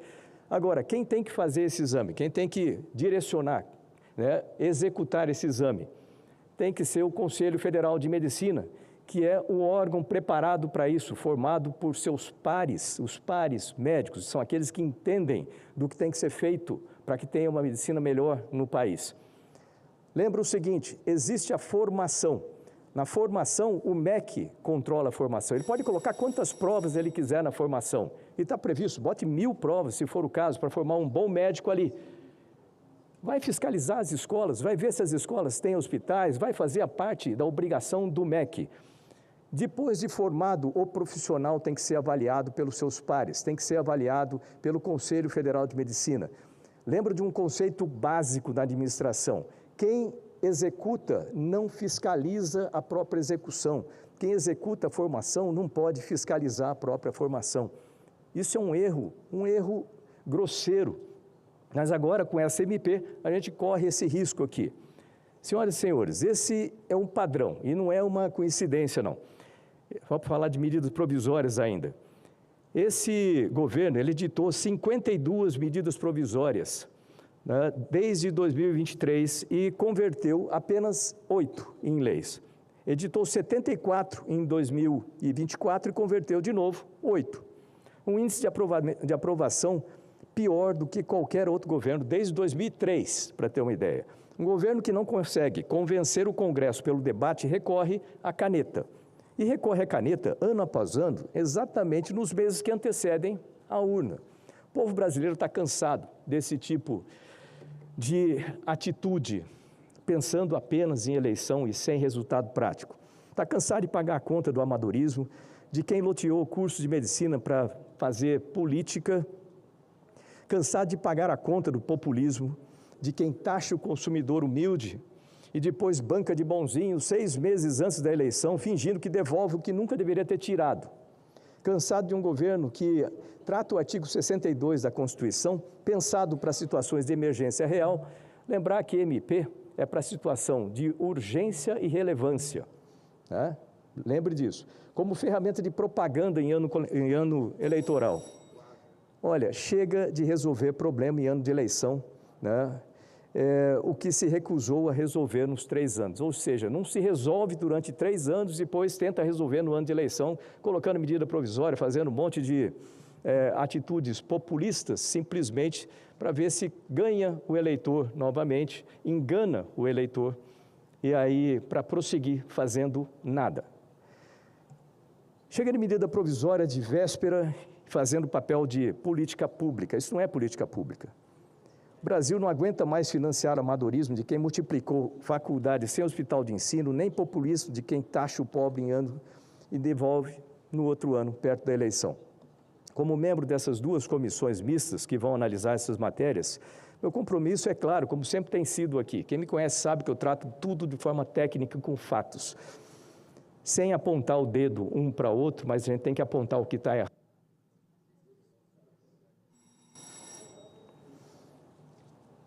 A exigência dessas questões, ela é clara, exige respostas estruturais, não de paliativo eleitoral embrulhado de presente. O eleitor brasileiro vai decidir em outubro se quer continuar pagando essa conta ou se quer finalmente virar essa página.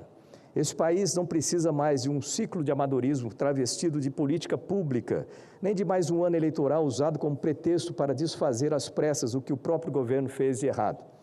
Eu tive a honra de servir como ministro do governo do presidente Jair Bolsonaro. Vi de perto o que é fazer gestão pública com planejamento, com responsabilidade, com fatos, enfrentando os piores problemas que nós podíamos imaginar em um governo, como pandemia, como outros problemas sérios que enfrentamos. E é por isso que eu digo, sem meias palavras, dessa tribuna, que eu apoio a candidatura do senador Flávio Bolsonaro a presidente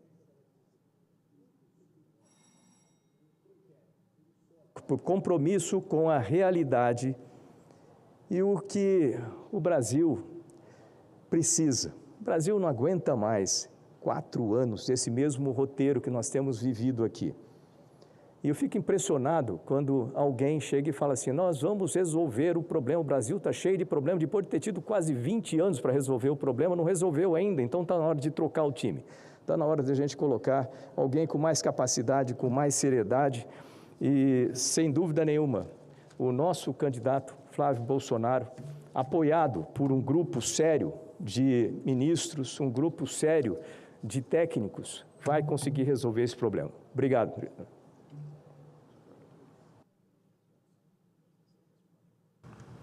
Eu que agradeço, senador Marcos Pontes. Eu, sentado nessa cadeira aqui como presidente do Senado, né, eu acredito que, pelo meu perfil político, eu nunca na vida serei presidente desse Senado aqui. Porque com essa caneta aqui eu teria coragem de fazer muita coisa que precisa ser mudada nesse país aqui. Principalmente numa eleição que vai começar agora, onde tem pessoas passando fome, que não tem nem saneamento básico, milhares de pessoas não têm, e se vai se gastar agora mais de 5 bilhões com político para fazer a festa da democracia, para muitos desses políticos roubarem dinheiro de fundo eleitoral e depois ainda, a hora que entrar aqui no Congresso Nacional, continuar te roubando. Então, com o perfil político que eu tenho aqui, com certeza eu nunca serei presidente dessa casa. Muito difícil, porque quem vota não é o povo, quem vota são os políticos. Eu, com essa caneta aqui, eu teria coragem de fazer muita coisa, principalmente cortar privilégio e mordomia dos 3 poderes que é necessário. Eu, com essa caneta aqui, já deveria ter votado, se eu tivesse aqui, o fim da escala 6x1, muito tempo, porque agora nós ficamos mais de 15 dias de recesso e agora vai entrar a festa da democracia e, com certeza, aqui vai voltar lá para outubro e novembro e olha lá se não seja o ano que vem. Então, eu queria muito um dia na minha vida ter o poder da caneta. Então, essa chance que eu estou tendo aqui agora de estar aqui, às vezes vai ser a última vez que eu vou estar sentado aqui. Porque o destino está me pedindo uma missão de ir agora como pré-candidato a governador de Minas Gerais, que as eleições começam agora, segunda-feira, se eu não me engano, domingo ou segunda-feira começam as eleições. E o motivo de eu querer ser candidato a governador é para isso, porque eu fiquei 10 anos no Legislativo. lutando e defendendo os interesses da população, defendendo aqui para que não tenha mais imposto, defendendo aqui, né, que o povo tenha dignidade, fiscalizando e legislando. Foi o que eu mais fiz aqui durante esse processo de 10 anos como vereador, deputado e agora senador. Mas chegou esse desafio agora de ser agora um pré-candidato a governador para ter isso aqui, ó, para poder lá em Minas Gerais fazer justiça, para poder lá em Minas Gerais fazer o que precisa ser feito, porque o povo mineiro não aguenta mais ter que pagar pedágio de 15, 20 reais e ter estrada esburacada. O povo de Minas Gerais não aguenta mais ter que pagar o tal de IPVA, né, de uma alíquota de quase 5% e continuar com as estradas esburacadas. O povo mineiro não aguenta mais, inclusive teve agora lá uma lei que foi sancionada de colocar um limite, né, para que as emendas parlamentares fossem menos agora para contratações de shows de artistas que ganham até 1 milhão e 1,5 milhão de reais em um show, enquanto tem pessoas lá em Minas Gerais que não têm acesso à saúde, que tem que esperar 1 ano na fila do hospital para poder fazer uma cirurgia. Então, eu quero muito ter a caneta para colocar limite não, para chegar para os deputados que serão parceiros meus, falar assim, chega de dar dinheiro para poder fazer festa, Minas Gerais agora não pode, porque Minas Gerais está devendo bilhões de reais para a União, inclusive bilhões de reais para a União, que muitas das vezes essas mineradoras têm incentivo fiscal de impostos federais, que não teve um governador de peito para vir aqui conversar com o presidente e falar assim, pare de dar incentivo fiscal para essas mineradoras, vamos agora fazer elas pagarem para poder descontar na dívida do Estado, para poder fazer política pública, mas nenhum governador teve coragem de enfrentar as mineradoras para poder reduzir IPVA, para poder ir para cima do que precisa ser feito, mas eu terei coragem, sabe por que eu terei coragem como candidato a governador? E se o povo mineiro me escolher? Porque eu não tenho o rabo preso com ninguém, o rabo preso que eu tenho é com o povo. Inclusive, vai ser a campanha, se eu ganhar, a mais barata do Brasil, porque eu não vou usar fundo eleitoral nem fundo partidário, eu vou entrar pela porta da frente e vou sair pela porta da frente.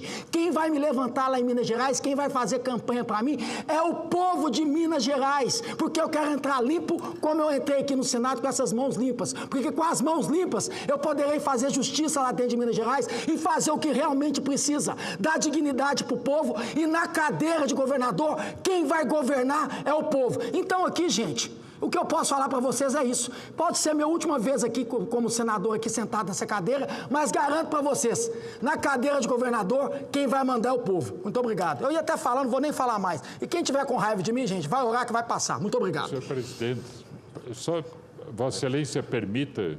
Eu estou como presidente ainda, com o maior prazer, Vossa Excelência. Fica, não me xinga não, pelo amor de Deus. Quero cumprimentá-lo por estar sentado na cadeira da presidência do Senado Federal e trazendo também um aspecto do recurso público, que tem que estar, de fato, à disposição das necessidades básicas do povo, saúde, educação, assistência, trabalho, né, casa, residência, lar, comida, né, desenvolvimento econômico, ambiental, o que é fundamental. Né? Agora, senador Marcos Pontes também substituindo o senador Cleitinho, mas, de fato, a ideia é essa mesma, né? De você aplicar o recurso no essencial, no básico, para o desenvolvimento do país, que é a economia, o meio ambiente e a valorização do ser humano. Mas, se Vossa Excelência me permite, caro presidente, eu gostaria de requerer inserção em ata de voto de aplauso a Dom Pedro Fedalto, arcebispo emérito de Curitiba, pelo centenário de nascimento, celebrado na data de ontem. Filho de imigrantes italianos, Dom Pedro dedicou mais de 7 décadas de sua vida ao sacerdócio e ao serviço da Igreja, deixando uma trajetória marcada pela fé, pela educação, pela ação pastoral e pelo compromisso com as comunidades mais vulneráveis. Ao completar 100 anos de vida, Dom Pedro Fedalto celebrou e continua celebrando não apenas uma trajetória pessoal, mas um século de dedicação à Igreja, à educação, à cultura e ao povo paranaense.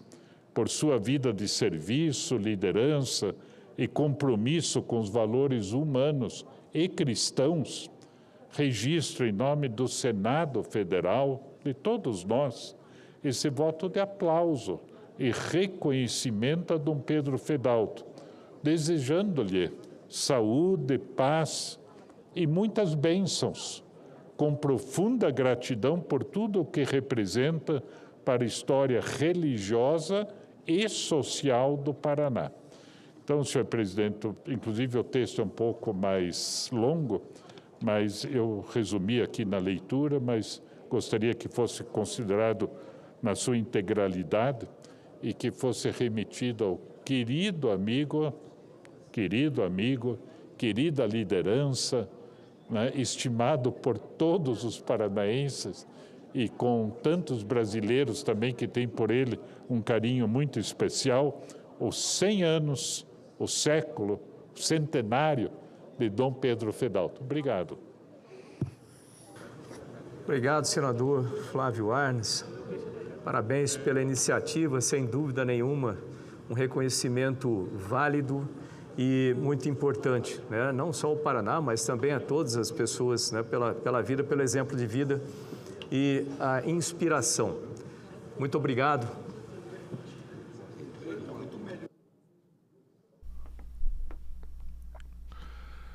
Em Brasília, 4h08. Você acompanha ao vivo a sessão plenária desta quarta-feira, 12 de agosto. Na presidência, o senador astronauta Marcos Pontes, do PL do Estado de São Paulo. Essa sessão é deliberativa e tem 5 itens na pauta de votações, entre eles o projeto de lei que obriga o Sistema Único de Saúde a criar protocolos rápidos e integrados para o socorro de urgências cardiovasculares. Agora, assumindo a presidência, o senador Davi Alcolumbre.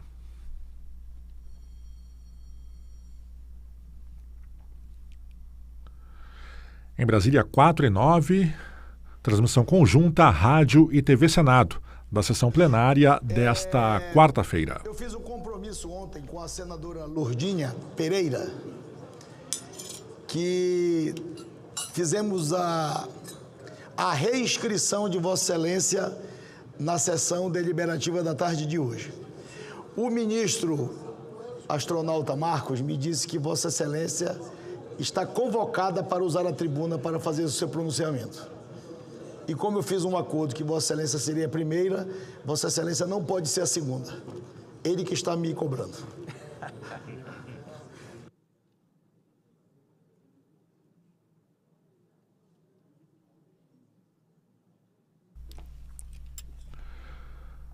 Agora em Brasília, 4h09, você segue acompanhando ao vivo, aqui pela Rádio e TV Senado, a sessão plenária desta quarta-feira, que tem na presidência o senador Davi Alcolumbre, presidente do Senado Federal. Na sessão de hoje, teremos 5 itens na pauta de votações, entre eles o projeto de lei que obriga o Sistema Único de Saúde a criar protocolos rápidos e integrados para o socorro de urgências cardiovasculares. Também está em análise o projeto de lei que cria o Estatuto da Vítima para assegurar direitos, proteção, atendimento e reparação a pessoas atingidas por crimes e outros eventos traumáticos. Ouviremos em seguida o pronunciamento da senadora Lourdinha Pereira, do PSB do Estado do Maranhão.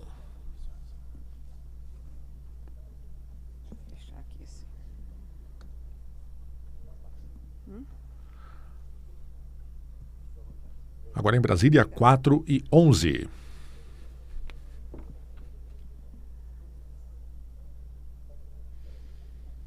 Senhor presidente Davi Alcolumbre, senhoras senadoras, senhores senadores, subo hoje a esta tribuna com o coração cheio de gratidão e com a consciência da responsabilidade que recebo. Para uma mulher que vem de Coroatá, que construiu sua vida pública perto das pessoas e aprendeu a fazer política, olhando nos olhos de quem precisa, estar aqui no Senado Federal é um momento que me emociona profundamente. antes de qualquer palavra, quero agradecer a Deus e à minha família. Quero agradecer também de maneira muito especial ao povo de Coroatá, ao povo que me viu começar, que acompanhou minhas lutas, que esteve comigo nas vitórias e também nos momentos difíceis.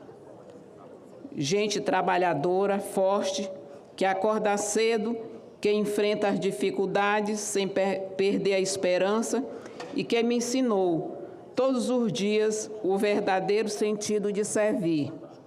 Se hoje estou aqui, uma parte de Coroatá está aqui comigo. Agradeço também à senadora Ana Paula Lobato pelo trabalho que vem realizando em defesa do Maranhão e pela confiança. E registro meu respeito e minha gratidão ao ministro Flávio Dino, com quem tive a honra de integrar a chapa escolhida pelo povo maranhense para representar nosso estado aqui nesta casa. Flávio Dino marcou a história do nosso estado e, para mim, foi o melhor governador que o Maranhão já teve. Mas quero destacar aqui também uma decisão política que diz muito sobre a sua visão de futuro. Ao escolher 2 mulheres para compor a suplência de sua chapa ao Senado, reconheceu que mulheres devem sim ocupar mais espaços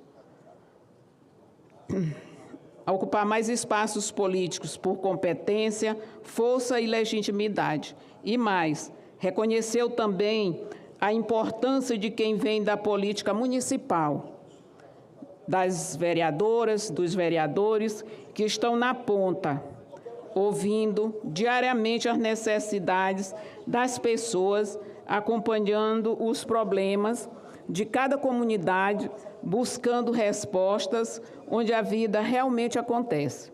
Registro também meu reconhecimento ao vice-governador, professor, doutor Felipe Camarão, que construiu uma trajetória de muito trabalho, preparo e compromisso com a educação do Maranhão e que ontem esteve aqui, nesta casa, ao meu lado.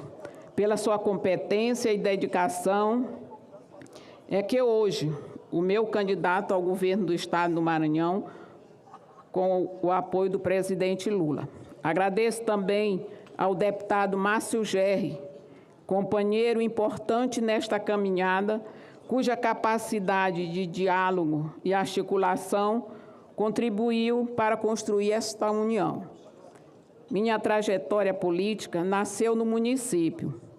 Foi ali que aprendi uma verdade que nunca esqueci. Para quem precisa de uma consulta, de uma estrada, de uma escola de qualidade, de água em casa ou de uma oportunidade de trabalho, política não é apenas discurso, é aquilo que muda a vida de uma família. É por essas pessoas que sempre lutei. Eu tive a honra de ser a primeira mulher a presidir a Câmara Municipal de Coroatá. Enfrentei pressões, combati desmandos, tomei decisões difíceis para impedir que interesses de ocasião se sobrepusessem ao interesse do povo. Quando foi preciso dizer não, eu disse. Quando foi preciso enfrentar, eu enfrentei. Porque quem recebe a confiança do povo não pode se omitir quando essa confiança está em jogo. Meu compromisso sempre foi proteger Coroatá e defender aqueles que confiaram em mim para representá-los. Foi assim na Câmara e assim será aqui no Senado Federal. E é esse compromisso que continuarei honrando. Eu sei o quanto ainda é difícil para uma mulher entrar na política, permanecer nela, ser ouvida e ter sua palavra respeitada. Avançamos muito, mas ainda precisamos avançar mais. Precisamos de mulheres nas câmaras, nas assembleias, nas prefeituras, no Congresso Nacional e em todos os espaços onde as decisões são tomadas, não apenas para estarmos presentes, mas para participarmos de verdade das decisões que transformam a vida das pessoas. Nosso grande poeta maranhense, Gonçalves Dias, escreveu que a vida é combate.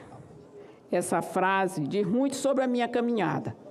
Minha vida pública sempre foi feita de luta. Não de luta contra pessoas, mas sim da luta pelas pessoas. É com esse espírito que chego ao Senado. Quero ouvir, dialogar e aprender com esta casa, somar minha experiência à experiência de cada colega e trabalhar para que as decisões tomadas aqui dialoguem cada vez mais com a realidade vivida pela nossa população. Enquanto eu estiver exercendo este mandato, cada dia terá valor e cada oportunidade será tratada com responsabilidade. E quero dizer algo especialmente ao meu povo de Coroatá. A partir desse mandato, a nossa voz também ecoará no Senado Federal. A voz de milhares de coroataenses que continuam vivendo e construindo nossa terra. E também daqueles espalhados por esse país afora, mas que continuam carregando Coroatá no coração. Coroatá não é apenas o lugar de onde eu venho. Coroatá é parte de quem eu sou. Foi ali que aprendi a servir, que conheci de perto as dificuldades do nosso povo e que descobri que a política pode, sim, transformar vidas. E, de maneira muito especial, renovo meu compromisso, porque foi do meio do povo que eu vim. É ao lado do povo que eu quero continuar. E é pelo povo do Maranhão que estarei aqui para lutar. Muito obrigada. Senadora Lourdinha, Vossa Excelência me permita só fazer um complemento, se o presidente também concordar. Senador Flávio Arnes, Vossa Excelência pede uma parte, eu vou dar mais tempo aqui para que Vossa Excelência possa fazer uma manifestação em apoio à nossa querida senadora. Exatamente. A senadora Lourdinha Pereira ocupa hoje pela primeira vez a tribuna do Senado Federal. Nós já nos encontramos no dia de ontem na comissão, na aprovação, né, do Estatuto do Aprendiz. E quero dizer a Vossa Excelência que Vossa Excelência tem toda a razão no que colocou, que a política, de fato, transforma vidas. E transforma vidas pelo diálogo, pelo entendimento, pela escuta, fazendo juntos, escutando, né? Sempre o coletivo, ninguém é maior, né, do que todos nós juntos, o coletivo pensando nas soluções e nos encaminhamentos. Nós somos do mesmo partido político, PSB, é uma honra estarmos dentro do mesmo partido com esse pensamento que Vossa Excelência colocou, né?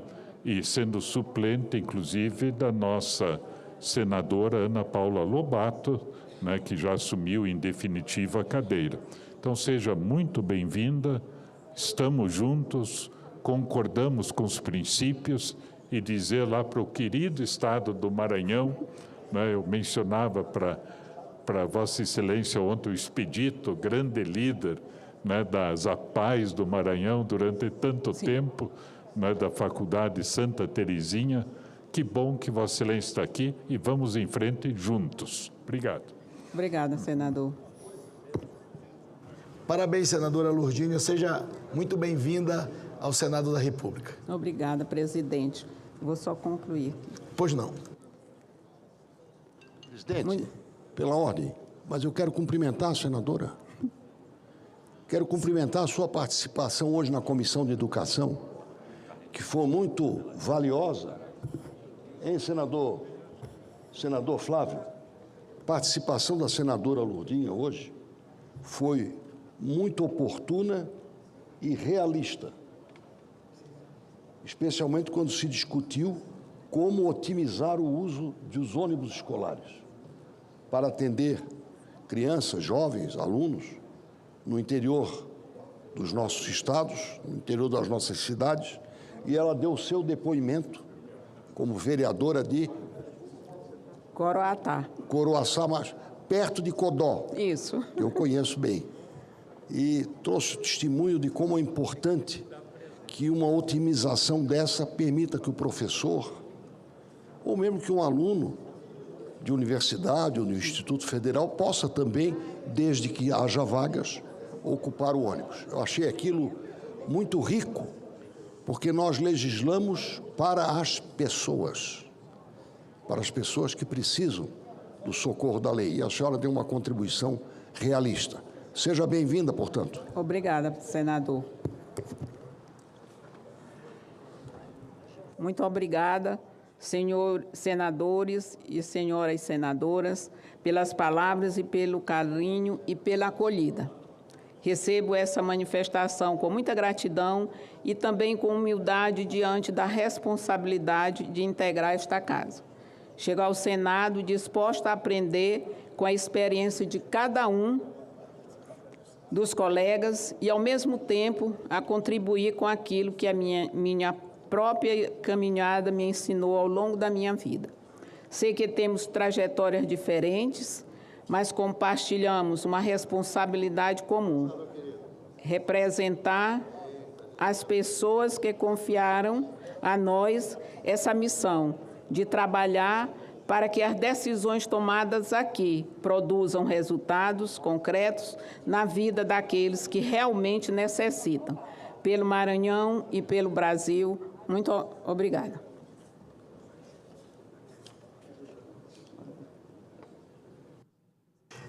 Senador Esperidião Amin, eu só estou aguardando o senador Jaime Campos, que pediu para... fez a sua lista de inscritos. Está aqui já. Eu peço ao senador Jaime Campos uma pequena intervenção complementando a de ontem. Pois não, pela ordem, o senador Esperidião Amin. Eu só quero reiterar... Eu não tinha visto Vossa Excelência. É que Vossa Excelência está magro. Só quero reiterar a Vossa Excelência um apelo para que seja ou apreciado o requerimento de urgência para que os PDLs relacionados à substituição do marco civil da internet, para que eles sejam apreciados, ou para que com urgência venha para cá. E quero aditar ao que eu falei ontem, que o nosso requerimento tem 32 assinaturas de senadores ou seus equivalentes. E o segundo e maior ponto, ele está escorado em 92 páginas de trabalho da nossa consultoria legislativa, que assinala quais são os pontos do decreto que exorbitam a competência da Presidência da República. Repito, aqui, presidente, eu não vou ler. Em amarelo é o que é duvidoso, em verde é o que está certo, e em vermelho, especialmente quando cita e confere à AGU a autoridade para endereçar às plataformas sugestões, pedidos de retirada de conteúdo. Isso é absolutamente inconstitucional e contraria, inclusive, o disposto pelo STF quando considerou inconstitucional o artigo 19. Então, presidente, depois disso que aconteceu no Maranhão, em que a polícia já vai na fonte do jornalista, não sejamos parceiros por omissão da instalação entre nós da censura e da intimidação. Esse é o meu apelo ao cidadão Davi Alcolumbre, que vive na pessoa do presidente do Senado. Que os dois se entendam para o bem do Brasil. Muito obrigado. Senador Esperidião Amin, Vossa Excelência levantou esse questionamento, essa ponderação na sessão de ontem. Eu estou tomando as providências junto ao presidente da Comissão de Constituição e Justiça do Senado Federal, nosso senador Otto Alencar. Nosso amigo, merece todo o respeito. Nosso senador, um senador preparado, um grande presidente desta comissão importante do Senado Federal. O senador Otto Alencar vai levantar os questionamentos feitos por Vossa Excelência e levantados por mim, para que ele possa também ter um embasamento que Vossa Excelência já está em mãos, feito pela consultoria, Porque diferente de outros PDLs que nós votamos aqui e que foram questionados judicialmente, nós precisaríamos ter quais trechos dos decretos, no caso 4 aqui, que foram requeridos por vários senadores, quais trechos destes decretos exorbitam as atribuições constitucionais. E eu concordo plenamente com Vossa Excelência quando traz um estudo da consultoria do Senado Federal, avaliando partes do decreto ou dos decretos presidenciais que estão extrapolando as suas competências, ou seja, cada um dentro da sua prerrogativa. Portanto, o senador Otto Alencar está sob o domínio da CCJ, os 4 PDLs. Naturalmente, ele vai fazer, com a consultoria da comissão, o que Vossa Excelência já fez, mas não custa nada nós conciliarmos os entendimentos e colocarmos em votação um PDL ou trecho do PDL que exorbitou a atribuição do presidente da República. Presidente, nada para retocar do que Vossa Excelência está fazendo. Eu também acho que nós temos que ser prudentes.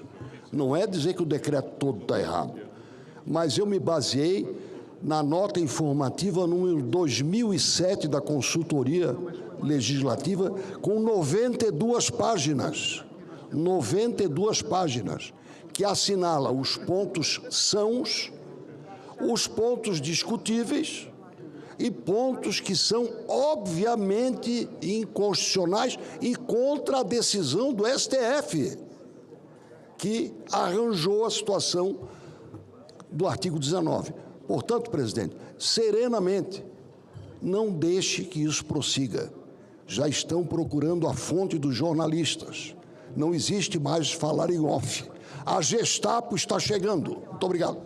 Senadora Tereza Leitão, minha querida líder, esse é um assunto que trata diretamente na relação entre o Congresso e o Poder Executivo e, por que não dizer, o Poder Judiciário. Vossa Excelência recebeu agora a consulta das mãos do senador Espiridião a mim. Eu preciso mediar todas as questões e todos os levantamentos que senadores e senadoras fazem em relação à minha condição de presidente do Senado e as minhas atribuições. Eu peço a Vossa Excelência também que nos ajude nessa relação com o governo, com o senador Otto, que eu vou fazer, já estou fazendo, para que a gente possa tomar uma decisão em relação a isso. Sustar o efeito dos decretos integralmente também não é o certo. Vamos buscar o meio termo do que é o correto do ponto de vista constitucional. Eu peço a Vossa Excelência que nos ajude na interlocução com o governo.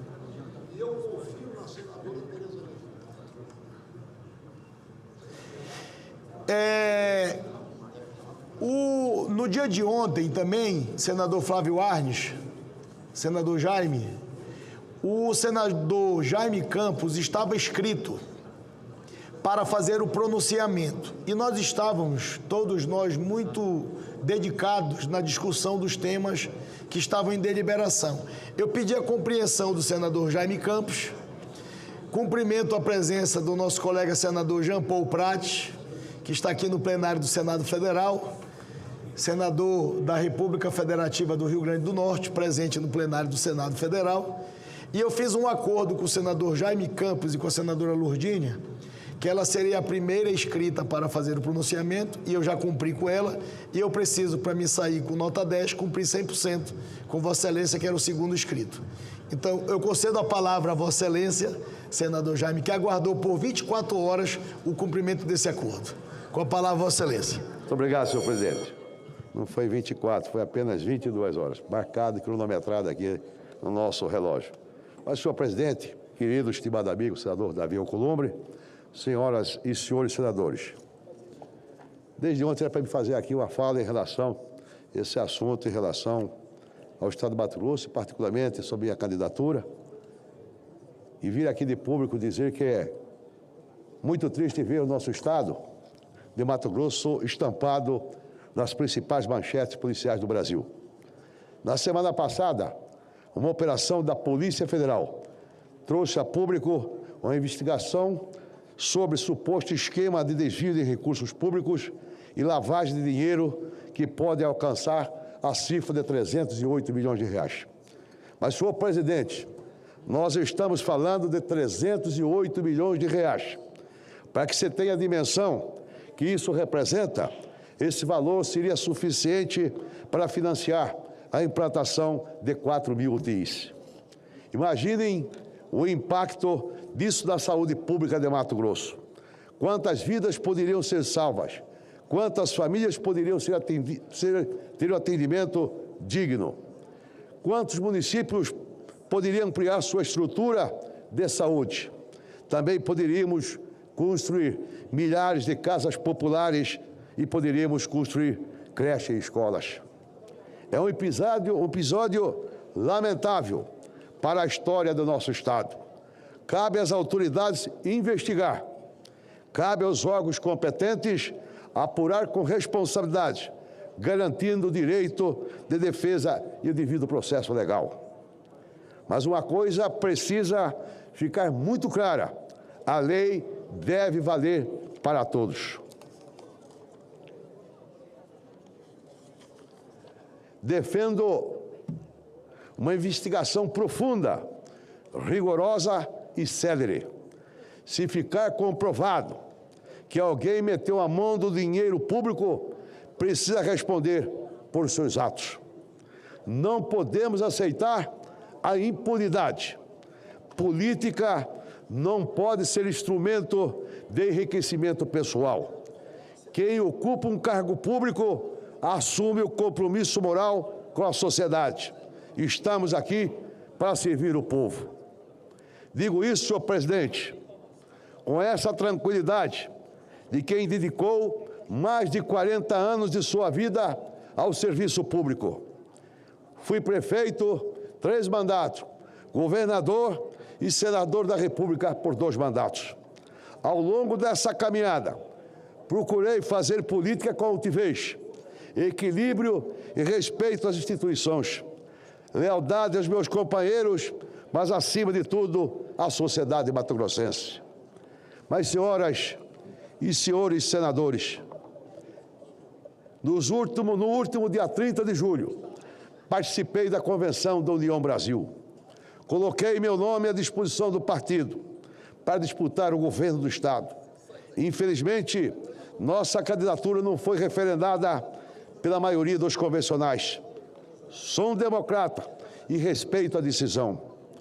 Tenho uma longa história dentro do partido, desde os tempos do PDS, passando pelo PFL, passando pelos democratas e chegando à atual União Brasil.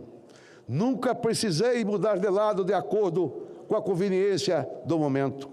Sempre procurei fazer política, mantendo minha palavra, minhas convicções. E é exatamente por isso que eu quero dizer ao povo mato-grossense: não esmorecer. Vou cumprir o meu mandato de senador da República até dia 31 de janeiro de 2027. Com o mesmo espírito público com que procurei exercer as funções que o povo mato-grossense me confiou. Porque minha relação com Mato Grosso nunca dependeu de eleição, de convenção partidária ou de cargo. É uma relação construída ao longo da minha vida. Mas, senhoras e senhores senadores, nosso Estado precisa discutir muito mais do que nomes, partidos ou projetos pessoais. Mato Grosso precisa discutir o Estado que queremos deixar para nossas próximas gerações.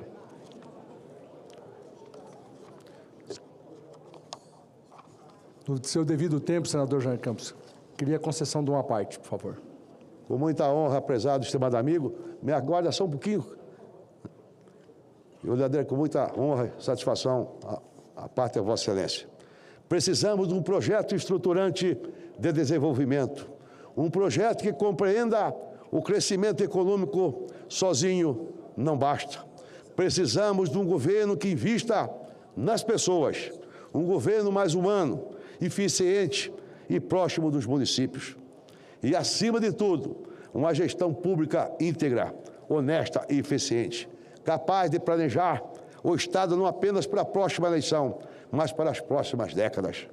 Um Mato Grosso que seja admirado pelo Brasil, por aquilo que produz, pela força de sua economia, pela qualidade dos seus serviços públicos e pela seriedade de suas instituições. Esse é o Mato Grosso, senhor presidente, que eu quero ver nas manchetes.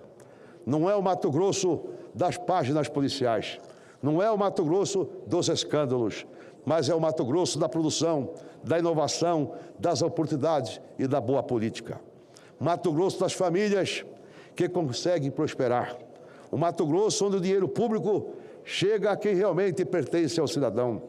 Tenho orgulho da história que construí e, sobretudo, tenho esperança no futuro do nosso Estado. Cargos passam, mandatos terminam, eleições chegam e vão embora, mas há algo que precisa permanecer, é o compromisso com o nosso Estado. Feito isso, quero dizer aos amigos e amigas aqui, esse compromisso meu vai continuar guiando a minha trajetória política, mas, acima de tudo, até o último dia do mandato, estarei sempre lutando pelas boas causas do povo brasileiro, mas, sobretudo, do povo mato-grossense. Você da parte do senador Carlos Fávaro. Muito bem. Muito obrigado pelo aparte, senador Jaime Campos. Cumprimento devidamente os colegas. Mas não poderia deixar de aparteá-lo para dizer que fico muito triste, mais uma vez, Mato Grosso, tendo na sua história uma operação policial com denúncias tão graves. Defendo o pleno direito de defesa, o amplo direito de defesa, mas que nada fique encobertado. O povo mato-grossense não merece, senador Jaime Campos, passar por mais essa tristeza. Mas eu quero aqui também aproveitar esse aparte para dizer que não vou entrar no mérito da discussão partidária, da discussão que foi feita no âmbito das convenções lá no estado de Mato Grosso. Mas quero entrar no mérito do reconhecimento do senhor ser um dos protagonistas com a sua pré-candidatura ao governo do estado de Mato Grosso, muito próximo da liderança das pesquisas para ser governador mato-grossense mais uma vez. Obrigado. E que, no âmbito do seu partido, não teve essa oportunidade. Fico triste porque eu conheci a ausência do poder público. Conheci um Mato Grosso, por exemplo, que na minha cidade, de Lucas do Rio Verde, nós não tínhamos uma concessionária de energia elétrica que levava esse serviço público. Que nós não podíamos pensar em desenvolvimento porque de Diamantino para cima não tinha linhão de transmissão de energia. E foi o senhor governador que levou o linhão de transmissão para todo o norte do estado e permitiu, a partir daí, os desdobramentos de desenvolvimento. Cito esse linhão de energia como todas as outras políticas públicas que passaram pela sua mão e de sua família. E com o seu desejo de continuar trabalhando, foi interrompido neste momento. Mas não desista. Mato Grosso precisa muito do senhor e da sua família e nós estaremos sempre juntos. Parabéns pelo seu pronunciamento. Eu agradeço a Vossa Excelência, senador Carlos Fávaro, e dizer, senador Carlos Fávaro, quem vota em Jaime Campos não vota por engano, muito pelo contrário. Eu tive a primazia de ser governador do meu estado, o meu irmão também foi governador por 4 anos, foi senador da República, 4 vezes deputado federal, que o Júlio foi, prefeito de Vargem Grande, atualmente e hoje, quase 80 anos, daí é deputado estadual, vice-presidente da Assembleia Legislativa daquele estado. Mas aqui de público, diante das câmeras da televisão aqui do Senado Federal, dos ouvintes da rádio TV Senado aqui, eu quero pedir ao povo de Mato Grosso minha desculpa, perdão por ter saído em 2018 puxando por essas mãos aqui deste homem que conhece palmo a palmo do nosso estado, apresentando o cidadão Mauro Mendes, que até então foi governador do nosso estado e renunciou para que pudesse ser candidato. Apresentando o cidadão que eu esperava que fosse um homem de bom caráter, um homem que certamente poderia corresponder com a expectativa do povo mato-grossense. Por isso eu estou aqui, com a minha humildade, que é peculiar, que nasci com ela, pediu perdão para o povo de Mato Grosso, dele dar, com certeza, essa oportunidade, até porque ele vinha de uma derrota ou 2 derrotas, né, que disputou a eleição para prefeito de Cuiabá, perdeu, e perdeu também para o governo do estado. E nós demos essa oportunidade. E, lamentavelmente, esse povo de Mato Grosso, esse eleitor que confiou, muitos dele, mas a maioria, tenho certeza, que confiou no senador Jaime Campos, que está puxando pela mão. Pedi a eles desculpa, perdão, por ter apresentado um cidadão que eu esperava ser aquela pessoa que sempre dizia que ia fazer um governo em favor da maioria da sociedade mato-grossense. Mas não é verdade. Lamentavelmente, hoje o Estado de Mato Grosso passou a ser o verdadeiro balcão de negócio. Passou a ser um Estado que não é povo do povo, é um Estado privado, um Estado de meia dúzia de cidadãos que estão, com certeza, usurpando do erário público da sociedade. Lamentavelmente, o que tem acontecido em Mato Grosso é caso constantemente e recorrentemente de atitudes e ações que a Polícia Federal tem que estar lá em Mato Grosso promovendo, fazendo com que o dinheiro público arrecadado através dos impostos que o cidadão mais humilde do setor privado recolhe os cofres públicos, esse dinheiro não está sendo aplicado em favor da nossa sociedade. Num Estado que, lamentavelmente, se compra uma roda gigante para colocar num parque de 70 milhões de reais, eu entendo que é roubar a esperança da sociedade, das nossas crianças, do cidadão menos afortunado que precisa de uma saúde pública de boa qualidade, que precisamos de uma segurança para combatermos as organizações criminosas, de um Estado que certamente possa proporcionar também uma educação às nossas crianças. Esse não é o Estado que eu quero e tenho a certeza, não é a sociedade que Vossa Excelência e o povo brasileiro quer. Por isso, quando eu venho nessa tribuna aqui, eu venho aqui dizer ao povo de Mato Grosso, desculpa pelo que eu fiz quando saí em 2018 puxando o cidadão pelas suas mãos para fazer com que o povo de Mato Grosso lhe desse essa oportunidade. Mato Grosso, senhor presidente, aqui eu preciso de público. Primeiro, cumprimentar o ministro Flávio Dino. Numa decisão da última semana, foram 25 buscas e apreensão em residências de secretários de estados, do próprio ex-governador, não só dele, como de sua família. Esse cidadão aqui de público, tenho que dizer, é um homem desumano, que envolveu até uma criança, sua filha de 10 anos, como cotista de empresas para lavagem de dinheiro. Da mesma forma, seus secretários, a maioria também envolvido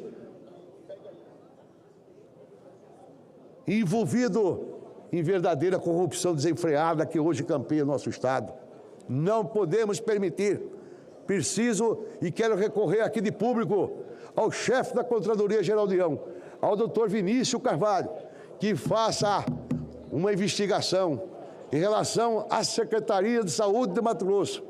Pelo que me consta, foram mais de 1 bilhão e 500 milhões de reais até agora desviado em favor da saúde da nossa população.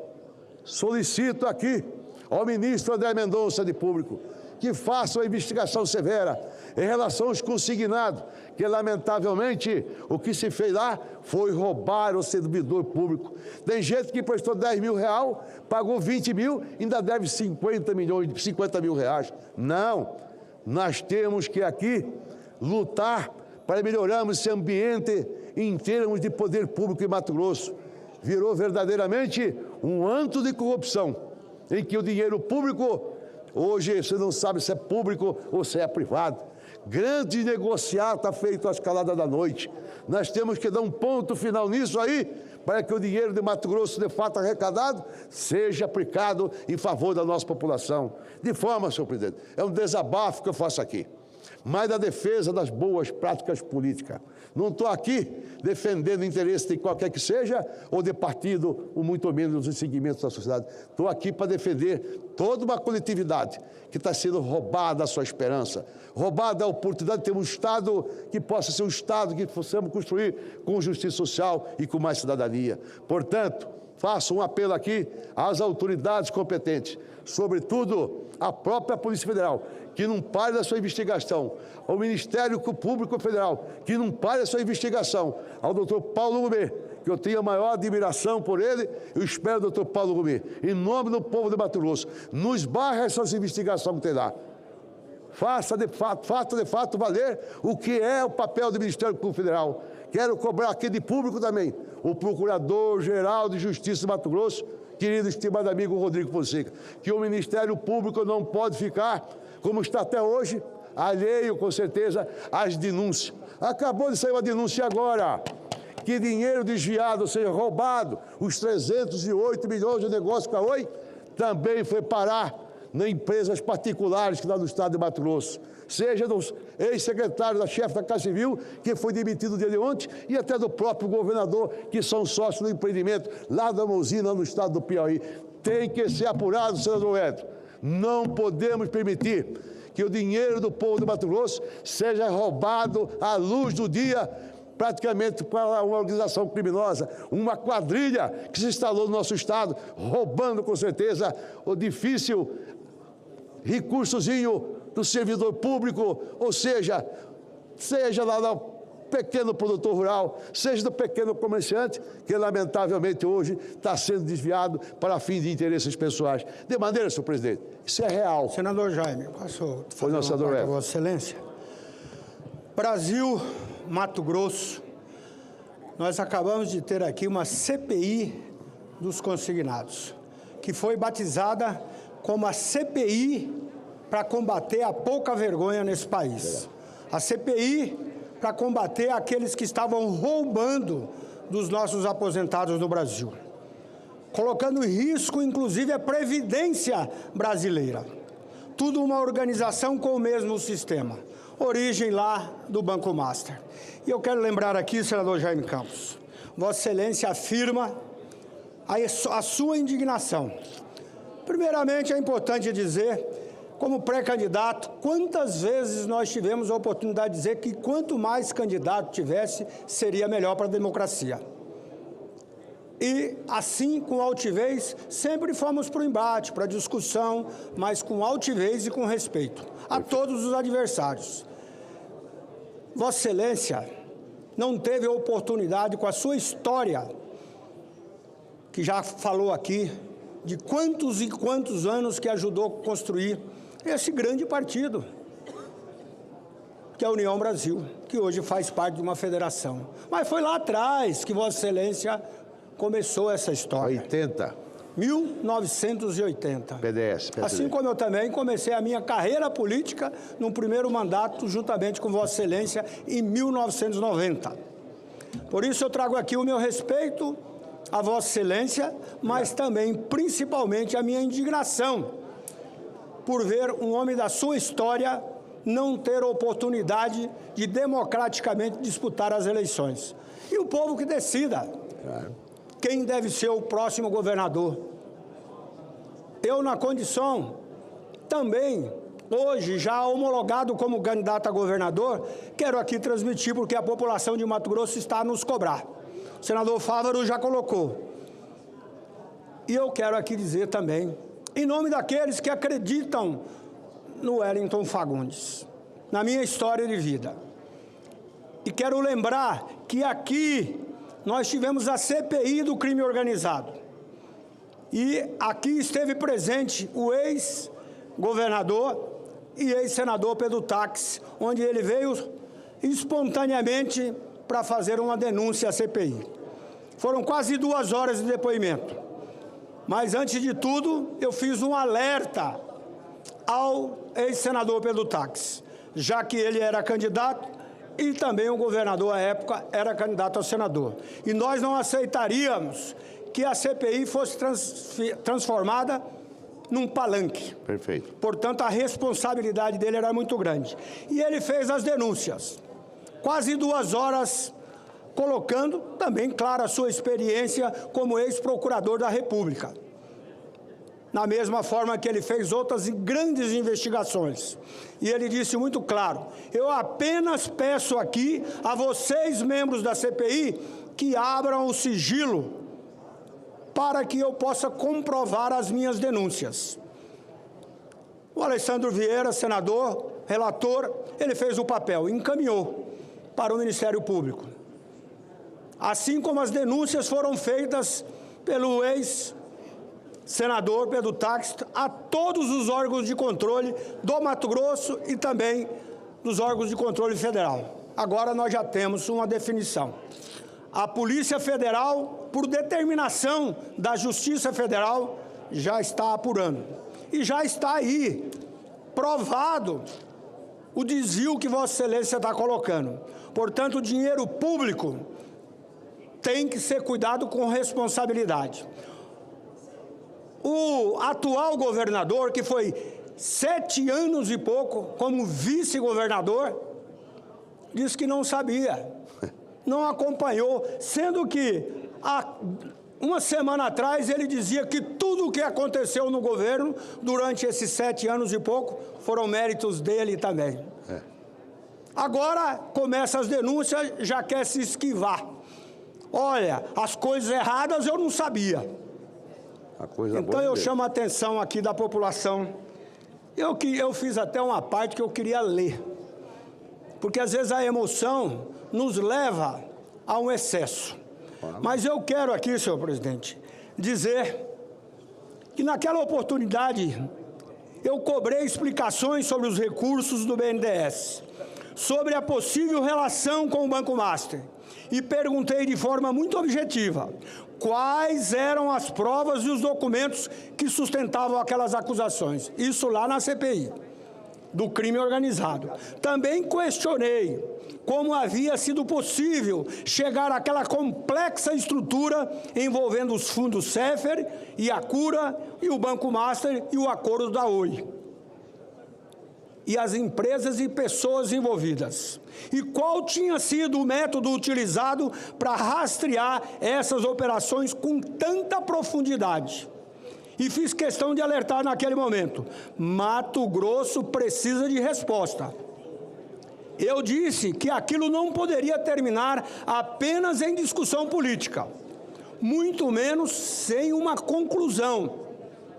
Por isso, como líder do Bloco Vanguarda, lá na CPMI eu cobrava que a CPI realmente enviasse para os órgãos de controle. E a CPI precisava ir até o fim, recorrer a quem fosse necessário e esclarecer os fatos para a população, principalmente para os servidores públicos, que, segundo a acusação do Dr. Pedro Tax, ex-senador, que foi contratado pelos servidores públicos de Mato Grosso para fazer não só a defesa, mas muito mais a apuração dos recursos de, inclusive, servidores públicos que ficaram endividados e suicidaram.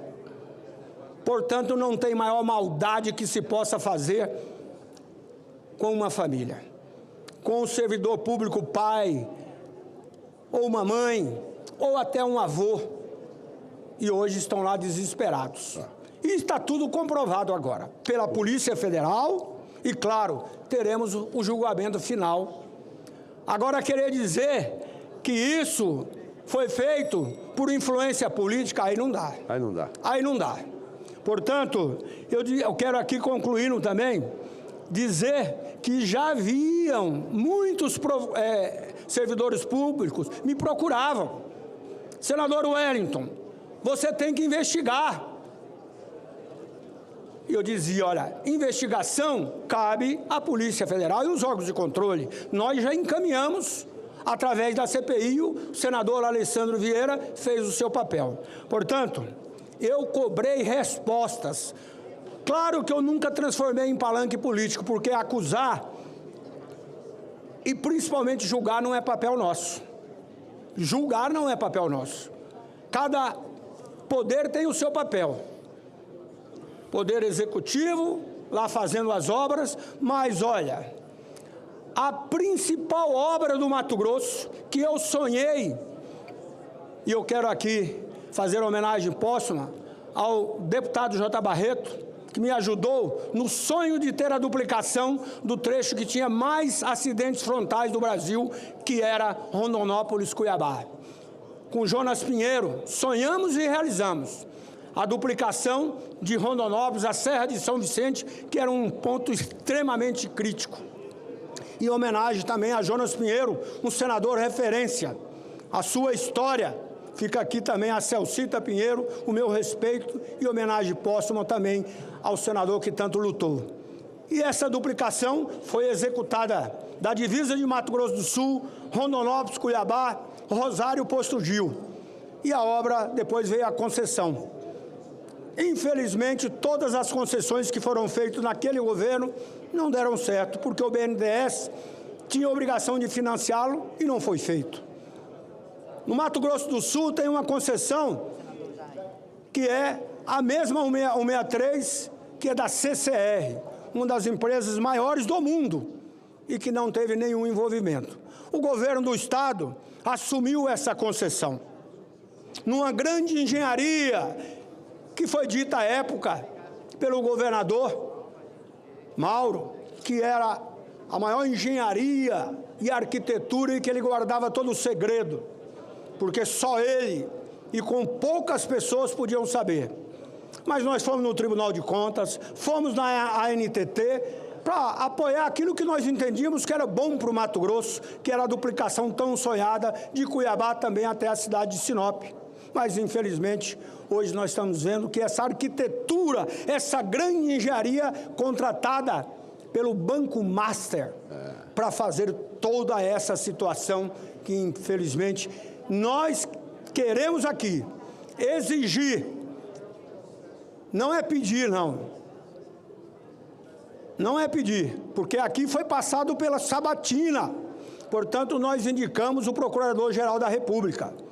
Hoje eu tive a oportunidade de encontrar-me com ele e quero aqui, porque eu o sabatinei, porque eu votei nele, para que ele cumprisse o seu papel e assim acredito que está fazendo e fará. Da mesma forma, os ministros, que são papel nosso, sabatinar e votar aqui para que tenha um ministro.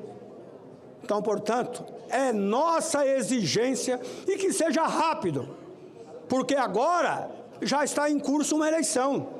E não venham dizer que isso é denúncia apenas eleitoreira, porque isso foi feito lá atrás e nós nunca acusamos.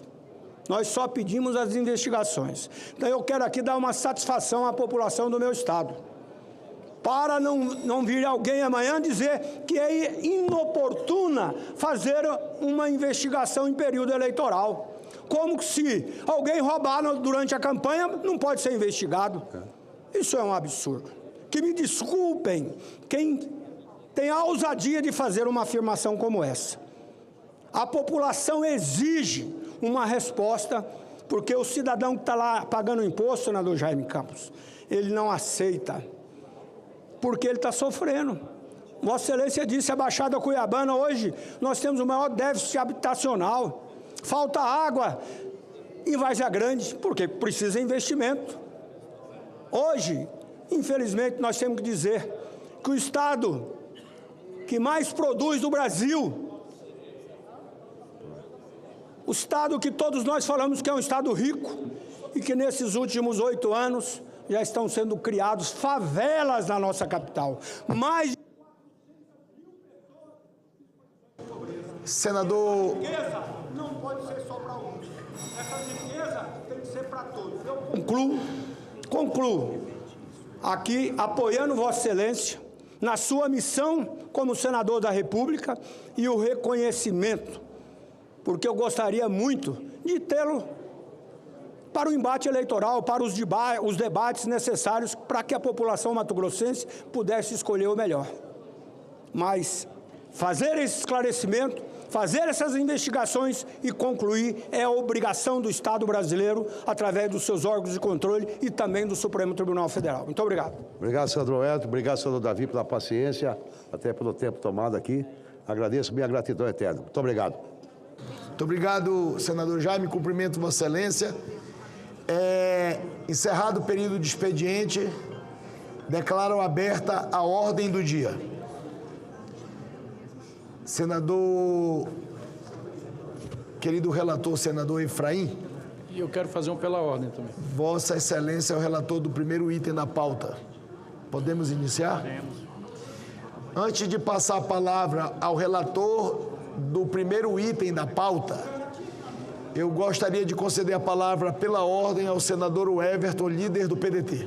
Presidente, eu comunico a Vossa Excelência que, a pedido do Movimento Nacional Sindical do PL 2531, mais conhecido como não docentes, que representa os servidores da educação não docentes, que inclusive estão aqui conosco, presentes aqui no plenário do Congresso Nacional, na tribuna. Sejam bem-vindos. Tem o ilustre maranhense junto na comitiva, o Neto, lá de Bacabal, Vera, Neiane. Nós estamos colhendo, presidente, assinaturas para solicitar a retirada de urgência do projeto de lei 2.531 de 2021. A justificativa ela é simples. O movimento firmou um acordo com o governo federal para que o projeto seja encaminhado à Comissão de Educação, onde será discutido e votado com a participação dos segmentos diretamente interessados. Aproveito para reiterar o pedido que consta no ofício número 146 de março desse ano, solicitando o encaminhamento do PL 2.531, o PL 2531, às comissões competentes, em observância ao acordo firmado. Então, é essa questão, presidente, e lhe agradeço pela questão de ordem, pela ordem aqui dada para que eu pudesse fazer esse pedido em público e também esse registro da importância da discussão desse projeto. E, finalmente, quero parabenizar a maturidade da Comissão Nacional, porque eles sabem que é melhor o projeto ser tratado de forma correta lá na Comissão de Educação, na CCJ, e chegar aqui redondo, para que assim que ele seja aprovado até o final do ano, ele possa logo valer no ano que vem, sem nenhum tipo de discussão jurídica na questão da constitucionalidade do projeto. Senador Everton, eu cumprimento Vossa Excelência pelo questionamento. Eu estava consultando a doutora Sabrina, doutor Ivan e o doutor Danilo, que são nossos assessores da Secretaria-Geral da Mesa, e eu entendi agora o que Vossa Excelência solicita nessa questão de ordem levantada. Pedido urgência para vir. Exatamente. Havia uma solicitação de vários senadores para que nós pudéssemos tirar da comissão este projeto ou da Secretaria-Geral da Mesa e trazer diretamente para o plenário. Inclusive minha. Esse requerimento não foi votado, não. O de urgência.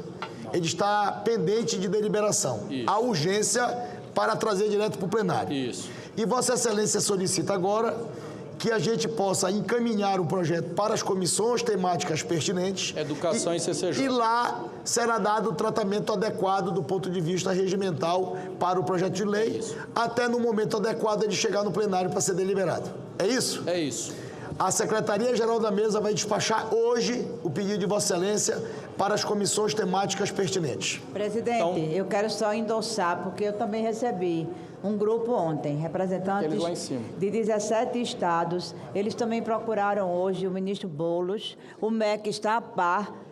Nós oficializamos ao MEC a necessidade de destravar um pouco, não é, essa pauta que já vem enrolando, e o pedido é esse mesmo, que a urgência seja retirada para que talvez nem CCJ, mas pelo menos Comissão de Educação, né, e a CAIS, não sei, a CAI talvez, porque trata também de piso, seja considerado, e considerado sobretudo, senador Bebeto, o que é exceção à regra que está represando todos os pisos conforme o presidente deliberou. Esse piso, ele tem fonte de receita, né? Que é isso que é exigido pela LDO, que é isso que é exigido pelo governo. Então, acho que as discussões caminharam muito de 2 meses para cá, caminharam muito, e essa é uma alternativa muito alvissareira, que a gente possa dar uma tramitação, não direto ao plenário, mas uma tramitação nas comissões. Eu já informei o senador Camilo, o presidente da Comissão de Educação agora, para que a gente possa dar consequência ao debate. Aí, presidente, só para concluir, isso é importante, porque se a gente aprovasse de qualquer jeito aqui, o governo podia vetar e ia ficar todo o tempo nessa... E agora, com este acordo, o Vossa Excelência, depois da eleição, nos ajuda a dar um rito que tem que ser dado já com esse acordo feito, e a gente consegue até o final do ano entregar pronto para já valer no ano que vem com essa lei aprovada. Perfeitamente. A solicitação feita por Vossa Excelência está de pronto atendida. referendada pela senadora Tereza Leitão. Eu acho, inclusive me permitam Vossas Excelências, que é o caminho mais adequado mesmo. Sempre nós estamos trazendo para a votação em plenário muitos projetos complexos e muitas das vezes a presidência é cobrada também pela deliberação destas matérias diretamente em plenário, tirando ou suprimindo a prerrogativa do presidente da comissão, que não fica feliz quando aparece um requerimento assinado por vários senadores para tirar a deliberação das matérias nas comissões. Então, era melhor que todos os projetos pudessem passar nas comissões para que esse debate pudesse ser mais apurado, mais adequado, com um olhar mais específico para cada caso. E Vossa Excelência pede à mesa, de certa forma, o restabelecimento do trâmite natural da deliberação da matéria. Não use esse pedido como regra, presidente. Não invente mais requerimento de urgência, que eu vou dizer que Vossa Excelência pediu para tramitar nas comissões.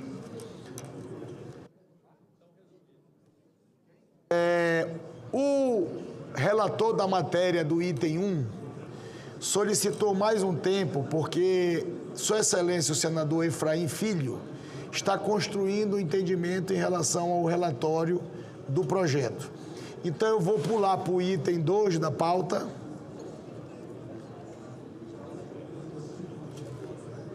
que também está havendo alguns diálogos em relação ao item 2 da pauta. Eu não sei se a gente começa a votar ou eu vou esperar... Enquanto ele constrói o acordo, presidente, eu tenho outra questão. Qual? Que é o senador Everton? Enquanto constrói o acordo, eu tenho outra comunicação a fazer.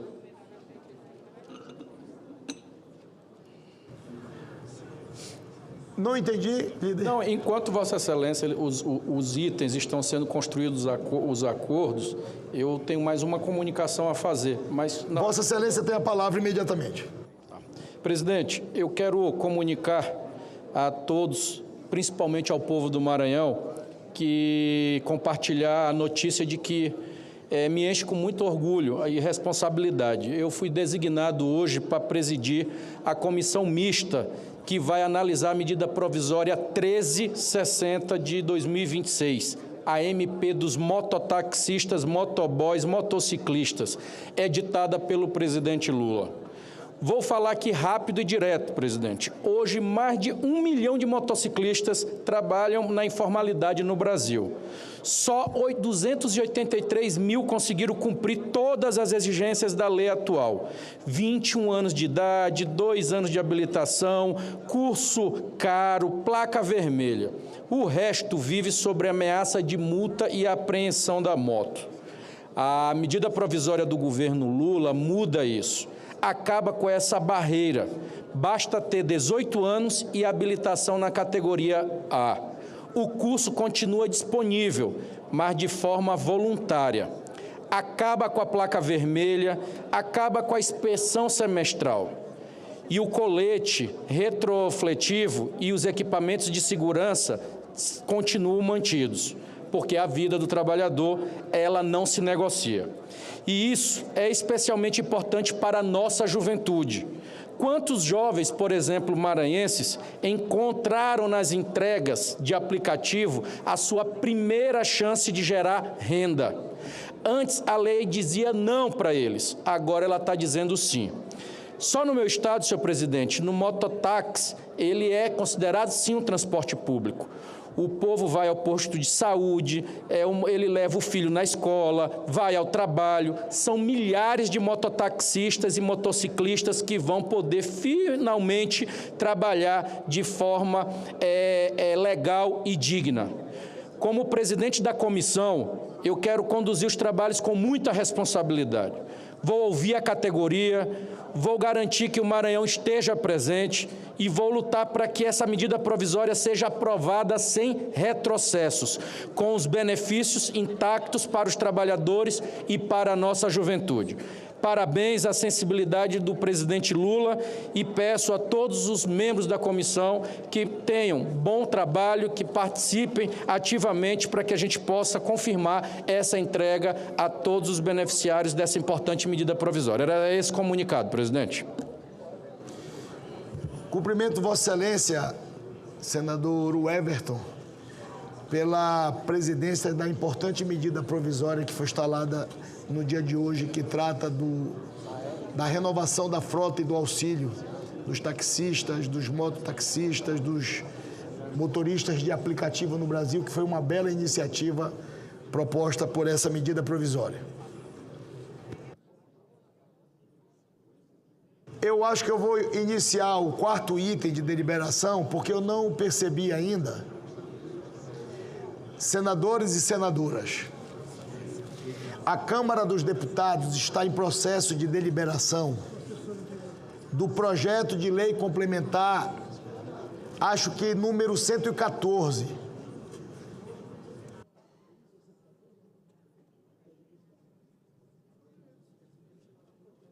A Câmara dos Deputados, senador ministro Carlos Fávaro, está votando no dia de hoje uma matéria que reúne um conjunto de normas legislativas que estavam tramitando apartadas na Câmara e no Senado, em um acordo e um entendimento construído com as lideranças, também com o governo, e esta matéria era para ter sido liberada no dia de ontem à votação, em virtude de um problema de saúde que ocorreu com o líder, deputado Pedro Uquizai.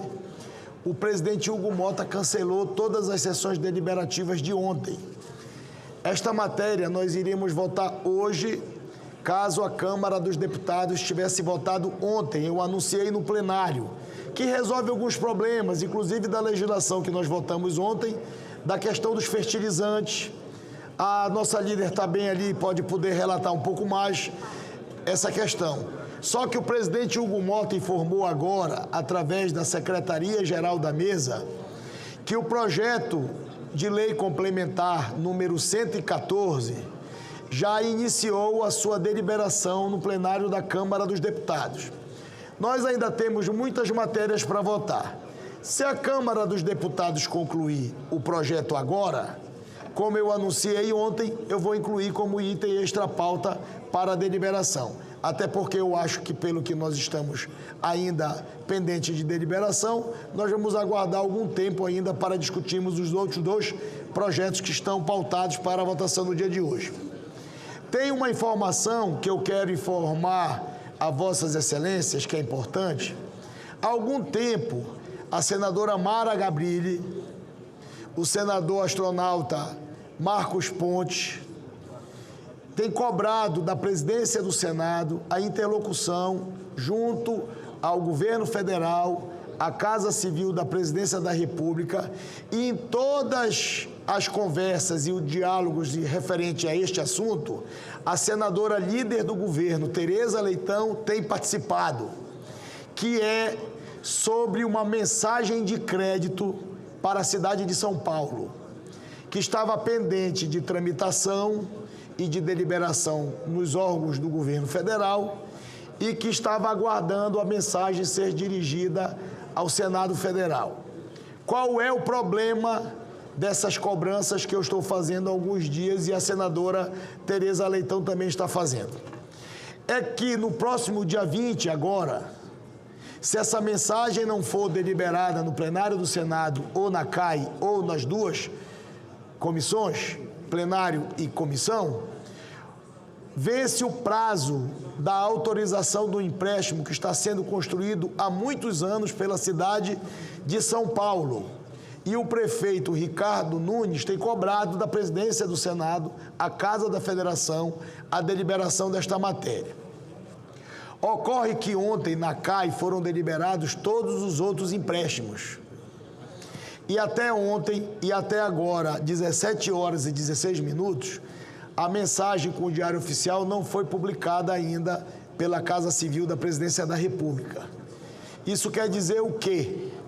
Quer dizer que se esta mensagem chegar hoje ainda, que é a previsão e o compromisso que foi assumido pela líder e pelo governo comigo e com a cidade de São Paulo e com a senadora Mara, com o povo brasileiro que vive naquele estado, que são recursos para a saúde, eu vou convocar uma sessão para amanhã, nem que seja para votar como último item esse empréstimo. Com a palavra, a senadora Tereza Leitão. Senador, quando a gente tem boa vontade, articulação, espírito desarmado, os astros conspiram a nosso favor. Acabei de receber da secretária executiva da Casa Civil a cópia do Diário Oficial, conforme eu disse a Vossa Excelência, iria para uma edição extra. Ato contínuo vem aqui para o Senado. Está aqui no meu celular. Despachos do Presidente da República. Era incluída. Pode pautar sem medo. Vão receber hoje à noite, nós vamos receber aquilo que foi discutido, acordado para a tranquilidade da nossa querida senadora Mara Gabrilli, do nosso querido senador astronauta e, sobretudo, para o povo de São Paulo. Exatamente. Vejam como o presidente Lula e nós atuamos de maneira tão republicana. Nós não estamos olhando quem é o governante, nós estamos olhando aquilo que será pautado com esse empréstimo, que seguiu todos os ritos, tanto que foi aprovado no Ministério da Fazenda, no Ministério da Casa Civil. Houve um pouco de demora, reconheço, mas não houve nenhum senão da importância e de todo o direito e todo o perfil, toda a feitura técnica do empréstimo. Então, pode pautar amanhã que nós vamos aprovar. Se Vossa Excelência pede a palavra 2 minutos antes, tinha economizado todo o meu discurso. Pela ordem, era presidente. Um sonho. Mas foi bom, foi bom. Pela ordem, senhor presidente. Você dá a palavra ao senador Carlos Fávaro. Rapidamente, senhor presidente, eu quero só fazer uma menção à presença nas galerias do prefeito municipal de Boa Esperança do Norte, a primeira-dama, todos os vereadores e secretários. É o mais novo município brasileiro, depois de mais de 20 anos, foram reconhecidos pela Suprema Corte Brasileira. O município teve eleições, faz 1 ano e meio que esse município foi constituído. Então, percorrendo os ministérios aqui em Brasília, se apresentando, e eu queria agradecer a presença de todos nessa honrosa presença no Senado Federal. Sejam todos muito bem-vindos, vereadores, vereadoras, o prefeito, a esposa, a primeira-dama. Então, só para me tranquilizar agora, que eu não sabia, nós teremos no Brasil 5.570 municípios. E 71. Exatamente.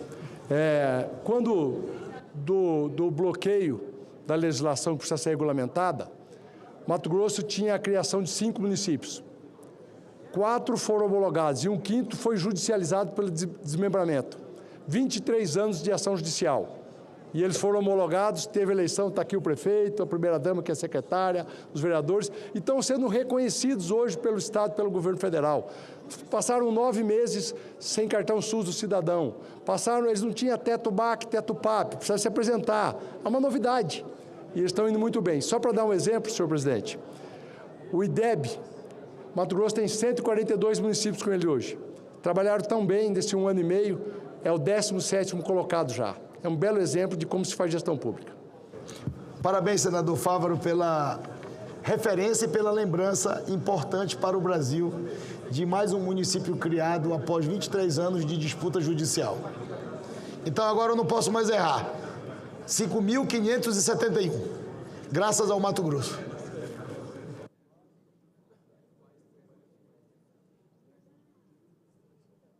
Em Brasília, 5h20.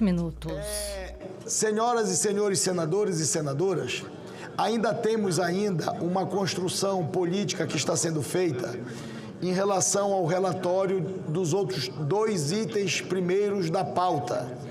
Então eu vou iniciar pelo 4º item da pauta e vou ficar aguardando a construção possível que está sendo feita pelos nossos colegas senadores e senadoras que têm conhecimento em relação ao teor do relatório apresentado por Sua Excelência, senador veneziano Vital do Rio.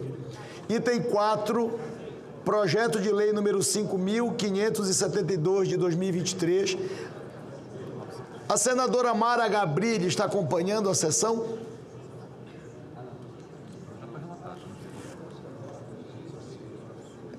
Projeto de lei número 5.972 de 2023, de autoria do deputado Rafael Simões, que altera a lei número 14.747 de 2023, para prever a criação de protocolos de atendimento para urgências cardiovasculares no âmbito do Sistema Único de Saúde SUS, incluindo medidas trombolíticas em unidade de pronto atendimento nas UPAs.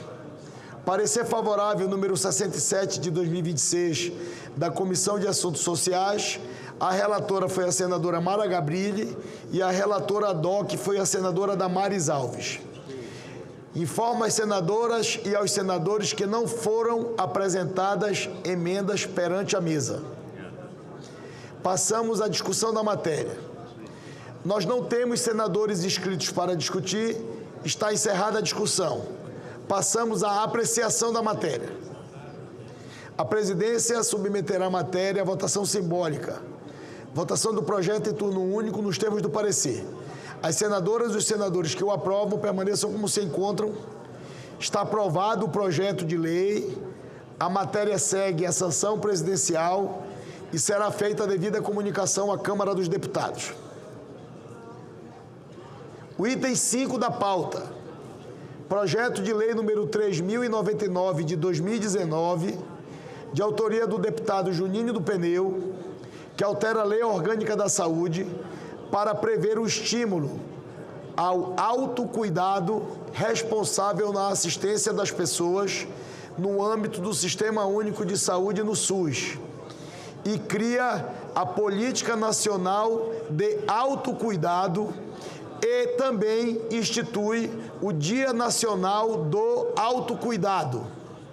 Pareceres número 159 de 2025 da Comissão de Direitos Humanos e Legislação Participativa. A relatora com parecer favorável foi a senadora Jussara Lima. Parecer número 52 de 2026 da Comissão de Assuntos Sociais. A relatora foi a senadora Jussara Lima e a relatora ad hoc foi a senadora Roberta Cioli, que também foi favorável ao projeto nos termos da emenda número 1, substitutivo que apresenta. Também, em relação a este relatório, não foram apresentadas emendas perante a mesa. Passamos à discussão da matéria. Não havendo quem queira discutir, está encerrada a discussão. Passamos à apreciação da matéria. A presidência submeterá a matéria à votação simbólica. Votação da emenda número 1, substitutivo nos termos do parecer da Comissão de Assuntos Sociais, em turno único. As senadoras e os senadores que aprovam permaneçam como se encontram. Está aprovada a emenda número 1, substitutivo, portanto, fica prejudicado o projeto.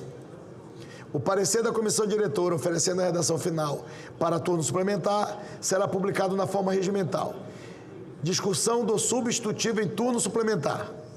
Encerrada a discussão sem emenda, o substitutivo é dado como definitivamente adotado, sem a necessidade de votação. A matéria, diante das alterações, retorna à Câmara dos Deputados.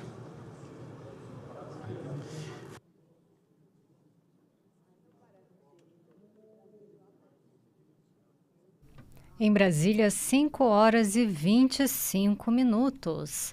Você acompanha pela transmissão conjunta da Rádio e TV Senado a sessão deliberativa do Senado Federal desta quarta-feira, dia 12 de agosto de 2026. Preside a sessão o senador Davi Alcolumbre, presidente do Senado. Me permitam, Vossas Excelências, eu acho muito promissor e muito produtivo quando Vossas Excelências estão reunidos. Não, senador veneziano, fique aí, Vossa Excelência. Eu vou apenas suspender a sessão para que a gente possa concentrar no debate de Vossa Excelência, na construção política, e, em seguida, relatar o projeto que o relator está presente, que também pede para aguardar um pouco. Eu vou suspender a sessão por 15 minutos e vou aguardar o diálogo construtivo. Isto aqui é construção política institucional madura. Está suspensa a sessão. Agora em Brasília, 5h20. A literatura nos deixa ver tudo isso e nos deixa ver um país muito maior do que costumamos ver. Como foi essa crise de representação na literatura ou como ela é ainda hoje? Não é simplesmente a ideia de deixar de falar sobre essa personagem possível, mas sim problematizar quem está falando, né, e quem é esse objeto que é falado. Que Brasil é este? Hoje, 20h, aqui na TV Senado.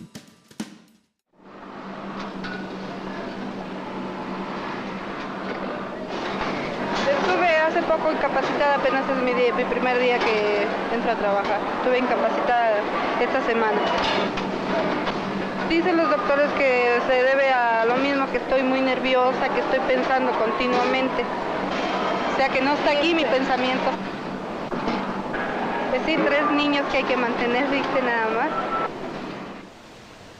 Tenemos muy poco el tiempo acá para estar en contacto con la criatura, pues 1 hora al mediodía. Inclusive nos privamos quizás de ir al comedor a comer como corresponde para venir a estar con la criatura acá. Entonces es lógico que en la tarde, en el momento que llegamos, tenemos que dividir las horas que nos quedan el resto del día para estar con el chico y preparar las cosas de la casa porque el otro día ya hay que volver a hacer la rutina.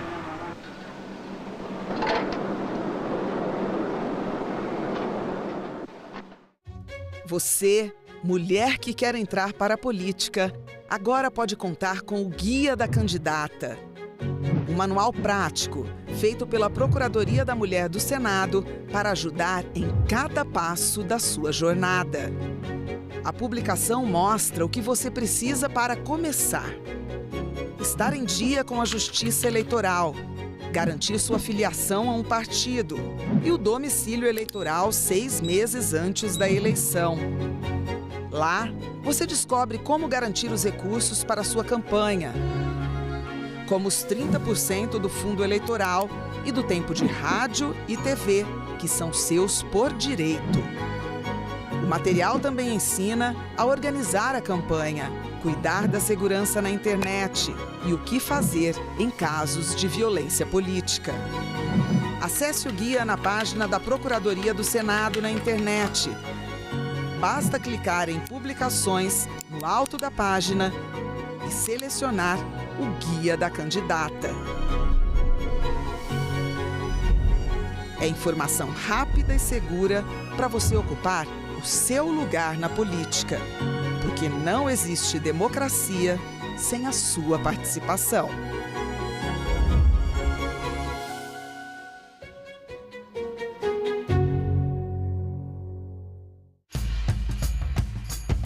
Um programa plural feito em parceria com as TVs legislativas de todo o país. Combate à violência, acesso à educação e orçamento. Veja o que foi notícia nas casas legislativas do país.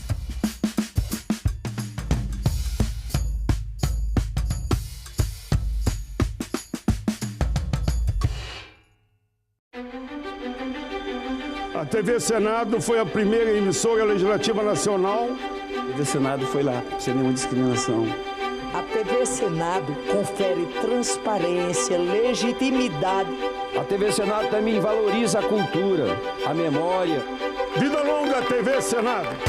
A TV Senado está fazendo 30 anos com os olhos no futuro, na TV 3.0.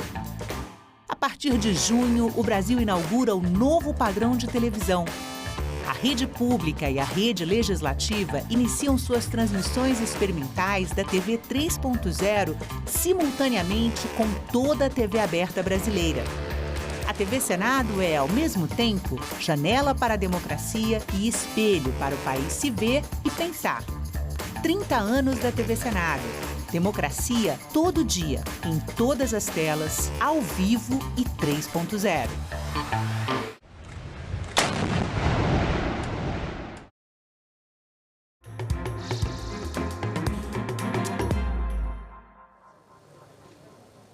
Olá, boa tarde. Agora em Brasília são 17h30.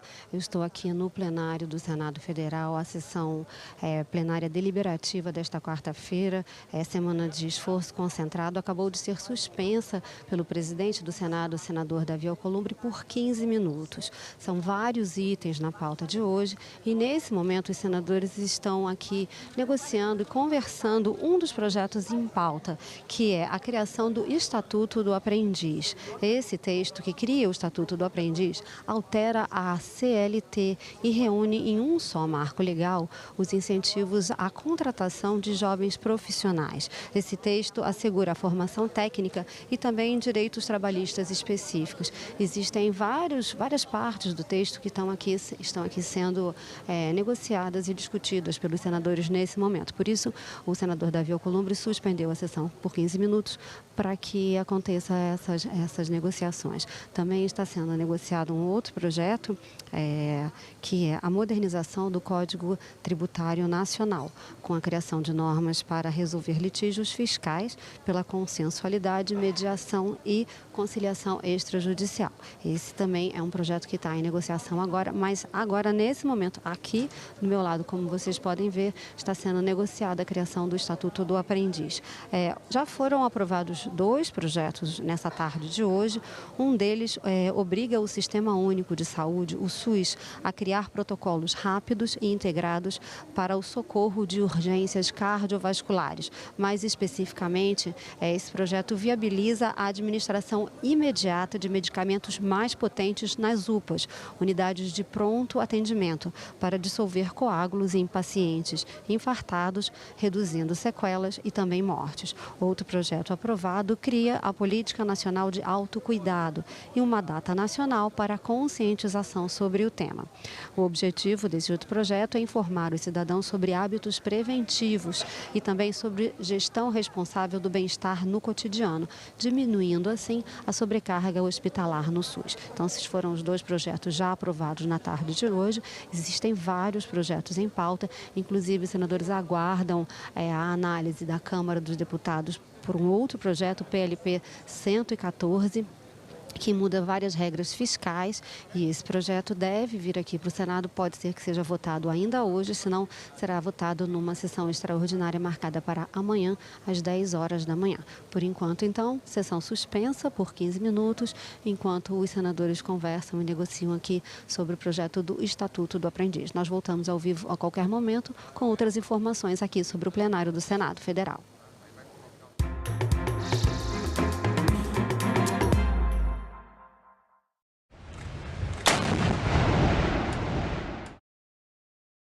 Os hemocentros públicos, eles são responsáveis pela coleta, processamento, distribuição e atendimento 100% da rede pública de saúde do país. O sangue possui diversos componentes e a gente tem as hemácias, as plaquetas, os leucócitos, que são as células de defesa. Eu acho de boa, mas eu entendo que tem gente que tem medo de agulha, né? Para essas pessoas é compreensível não quererem doar. Em discussão, nesta quinta, 8 horas da noite, aqui na TV Senado. Foi ontem? Foi antes de ontem. Tava vindo ela presenciou. Ônibus. Aí o homem viu ela com o braço feito a pintura e falou assim: ah, aquela moça ali é indígena? Eu falei assim, sim, por quê? É índio, né? Ele falou. Não, é indígena. Aí ele foi e eu falei sim, por quê? Ele falou assim, deu pra perceber pelas tatuagens. Aí eu olhei assim pra ele assim, com a cara assim, tatuagem. O homem veio me insultando até eu descer aqui. Veio, como chegou do lado de outra pessoa que não conhecia, começou a falar assim, aquela mulher ali indígena ali, aquela moça ali. Era índia que ele falava. Veio, olha só, olha, tá vendo ali, olha aí, diz que é índia de verdade. Olha aí, olha que índia, onde é essa tribo? Fala do alto, do ônibus. Aí ele falou assim, essa índia aí, que me deram uma índia dessa. Até eu descer, né? Declaro aberta a sessão solene. Sim. Não existe parlamento, não existe democracia. O governo via todos como se fosse comunista. A fila não para de crescer para a passagem da revista lá na esplanada dos ministérios. Deve ser sempre lembrado o que foi dito por Ulisses Guimarães. Traidor da Constituição é traidor da pátria. O homem disse, não, quem fala? Eu disse, Ariano Suassuna.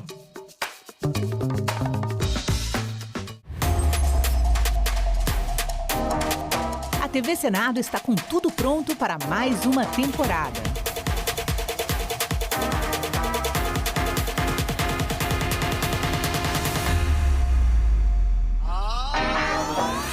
História.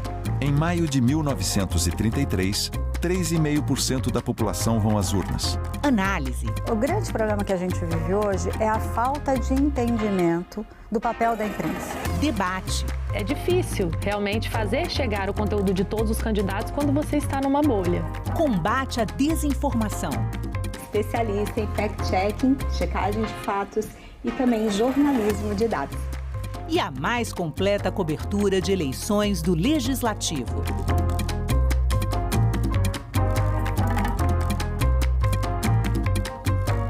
TV Senado, democracia todo dia.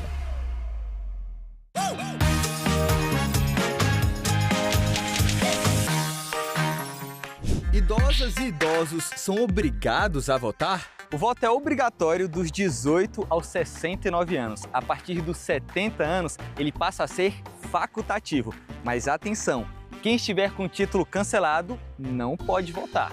Quem tem prioridade na fila para votar? Pessoas com 60 anos ou mais têm prioridade para votar. Agora, eleitoras e eleitores com mais de 80 anos têm preferência absoluta sobre os demais, independente do horário de chegada. Pessoas com deficiência ou mobilidade reduzida podem ser acompanhadas por alguém.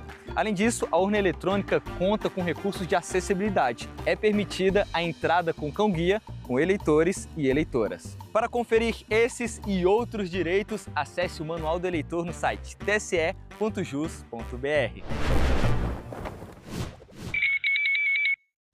Eu me entendi aqui na religião.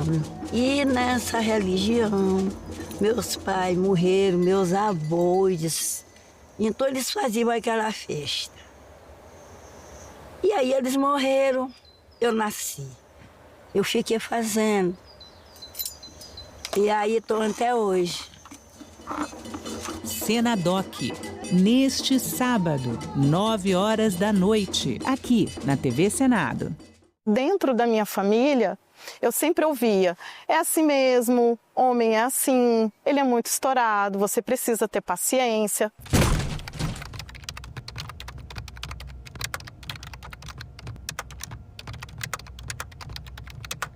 Ele me colocava numa situação de duvidar de mim mesma.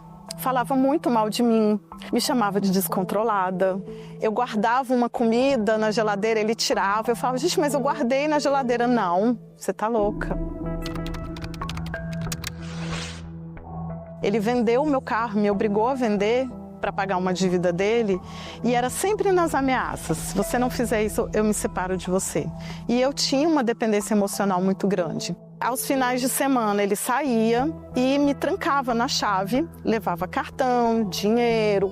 A partir do momento que o seu parceiro, o seu companheiro ou algum familiar tenta te vulnerabilizar, tirando a sua autonomia financeira, isso é uma maneira de te enfraquecer. E aí eu comecei o meu despertar e comecei a entender o que eu estava vivendo. Eu não cortava cabelo porque ele não gostava, eu não usava meus piercings porque ele não gostava. A maioria das minhas tatuagens são novas. Foi muito difícil, mas não foi impossível.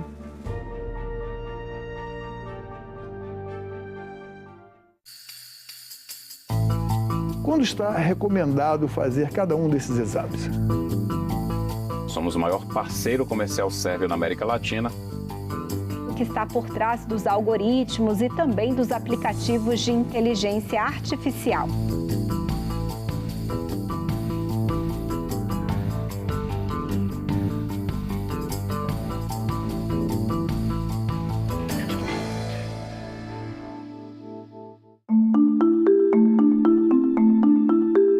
Meu nome é Ginalva, eu sou repórter da TV Senado desde 2005.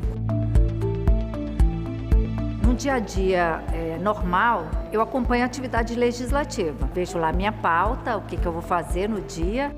A gente acompanha os debates, uma comissão, acompanhar um plenário.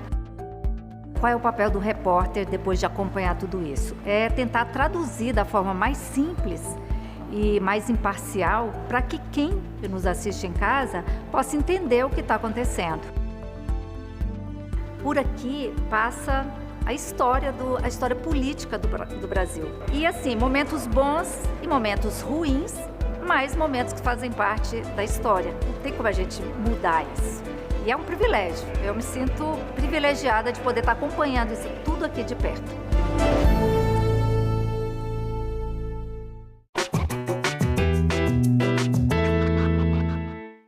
A primeira eleição no Brasil aconteceu em 1532. Naquela época, o voto não era, digamos, democrático. Só votavam os chamados homens bons. Bons de riqueza, não de bondade. Mulheres, indígenas, escravos e pessoas pobres, nem pensar. A independência não mudou muito este cenário e a Constituição de 1824 criou eleições para a Câmara e o Senado. Quem quisesse votar deveria ganhar pelo menos R$100.000 por ano. As eleições eram realizadas nas paróquias e o voto não era secreto. O eleitor dizia o nome do seu candidato e um padre ou juiz anotava numa ata. Ou não. A primeira eleição direta para presidente da República foi em 1894. O Brasil tinha mais de 15 milhões de habitantes, mas apenas 356 mil votaram. Durante toda a República Velha, os eleitores podiam trazer de casa cédulas já preenchidas para depositar nas urnas, o que favorecia o voto de cabresto e as fraudes eleitorais. As mulheres, que representam mais da metade da nossa população, só conquistaram o direito de votar e serem votadas nas eleições de 1933. 4 anos depois, o presidente Getúlio Vargas deu um golpe e acabou com todas as eleições no país.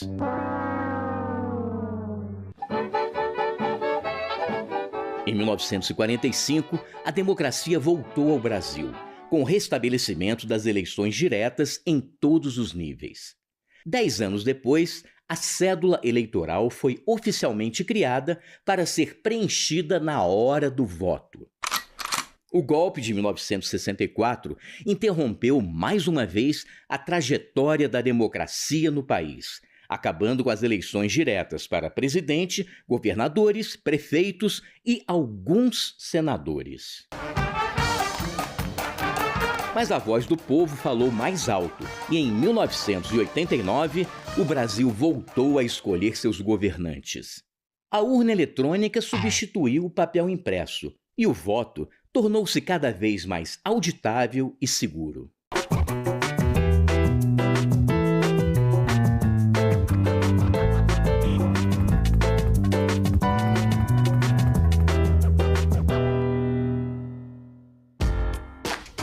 No TV Senado Live de hoje, nós recebemos 2 especialistas em imposto de renda. Como a lei protege as crianças também no ambiente dos jogos. Nós recebemos uma pergunta da Anne de São Paulo.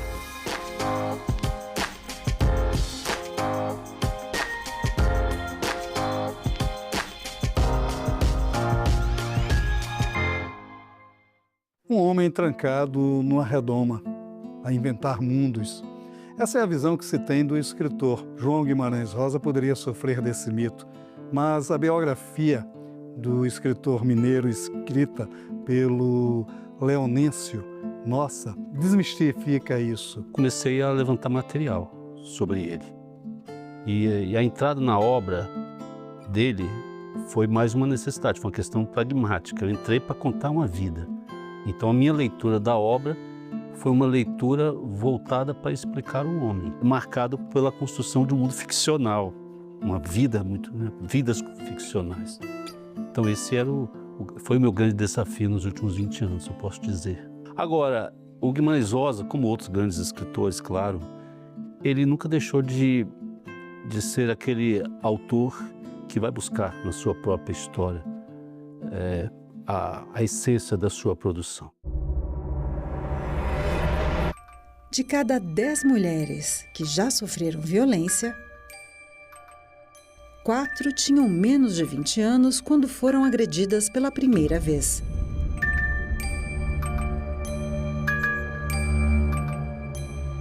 Essa violência tem que acabar. Acolha, denuncie, ligue 180.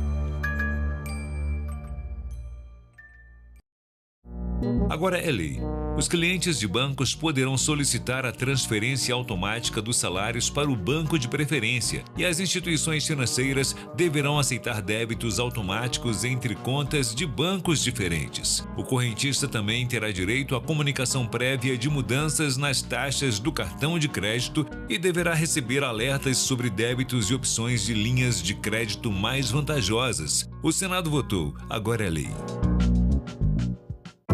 A literatura nos deixa ver tudo isso e nos deixa ver um país muito maior do que costumamos ver.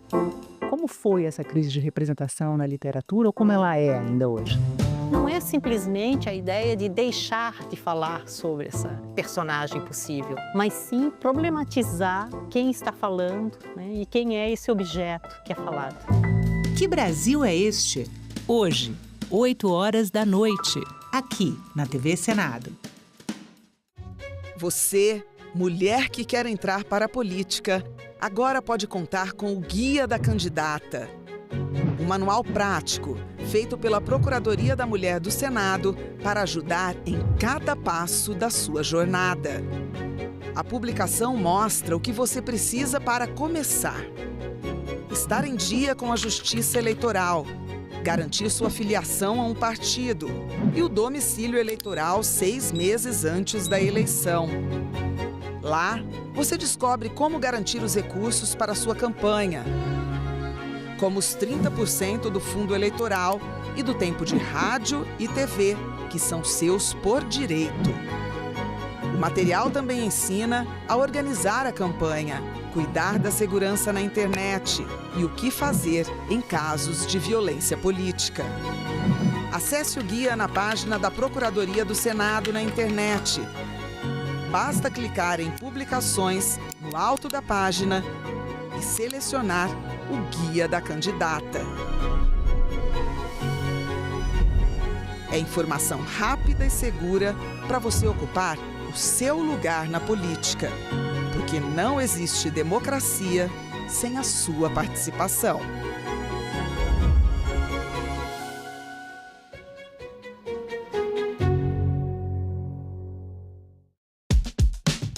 Calendário Eleitoral 2026. Emissoras de rádio e televisão passam a seguir, a partir de 6 de agosto, regras específicas previstas na legislação eleitoral. Entre elas, a proibição de propaganda política, tratamento privilegiado a candidatas e candidatos e a divulgação de conteúdos que possam influenciar o eleitorado.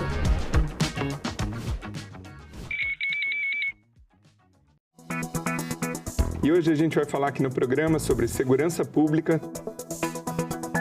Como garantir um equilíbrio entre o desenvolvimento socioeconômico e a preservação da caatinga.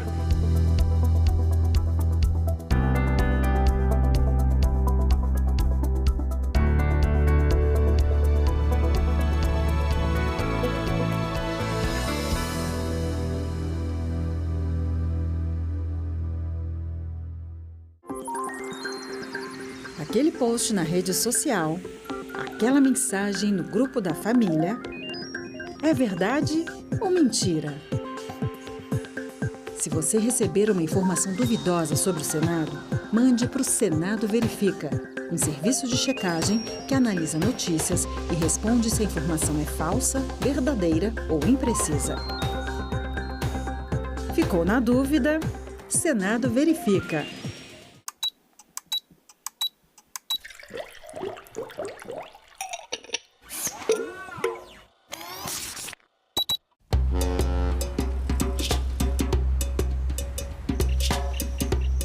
Eu sou a primeira mulher diretora do Instituto e não médica. E também, na verdade, eu sou a primeira mulher negra.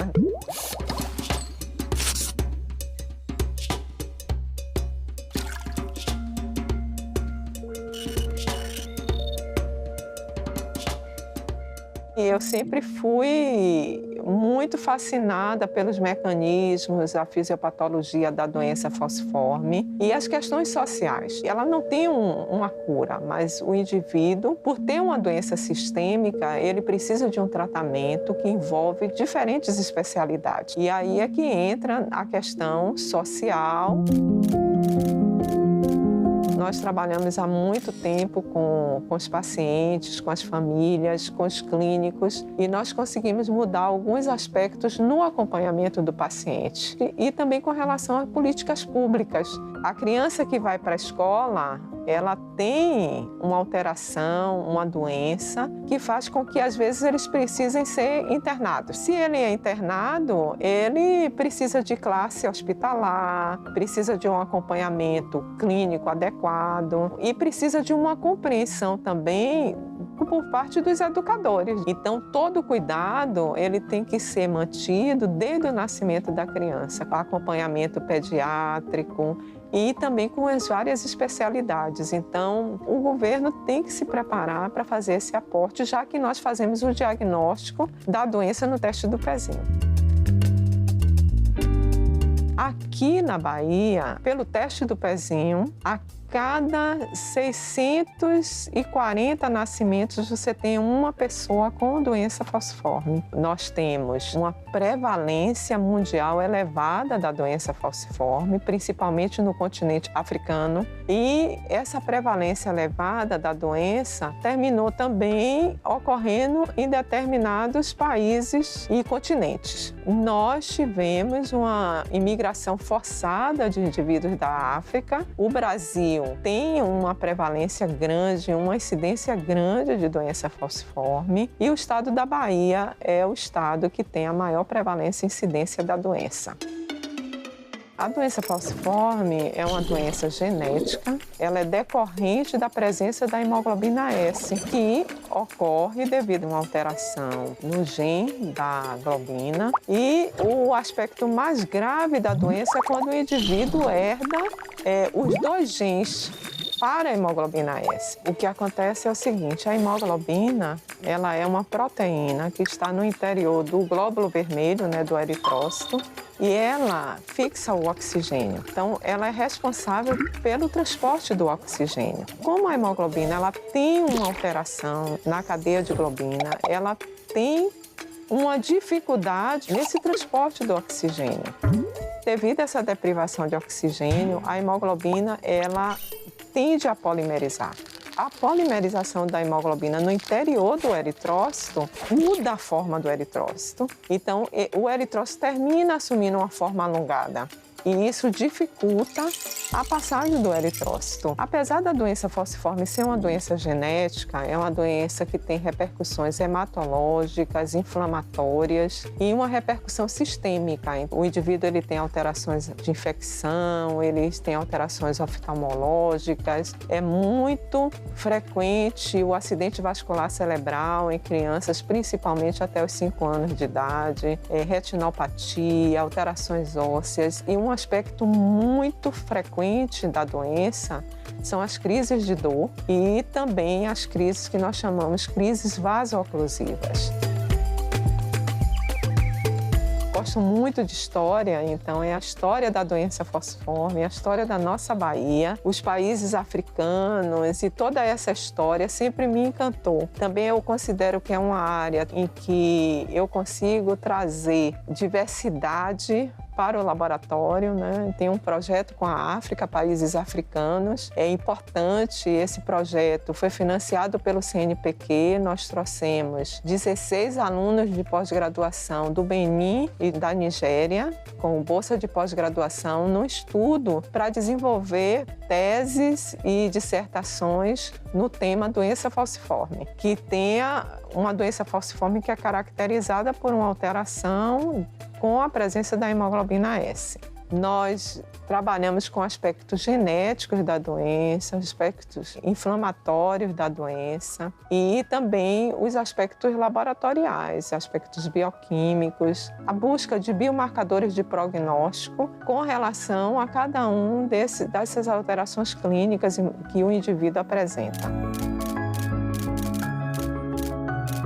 Agora nós estamos desenvolvendo um estudo mais da qualidade de vida da família e dos pacientes, porque a gente sabe que você tem uma criança doente, você mexe com toda a estrutura familiar. E é importante porque, como ela é uma doença grave, é uma doença que precisa de um cuidado especial, de uma equipe multiprofissional, é importante essa interação da gente com toda a família, né, com o paciente, com a equipe clínica que cuida do paciente. É um trabalho que tem várias nuances, do social, do histórico e o aspecto humano também, de estar com a família, de acompanhar e não só tratar como um número, como um indivíduo que vai fazer parte de um estudo, mas que também ele vai ser beneficiado com os resultados que nós obtivemos. E a gente tem feito isso. A pessoa que eu me transformei, ela é reflexo do trabalho que eu desenvolvi ao longo dos anos. Eu tenho um cuidado muito especial com a pessoa, com o ser humano. Isso me ajudou. O que eu desenvolvo no laboratório, com os pacientes, com as famílias, eu levei para a gestão na diretoria do Instituto. Eu conheci o Instituto, eu ainda era aluna da graduação, então quando eu venho trabalhar aqui, eu penso na comunidade que hoje eu estou dirigindo. Então eu termino que eu sei da vida de cada uma das pessoas que estão aqui, porque eu acho importante que você administre com amor. Eu digo isso e eu penso isso todo dia. Eu digo, gente, eu tenho o poder de estar aqui tomando decisões que vão afetar a vida de cada uma das pessoas. Então, eu acho que as pessoas hoje que estão no poder, elas têm que ser humanas, porque estar no poder afeta a vida das pessoas diretamente. Em cada decisão que eu tomo, eu penso primeiro na pessoa e no quanto que isso pode afetar a vida daquela pessoa, que eu acho super importante. O poder, ele tem que ser usado para o bem e não para o mal. Então, é isso.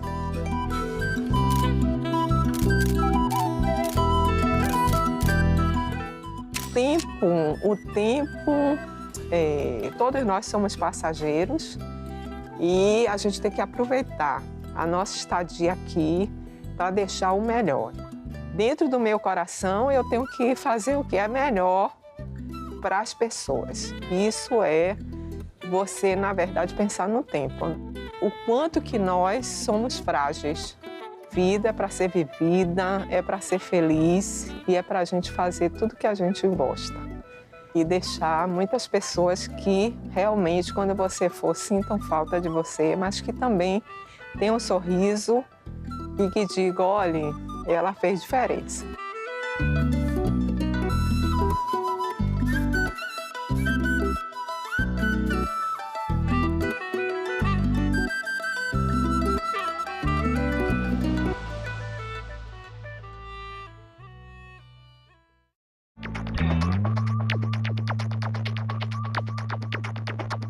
A gente também fala tupi. O nome do estado do Maranhão vem do tupi e é formado por dois termos, mar mais nhan. Mar é uma variação de embará, bará, que vem de Pará e significa mar ou Rio Grande. A outra parte da palavra é nhan, que quer dizer correnteza. Então Maranhão virou Maranhão, que tem na origem o significado de mar grande ou mar que corre. A gente também fala tupi.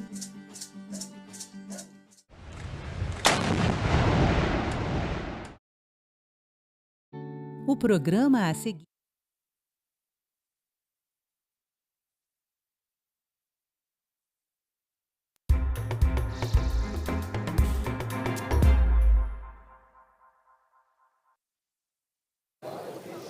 Olá, boa tarde. Agora em Brasília são 18 horas. Segue suspensa a sessão plenária desta quarta-feira aqui no plenário do Senado Federal. Semana de esforço concentrado. Muitas pautas foram votadas ontem e muitas estão na pauta de hoje ainda para votação. A sessão foi suspensa pelo presidente do Senado, o senador Davi Alcolumbre, para que os senadores pudessem tentar um acordo sobre o projeto que cria o Estatuto do Aprendiz. Houve muita negociação aqui do meu lado, nós mostramos os senadores reunidos, mas até agora a informação é de que não há acordo, não houve acordo, então pode ser, muito provavelmente, esse projeto deve ser retirado de pauta e pode ser transferido para o próximo esforço concentrado, que é na primeira semana de setembro. Então deve ser retirado de pauta o projeto que cria o Estatuto o Estatuto do Aprendiz. Esse projeto, ele faz várias mudanças no contrato dos aprendizes e altera também a CLT, criando um marco legal único para incentivar a contratação de jovens profissionais e assegura, então, a formação técnica e vários direitos trabalhistas específicos, como férias, vale transporte e outros. Mas, como não houve acordo até agora, os senadores estavam conversando aqui sobre esse projeto, sobre detalhes que alguns querem incluir, outros querem retirar. Então, esse projeto deve ter a votação suspensa hoje e deve ser, então, retirado de pauta. Assim como um outro projeto que cria o Estatuto da Vítima para amparar cidadãos afetados pela violência ou por catástrofes. Esse projeto também está na pauta e também deve ser retirado de pauta e transferido, então, para o próximo esforço concentrado na primeira semana de setembro. Mas já foram aprovados nesta tarde de hoje 2 projetos. Vou pegar aqui as informações para vocês. Um deles obriga o SUS, o Sistema Único de Saúde, a criar protocolos rápidos e integrados para o socorro de urgências cardiovasculares e daí ele viabiliza a administração imediata de medicamentos mais potentes em UPAs, unidades de pronto atendimento, para dissolver coágulos em pacientes infartados. Outro projeto cria a Política Nacional de Autocuidado e uma data nacional para conscientização sobre esse tema. Esses projetos já aprovados hoje. E os senadores aguardam, o senador Davi Alcolumbre voltou aqui para a mesa, deve reabrir a sessão em instantes, e os senadores aguardam a votação na Câmara dos Deputados do projeto de lei complementar PLP 114. Ele foi aprovado, esse projeto foi aprovado agora há pouco, acabou de ser aprovado na Câmara dos Deputados. Os deputados ainda estão votando as emendas a esses projetos. Esse projeto deve seguir para cá ainda hoje, deve vir aqui para o Senado ainda hoje. Pode ser que ele seja votado hoje aqui, ou então fique para a votação numa sessão extraordinária marcada para amanhã, às 10 horas da manhã. Esse projeto, sessão reaberta agora, acompanhe. Do MDB ao líder senador Eduardo Braga. Senhor presidente, primeiro cumprimentando Vossa Excelência, até pela iniciativa que Vossa Excelência teve de suspender a sessão para que nós pudéssemos encontrar um entendimento sobre uma pauta que é importantíssima, mas que precisa ser... A minha avó dizia uma coisa, sabe, meu presidente, que eu vou repetir hoje aqui, nem tanto nem tão pouco. Eu acho que existem certas situações na vida que nós precisamos ter equilíbrio e ponderação. Ainda há pouco, um determinado consultor me ligou fazendo uma dramaticidade danada sobre um tema tal. Eu falei, não é para tanto também, né? E, nesse sentido, senhor presidente, o MDB se reuniu na tarde de hoje e eu leio uma nota pública que é endereçada à nação brasileira e também à Vossa Excelência, dizendo que o MDB, em todos os momentos, reconhece a competência de Vossa Excelência e a necessidade da tramitação por despacho e por tramitação estabelecida pela presidência desta Casa. O MDB tem um vínculo histórico e permanente com as causas sociais e direitos trabalhistas. Compromisso este confirmado na Constituição de 1988, que implantou as bases de uma justiça social que precisa ser aprimorada constantemente em nosso país. Sob o mesmo compromisso, a bancada do MDB no Senado, por unanimidade, pede à presidência desta Casa urgência para a inclusão na ordem do dia da PEC 221/2019, que propõe reduzir a jornada de trabalho no Brasil e extinguir a escala 6x1, garantindo 2 dias de repouso semanal remunerado sem redução salarial.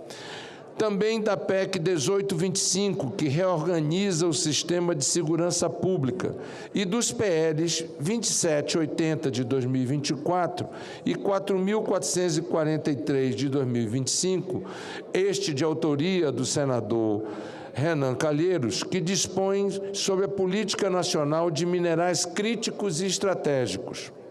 O Brasil, senhor presidente, não pode mais adiar a discussão dessas matérias. A democracia não se encerra no pleno funcionamento e solidez das instituições de Estado. Os democratas devem perseguir a justiça social, a distribuição de renda, a melhoria de vida dos brasileiros, a dignidade dos trabalhadores. O Brasil tem evoluído em vários indicadores socioeconômicos, mas é imprescindível avançar mais e rapidamente em determinados aspectos. A jornada de 44 horas semanais vigora desde a Constituição de 1988 e não reflete mais a realidade de um mundo do trabalho profundamente transformado pela tecnologia, pela automação e por novas formas de organização produtiva. A redução da jornada é medida de proteção à saúde física e mental do trabalhador, de valorização do convívio familiar e de estímulo à produtividade. A PEC 221 de 2019 encontra-se madura para deliberação. Foi amplamente debatida em sessão temática no plenário desta Casa e já conta com a chancela da Câmara dos Deputados, aprovadas em 2 turnos. Não há razão, portanto, regimental ou política que justifique o adiamento. O que falta é a decisão de pautar, e isso é que a bancada requer a Vossa Excelência. Se há setores com especificidades, e entendemos que há, vamos discutir e apontar soluções para estes setores. Com igual senso de urgência, a bancada defende a tramitação célere da PEC 18 de 2025, que reorganiza o sistema de segurança pública nacional, fortalece a cooperação entre União, Estados e municípios e amplia de forma permanente os recursos destinados ao setor. A segurança é hoje uma das principais preocupações do povo brasileiro e o enfrentamento ao crime organizado exige integração das forças, inteligência compartilhada e financiamento estável. Aprovada pela Câmara dos Deputados após amplo debate, a proposta não pode permanecer à espera de definição nesta Casa Maior do país. Por fim, a bancada do MDB solicita também a apreciação célere dos projetos de lei número 2580 de 2024 e 4443 de 2025, que dispõem sobre Política Nacional de Minerais Críticos e Estratégicos. Em um cenário global de disputa por insumos essenciais, a transição energética e a indústria de alta tecnologia, o Brasil detém reservas estratégicas que precisam ser transformadas em desenvolvimento, emprego e agregação de valor econômico em território nacional. O MDB, no Senado, reafirma o seu compromisso com uma agenda legislativa voltada ao trabalhador, à segurança pública e à segurança das famílias brasileiras e ao desenvolvimento nacional. E conclama as demais bancadas a se somarem a esse esforço pela deliberação imediata dessas matérias. Brasília, 12 de agosto de 2026. Esse, senhor presidente, é a nota pública da bancada do MDB e encaminhada de forma especial e carinhosa a Vossa Excelência, Excelência na tentativa de amolecer o coração de Vossa Excelência para que a gente possa avançar com essas pautas no Senado da República. Obrigado, líder. Parabéns pela nota. Concedo a palavra à senadora Tereza Leitão, líder do governo. Obrigada, senhor presidente. Senador Eduardo Braga, senador Renan Calheiros, eu tenho certeza que os senhores, senador Jaime, acompanharam pela imprensa a exitosa reunião que nós tivemos hoje no Palácio da Alvorada. Muito esperada por todos nós, né?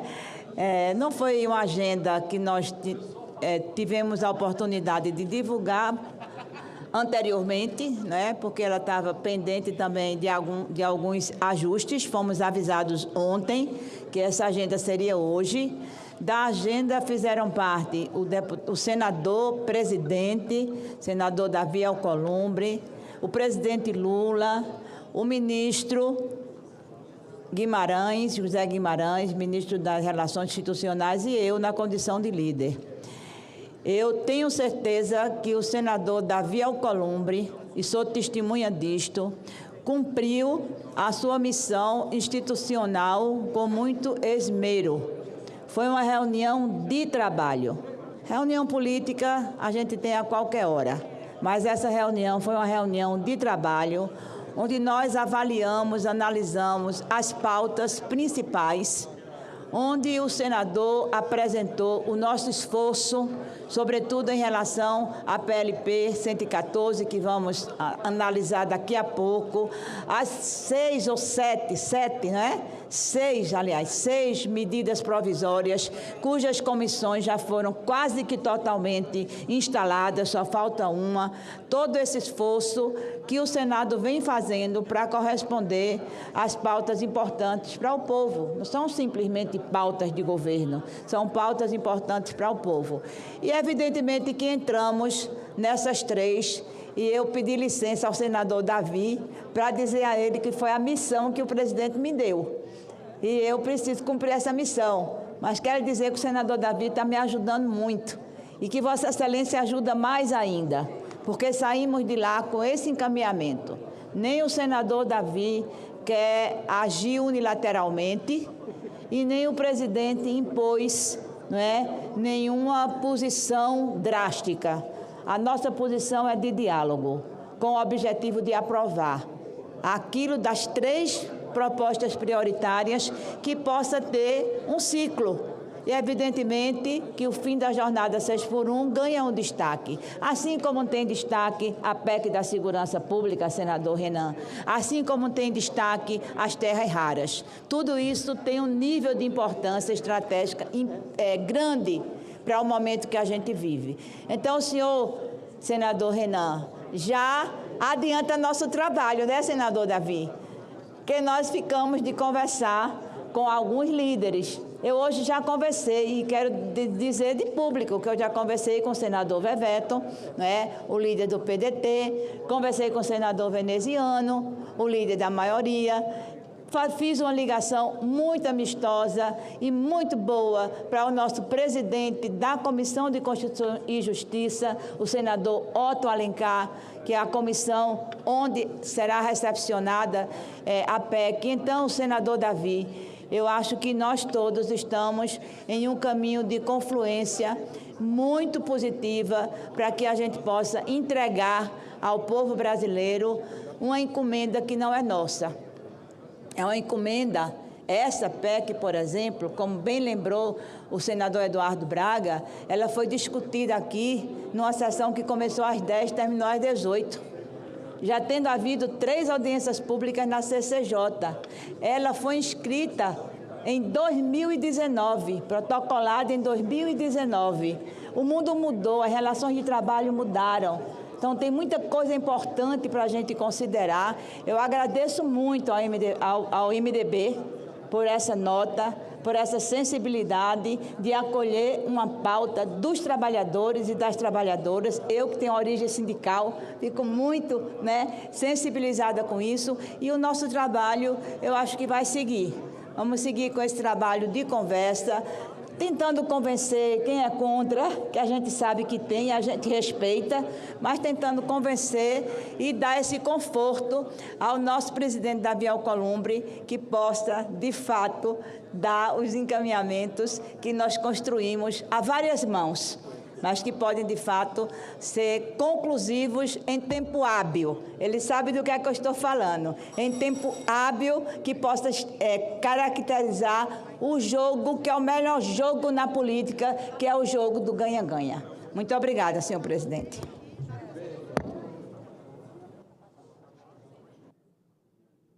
Agora em Brasília, 6h15. A ordem do dia de deliberação da pauta previamente estabelecida do dia de hoje, apenas com uma manifestação ao plenário. Todos os senadores e senadoras participaram nesse período de suspensão da ordem do dia, tentando buscar um entendimento em relação ao ao relatório apresentado pelo senador veneziano Vital do Rego, em relação ao segundo item da pauta, o projeto de lei 6461 de 2019, que trata do Estatuto do Aprendiz.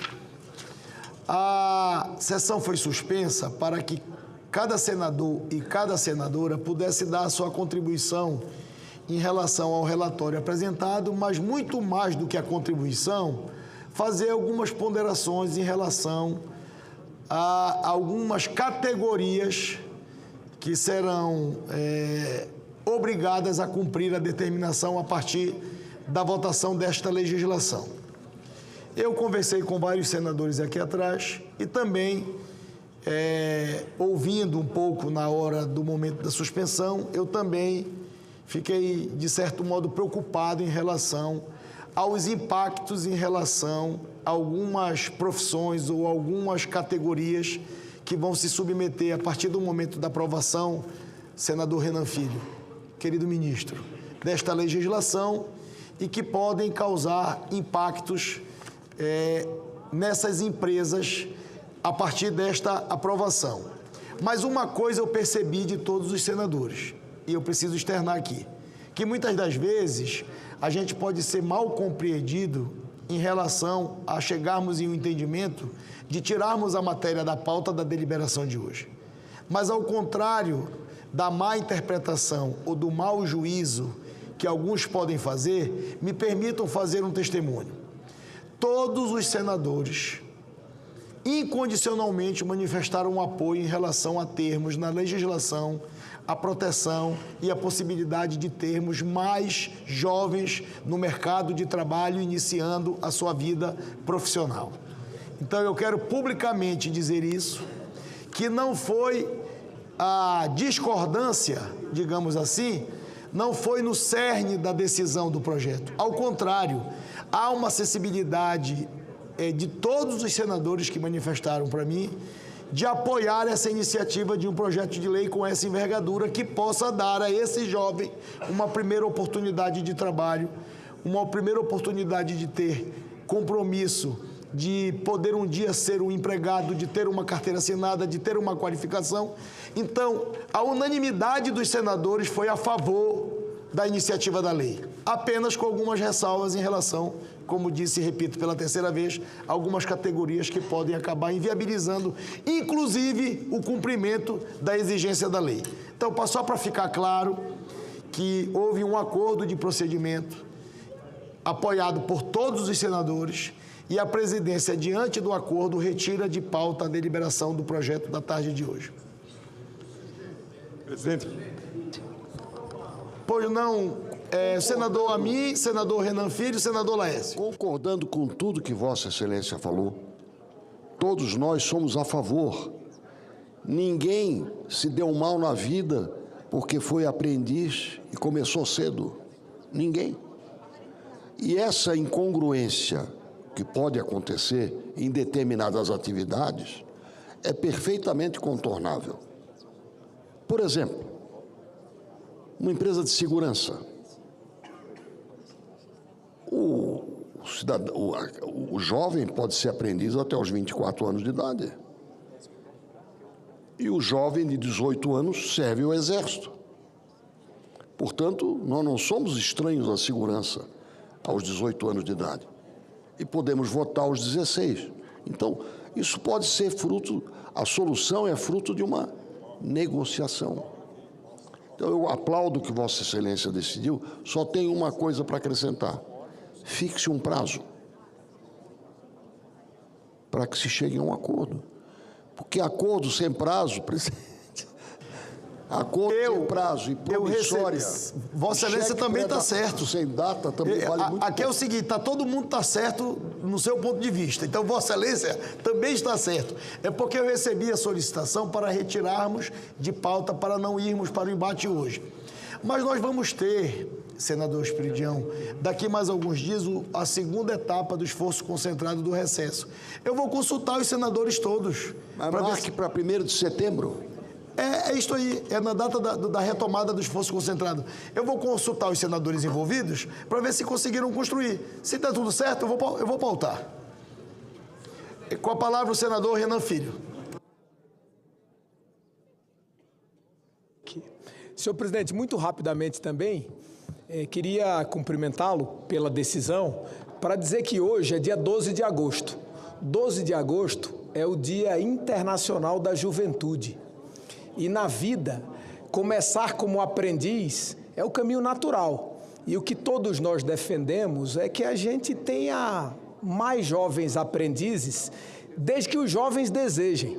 Porque no Dia da Juventude eu queria aqui manifestar a minha posição quanto aquilo que a gente deve fazer para a juventude brasileira. É dar a ela o direito de escolher, desde que ela tenha qualificação, educação, espaço no mercado de trabalho. Porque ao jovem, tudo, o principal é a oportunidade. E ser aprendiz é uma oportunidade.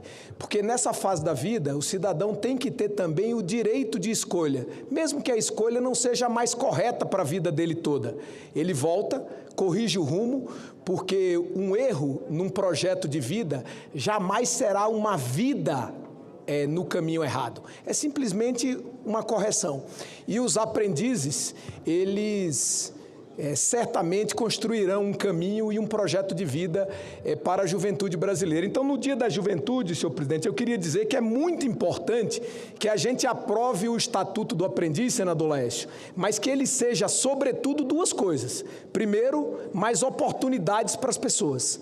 E segundo, que ele seja na direção da qualificação, para que esse jovem, depois de ser aprendiz, ele tenha condição de seguir qualquer outro caminho que ele quiser na vida. Então, parabéns, presidente, pela decisão, e fica ciente o Brasil que todos nós estamos em defesa do jovem aprendiz. Muito obrigado. Obrigado, senador Renan Filho, pelas palavras de Vossa Excelência. O senador Laércio está escrito.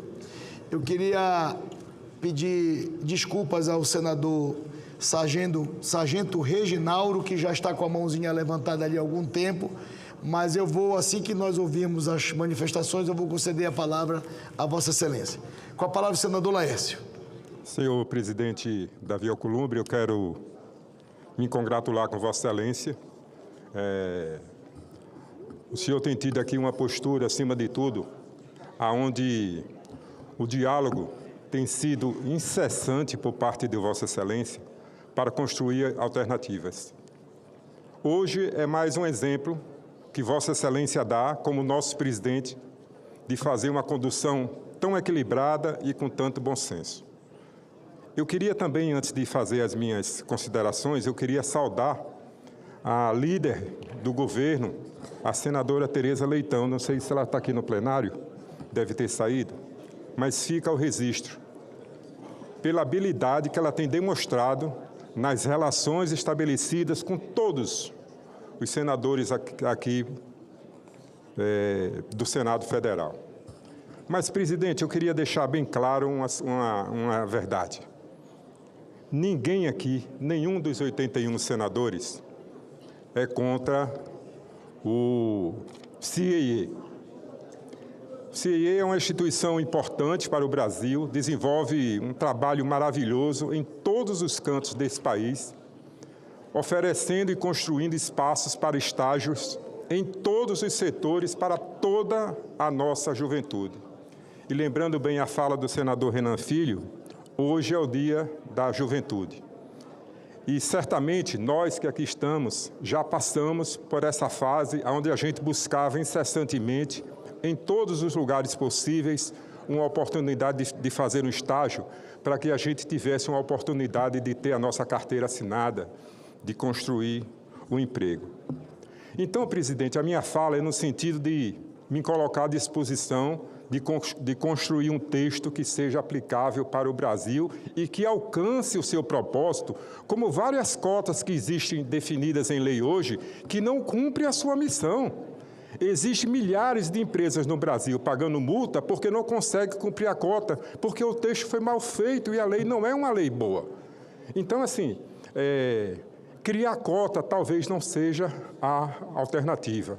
Agora, a gente incluir jovem em situação de acolhimento no projeto como esse é muito bem-vindo, é louvável. Essa é uma sugestão do senador astronauta Marcos Pontes, que colocou esse assunto na nossa reunião ali. O jovem infrator, por exemplo, a gente precisa abrir uma janela para acolher esses jovens, para colocar dentro das nossas empresas, para que ele faça estágio também, consiga se qualificar e entre no mercado de trabalho para se desenvolver. Então, presidente, a minha fala é para confirmar isso. Não dá para transferir a conta de tudo que é cota para o setor produtivo nacional, porque fica insuportável. Mas eu quero aqui me congratular com o CIE e quero dizer à senadora líder do governo, Tereza Leitão, que eu me coloco à disposição e quero cumprimentar também o senador veneziano Vital do Rego por dever de justiça, que ele se esforçou ao máximo desde a comissão para que a gente construísse uma alternativa que fosse viável ao projeto. Mas congratulo-me com Vossa Excelência por essa decisão importante e nós vamos, sim, devolver ao plenário o projeto dentro de uma nova roupagem para que a gente aprove e a gente estabeleça um novo espaço para que os estágios sejam aplicados no país. Obrigado, presidente. Com a palavra o senador astronauta Marcos Pontes. Obrigado, presidente.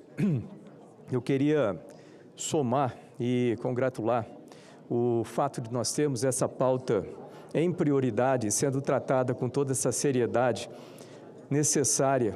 E dizer o seguinte, eu fui menor aprendiz. Eu comecei a minha vida, eu fui nascido na periferia, meu pai era servente de serviços gerais, tipo faxineiro do Instituto Brasileiro do Café, e eu comecei a trabalhar com 14 anos como menor aprendiz na Rede Ferroviária Federal, graças a um curso do Senai. E isso, para mim, foi muito importante na minha vida, assim como pode e precisa ser importante na vida de milhares de jovens que nós temos no Brasil, nas mesmas condições que eu tinha lá naquela época.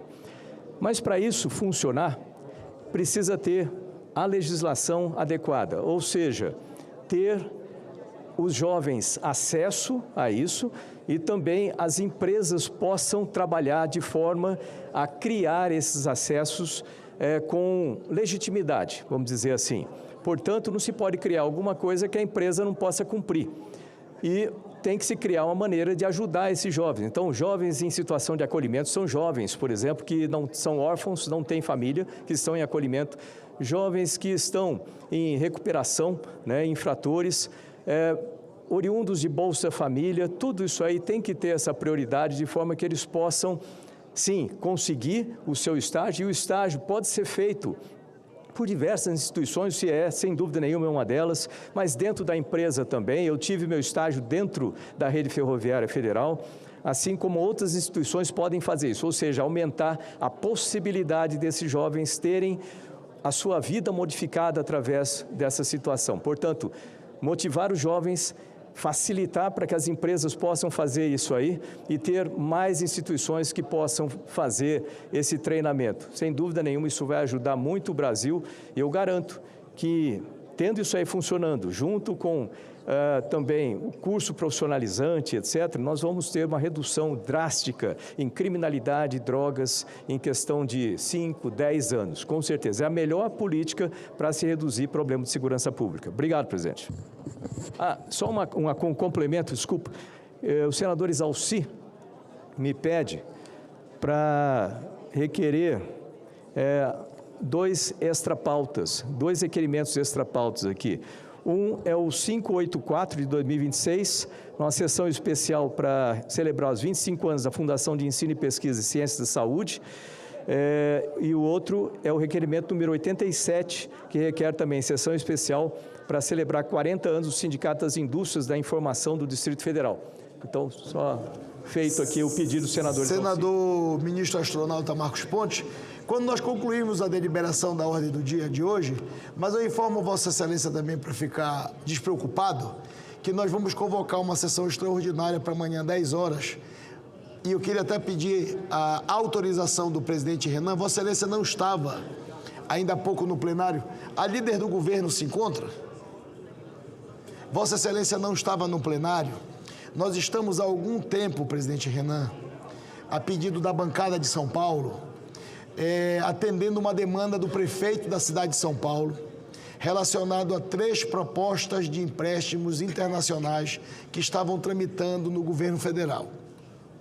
Nós tratamos, eu com a senadora Tereza, com o governo, porque dia 20 agora acaba o prazo do limite para aprovarmos no Senado.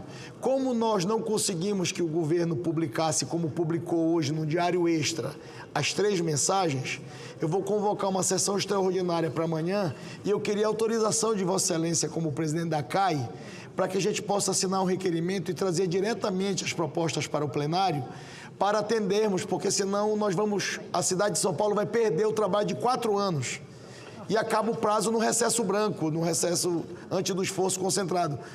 O governo acabou de publicar um Diário Extra e nós vamos convocar uma sessão para amanhã, 10 horas, para votar um empréstimo para não deixar a cidade de São Paulo perder este recurso importante para a saúde pública no estado de São Paulo. Pode contar, presidente, pode contar. Nós vamos recolher as assinaturas para trazer diretamente para o plenário as mensagens. São 3. Muito obrigado, presidente Renan. Item... Senador Efraim, posso?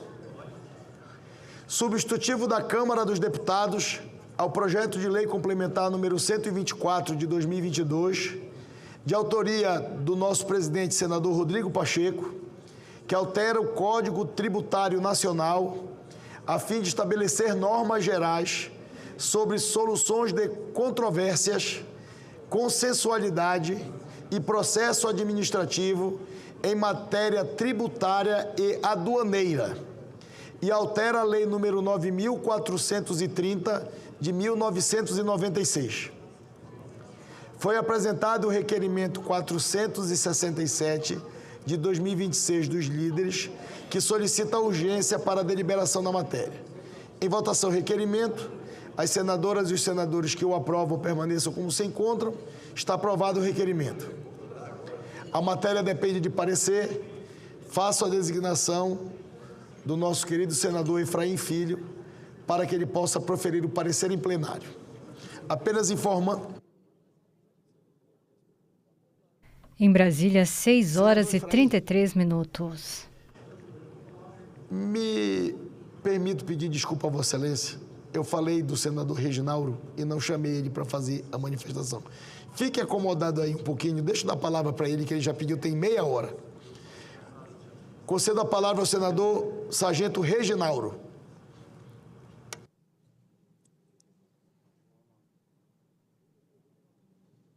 Boa noite, presidente.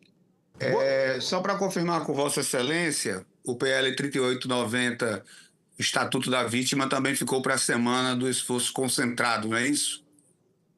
Ele ficou para a semana do esforço concentrado, mas o relator da matéria solicitou a retirada de pauta. Ele foi retirado da pauta e vai para a semana do esforço concentrado, é isso? Exatamente. Foi a solicitação feita à mesa pelo senador Wilder. Ok, presidente. Eu queria aproveitar para destacar aqui, parabenizar. Espero que esse projeto realmente entre na pauta e que essa casa aprove. É realmente uma iniciativa. Tive a oportunidade, estou chegando na casa, de ler o projeto. E é um projeto que, de fato, hoje, eu não vou dizer nem ele vai ao encontro do povo cearense, ele vem, já que eu voltei aqui para Fortaleza, estou em Fortaleza nesse momento, ele vem ao encontro do povo cearense que hoje vive na segurança pública o seu maior drama da história. Hoje nós temos pessoas sendo expulsas de suas casas.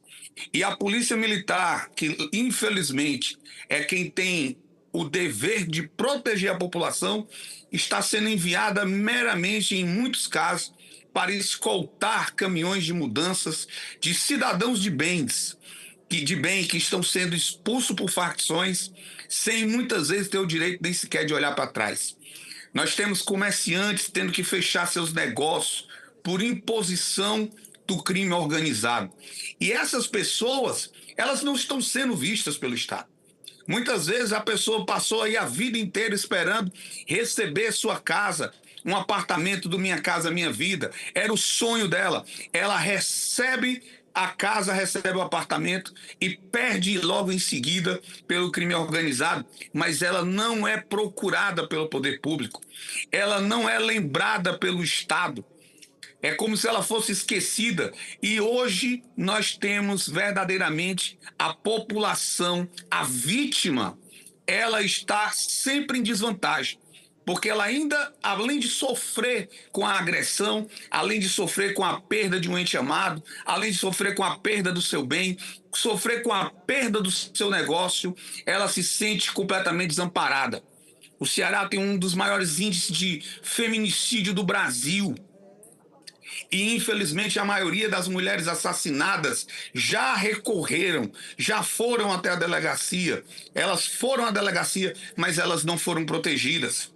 As leis não chegam até, as medidas protetivas não chegam no tempo certo e ela acaba sendo depois assassinada, mesmo relatando que estava com a sua vida em risco. Então, esse projeto, ele realmente vem ao interesse, certamente, do povo brasileiro, mas aqui no Ceará, hoje, que está vivendo esse caos, esse drama da segurança pública, esse estatuto da vítima chega em boa hora e eu queria muito era ter tido a oportunidade de ter meu nome nesse projeto. Espero que ele entre em discussão, espero que o Senado, que todos os nossos colegas possam realmente se debruçar e votarmos essa matéria e que ela seja sancionada e que vire lei, para que a gente mude a realidade no Brasil, onde muitas vezes parece que a vítima é o criminoso diante das leis que aí estão.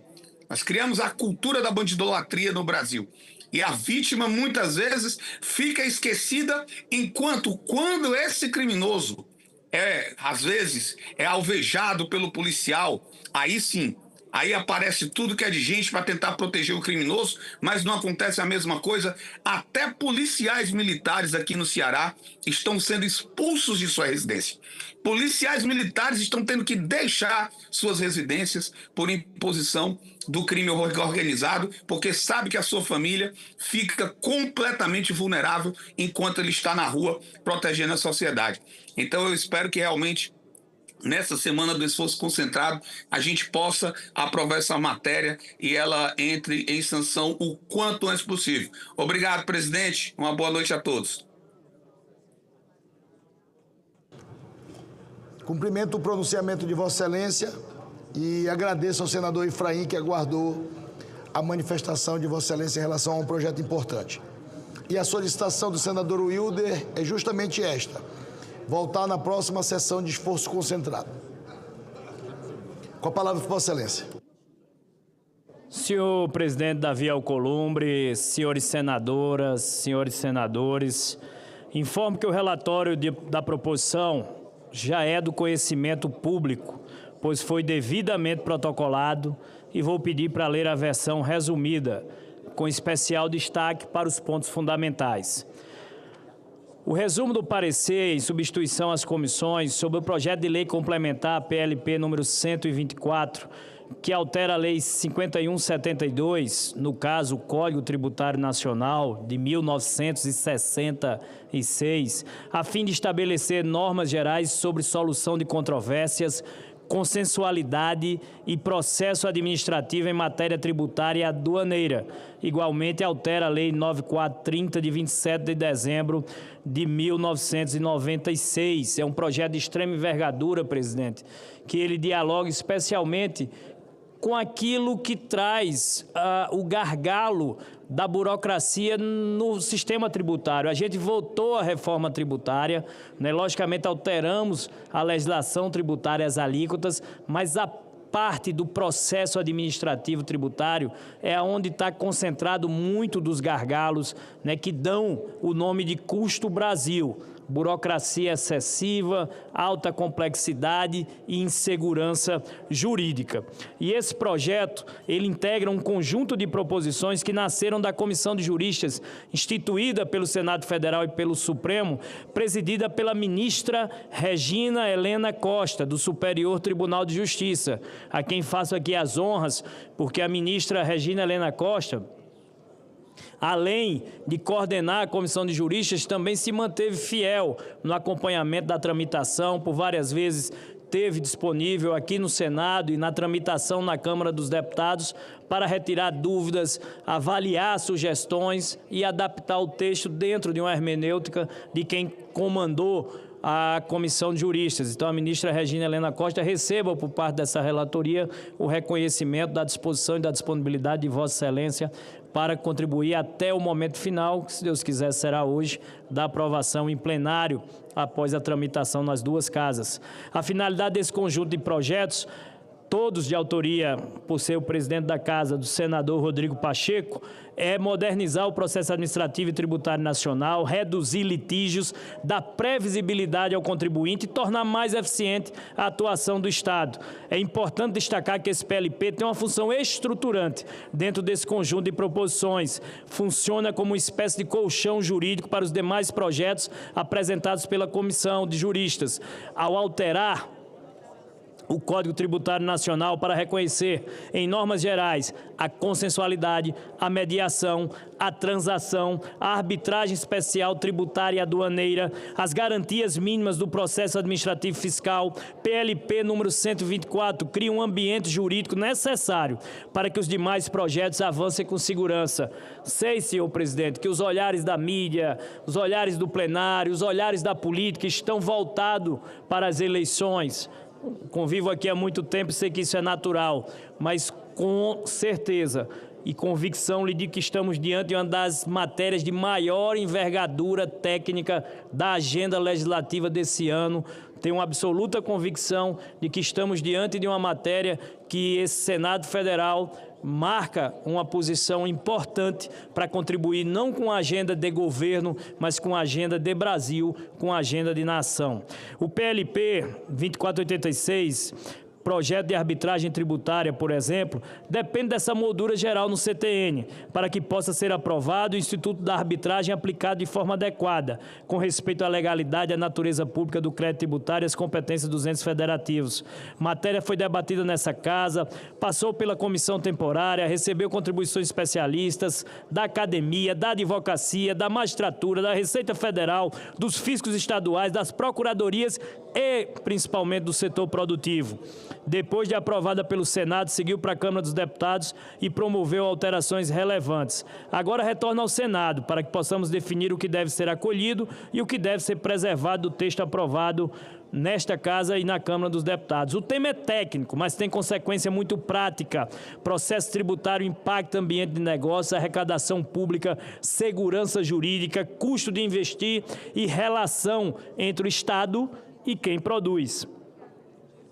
O objetivo não é enfraquecer a administração pública, também não é criar privilégio para o contribuinte. O objetivo é construir equilíbrio, cobrar corretamente de quem deve, combater fraude e sonegação, mas preservar garantias mínimas para o contribuinte de boa-fé. É esse o escopo do projeto, senador Renan Calheiros, nosso presidente da CAI, da Comissão de Assuntos Econômicos. Nós fomos eleitos para resolver problemas. E quando olhamos para a economia brasileira, vemos que o país ainda tenta correr com o freio de mão puxado. Enfrentamos um tripé nefasto que trava o nosso potencial de crescimento. Custo Brasil elevado, complexidade tributária que sufoca o empreendedor e insegurança jurídica que paralisa quem quer investir e gerar empregos. E esse PLP de número 124 enfrenta exatamente uma parte importante desse problema. Vamos aqui direto aos principais pontos. O primeiro ponto relevante é o processo de consulta tributária. O texto aprovado pelo Senado conferia à solução de consulta uma função ampla de uniformização, estendendo o efeito vinculante automaticamente a todos os contribuintes que estivessem na mesma situação fática e jurídica. A Câmara delimitou esse alcance, restringindo o efeito vinculante ao âmbito do órgão que emite a solução. Após reexame, o parecer acolhe a alteração da Câmara. A identificação de situações efetivamente idênticas exige análise individualizada, diante da diversidade de regimes tributários e estruturas negociais, de modo que não é prudente aplicar automaticamente a terceiros uma orientação formulada a partir de um caso concreto. A limitação ao órgão emissor não elimina a função uniformizadora da consulta, que segue orientando a atuação administrativa e conferindo previsibilidade. O parecer acolhe ainda a previsão de que a interpretação da legislação também possa ser fixada por meio de pareceres jurídicos, igualmente vinculantes, no âmbito do respectivo órgão, claro, o que amplia os instrumentos de consolidação de entendimentos e favorece a coerência interna da administração. Outro tema importante é o regime de penalidades.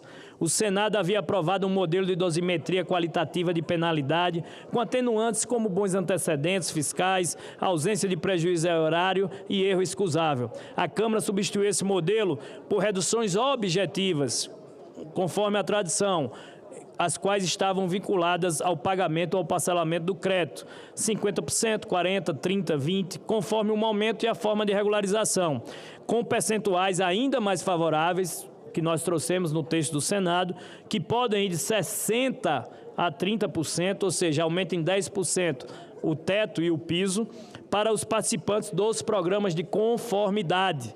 Após avaliar a complexidade e a subjetividade de alguns dos critérios qualitativos que poderiam gerar divergências e dificuldades operacionais nas administrações dos diversos entes, o parecer acolhe o modelo da Câmara por ser mais objetivo, previsível e uniforme, porém mantém as circunstâncias atenuantes de bons antecedentes para que possam influir nesses percentuais, ou seja, a critério da administração tributária, os antecedentes, as circunstâncias subjetivas, elas podem alavancar o teto, né, e o piso das multas que estão previstas, e isso vai pró contribuinte, mas é algo que, por ser subjetivo, ficará a critério da aplicação por parte, né, da administração tributária. Essa solução, ela é boa para a administração, para as empresas e para o cidadão. Ela é um jogo de ganha-ganha. Volto a dizer, conseguimos construir um texto que é bom para a administração, que é bom para as empresas e que é boa para o cidadão contribuinte. A lógica é simples. Quanto mais célere a regularização do crédito, maior a redução da multa, o que cria incentivo direto ao pagamento antes da prolongação do contencioso e da inscrição em dívida ativa. Permanecem preservadas as salvaguardas. A penalidade exige demonstração individualizada da conduta. Fraude, sonegação, conluio e reincidência seguem com tratamento agravado e as reduções não se aplicam ao devedor quanto mais. Texto que também foi de nossa autoria, o parecer em um dos projetos mais relevantes dessa legislatura, que foi a aprovação do disciplinamento do devedor quanto mais. A caracterização da reincidência passa de 2 para 3 anos, harmonizando o regime com o modelo do IBS e da CBS, de autoria do então senador Eduardo Braga, quando relator da reforma tributária. Também rejeitamos a ampliação da multa isolada para os casos de compensação considerada não declarada. O texto do Senado admitia essa multa apenas quando houvesse falsidade da declaração. A qualificação de uma compensação como não declarada, porém, abrange hipóteses amplas de vícios formais a controvérsias jurídicas sobre a liquidez do crédito, que não se confundem com fraude. O STF, na ADI 4905 e o STJ já afirmaram que a mera não homologação da compensação sem má-fé, dolo ou fraude não autoriza multa isolada, sob pena de violar a proporcionalidade e o direito de petição. Por isso, o parecer preserva a redação do Senado. Na mesma direção, o parecer rejeita a manutenção da multa agravada por descumprimento de intimação fiscal, prevista no parágrafo 2º do artigo 44 da Lei 94/30 de 94. 96, mantendo a revogação aprovada pelo Senado. O projeto já prevê instrumentos próprios para fraude, sonegação, conluio e reincidência. O agravamento automático de 25%, ainda que condicionado, incide sobre multas já deveras elevadas e pode gerar desproporcionalidade, especialmente quando o descumprimento decorre de erro formal e não de má-fé.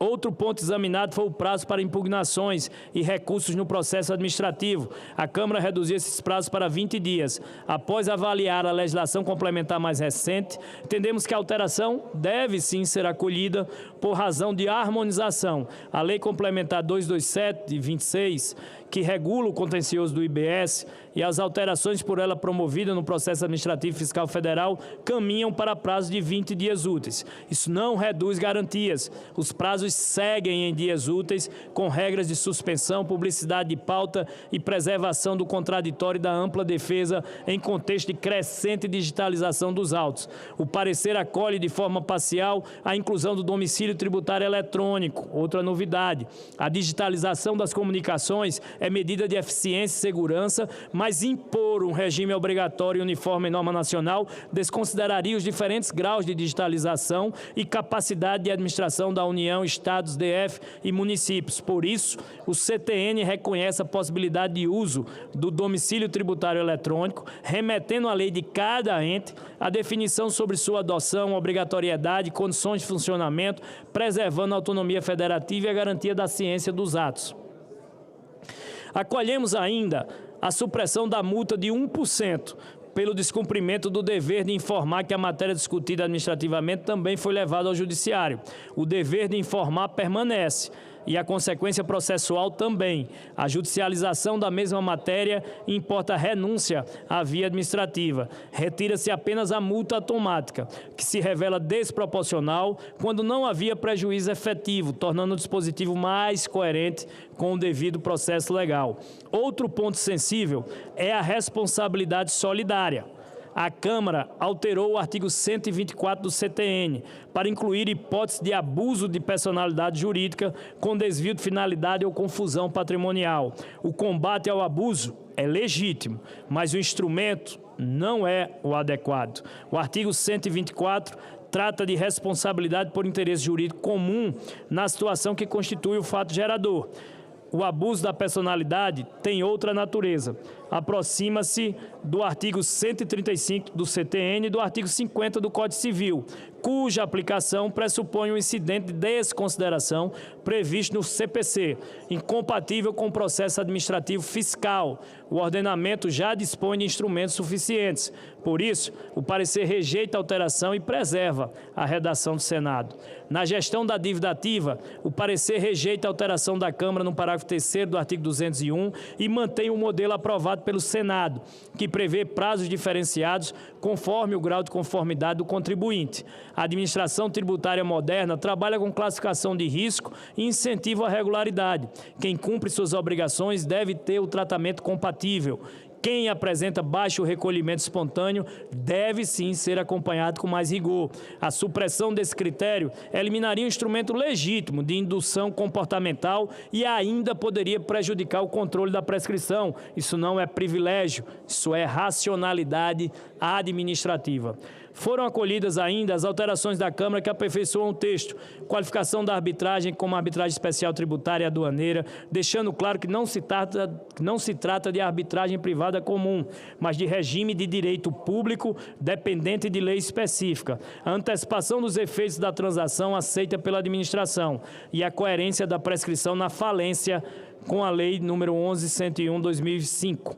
Acolhe-se também a ressalva do artigo 68, quanto às restituições decorrentes de mecanismos internacionais de solução de controvérsia em matéria de dupla tributação, em harmonia com o artigo 98 CTN, com os tratados assinados pelo Brasil.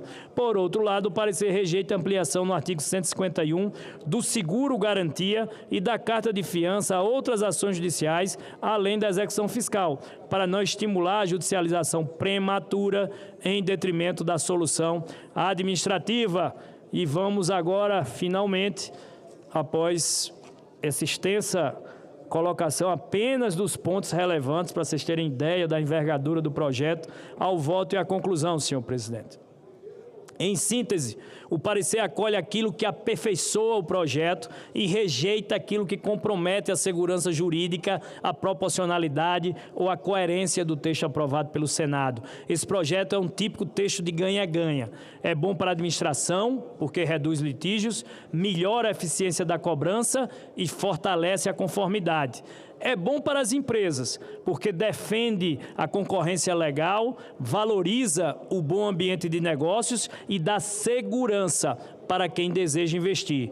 E, por fim, e mais importante, é bom para o cidadão, porque uma economia com regras mais claras, ela gera mais emprego, mais renda e mais oportunidades. E aqui faço questão de traduzir esse debate para quem está lá na ponta, para o seu João, para a dona Maria, para o cidadão paraibano que nos acompanha. Esse projeto parece técnico, mas ele dialoga com a vida real das pessoas.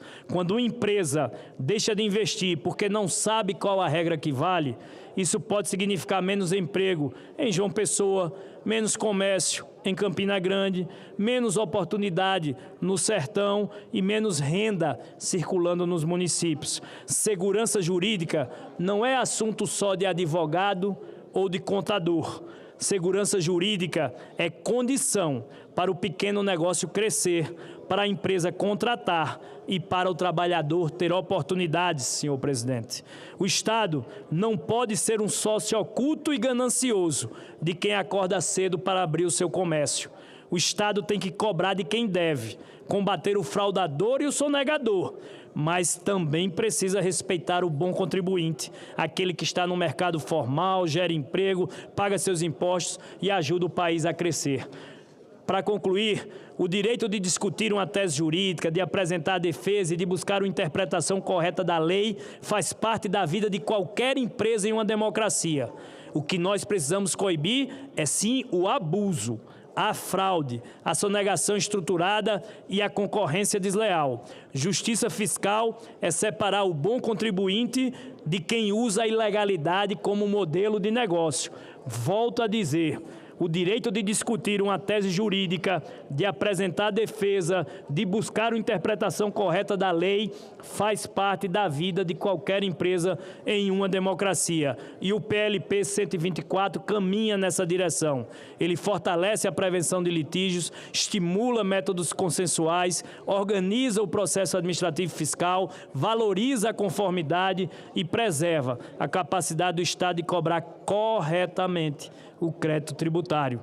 Diante do exposto, gostaria de agradecer a nossa consultoria, tanto a consultoria do gabinete, através da nossa servidora Flávia Bianco, que está aqui presente, a consultoria legislativa do Senado, que também teve uma contribuição imprescindível para chegarmos a esse texto, na pessoa do consultor Edilton, que está aqui conosco. Agradecer a todas as consultorias bancadas de partidos parlamentares que trouxeram a sua contribuição, aos núcleos jurídicos de diversos segmentos, sociedade civil organizada, entidades, a Receita Federal, a PGFN, a AGU, a vários órgãos, né, do governo. Gostaria de nominá-los a todos que participaram nas audiências públicas, que trouxeram as suas contribuições.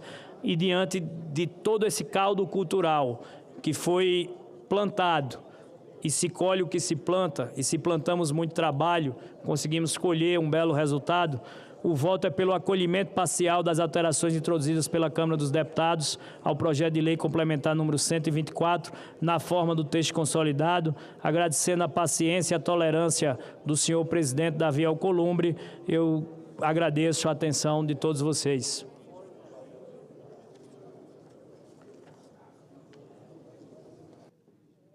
Cumprimento Vossa Excelência, senador Efraim. Me permita fazer um elogio a Vossa Excelência. Ao longo de algum tempo, Vossa Excelência tem buscado construir um entendimento em relação a este projeto de lei apresentado pelo nosso senador, nosso presidente Rodrigo Pacheco, e que Vossa Excelência, com muita maestria, conseguiu construir divergências que nós, no início, pensávamos que não seria possível. Eu acompanhei um pouco mais de perto a construção que Vossa Excelência fez em relação a esta matéria.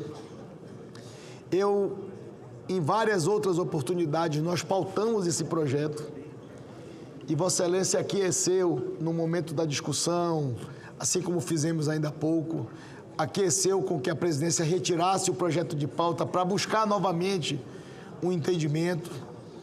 E eu queria, nessa oportunidade, cumprimentar Vossa Excelência pela construção em relação ao relatório apresentado. Eu sei que em algum momento ou outro Vossa Excelência cobrou da presidência para que nós pudéssemos pautar essa matéria, para Vossa Excelência colocar sob o juízo dos senadores e das senadoras o relatório. E eu queria dizer a Vossa Excelência que lhe agradecer pela compreensão. Hoje estamos aqui retomando a pauta com um projeto relatado por Vossa Excelência e nós sabemos a magnitude e a complexidade desta matéria. Vossa Excelência tratou com vários atores este projeto de lei, várias instituições, com vários senadores que tinham algumas dúvidas. E eu queria lhe cumprimentar, era uma oportunidade que eu tinha de lhe cumprimentar, de em outras oportunidades não ter atendido o pedido de colocar para a deliberação e agradecer que Vossa Excelência compreendeu nos momentos que foram retirados várias vezes. Nós colocamos e retiramos de pauta o projeto relatado por Vossa Excelência e é muito importante fazer esse reconhecimento público do trabalho e da dedicação para chegarmos aqui no dia de hoje. Parabéns pelo relatório apresentado. Senhor presidente, me permita agradecer as palavras de Vossa Excelência. É um trabalho de envergadura, ele é profundo. Quem acompanhou aqui a leitura do resumo do parecer, porque eu trouxe apenas textos relevantes, sabe o quanto foi difícil, mas as equipes técnicas de cada gabinete, liderança de governo, entidades, empresas, acompanharam de perto. Espero, vamos ver o desenvolver aí do debate, mas que a percepção é que se aproxima, né, de um, não vou dizer consenso, mas uma convergência, porque quem conhece essa matéria sabe que consenso, né, entre a Receita Federal, as procuradorias, a AGU, SRI com o Ministério da Fazenda, não chamo consenso, mas convergência é isso. É saber que se construiu um texto que, ao final, se não era o ideal para cada um, se viu que era um passo adiante, que era um avanço. E talvez quando o texto não é ideal para ninguém, é porque a gente está no rumo certo. É a fórmula do sucesso, né? Ninguém ficou 100% satisfeito, mas todo mundo tem a compreensão de que avançou, porque, claro, cada categoria tem a sua necessidade. E aí finalizo, já aproveitando um trocadilho, presidente. Já que estamos tratando de matéria tributária, pode ter certeza que o senhor tem crédito comigo. Então, as tiradas e retiradas da pauta, tá certo, foram bem aceitas pela relatoria, foi sempre no sentido de buscar um momento como esse. Então, o crédito de Vossa Excelência comigo, pode ficar tranquilo que não há nenhum sentimento diferente por parte dessa relatoria que não seja entender que foi feito sempre para o melhor. E tem uma frase que eu digo, quando a gente faz querendo acertar, faz bem feito, e Vossa Excelência sempre fez, retiradas ou não, querendo acertar, mostrou que estava no rumo certo. Meu muito obrigado pela confiança, ter depositado em mim, né, tanto o senhor quanto o Rodrigo Pacheco, porque, na verdade, a relatoria foi designada pelo então presidente Rodrigo Pacheco. Quando viu esse pepino rodando por aí, são 9 projetos da ministra da Comissão de Juristas, ele disse, Efraim, toma que o filho é teu, e vai atrás de conquistar esse consenso. E aí conseguimos, fruto dessa mesma cesta de projetos, está, por exemplo, o devedor quanto mais, né, está a transação tributária, ou seja, e eu concluo com isso, a gente votou a reforma tributária que, aos olhos de muitos, foi visto como um grande avanço, né, da redução da burocracia. Mas a complexidade está no processo administrativo tributário. E isso aqui é um tema que correu em paralelo com a reforma tributária, porque se você não atacar o problema do contencioso, a burocracia do processo, a insegurança jurídica, mudar as alíquotas, não surtiria todo o efeito que se deseja. Eu acho que isso aqui complementa a votação que fizemos da reforma tributária.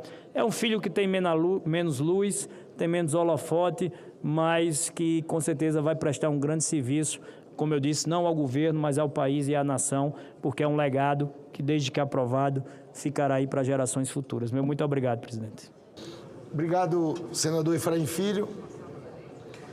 o parecer apresentado pelo... Espera aí, presidente, deixa eu pedir, disseram que eu tenho que ler aqui um texto que foi a alteração da última convergência que foi colocada, tá certo? Que é sobre o artigo 124, parágrafo 142, perdão, parágrafo 10º.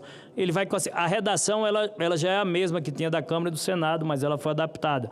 E ela diz o seguinte: parágrafo 10º. Os percentuais previstos no parágrafo 5º deste artigo poderão ser majorados, ou seja, os descontos poderão ser majorados na forma das legislações específicas. 1.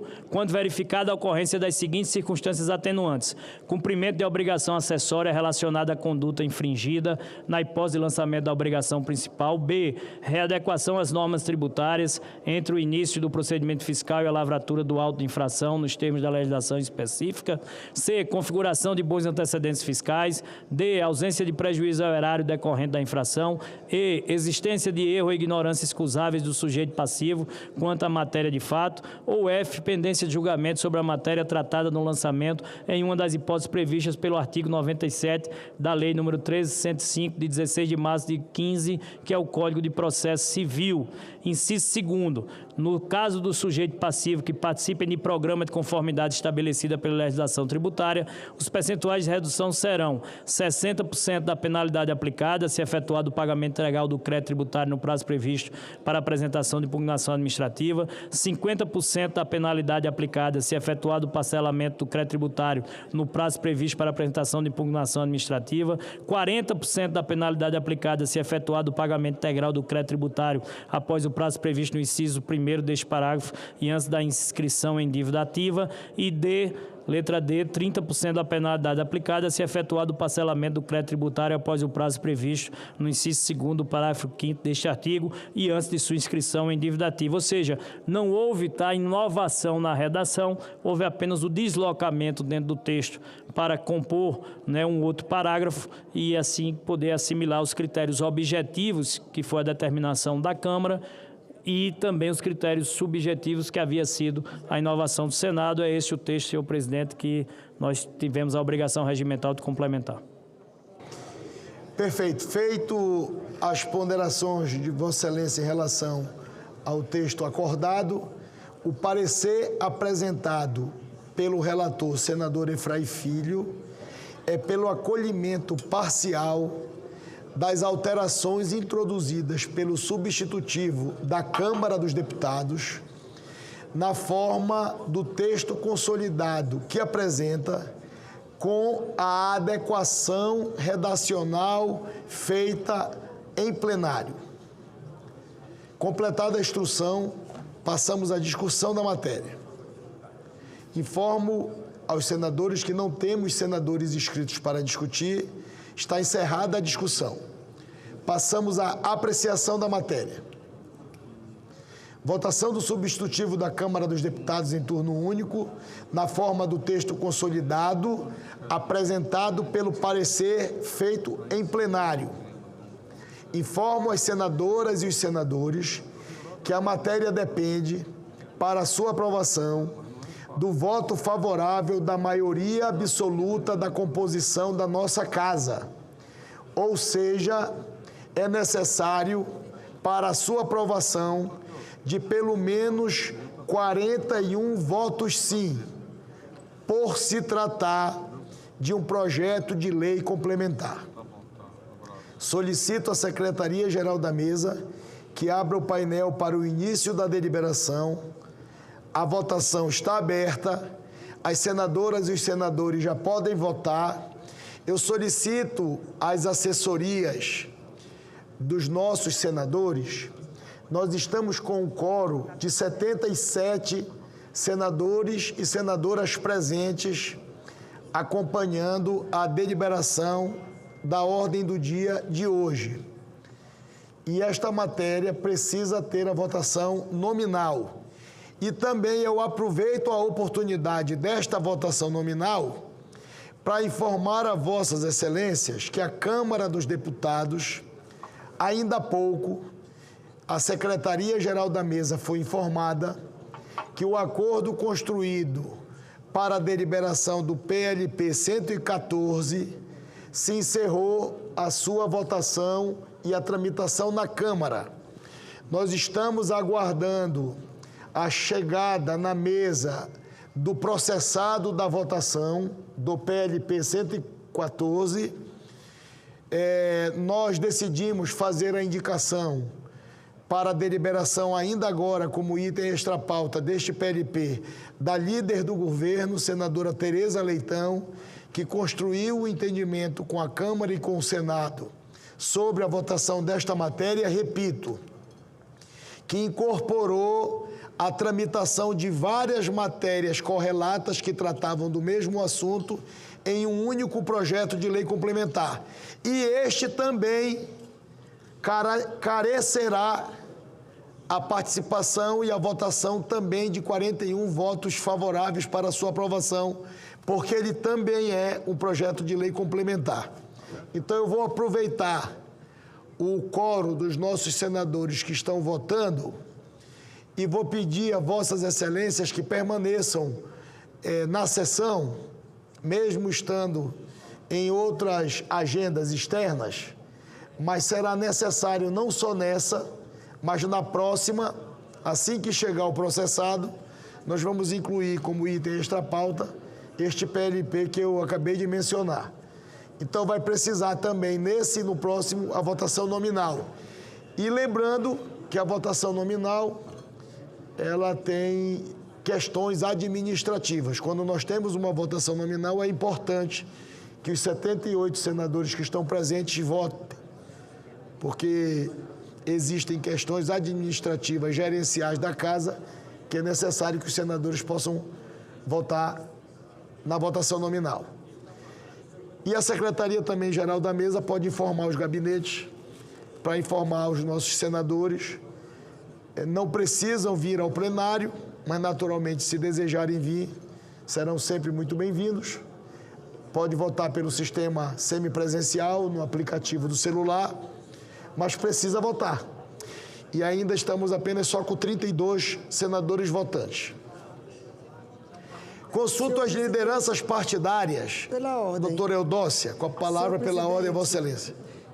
Eu solicito a Vossa Excelência para colocar extra pauta para ser votado, obviamente, o projeto de lei 3453, que foi votado na CCJ, que fala sobre o prazo prescricional da ação para aplicação de sanções administrativas aos notários e registradores. Na ocasião da comissão, eu solicitei que fosse votado e, posteriormente, sendo aprovado, ser votado em regime de urgência aqui no plenário. E os colegas senadores e senadoras aprovaram. E aí eu quero pedir a Vossa Excelência que possa ser colocado extra pauta esse projeto de lei para a gente já votar na tarde de hoje, se possível. Senadora doutora Eudócia, me permita apenas fazer uma ponderação, Vossa Excelência.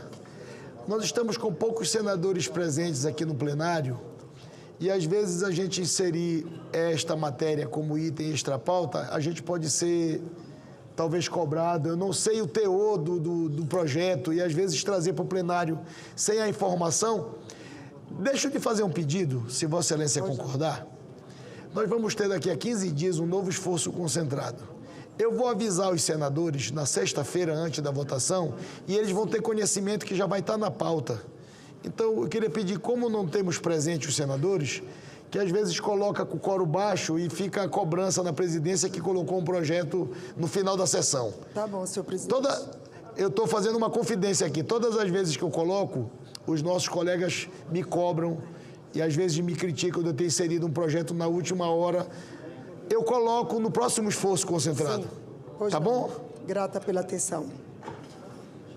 Para todo mundo ter conhecimento do que está escrito no projeto.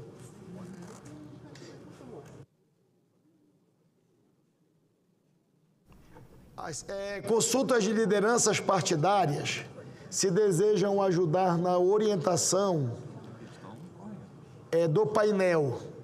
Presidente, se não houver ninguém, eu queria fazer só para saber sobre o dia do menor aprendiz.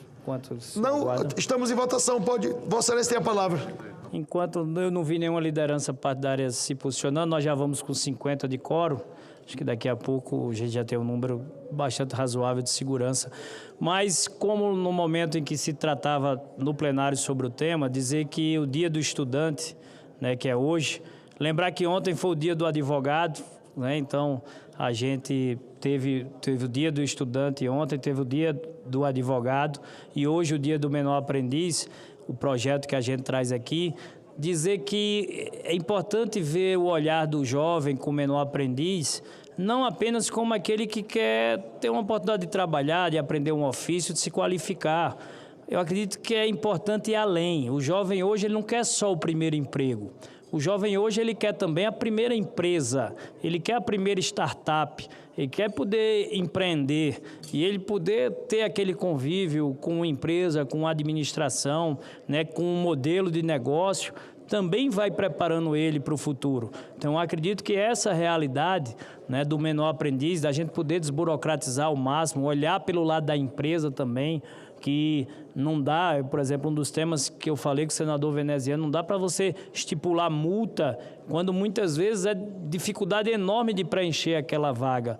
E fica sempre, né, empresas que querem ter o menor aprendiz, mas nem sempre tem a disponibilidade de mercado. Então, eu acredito que o caráter punitivo não é o caráter que deve prevalecer na lei, mas o caráter de estimular, de buscar orientações. Então, a gente vê uma juventude hoje que ela carece desse estímulo, né? E uma juventude onde a gente consegue aumentar a escolaridade, onde a gente consegue qualificá-la num binômio educação-mercado de trabalho, isso aumenta a produtividade. Aumentar a produtividade significa aumentar a geração de emprego, renda e oportunidade, significa aumentar o padrão de vida desse jovem e o padrão de vida da sua família. Eu acredito que é isso que nós temos que buscar ao olhar para essa juventude, que, volto a dizer, o jovem hoje não quer apenas o primeiro emprego, quer a primeira empresa, quer a primeira startup, quer empreender, quer ter vivência nesse modelo de negócio,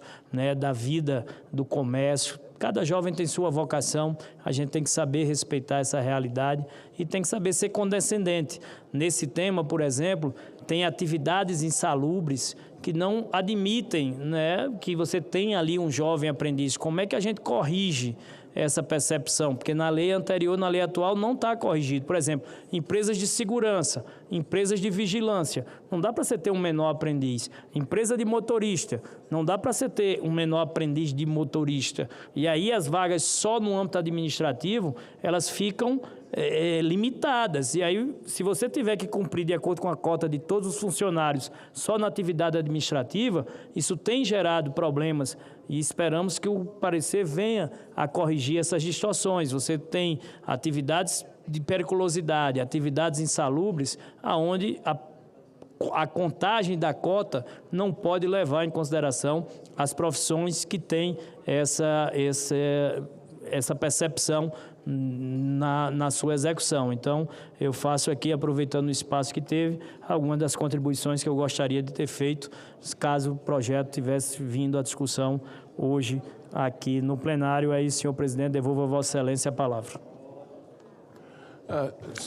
Obrigado, senador Efraim. Para a orientação das bancadas, consulto a orientação do MDB, líder Eduardo Braga. Senhor presidente, o MDB orienta sim. O MDB orienta o voto sim. Eu vou consultar. Acho que já tem 60 senadores votantes. Eu vou chamar mais uma vez, porque o presidente Renan está aqui. O ministro Renan Filho está aqui. Eu vou chamar o nome dos senadores e eu peço para as assessorias, por favor, porque precisa votar por conta das questões administrativas do Senado. Senador Sérgio Petecão, senador Renan Calheiros, senador Renan Filho, senador Cid Gomes, senador Otto Alencar, senador Marcos Duval, senador Wilder Moraes, senador Elisiane Gama, senador Carlos Fávaro, senador Nelcínio Trade, senadora Soraya Tronic, senador Carlos Viana,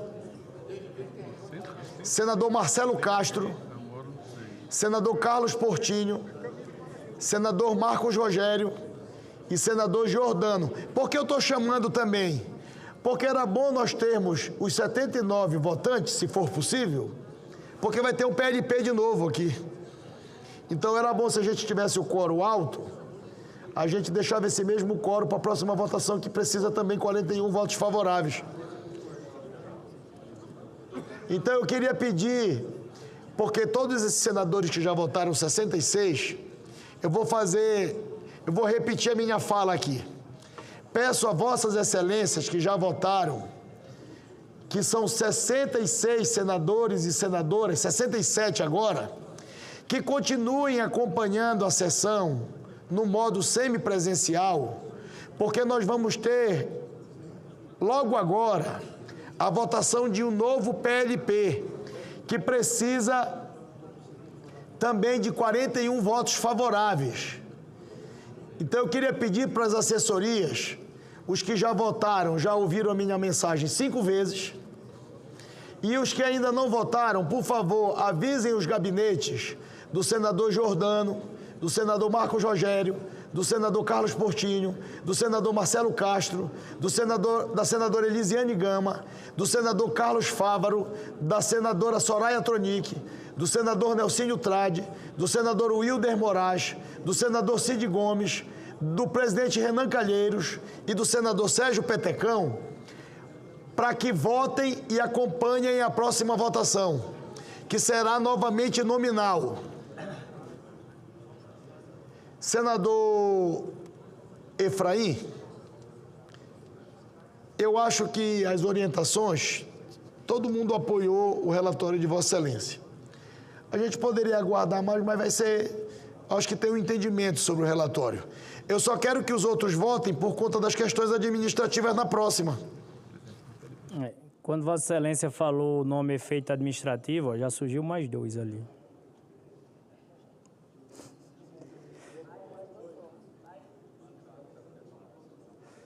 Boa noite em Brasília, 7 horas e 21 minutos. Esta oportunidade dessa ponderação feita pelo líder Efraim, aqueles que não votaram nessa, a próxima votação resolve também. Então o quórum já está alto. Pode abrir, presidente. Posso? Pode. Está encerrada a votação em turno único. Determina a Secretaria-Geral da Mesa, que mostra no painel o resultado. Votaram sim 69 senadores e senadoras, não nenhum. Parabéns, relator. Está aprovado o substitutivo da Câmara dos Deputados no texto consolidado por Vossa Excelência com as adequações redacional de plenário. Será feita a devida comunicação à Câmara dos Deputados. O parecer da comissão diretora oferecendo a redação final será publicado na forma regimental. Discussão da redação final, encerrada a discussão e votação. As senadoras e senadores que aprovam permanecem como se encontra aprovada a redação final. A matéria vai à sanção presidencial e será feita a devida comunicação à Câmara dos Deputados. Item extra pauta. Só para agradecer, presidente, a votação unânime dos senhores e senhoras senadores. Muito obrigado. Parabéns. Item extra pauta. Projeto de lei complementar número 114 de 2026, de autoria do deputado Paulo Pimenta, que dispõe sobre regras para renúncias de receita com o objetivo de mitigar os impactos econômicos causados pelo choque no mercado internacional de energia decorrente do conflito no Oriente Médio e excepcionaliza os benefícios tributários destinados à Política Nacional de Minerais Críticos e Estratégicos, ao Programa de Desenvolvimento da Indústria de Fertilizantes e à realização da Copa do Mundo Feminina e da outras providências. Foi apresentado o requerimento dos líderes solicitando a urgência para inclusão e deliberação da matéria. Submeto à votação o requerimento. As senadoras e os senadores que aprovam permaneçam como se encontram. Está aprovado o requerimento de urgência.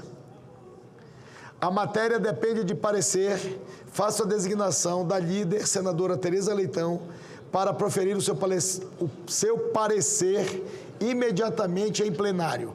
Com a palavra, a senadora Tereza Leitão.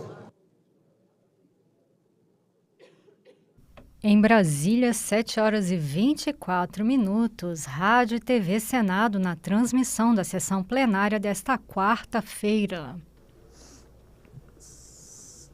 Senadora Tereza, nós informamos a todos os senadores no dia de ontem, me permita, que nós iremos votar este PLP de acordo com todos aqueles tópicos que foram incluídos. Boa. Então, eu queria pedir a Vossa Excelência, se Vossa Excelência puder, apenas rapidamente destacar para a gente iniciar o processo de votação. Pois não, destacar cada um deles.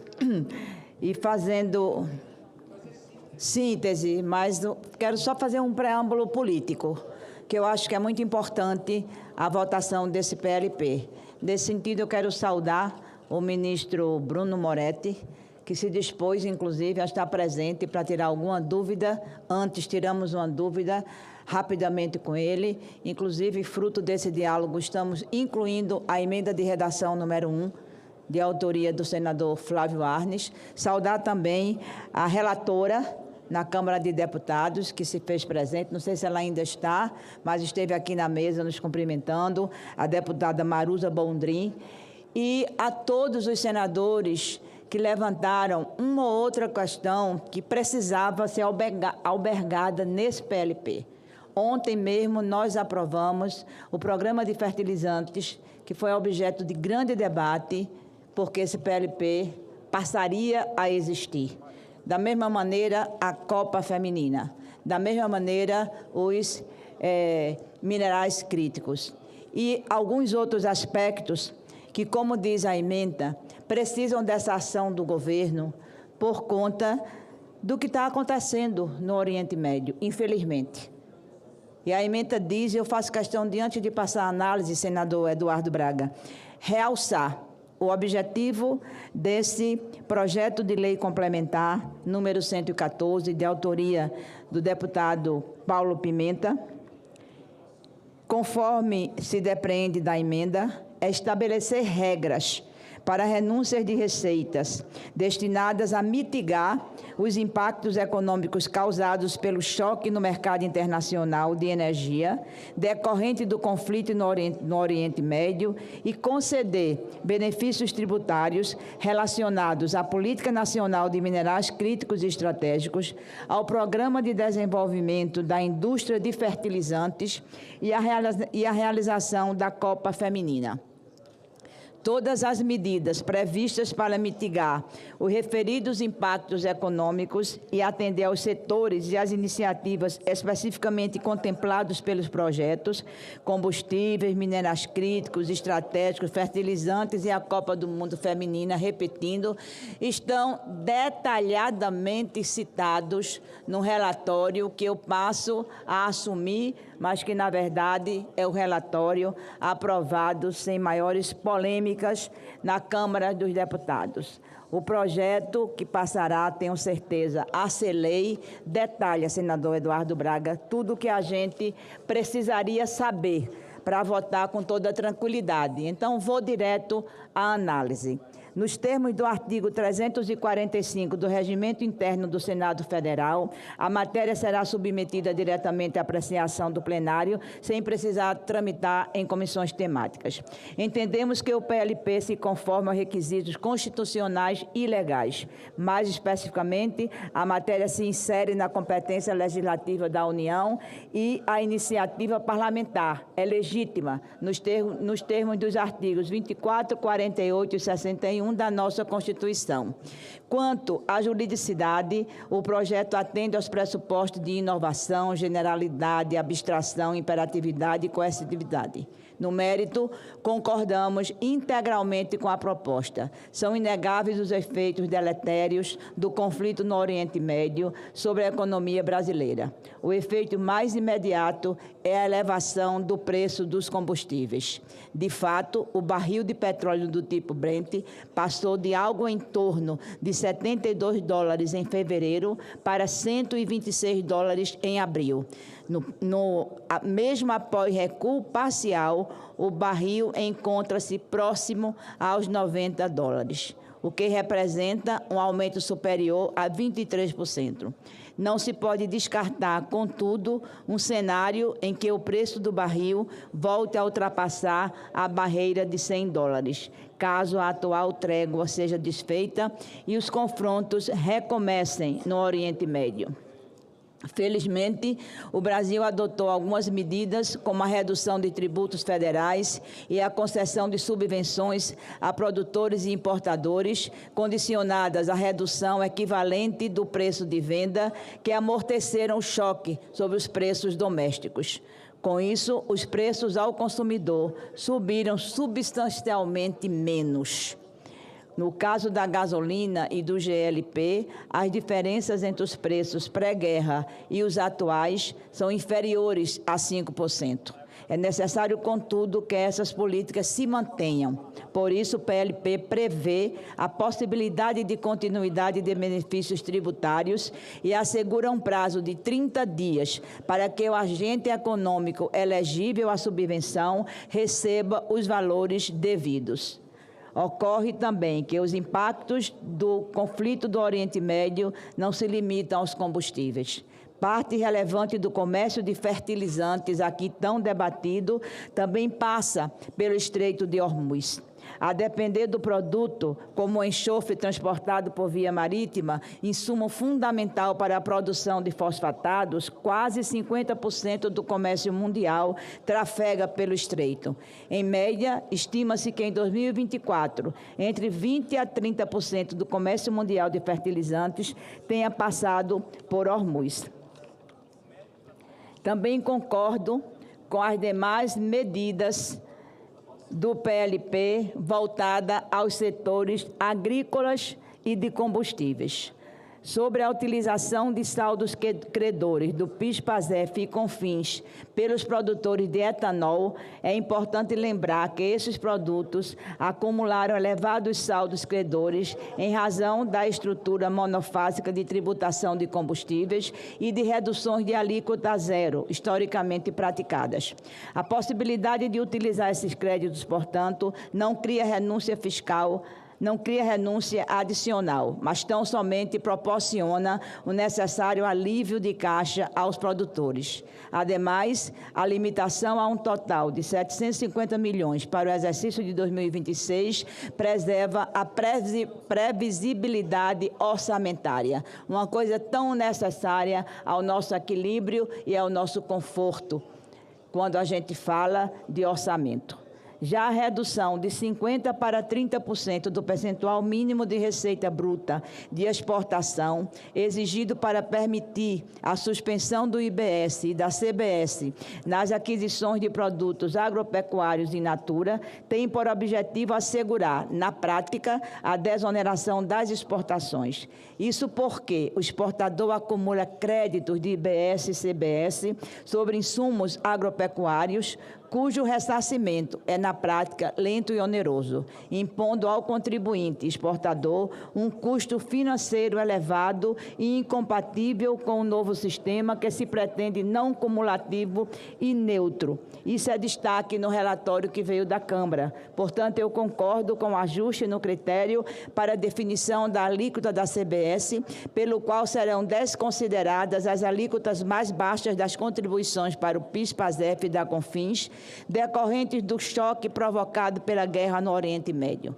Pretende-se dessa forma que eventos transitórios como esse conflito não contaminem as alíquotas da CBS de forma permanente. O PLP também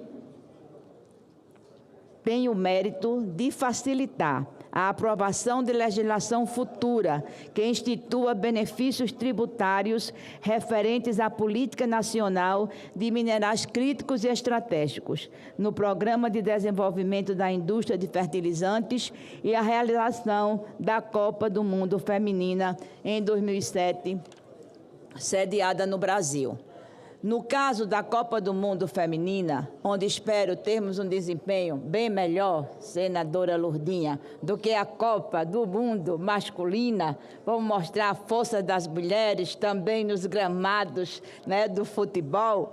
A experiência da Copa de 2014 demonstra como a concessão de benefícios fiscais específicos pode ser necessária para viabilizar o evento, contribuindo para a melhoria da imagem do Brasil no exterior. Ademais, uma Copa Feminina bem-sucedida certamente constituirá um incentivo ao desenvolvimento dessa mobilidade esportiva ainda pouco popular no país. Já o desenvolvimento da indústria nacional de fertilizantes, aqui tratado no projeto de lei do nosso senador Laércio, e da extração de minerais críticos é claramente de interesse estratégico para o Brasil. Da mesma forma, por questões estratégicas e de bem-estar social, devemos aproveitar a oportunidade para viabilizar o aumento das despesas com a defesa, com a educação e com a saúde, base de todo o desenvolvimento social defendido, executado, prioritário para o nosso governo e para esta casa. Em relação à adequação financeira e orçamentária da matéria, tenho muito pouco ou pouco a acrescentar ao texto da relatora, deputada Marúcia Boldrin. O PLP trata de providências extraordinárias para conter os impactos de um conflito sobre cuja evolução o Brasil não exerce controle. Nesse contexto, justifica-se afastar a aplicação de exigências previstas em dispositivos da Lei de Responsabilidade Fiscal ou da Lei de Diretrizes Orçamentárias, pois não se trata de criação de despesas ou de renúncias permanentes de receitas. Ademais, embora o conflito no Oriente Médio tenha elevado custos, também gerou aumento de receitas, como aquelas associadas à participação governamental na exploração do petróleo e gás natural. O aumento extraordinário dessas receitas poderá ser utilizado para financiar parte das renúncias e despesas temporárias propostas por este PLP. É igualmente importante registrar que o PLP reforça a adequação financeira e orçamentária ao consolidar a apuração bimestral das receitas extraordinárias e a proporcionalidade ao incremento efetivo da arrecadação como condição para a execução das destinações aqui previstas. Voto.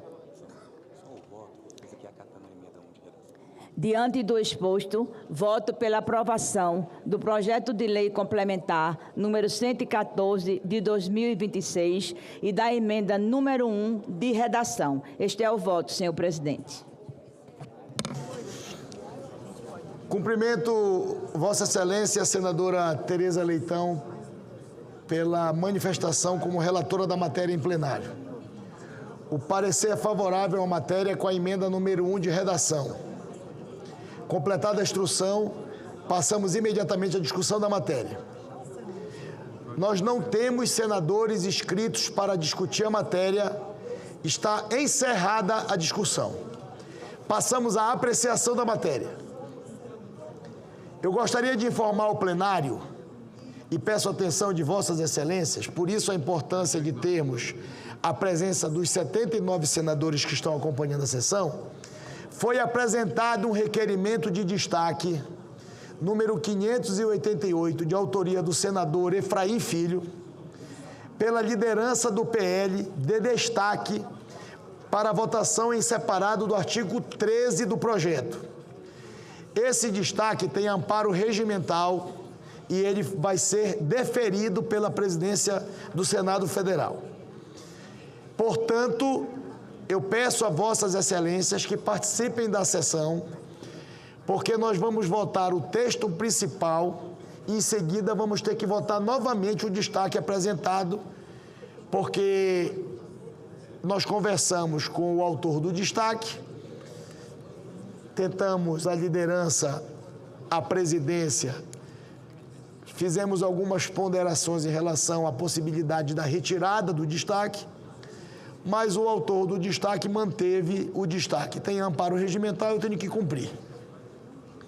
Concedo a palavra ao autor do requerimento de destaque, como disse, e vou tentar pela última vez, para consultar Vossa Excelência se Vossa Excelência mantém ou há possibilidade da retirada do destaque.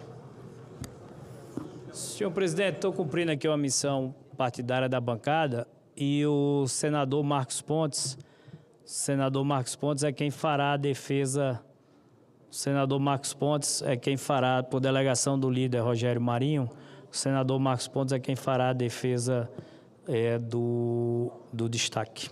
Mas só para registrar que ainda não é deste momento da deliberação. Apenas eu queria consultar mais uma vez se havia condições de a bancada do PL retirar o destaque. Então, não retiro o destaque. Informo as senadoras e os senadores que a matéria destacada será votada após o texto base. E informo novamente aos senadores e às senadoras, para a manutenção do texto, carece novamente a votação de 41 votos favoráveis. Já que trata de uma emenda supressiva de texto, é natural que quem votar sim nessa primeira votação do texto base, mantenha o texto votando sim no destaque. Votação do projeto. Eu vou votar o texto base e depois eu vou submeter o destaque. Votação do projeto e da emenda em turno único nos termos do parecer, ressalvado apenas um único destaque. A matéria depende para sua aprovação do voto favorável da maioria absoluta da composição da Casa, ou seja, pelo menos 41 votos sim. Solicita a Secretaria-Geral da Mesa que abra o painel para o início da deliberação. A votação está aberta. Informo aos senadores e senadoras, peço atenção da assessoria, a nossa relatora, senadora Tereza, está aqui. Gostaria, se Vossa Excelência puder fazer uma manifestação também, querida relatora, é muito importante. Informo aos senadores e às senadoras que esta matéria, por se tratar de um projeto de lei complementar, é necessário, para a sua aprovação, de pelo menos 41 votos, sim, favoráveis ao relatório. Mas eu informo a Vossas Excelências também que após essa votação, caso esta votação alcance 41 votos sim para a sua aprovação, nós vamos votar um destaque apresentado pela bancada do PL. E os que votarem sim neste texto vão precisar continuar na sessão para, no destaque, novamente, se quiserem apoiar o texto integral, vai ter que votar sim novamente. Se for para suprimir este destaque, aqueles naturalmente que apresentaram vão votar não. Senhor presidente, apenas para fazer aqui um esclarecimento, esse destaque é a supressão da antecipação de 3 bilhões do Fundo Social. Isso significa dizer que nós vamos simplesmente engessar o país. Ou seja, eu quero fazer um apelo aqui à liderança do PL, porque, está certo, partido de oposição, entendemos, mas fazer um destaque para imobilizar o país, nós não fizemos isso quando o PL estava presidindo o país, nós não fizemos isso. Agora, nós vamos imobilizar o país numa tentativa de fazer um destaque para imobilizar o país? Eu queria fazer um apelo ao senador astronauta, ao senador Efraim, porque todos nós sabemos que esse recurso é apenas antecipação financeira, não é orçamentária, não significa aumento de limite, não significa nada. Portanto, apenas para colocar clareza. Agora, não pode ser só para marcar posição. Tudo bem, é democrático, mas é um apelo para que todos que estejam em casa possam entender. Nós estamos falando de um destaque para anular a antecipação financeira de 3 bilhões do Fundo Social, que é o que está garantindo liquidez para o país poder continuar funcionando. Simplesmente isso. Senadora Tereza Leitão, como relatora da matéria, Vossa Excelência deseja fazer alguma manifestação? Realçar a defesa do senador Eduardo Braga.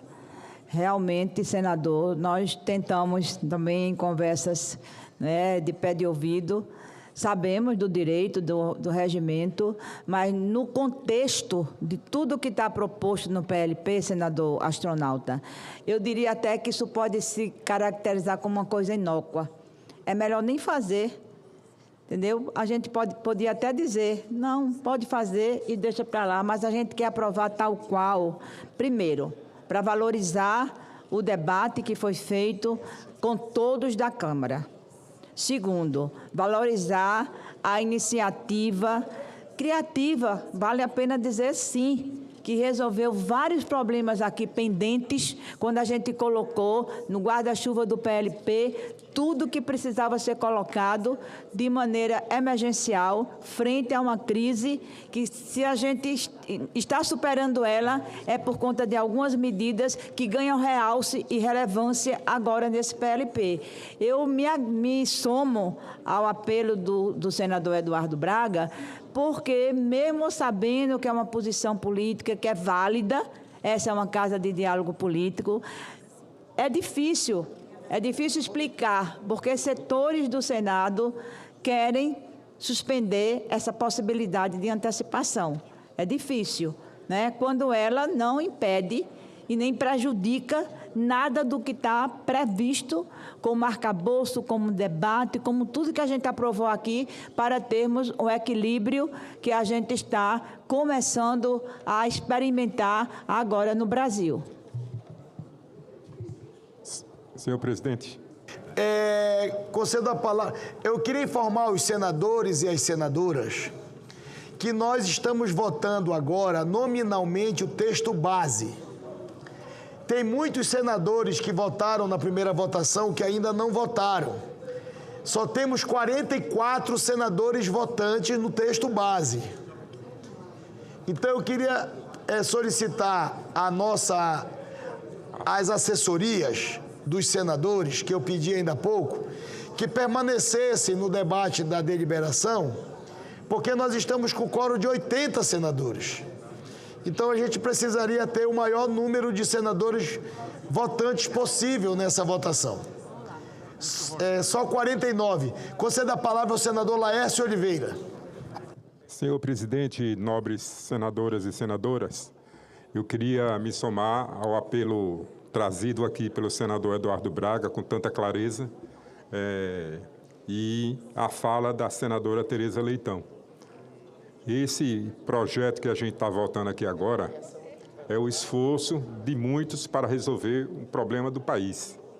Então, eu acho que quando a gente enfrenta questões como essa, eu acho que a questão partidária fica um pouco de lado, porque acima de todos nós estamos aqui para ajudar o nosso país a avançar e a crescer. Então, o meu apelo é nesse sentido, que a gente, reconhecendo, claro, o direito dos nossos pares do destaque, mas meu apelo é nesse sentido, que a gente retire esse destaque, que a gente avance, porque eu participei também, juntamente com outros senadoras e senadores, de uma discussão profunda para chegar nesse texto que a gente chegou.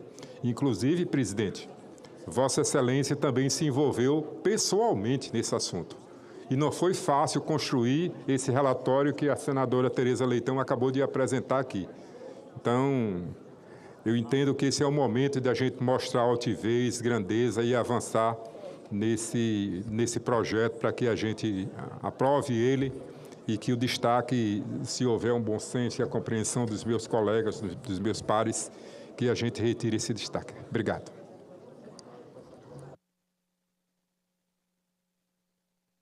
Em Brasília, 7h48.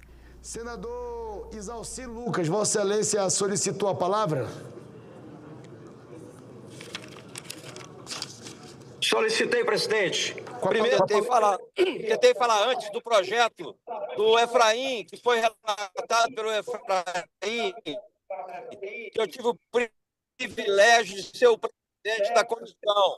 Projeto maravilhoso, então quero parabenizar o Efraim e os senadores.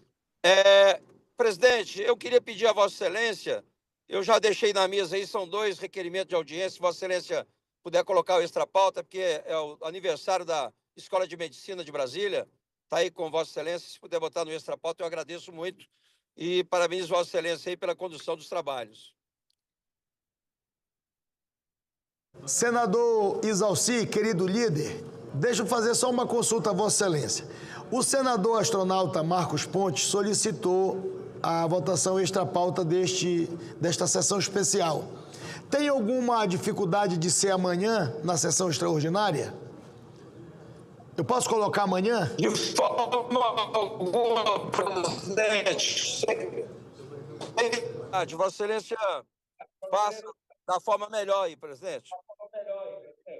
Vou colocar amanhã, que nós vamos ter uma sessão extraordinária, e eu coloco amanhã. Todos os dois, senador ministro astronauta. Amanhã os dois.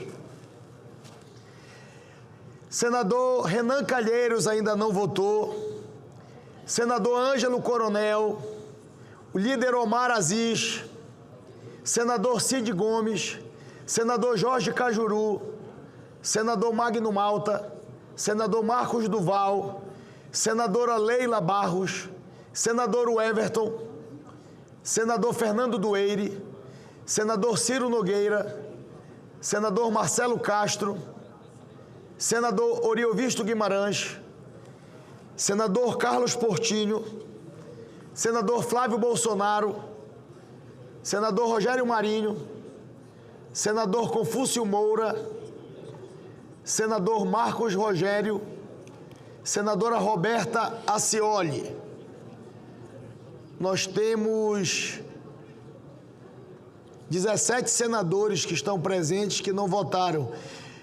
Solicito o apoio da Secretaria-Geral da Mesa, que peça para informar esses senadores que ainda não votaram, que precisamos votar nesta votação e teremos uma votação do destaque. E todos que votarem, inclusive esses 61 que já votaram, permaneçam, por gentileza, na votação do destaque, porque os que votarem sim nessa votação, estou lembrando pela terceira vez, vão ter que votar novamente sim.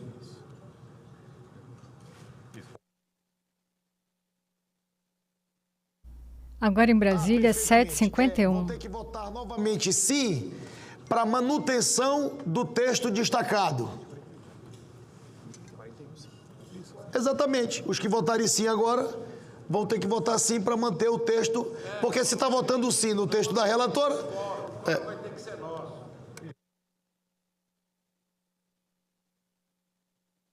Se acompanha pela transmissão conjunta da Rádio e TV Senado, a sessão deliberativa do Senado Federal desta quarta-feira, dia 12 de agosto de 2026. Senadores votam projeto de lei complementar que cria regras para o governo federal abrir mão de receitas com a redução de tributos sobre combustíveis. Que talvez alguém... Talvez alguém identifique algum senador e peça para ele participar, porque ele está presente na reunião. Ele está presente na sessão.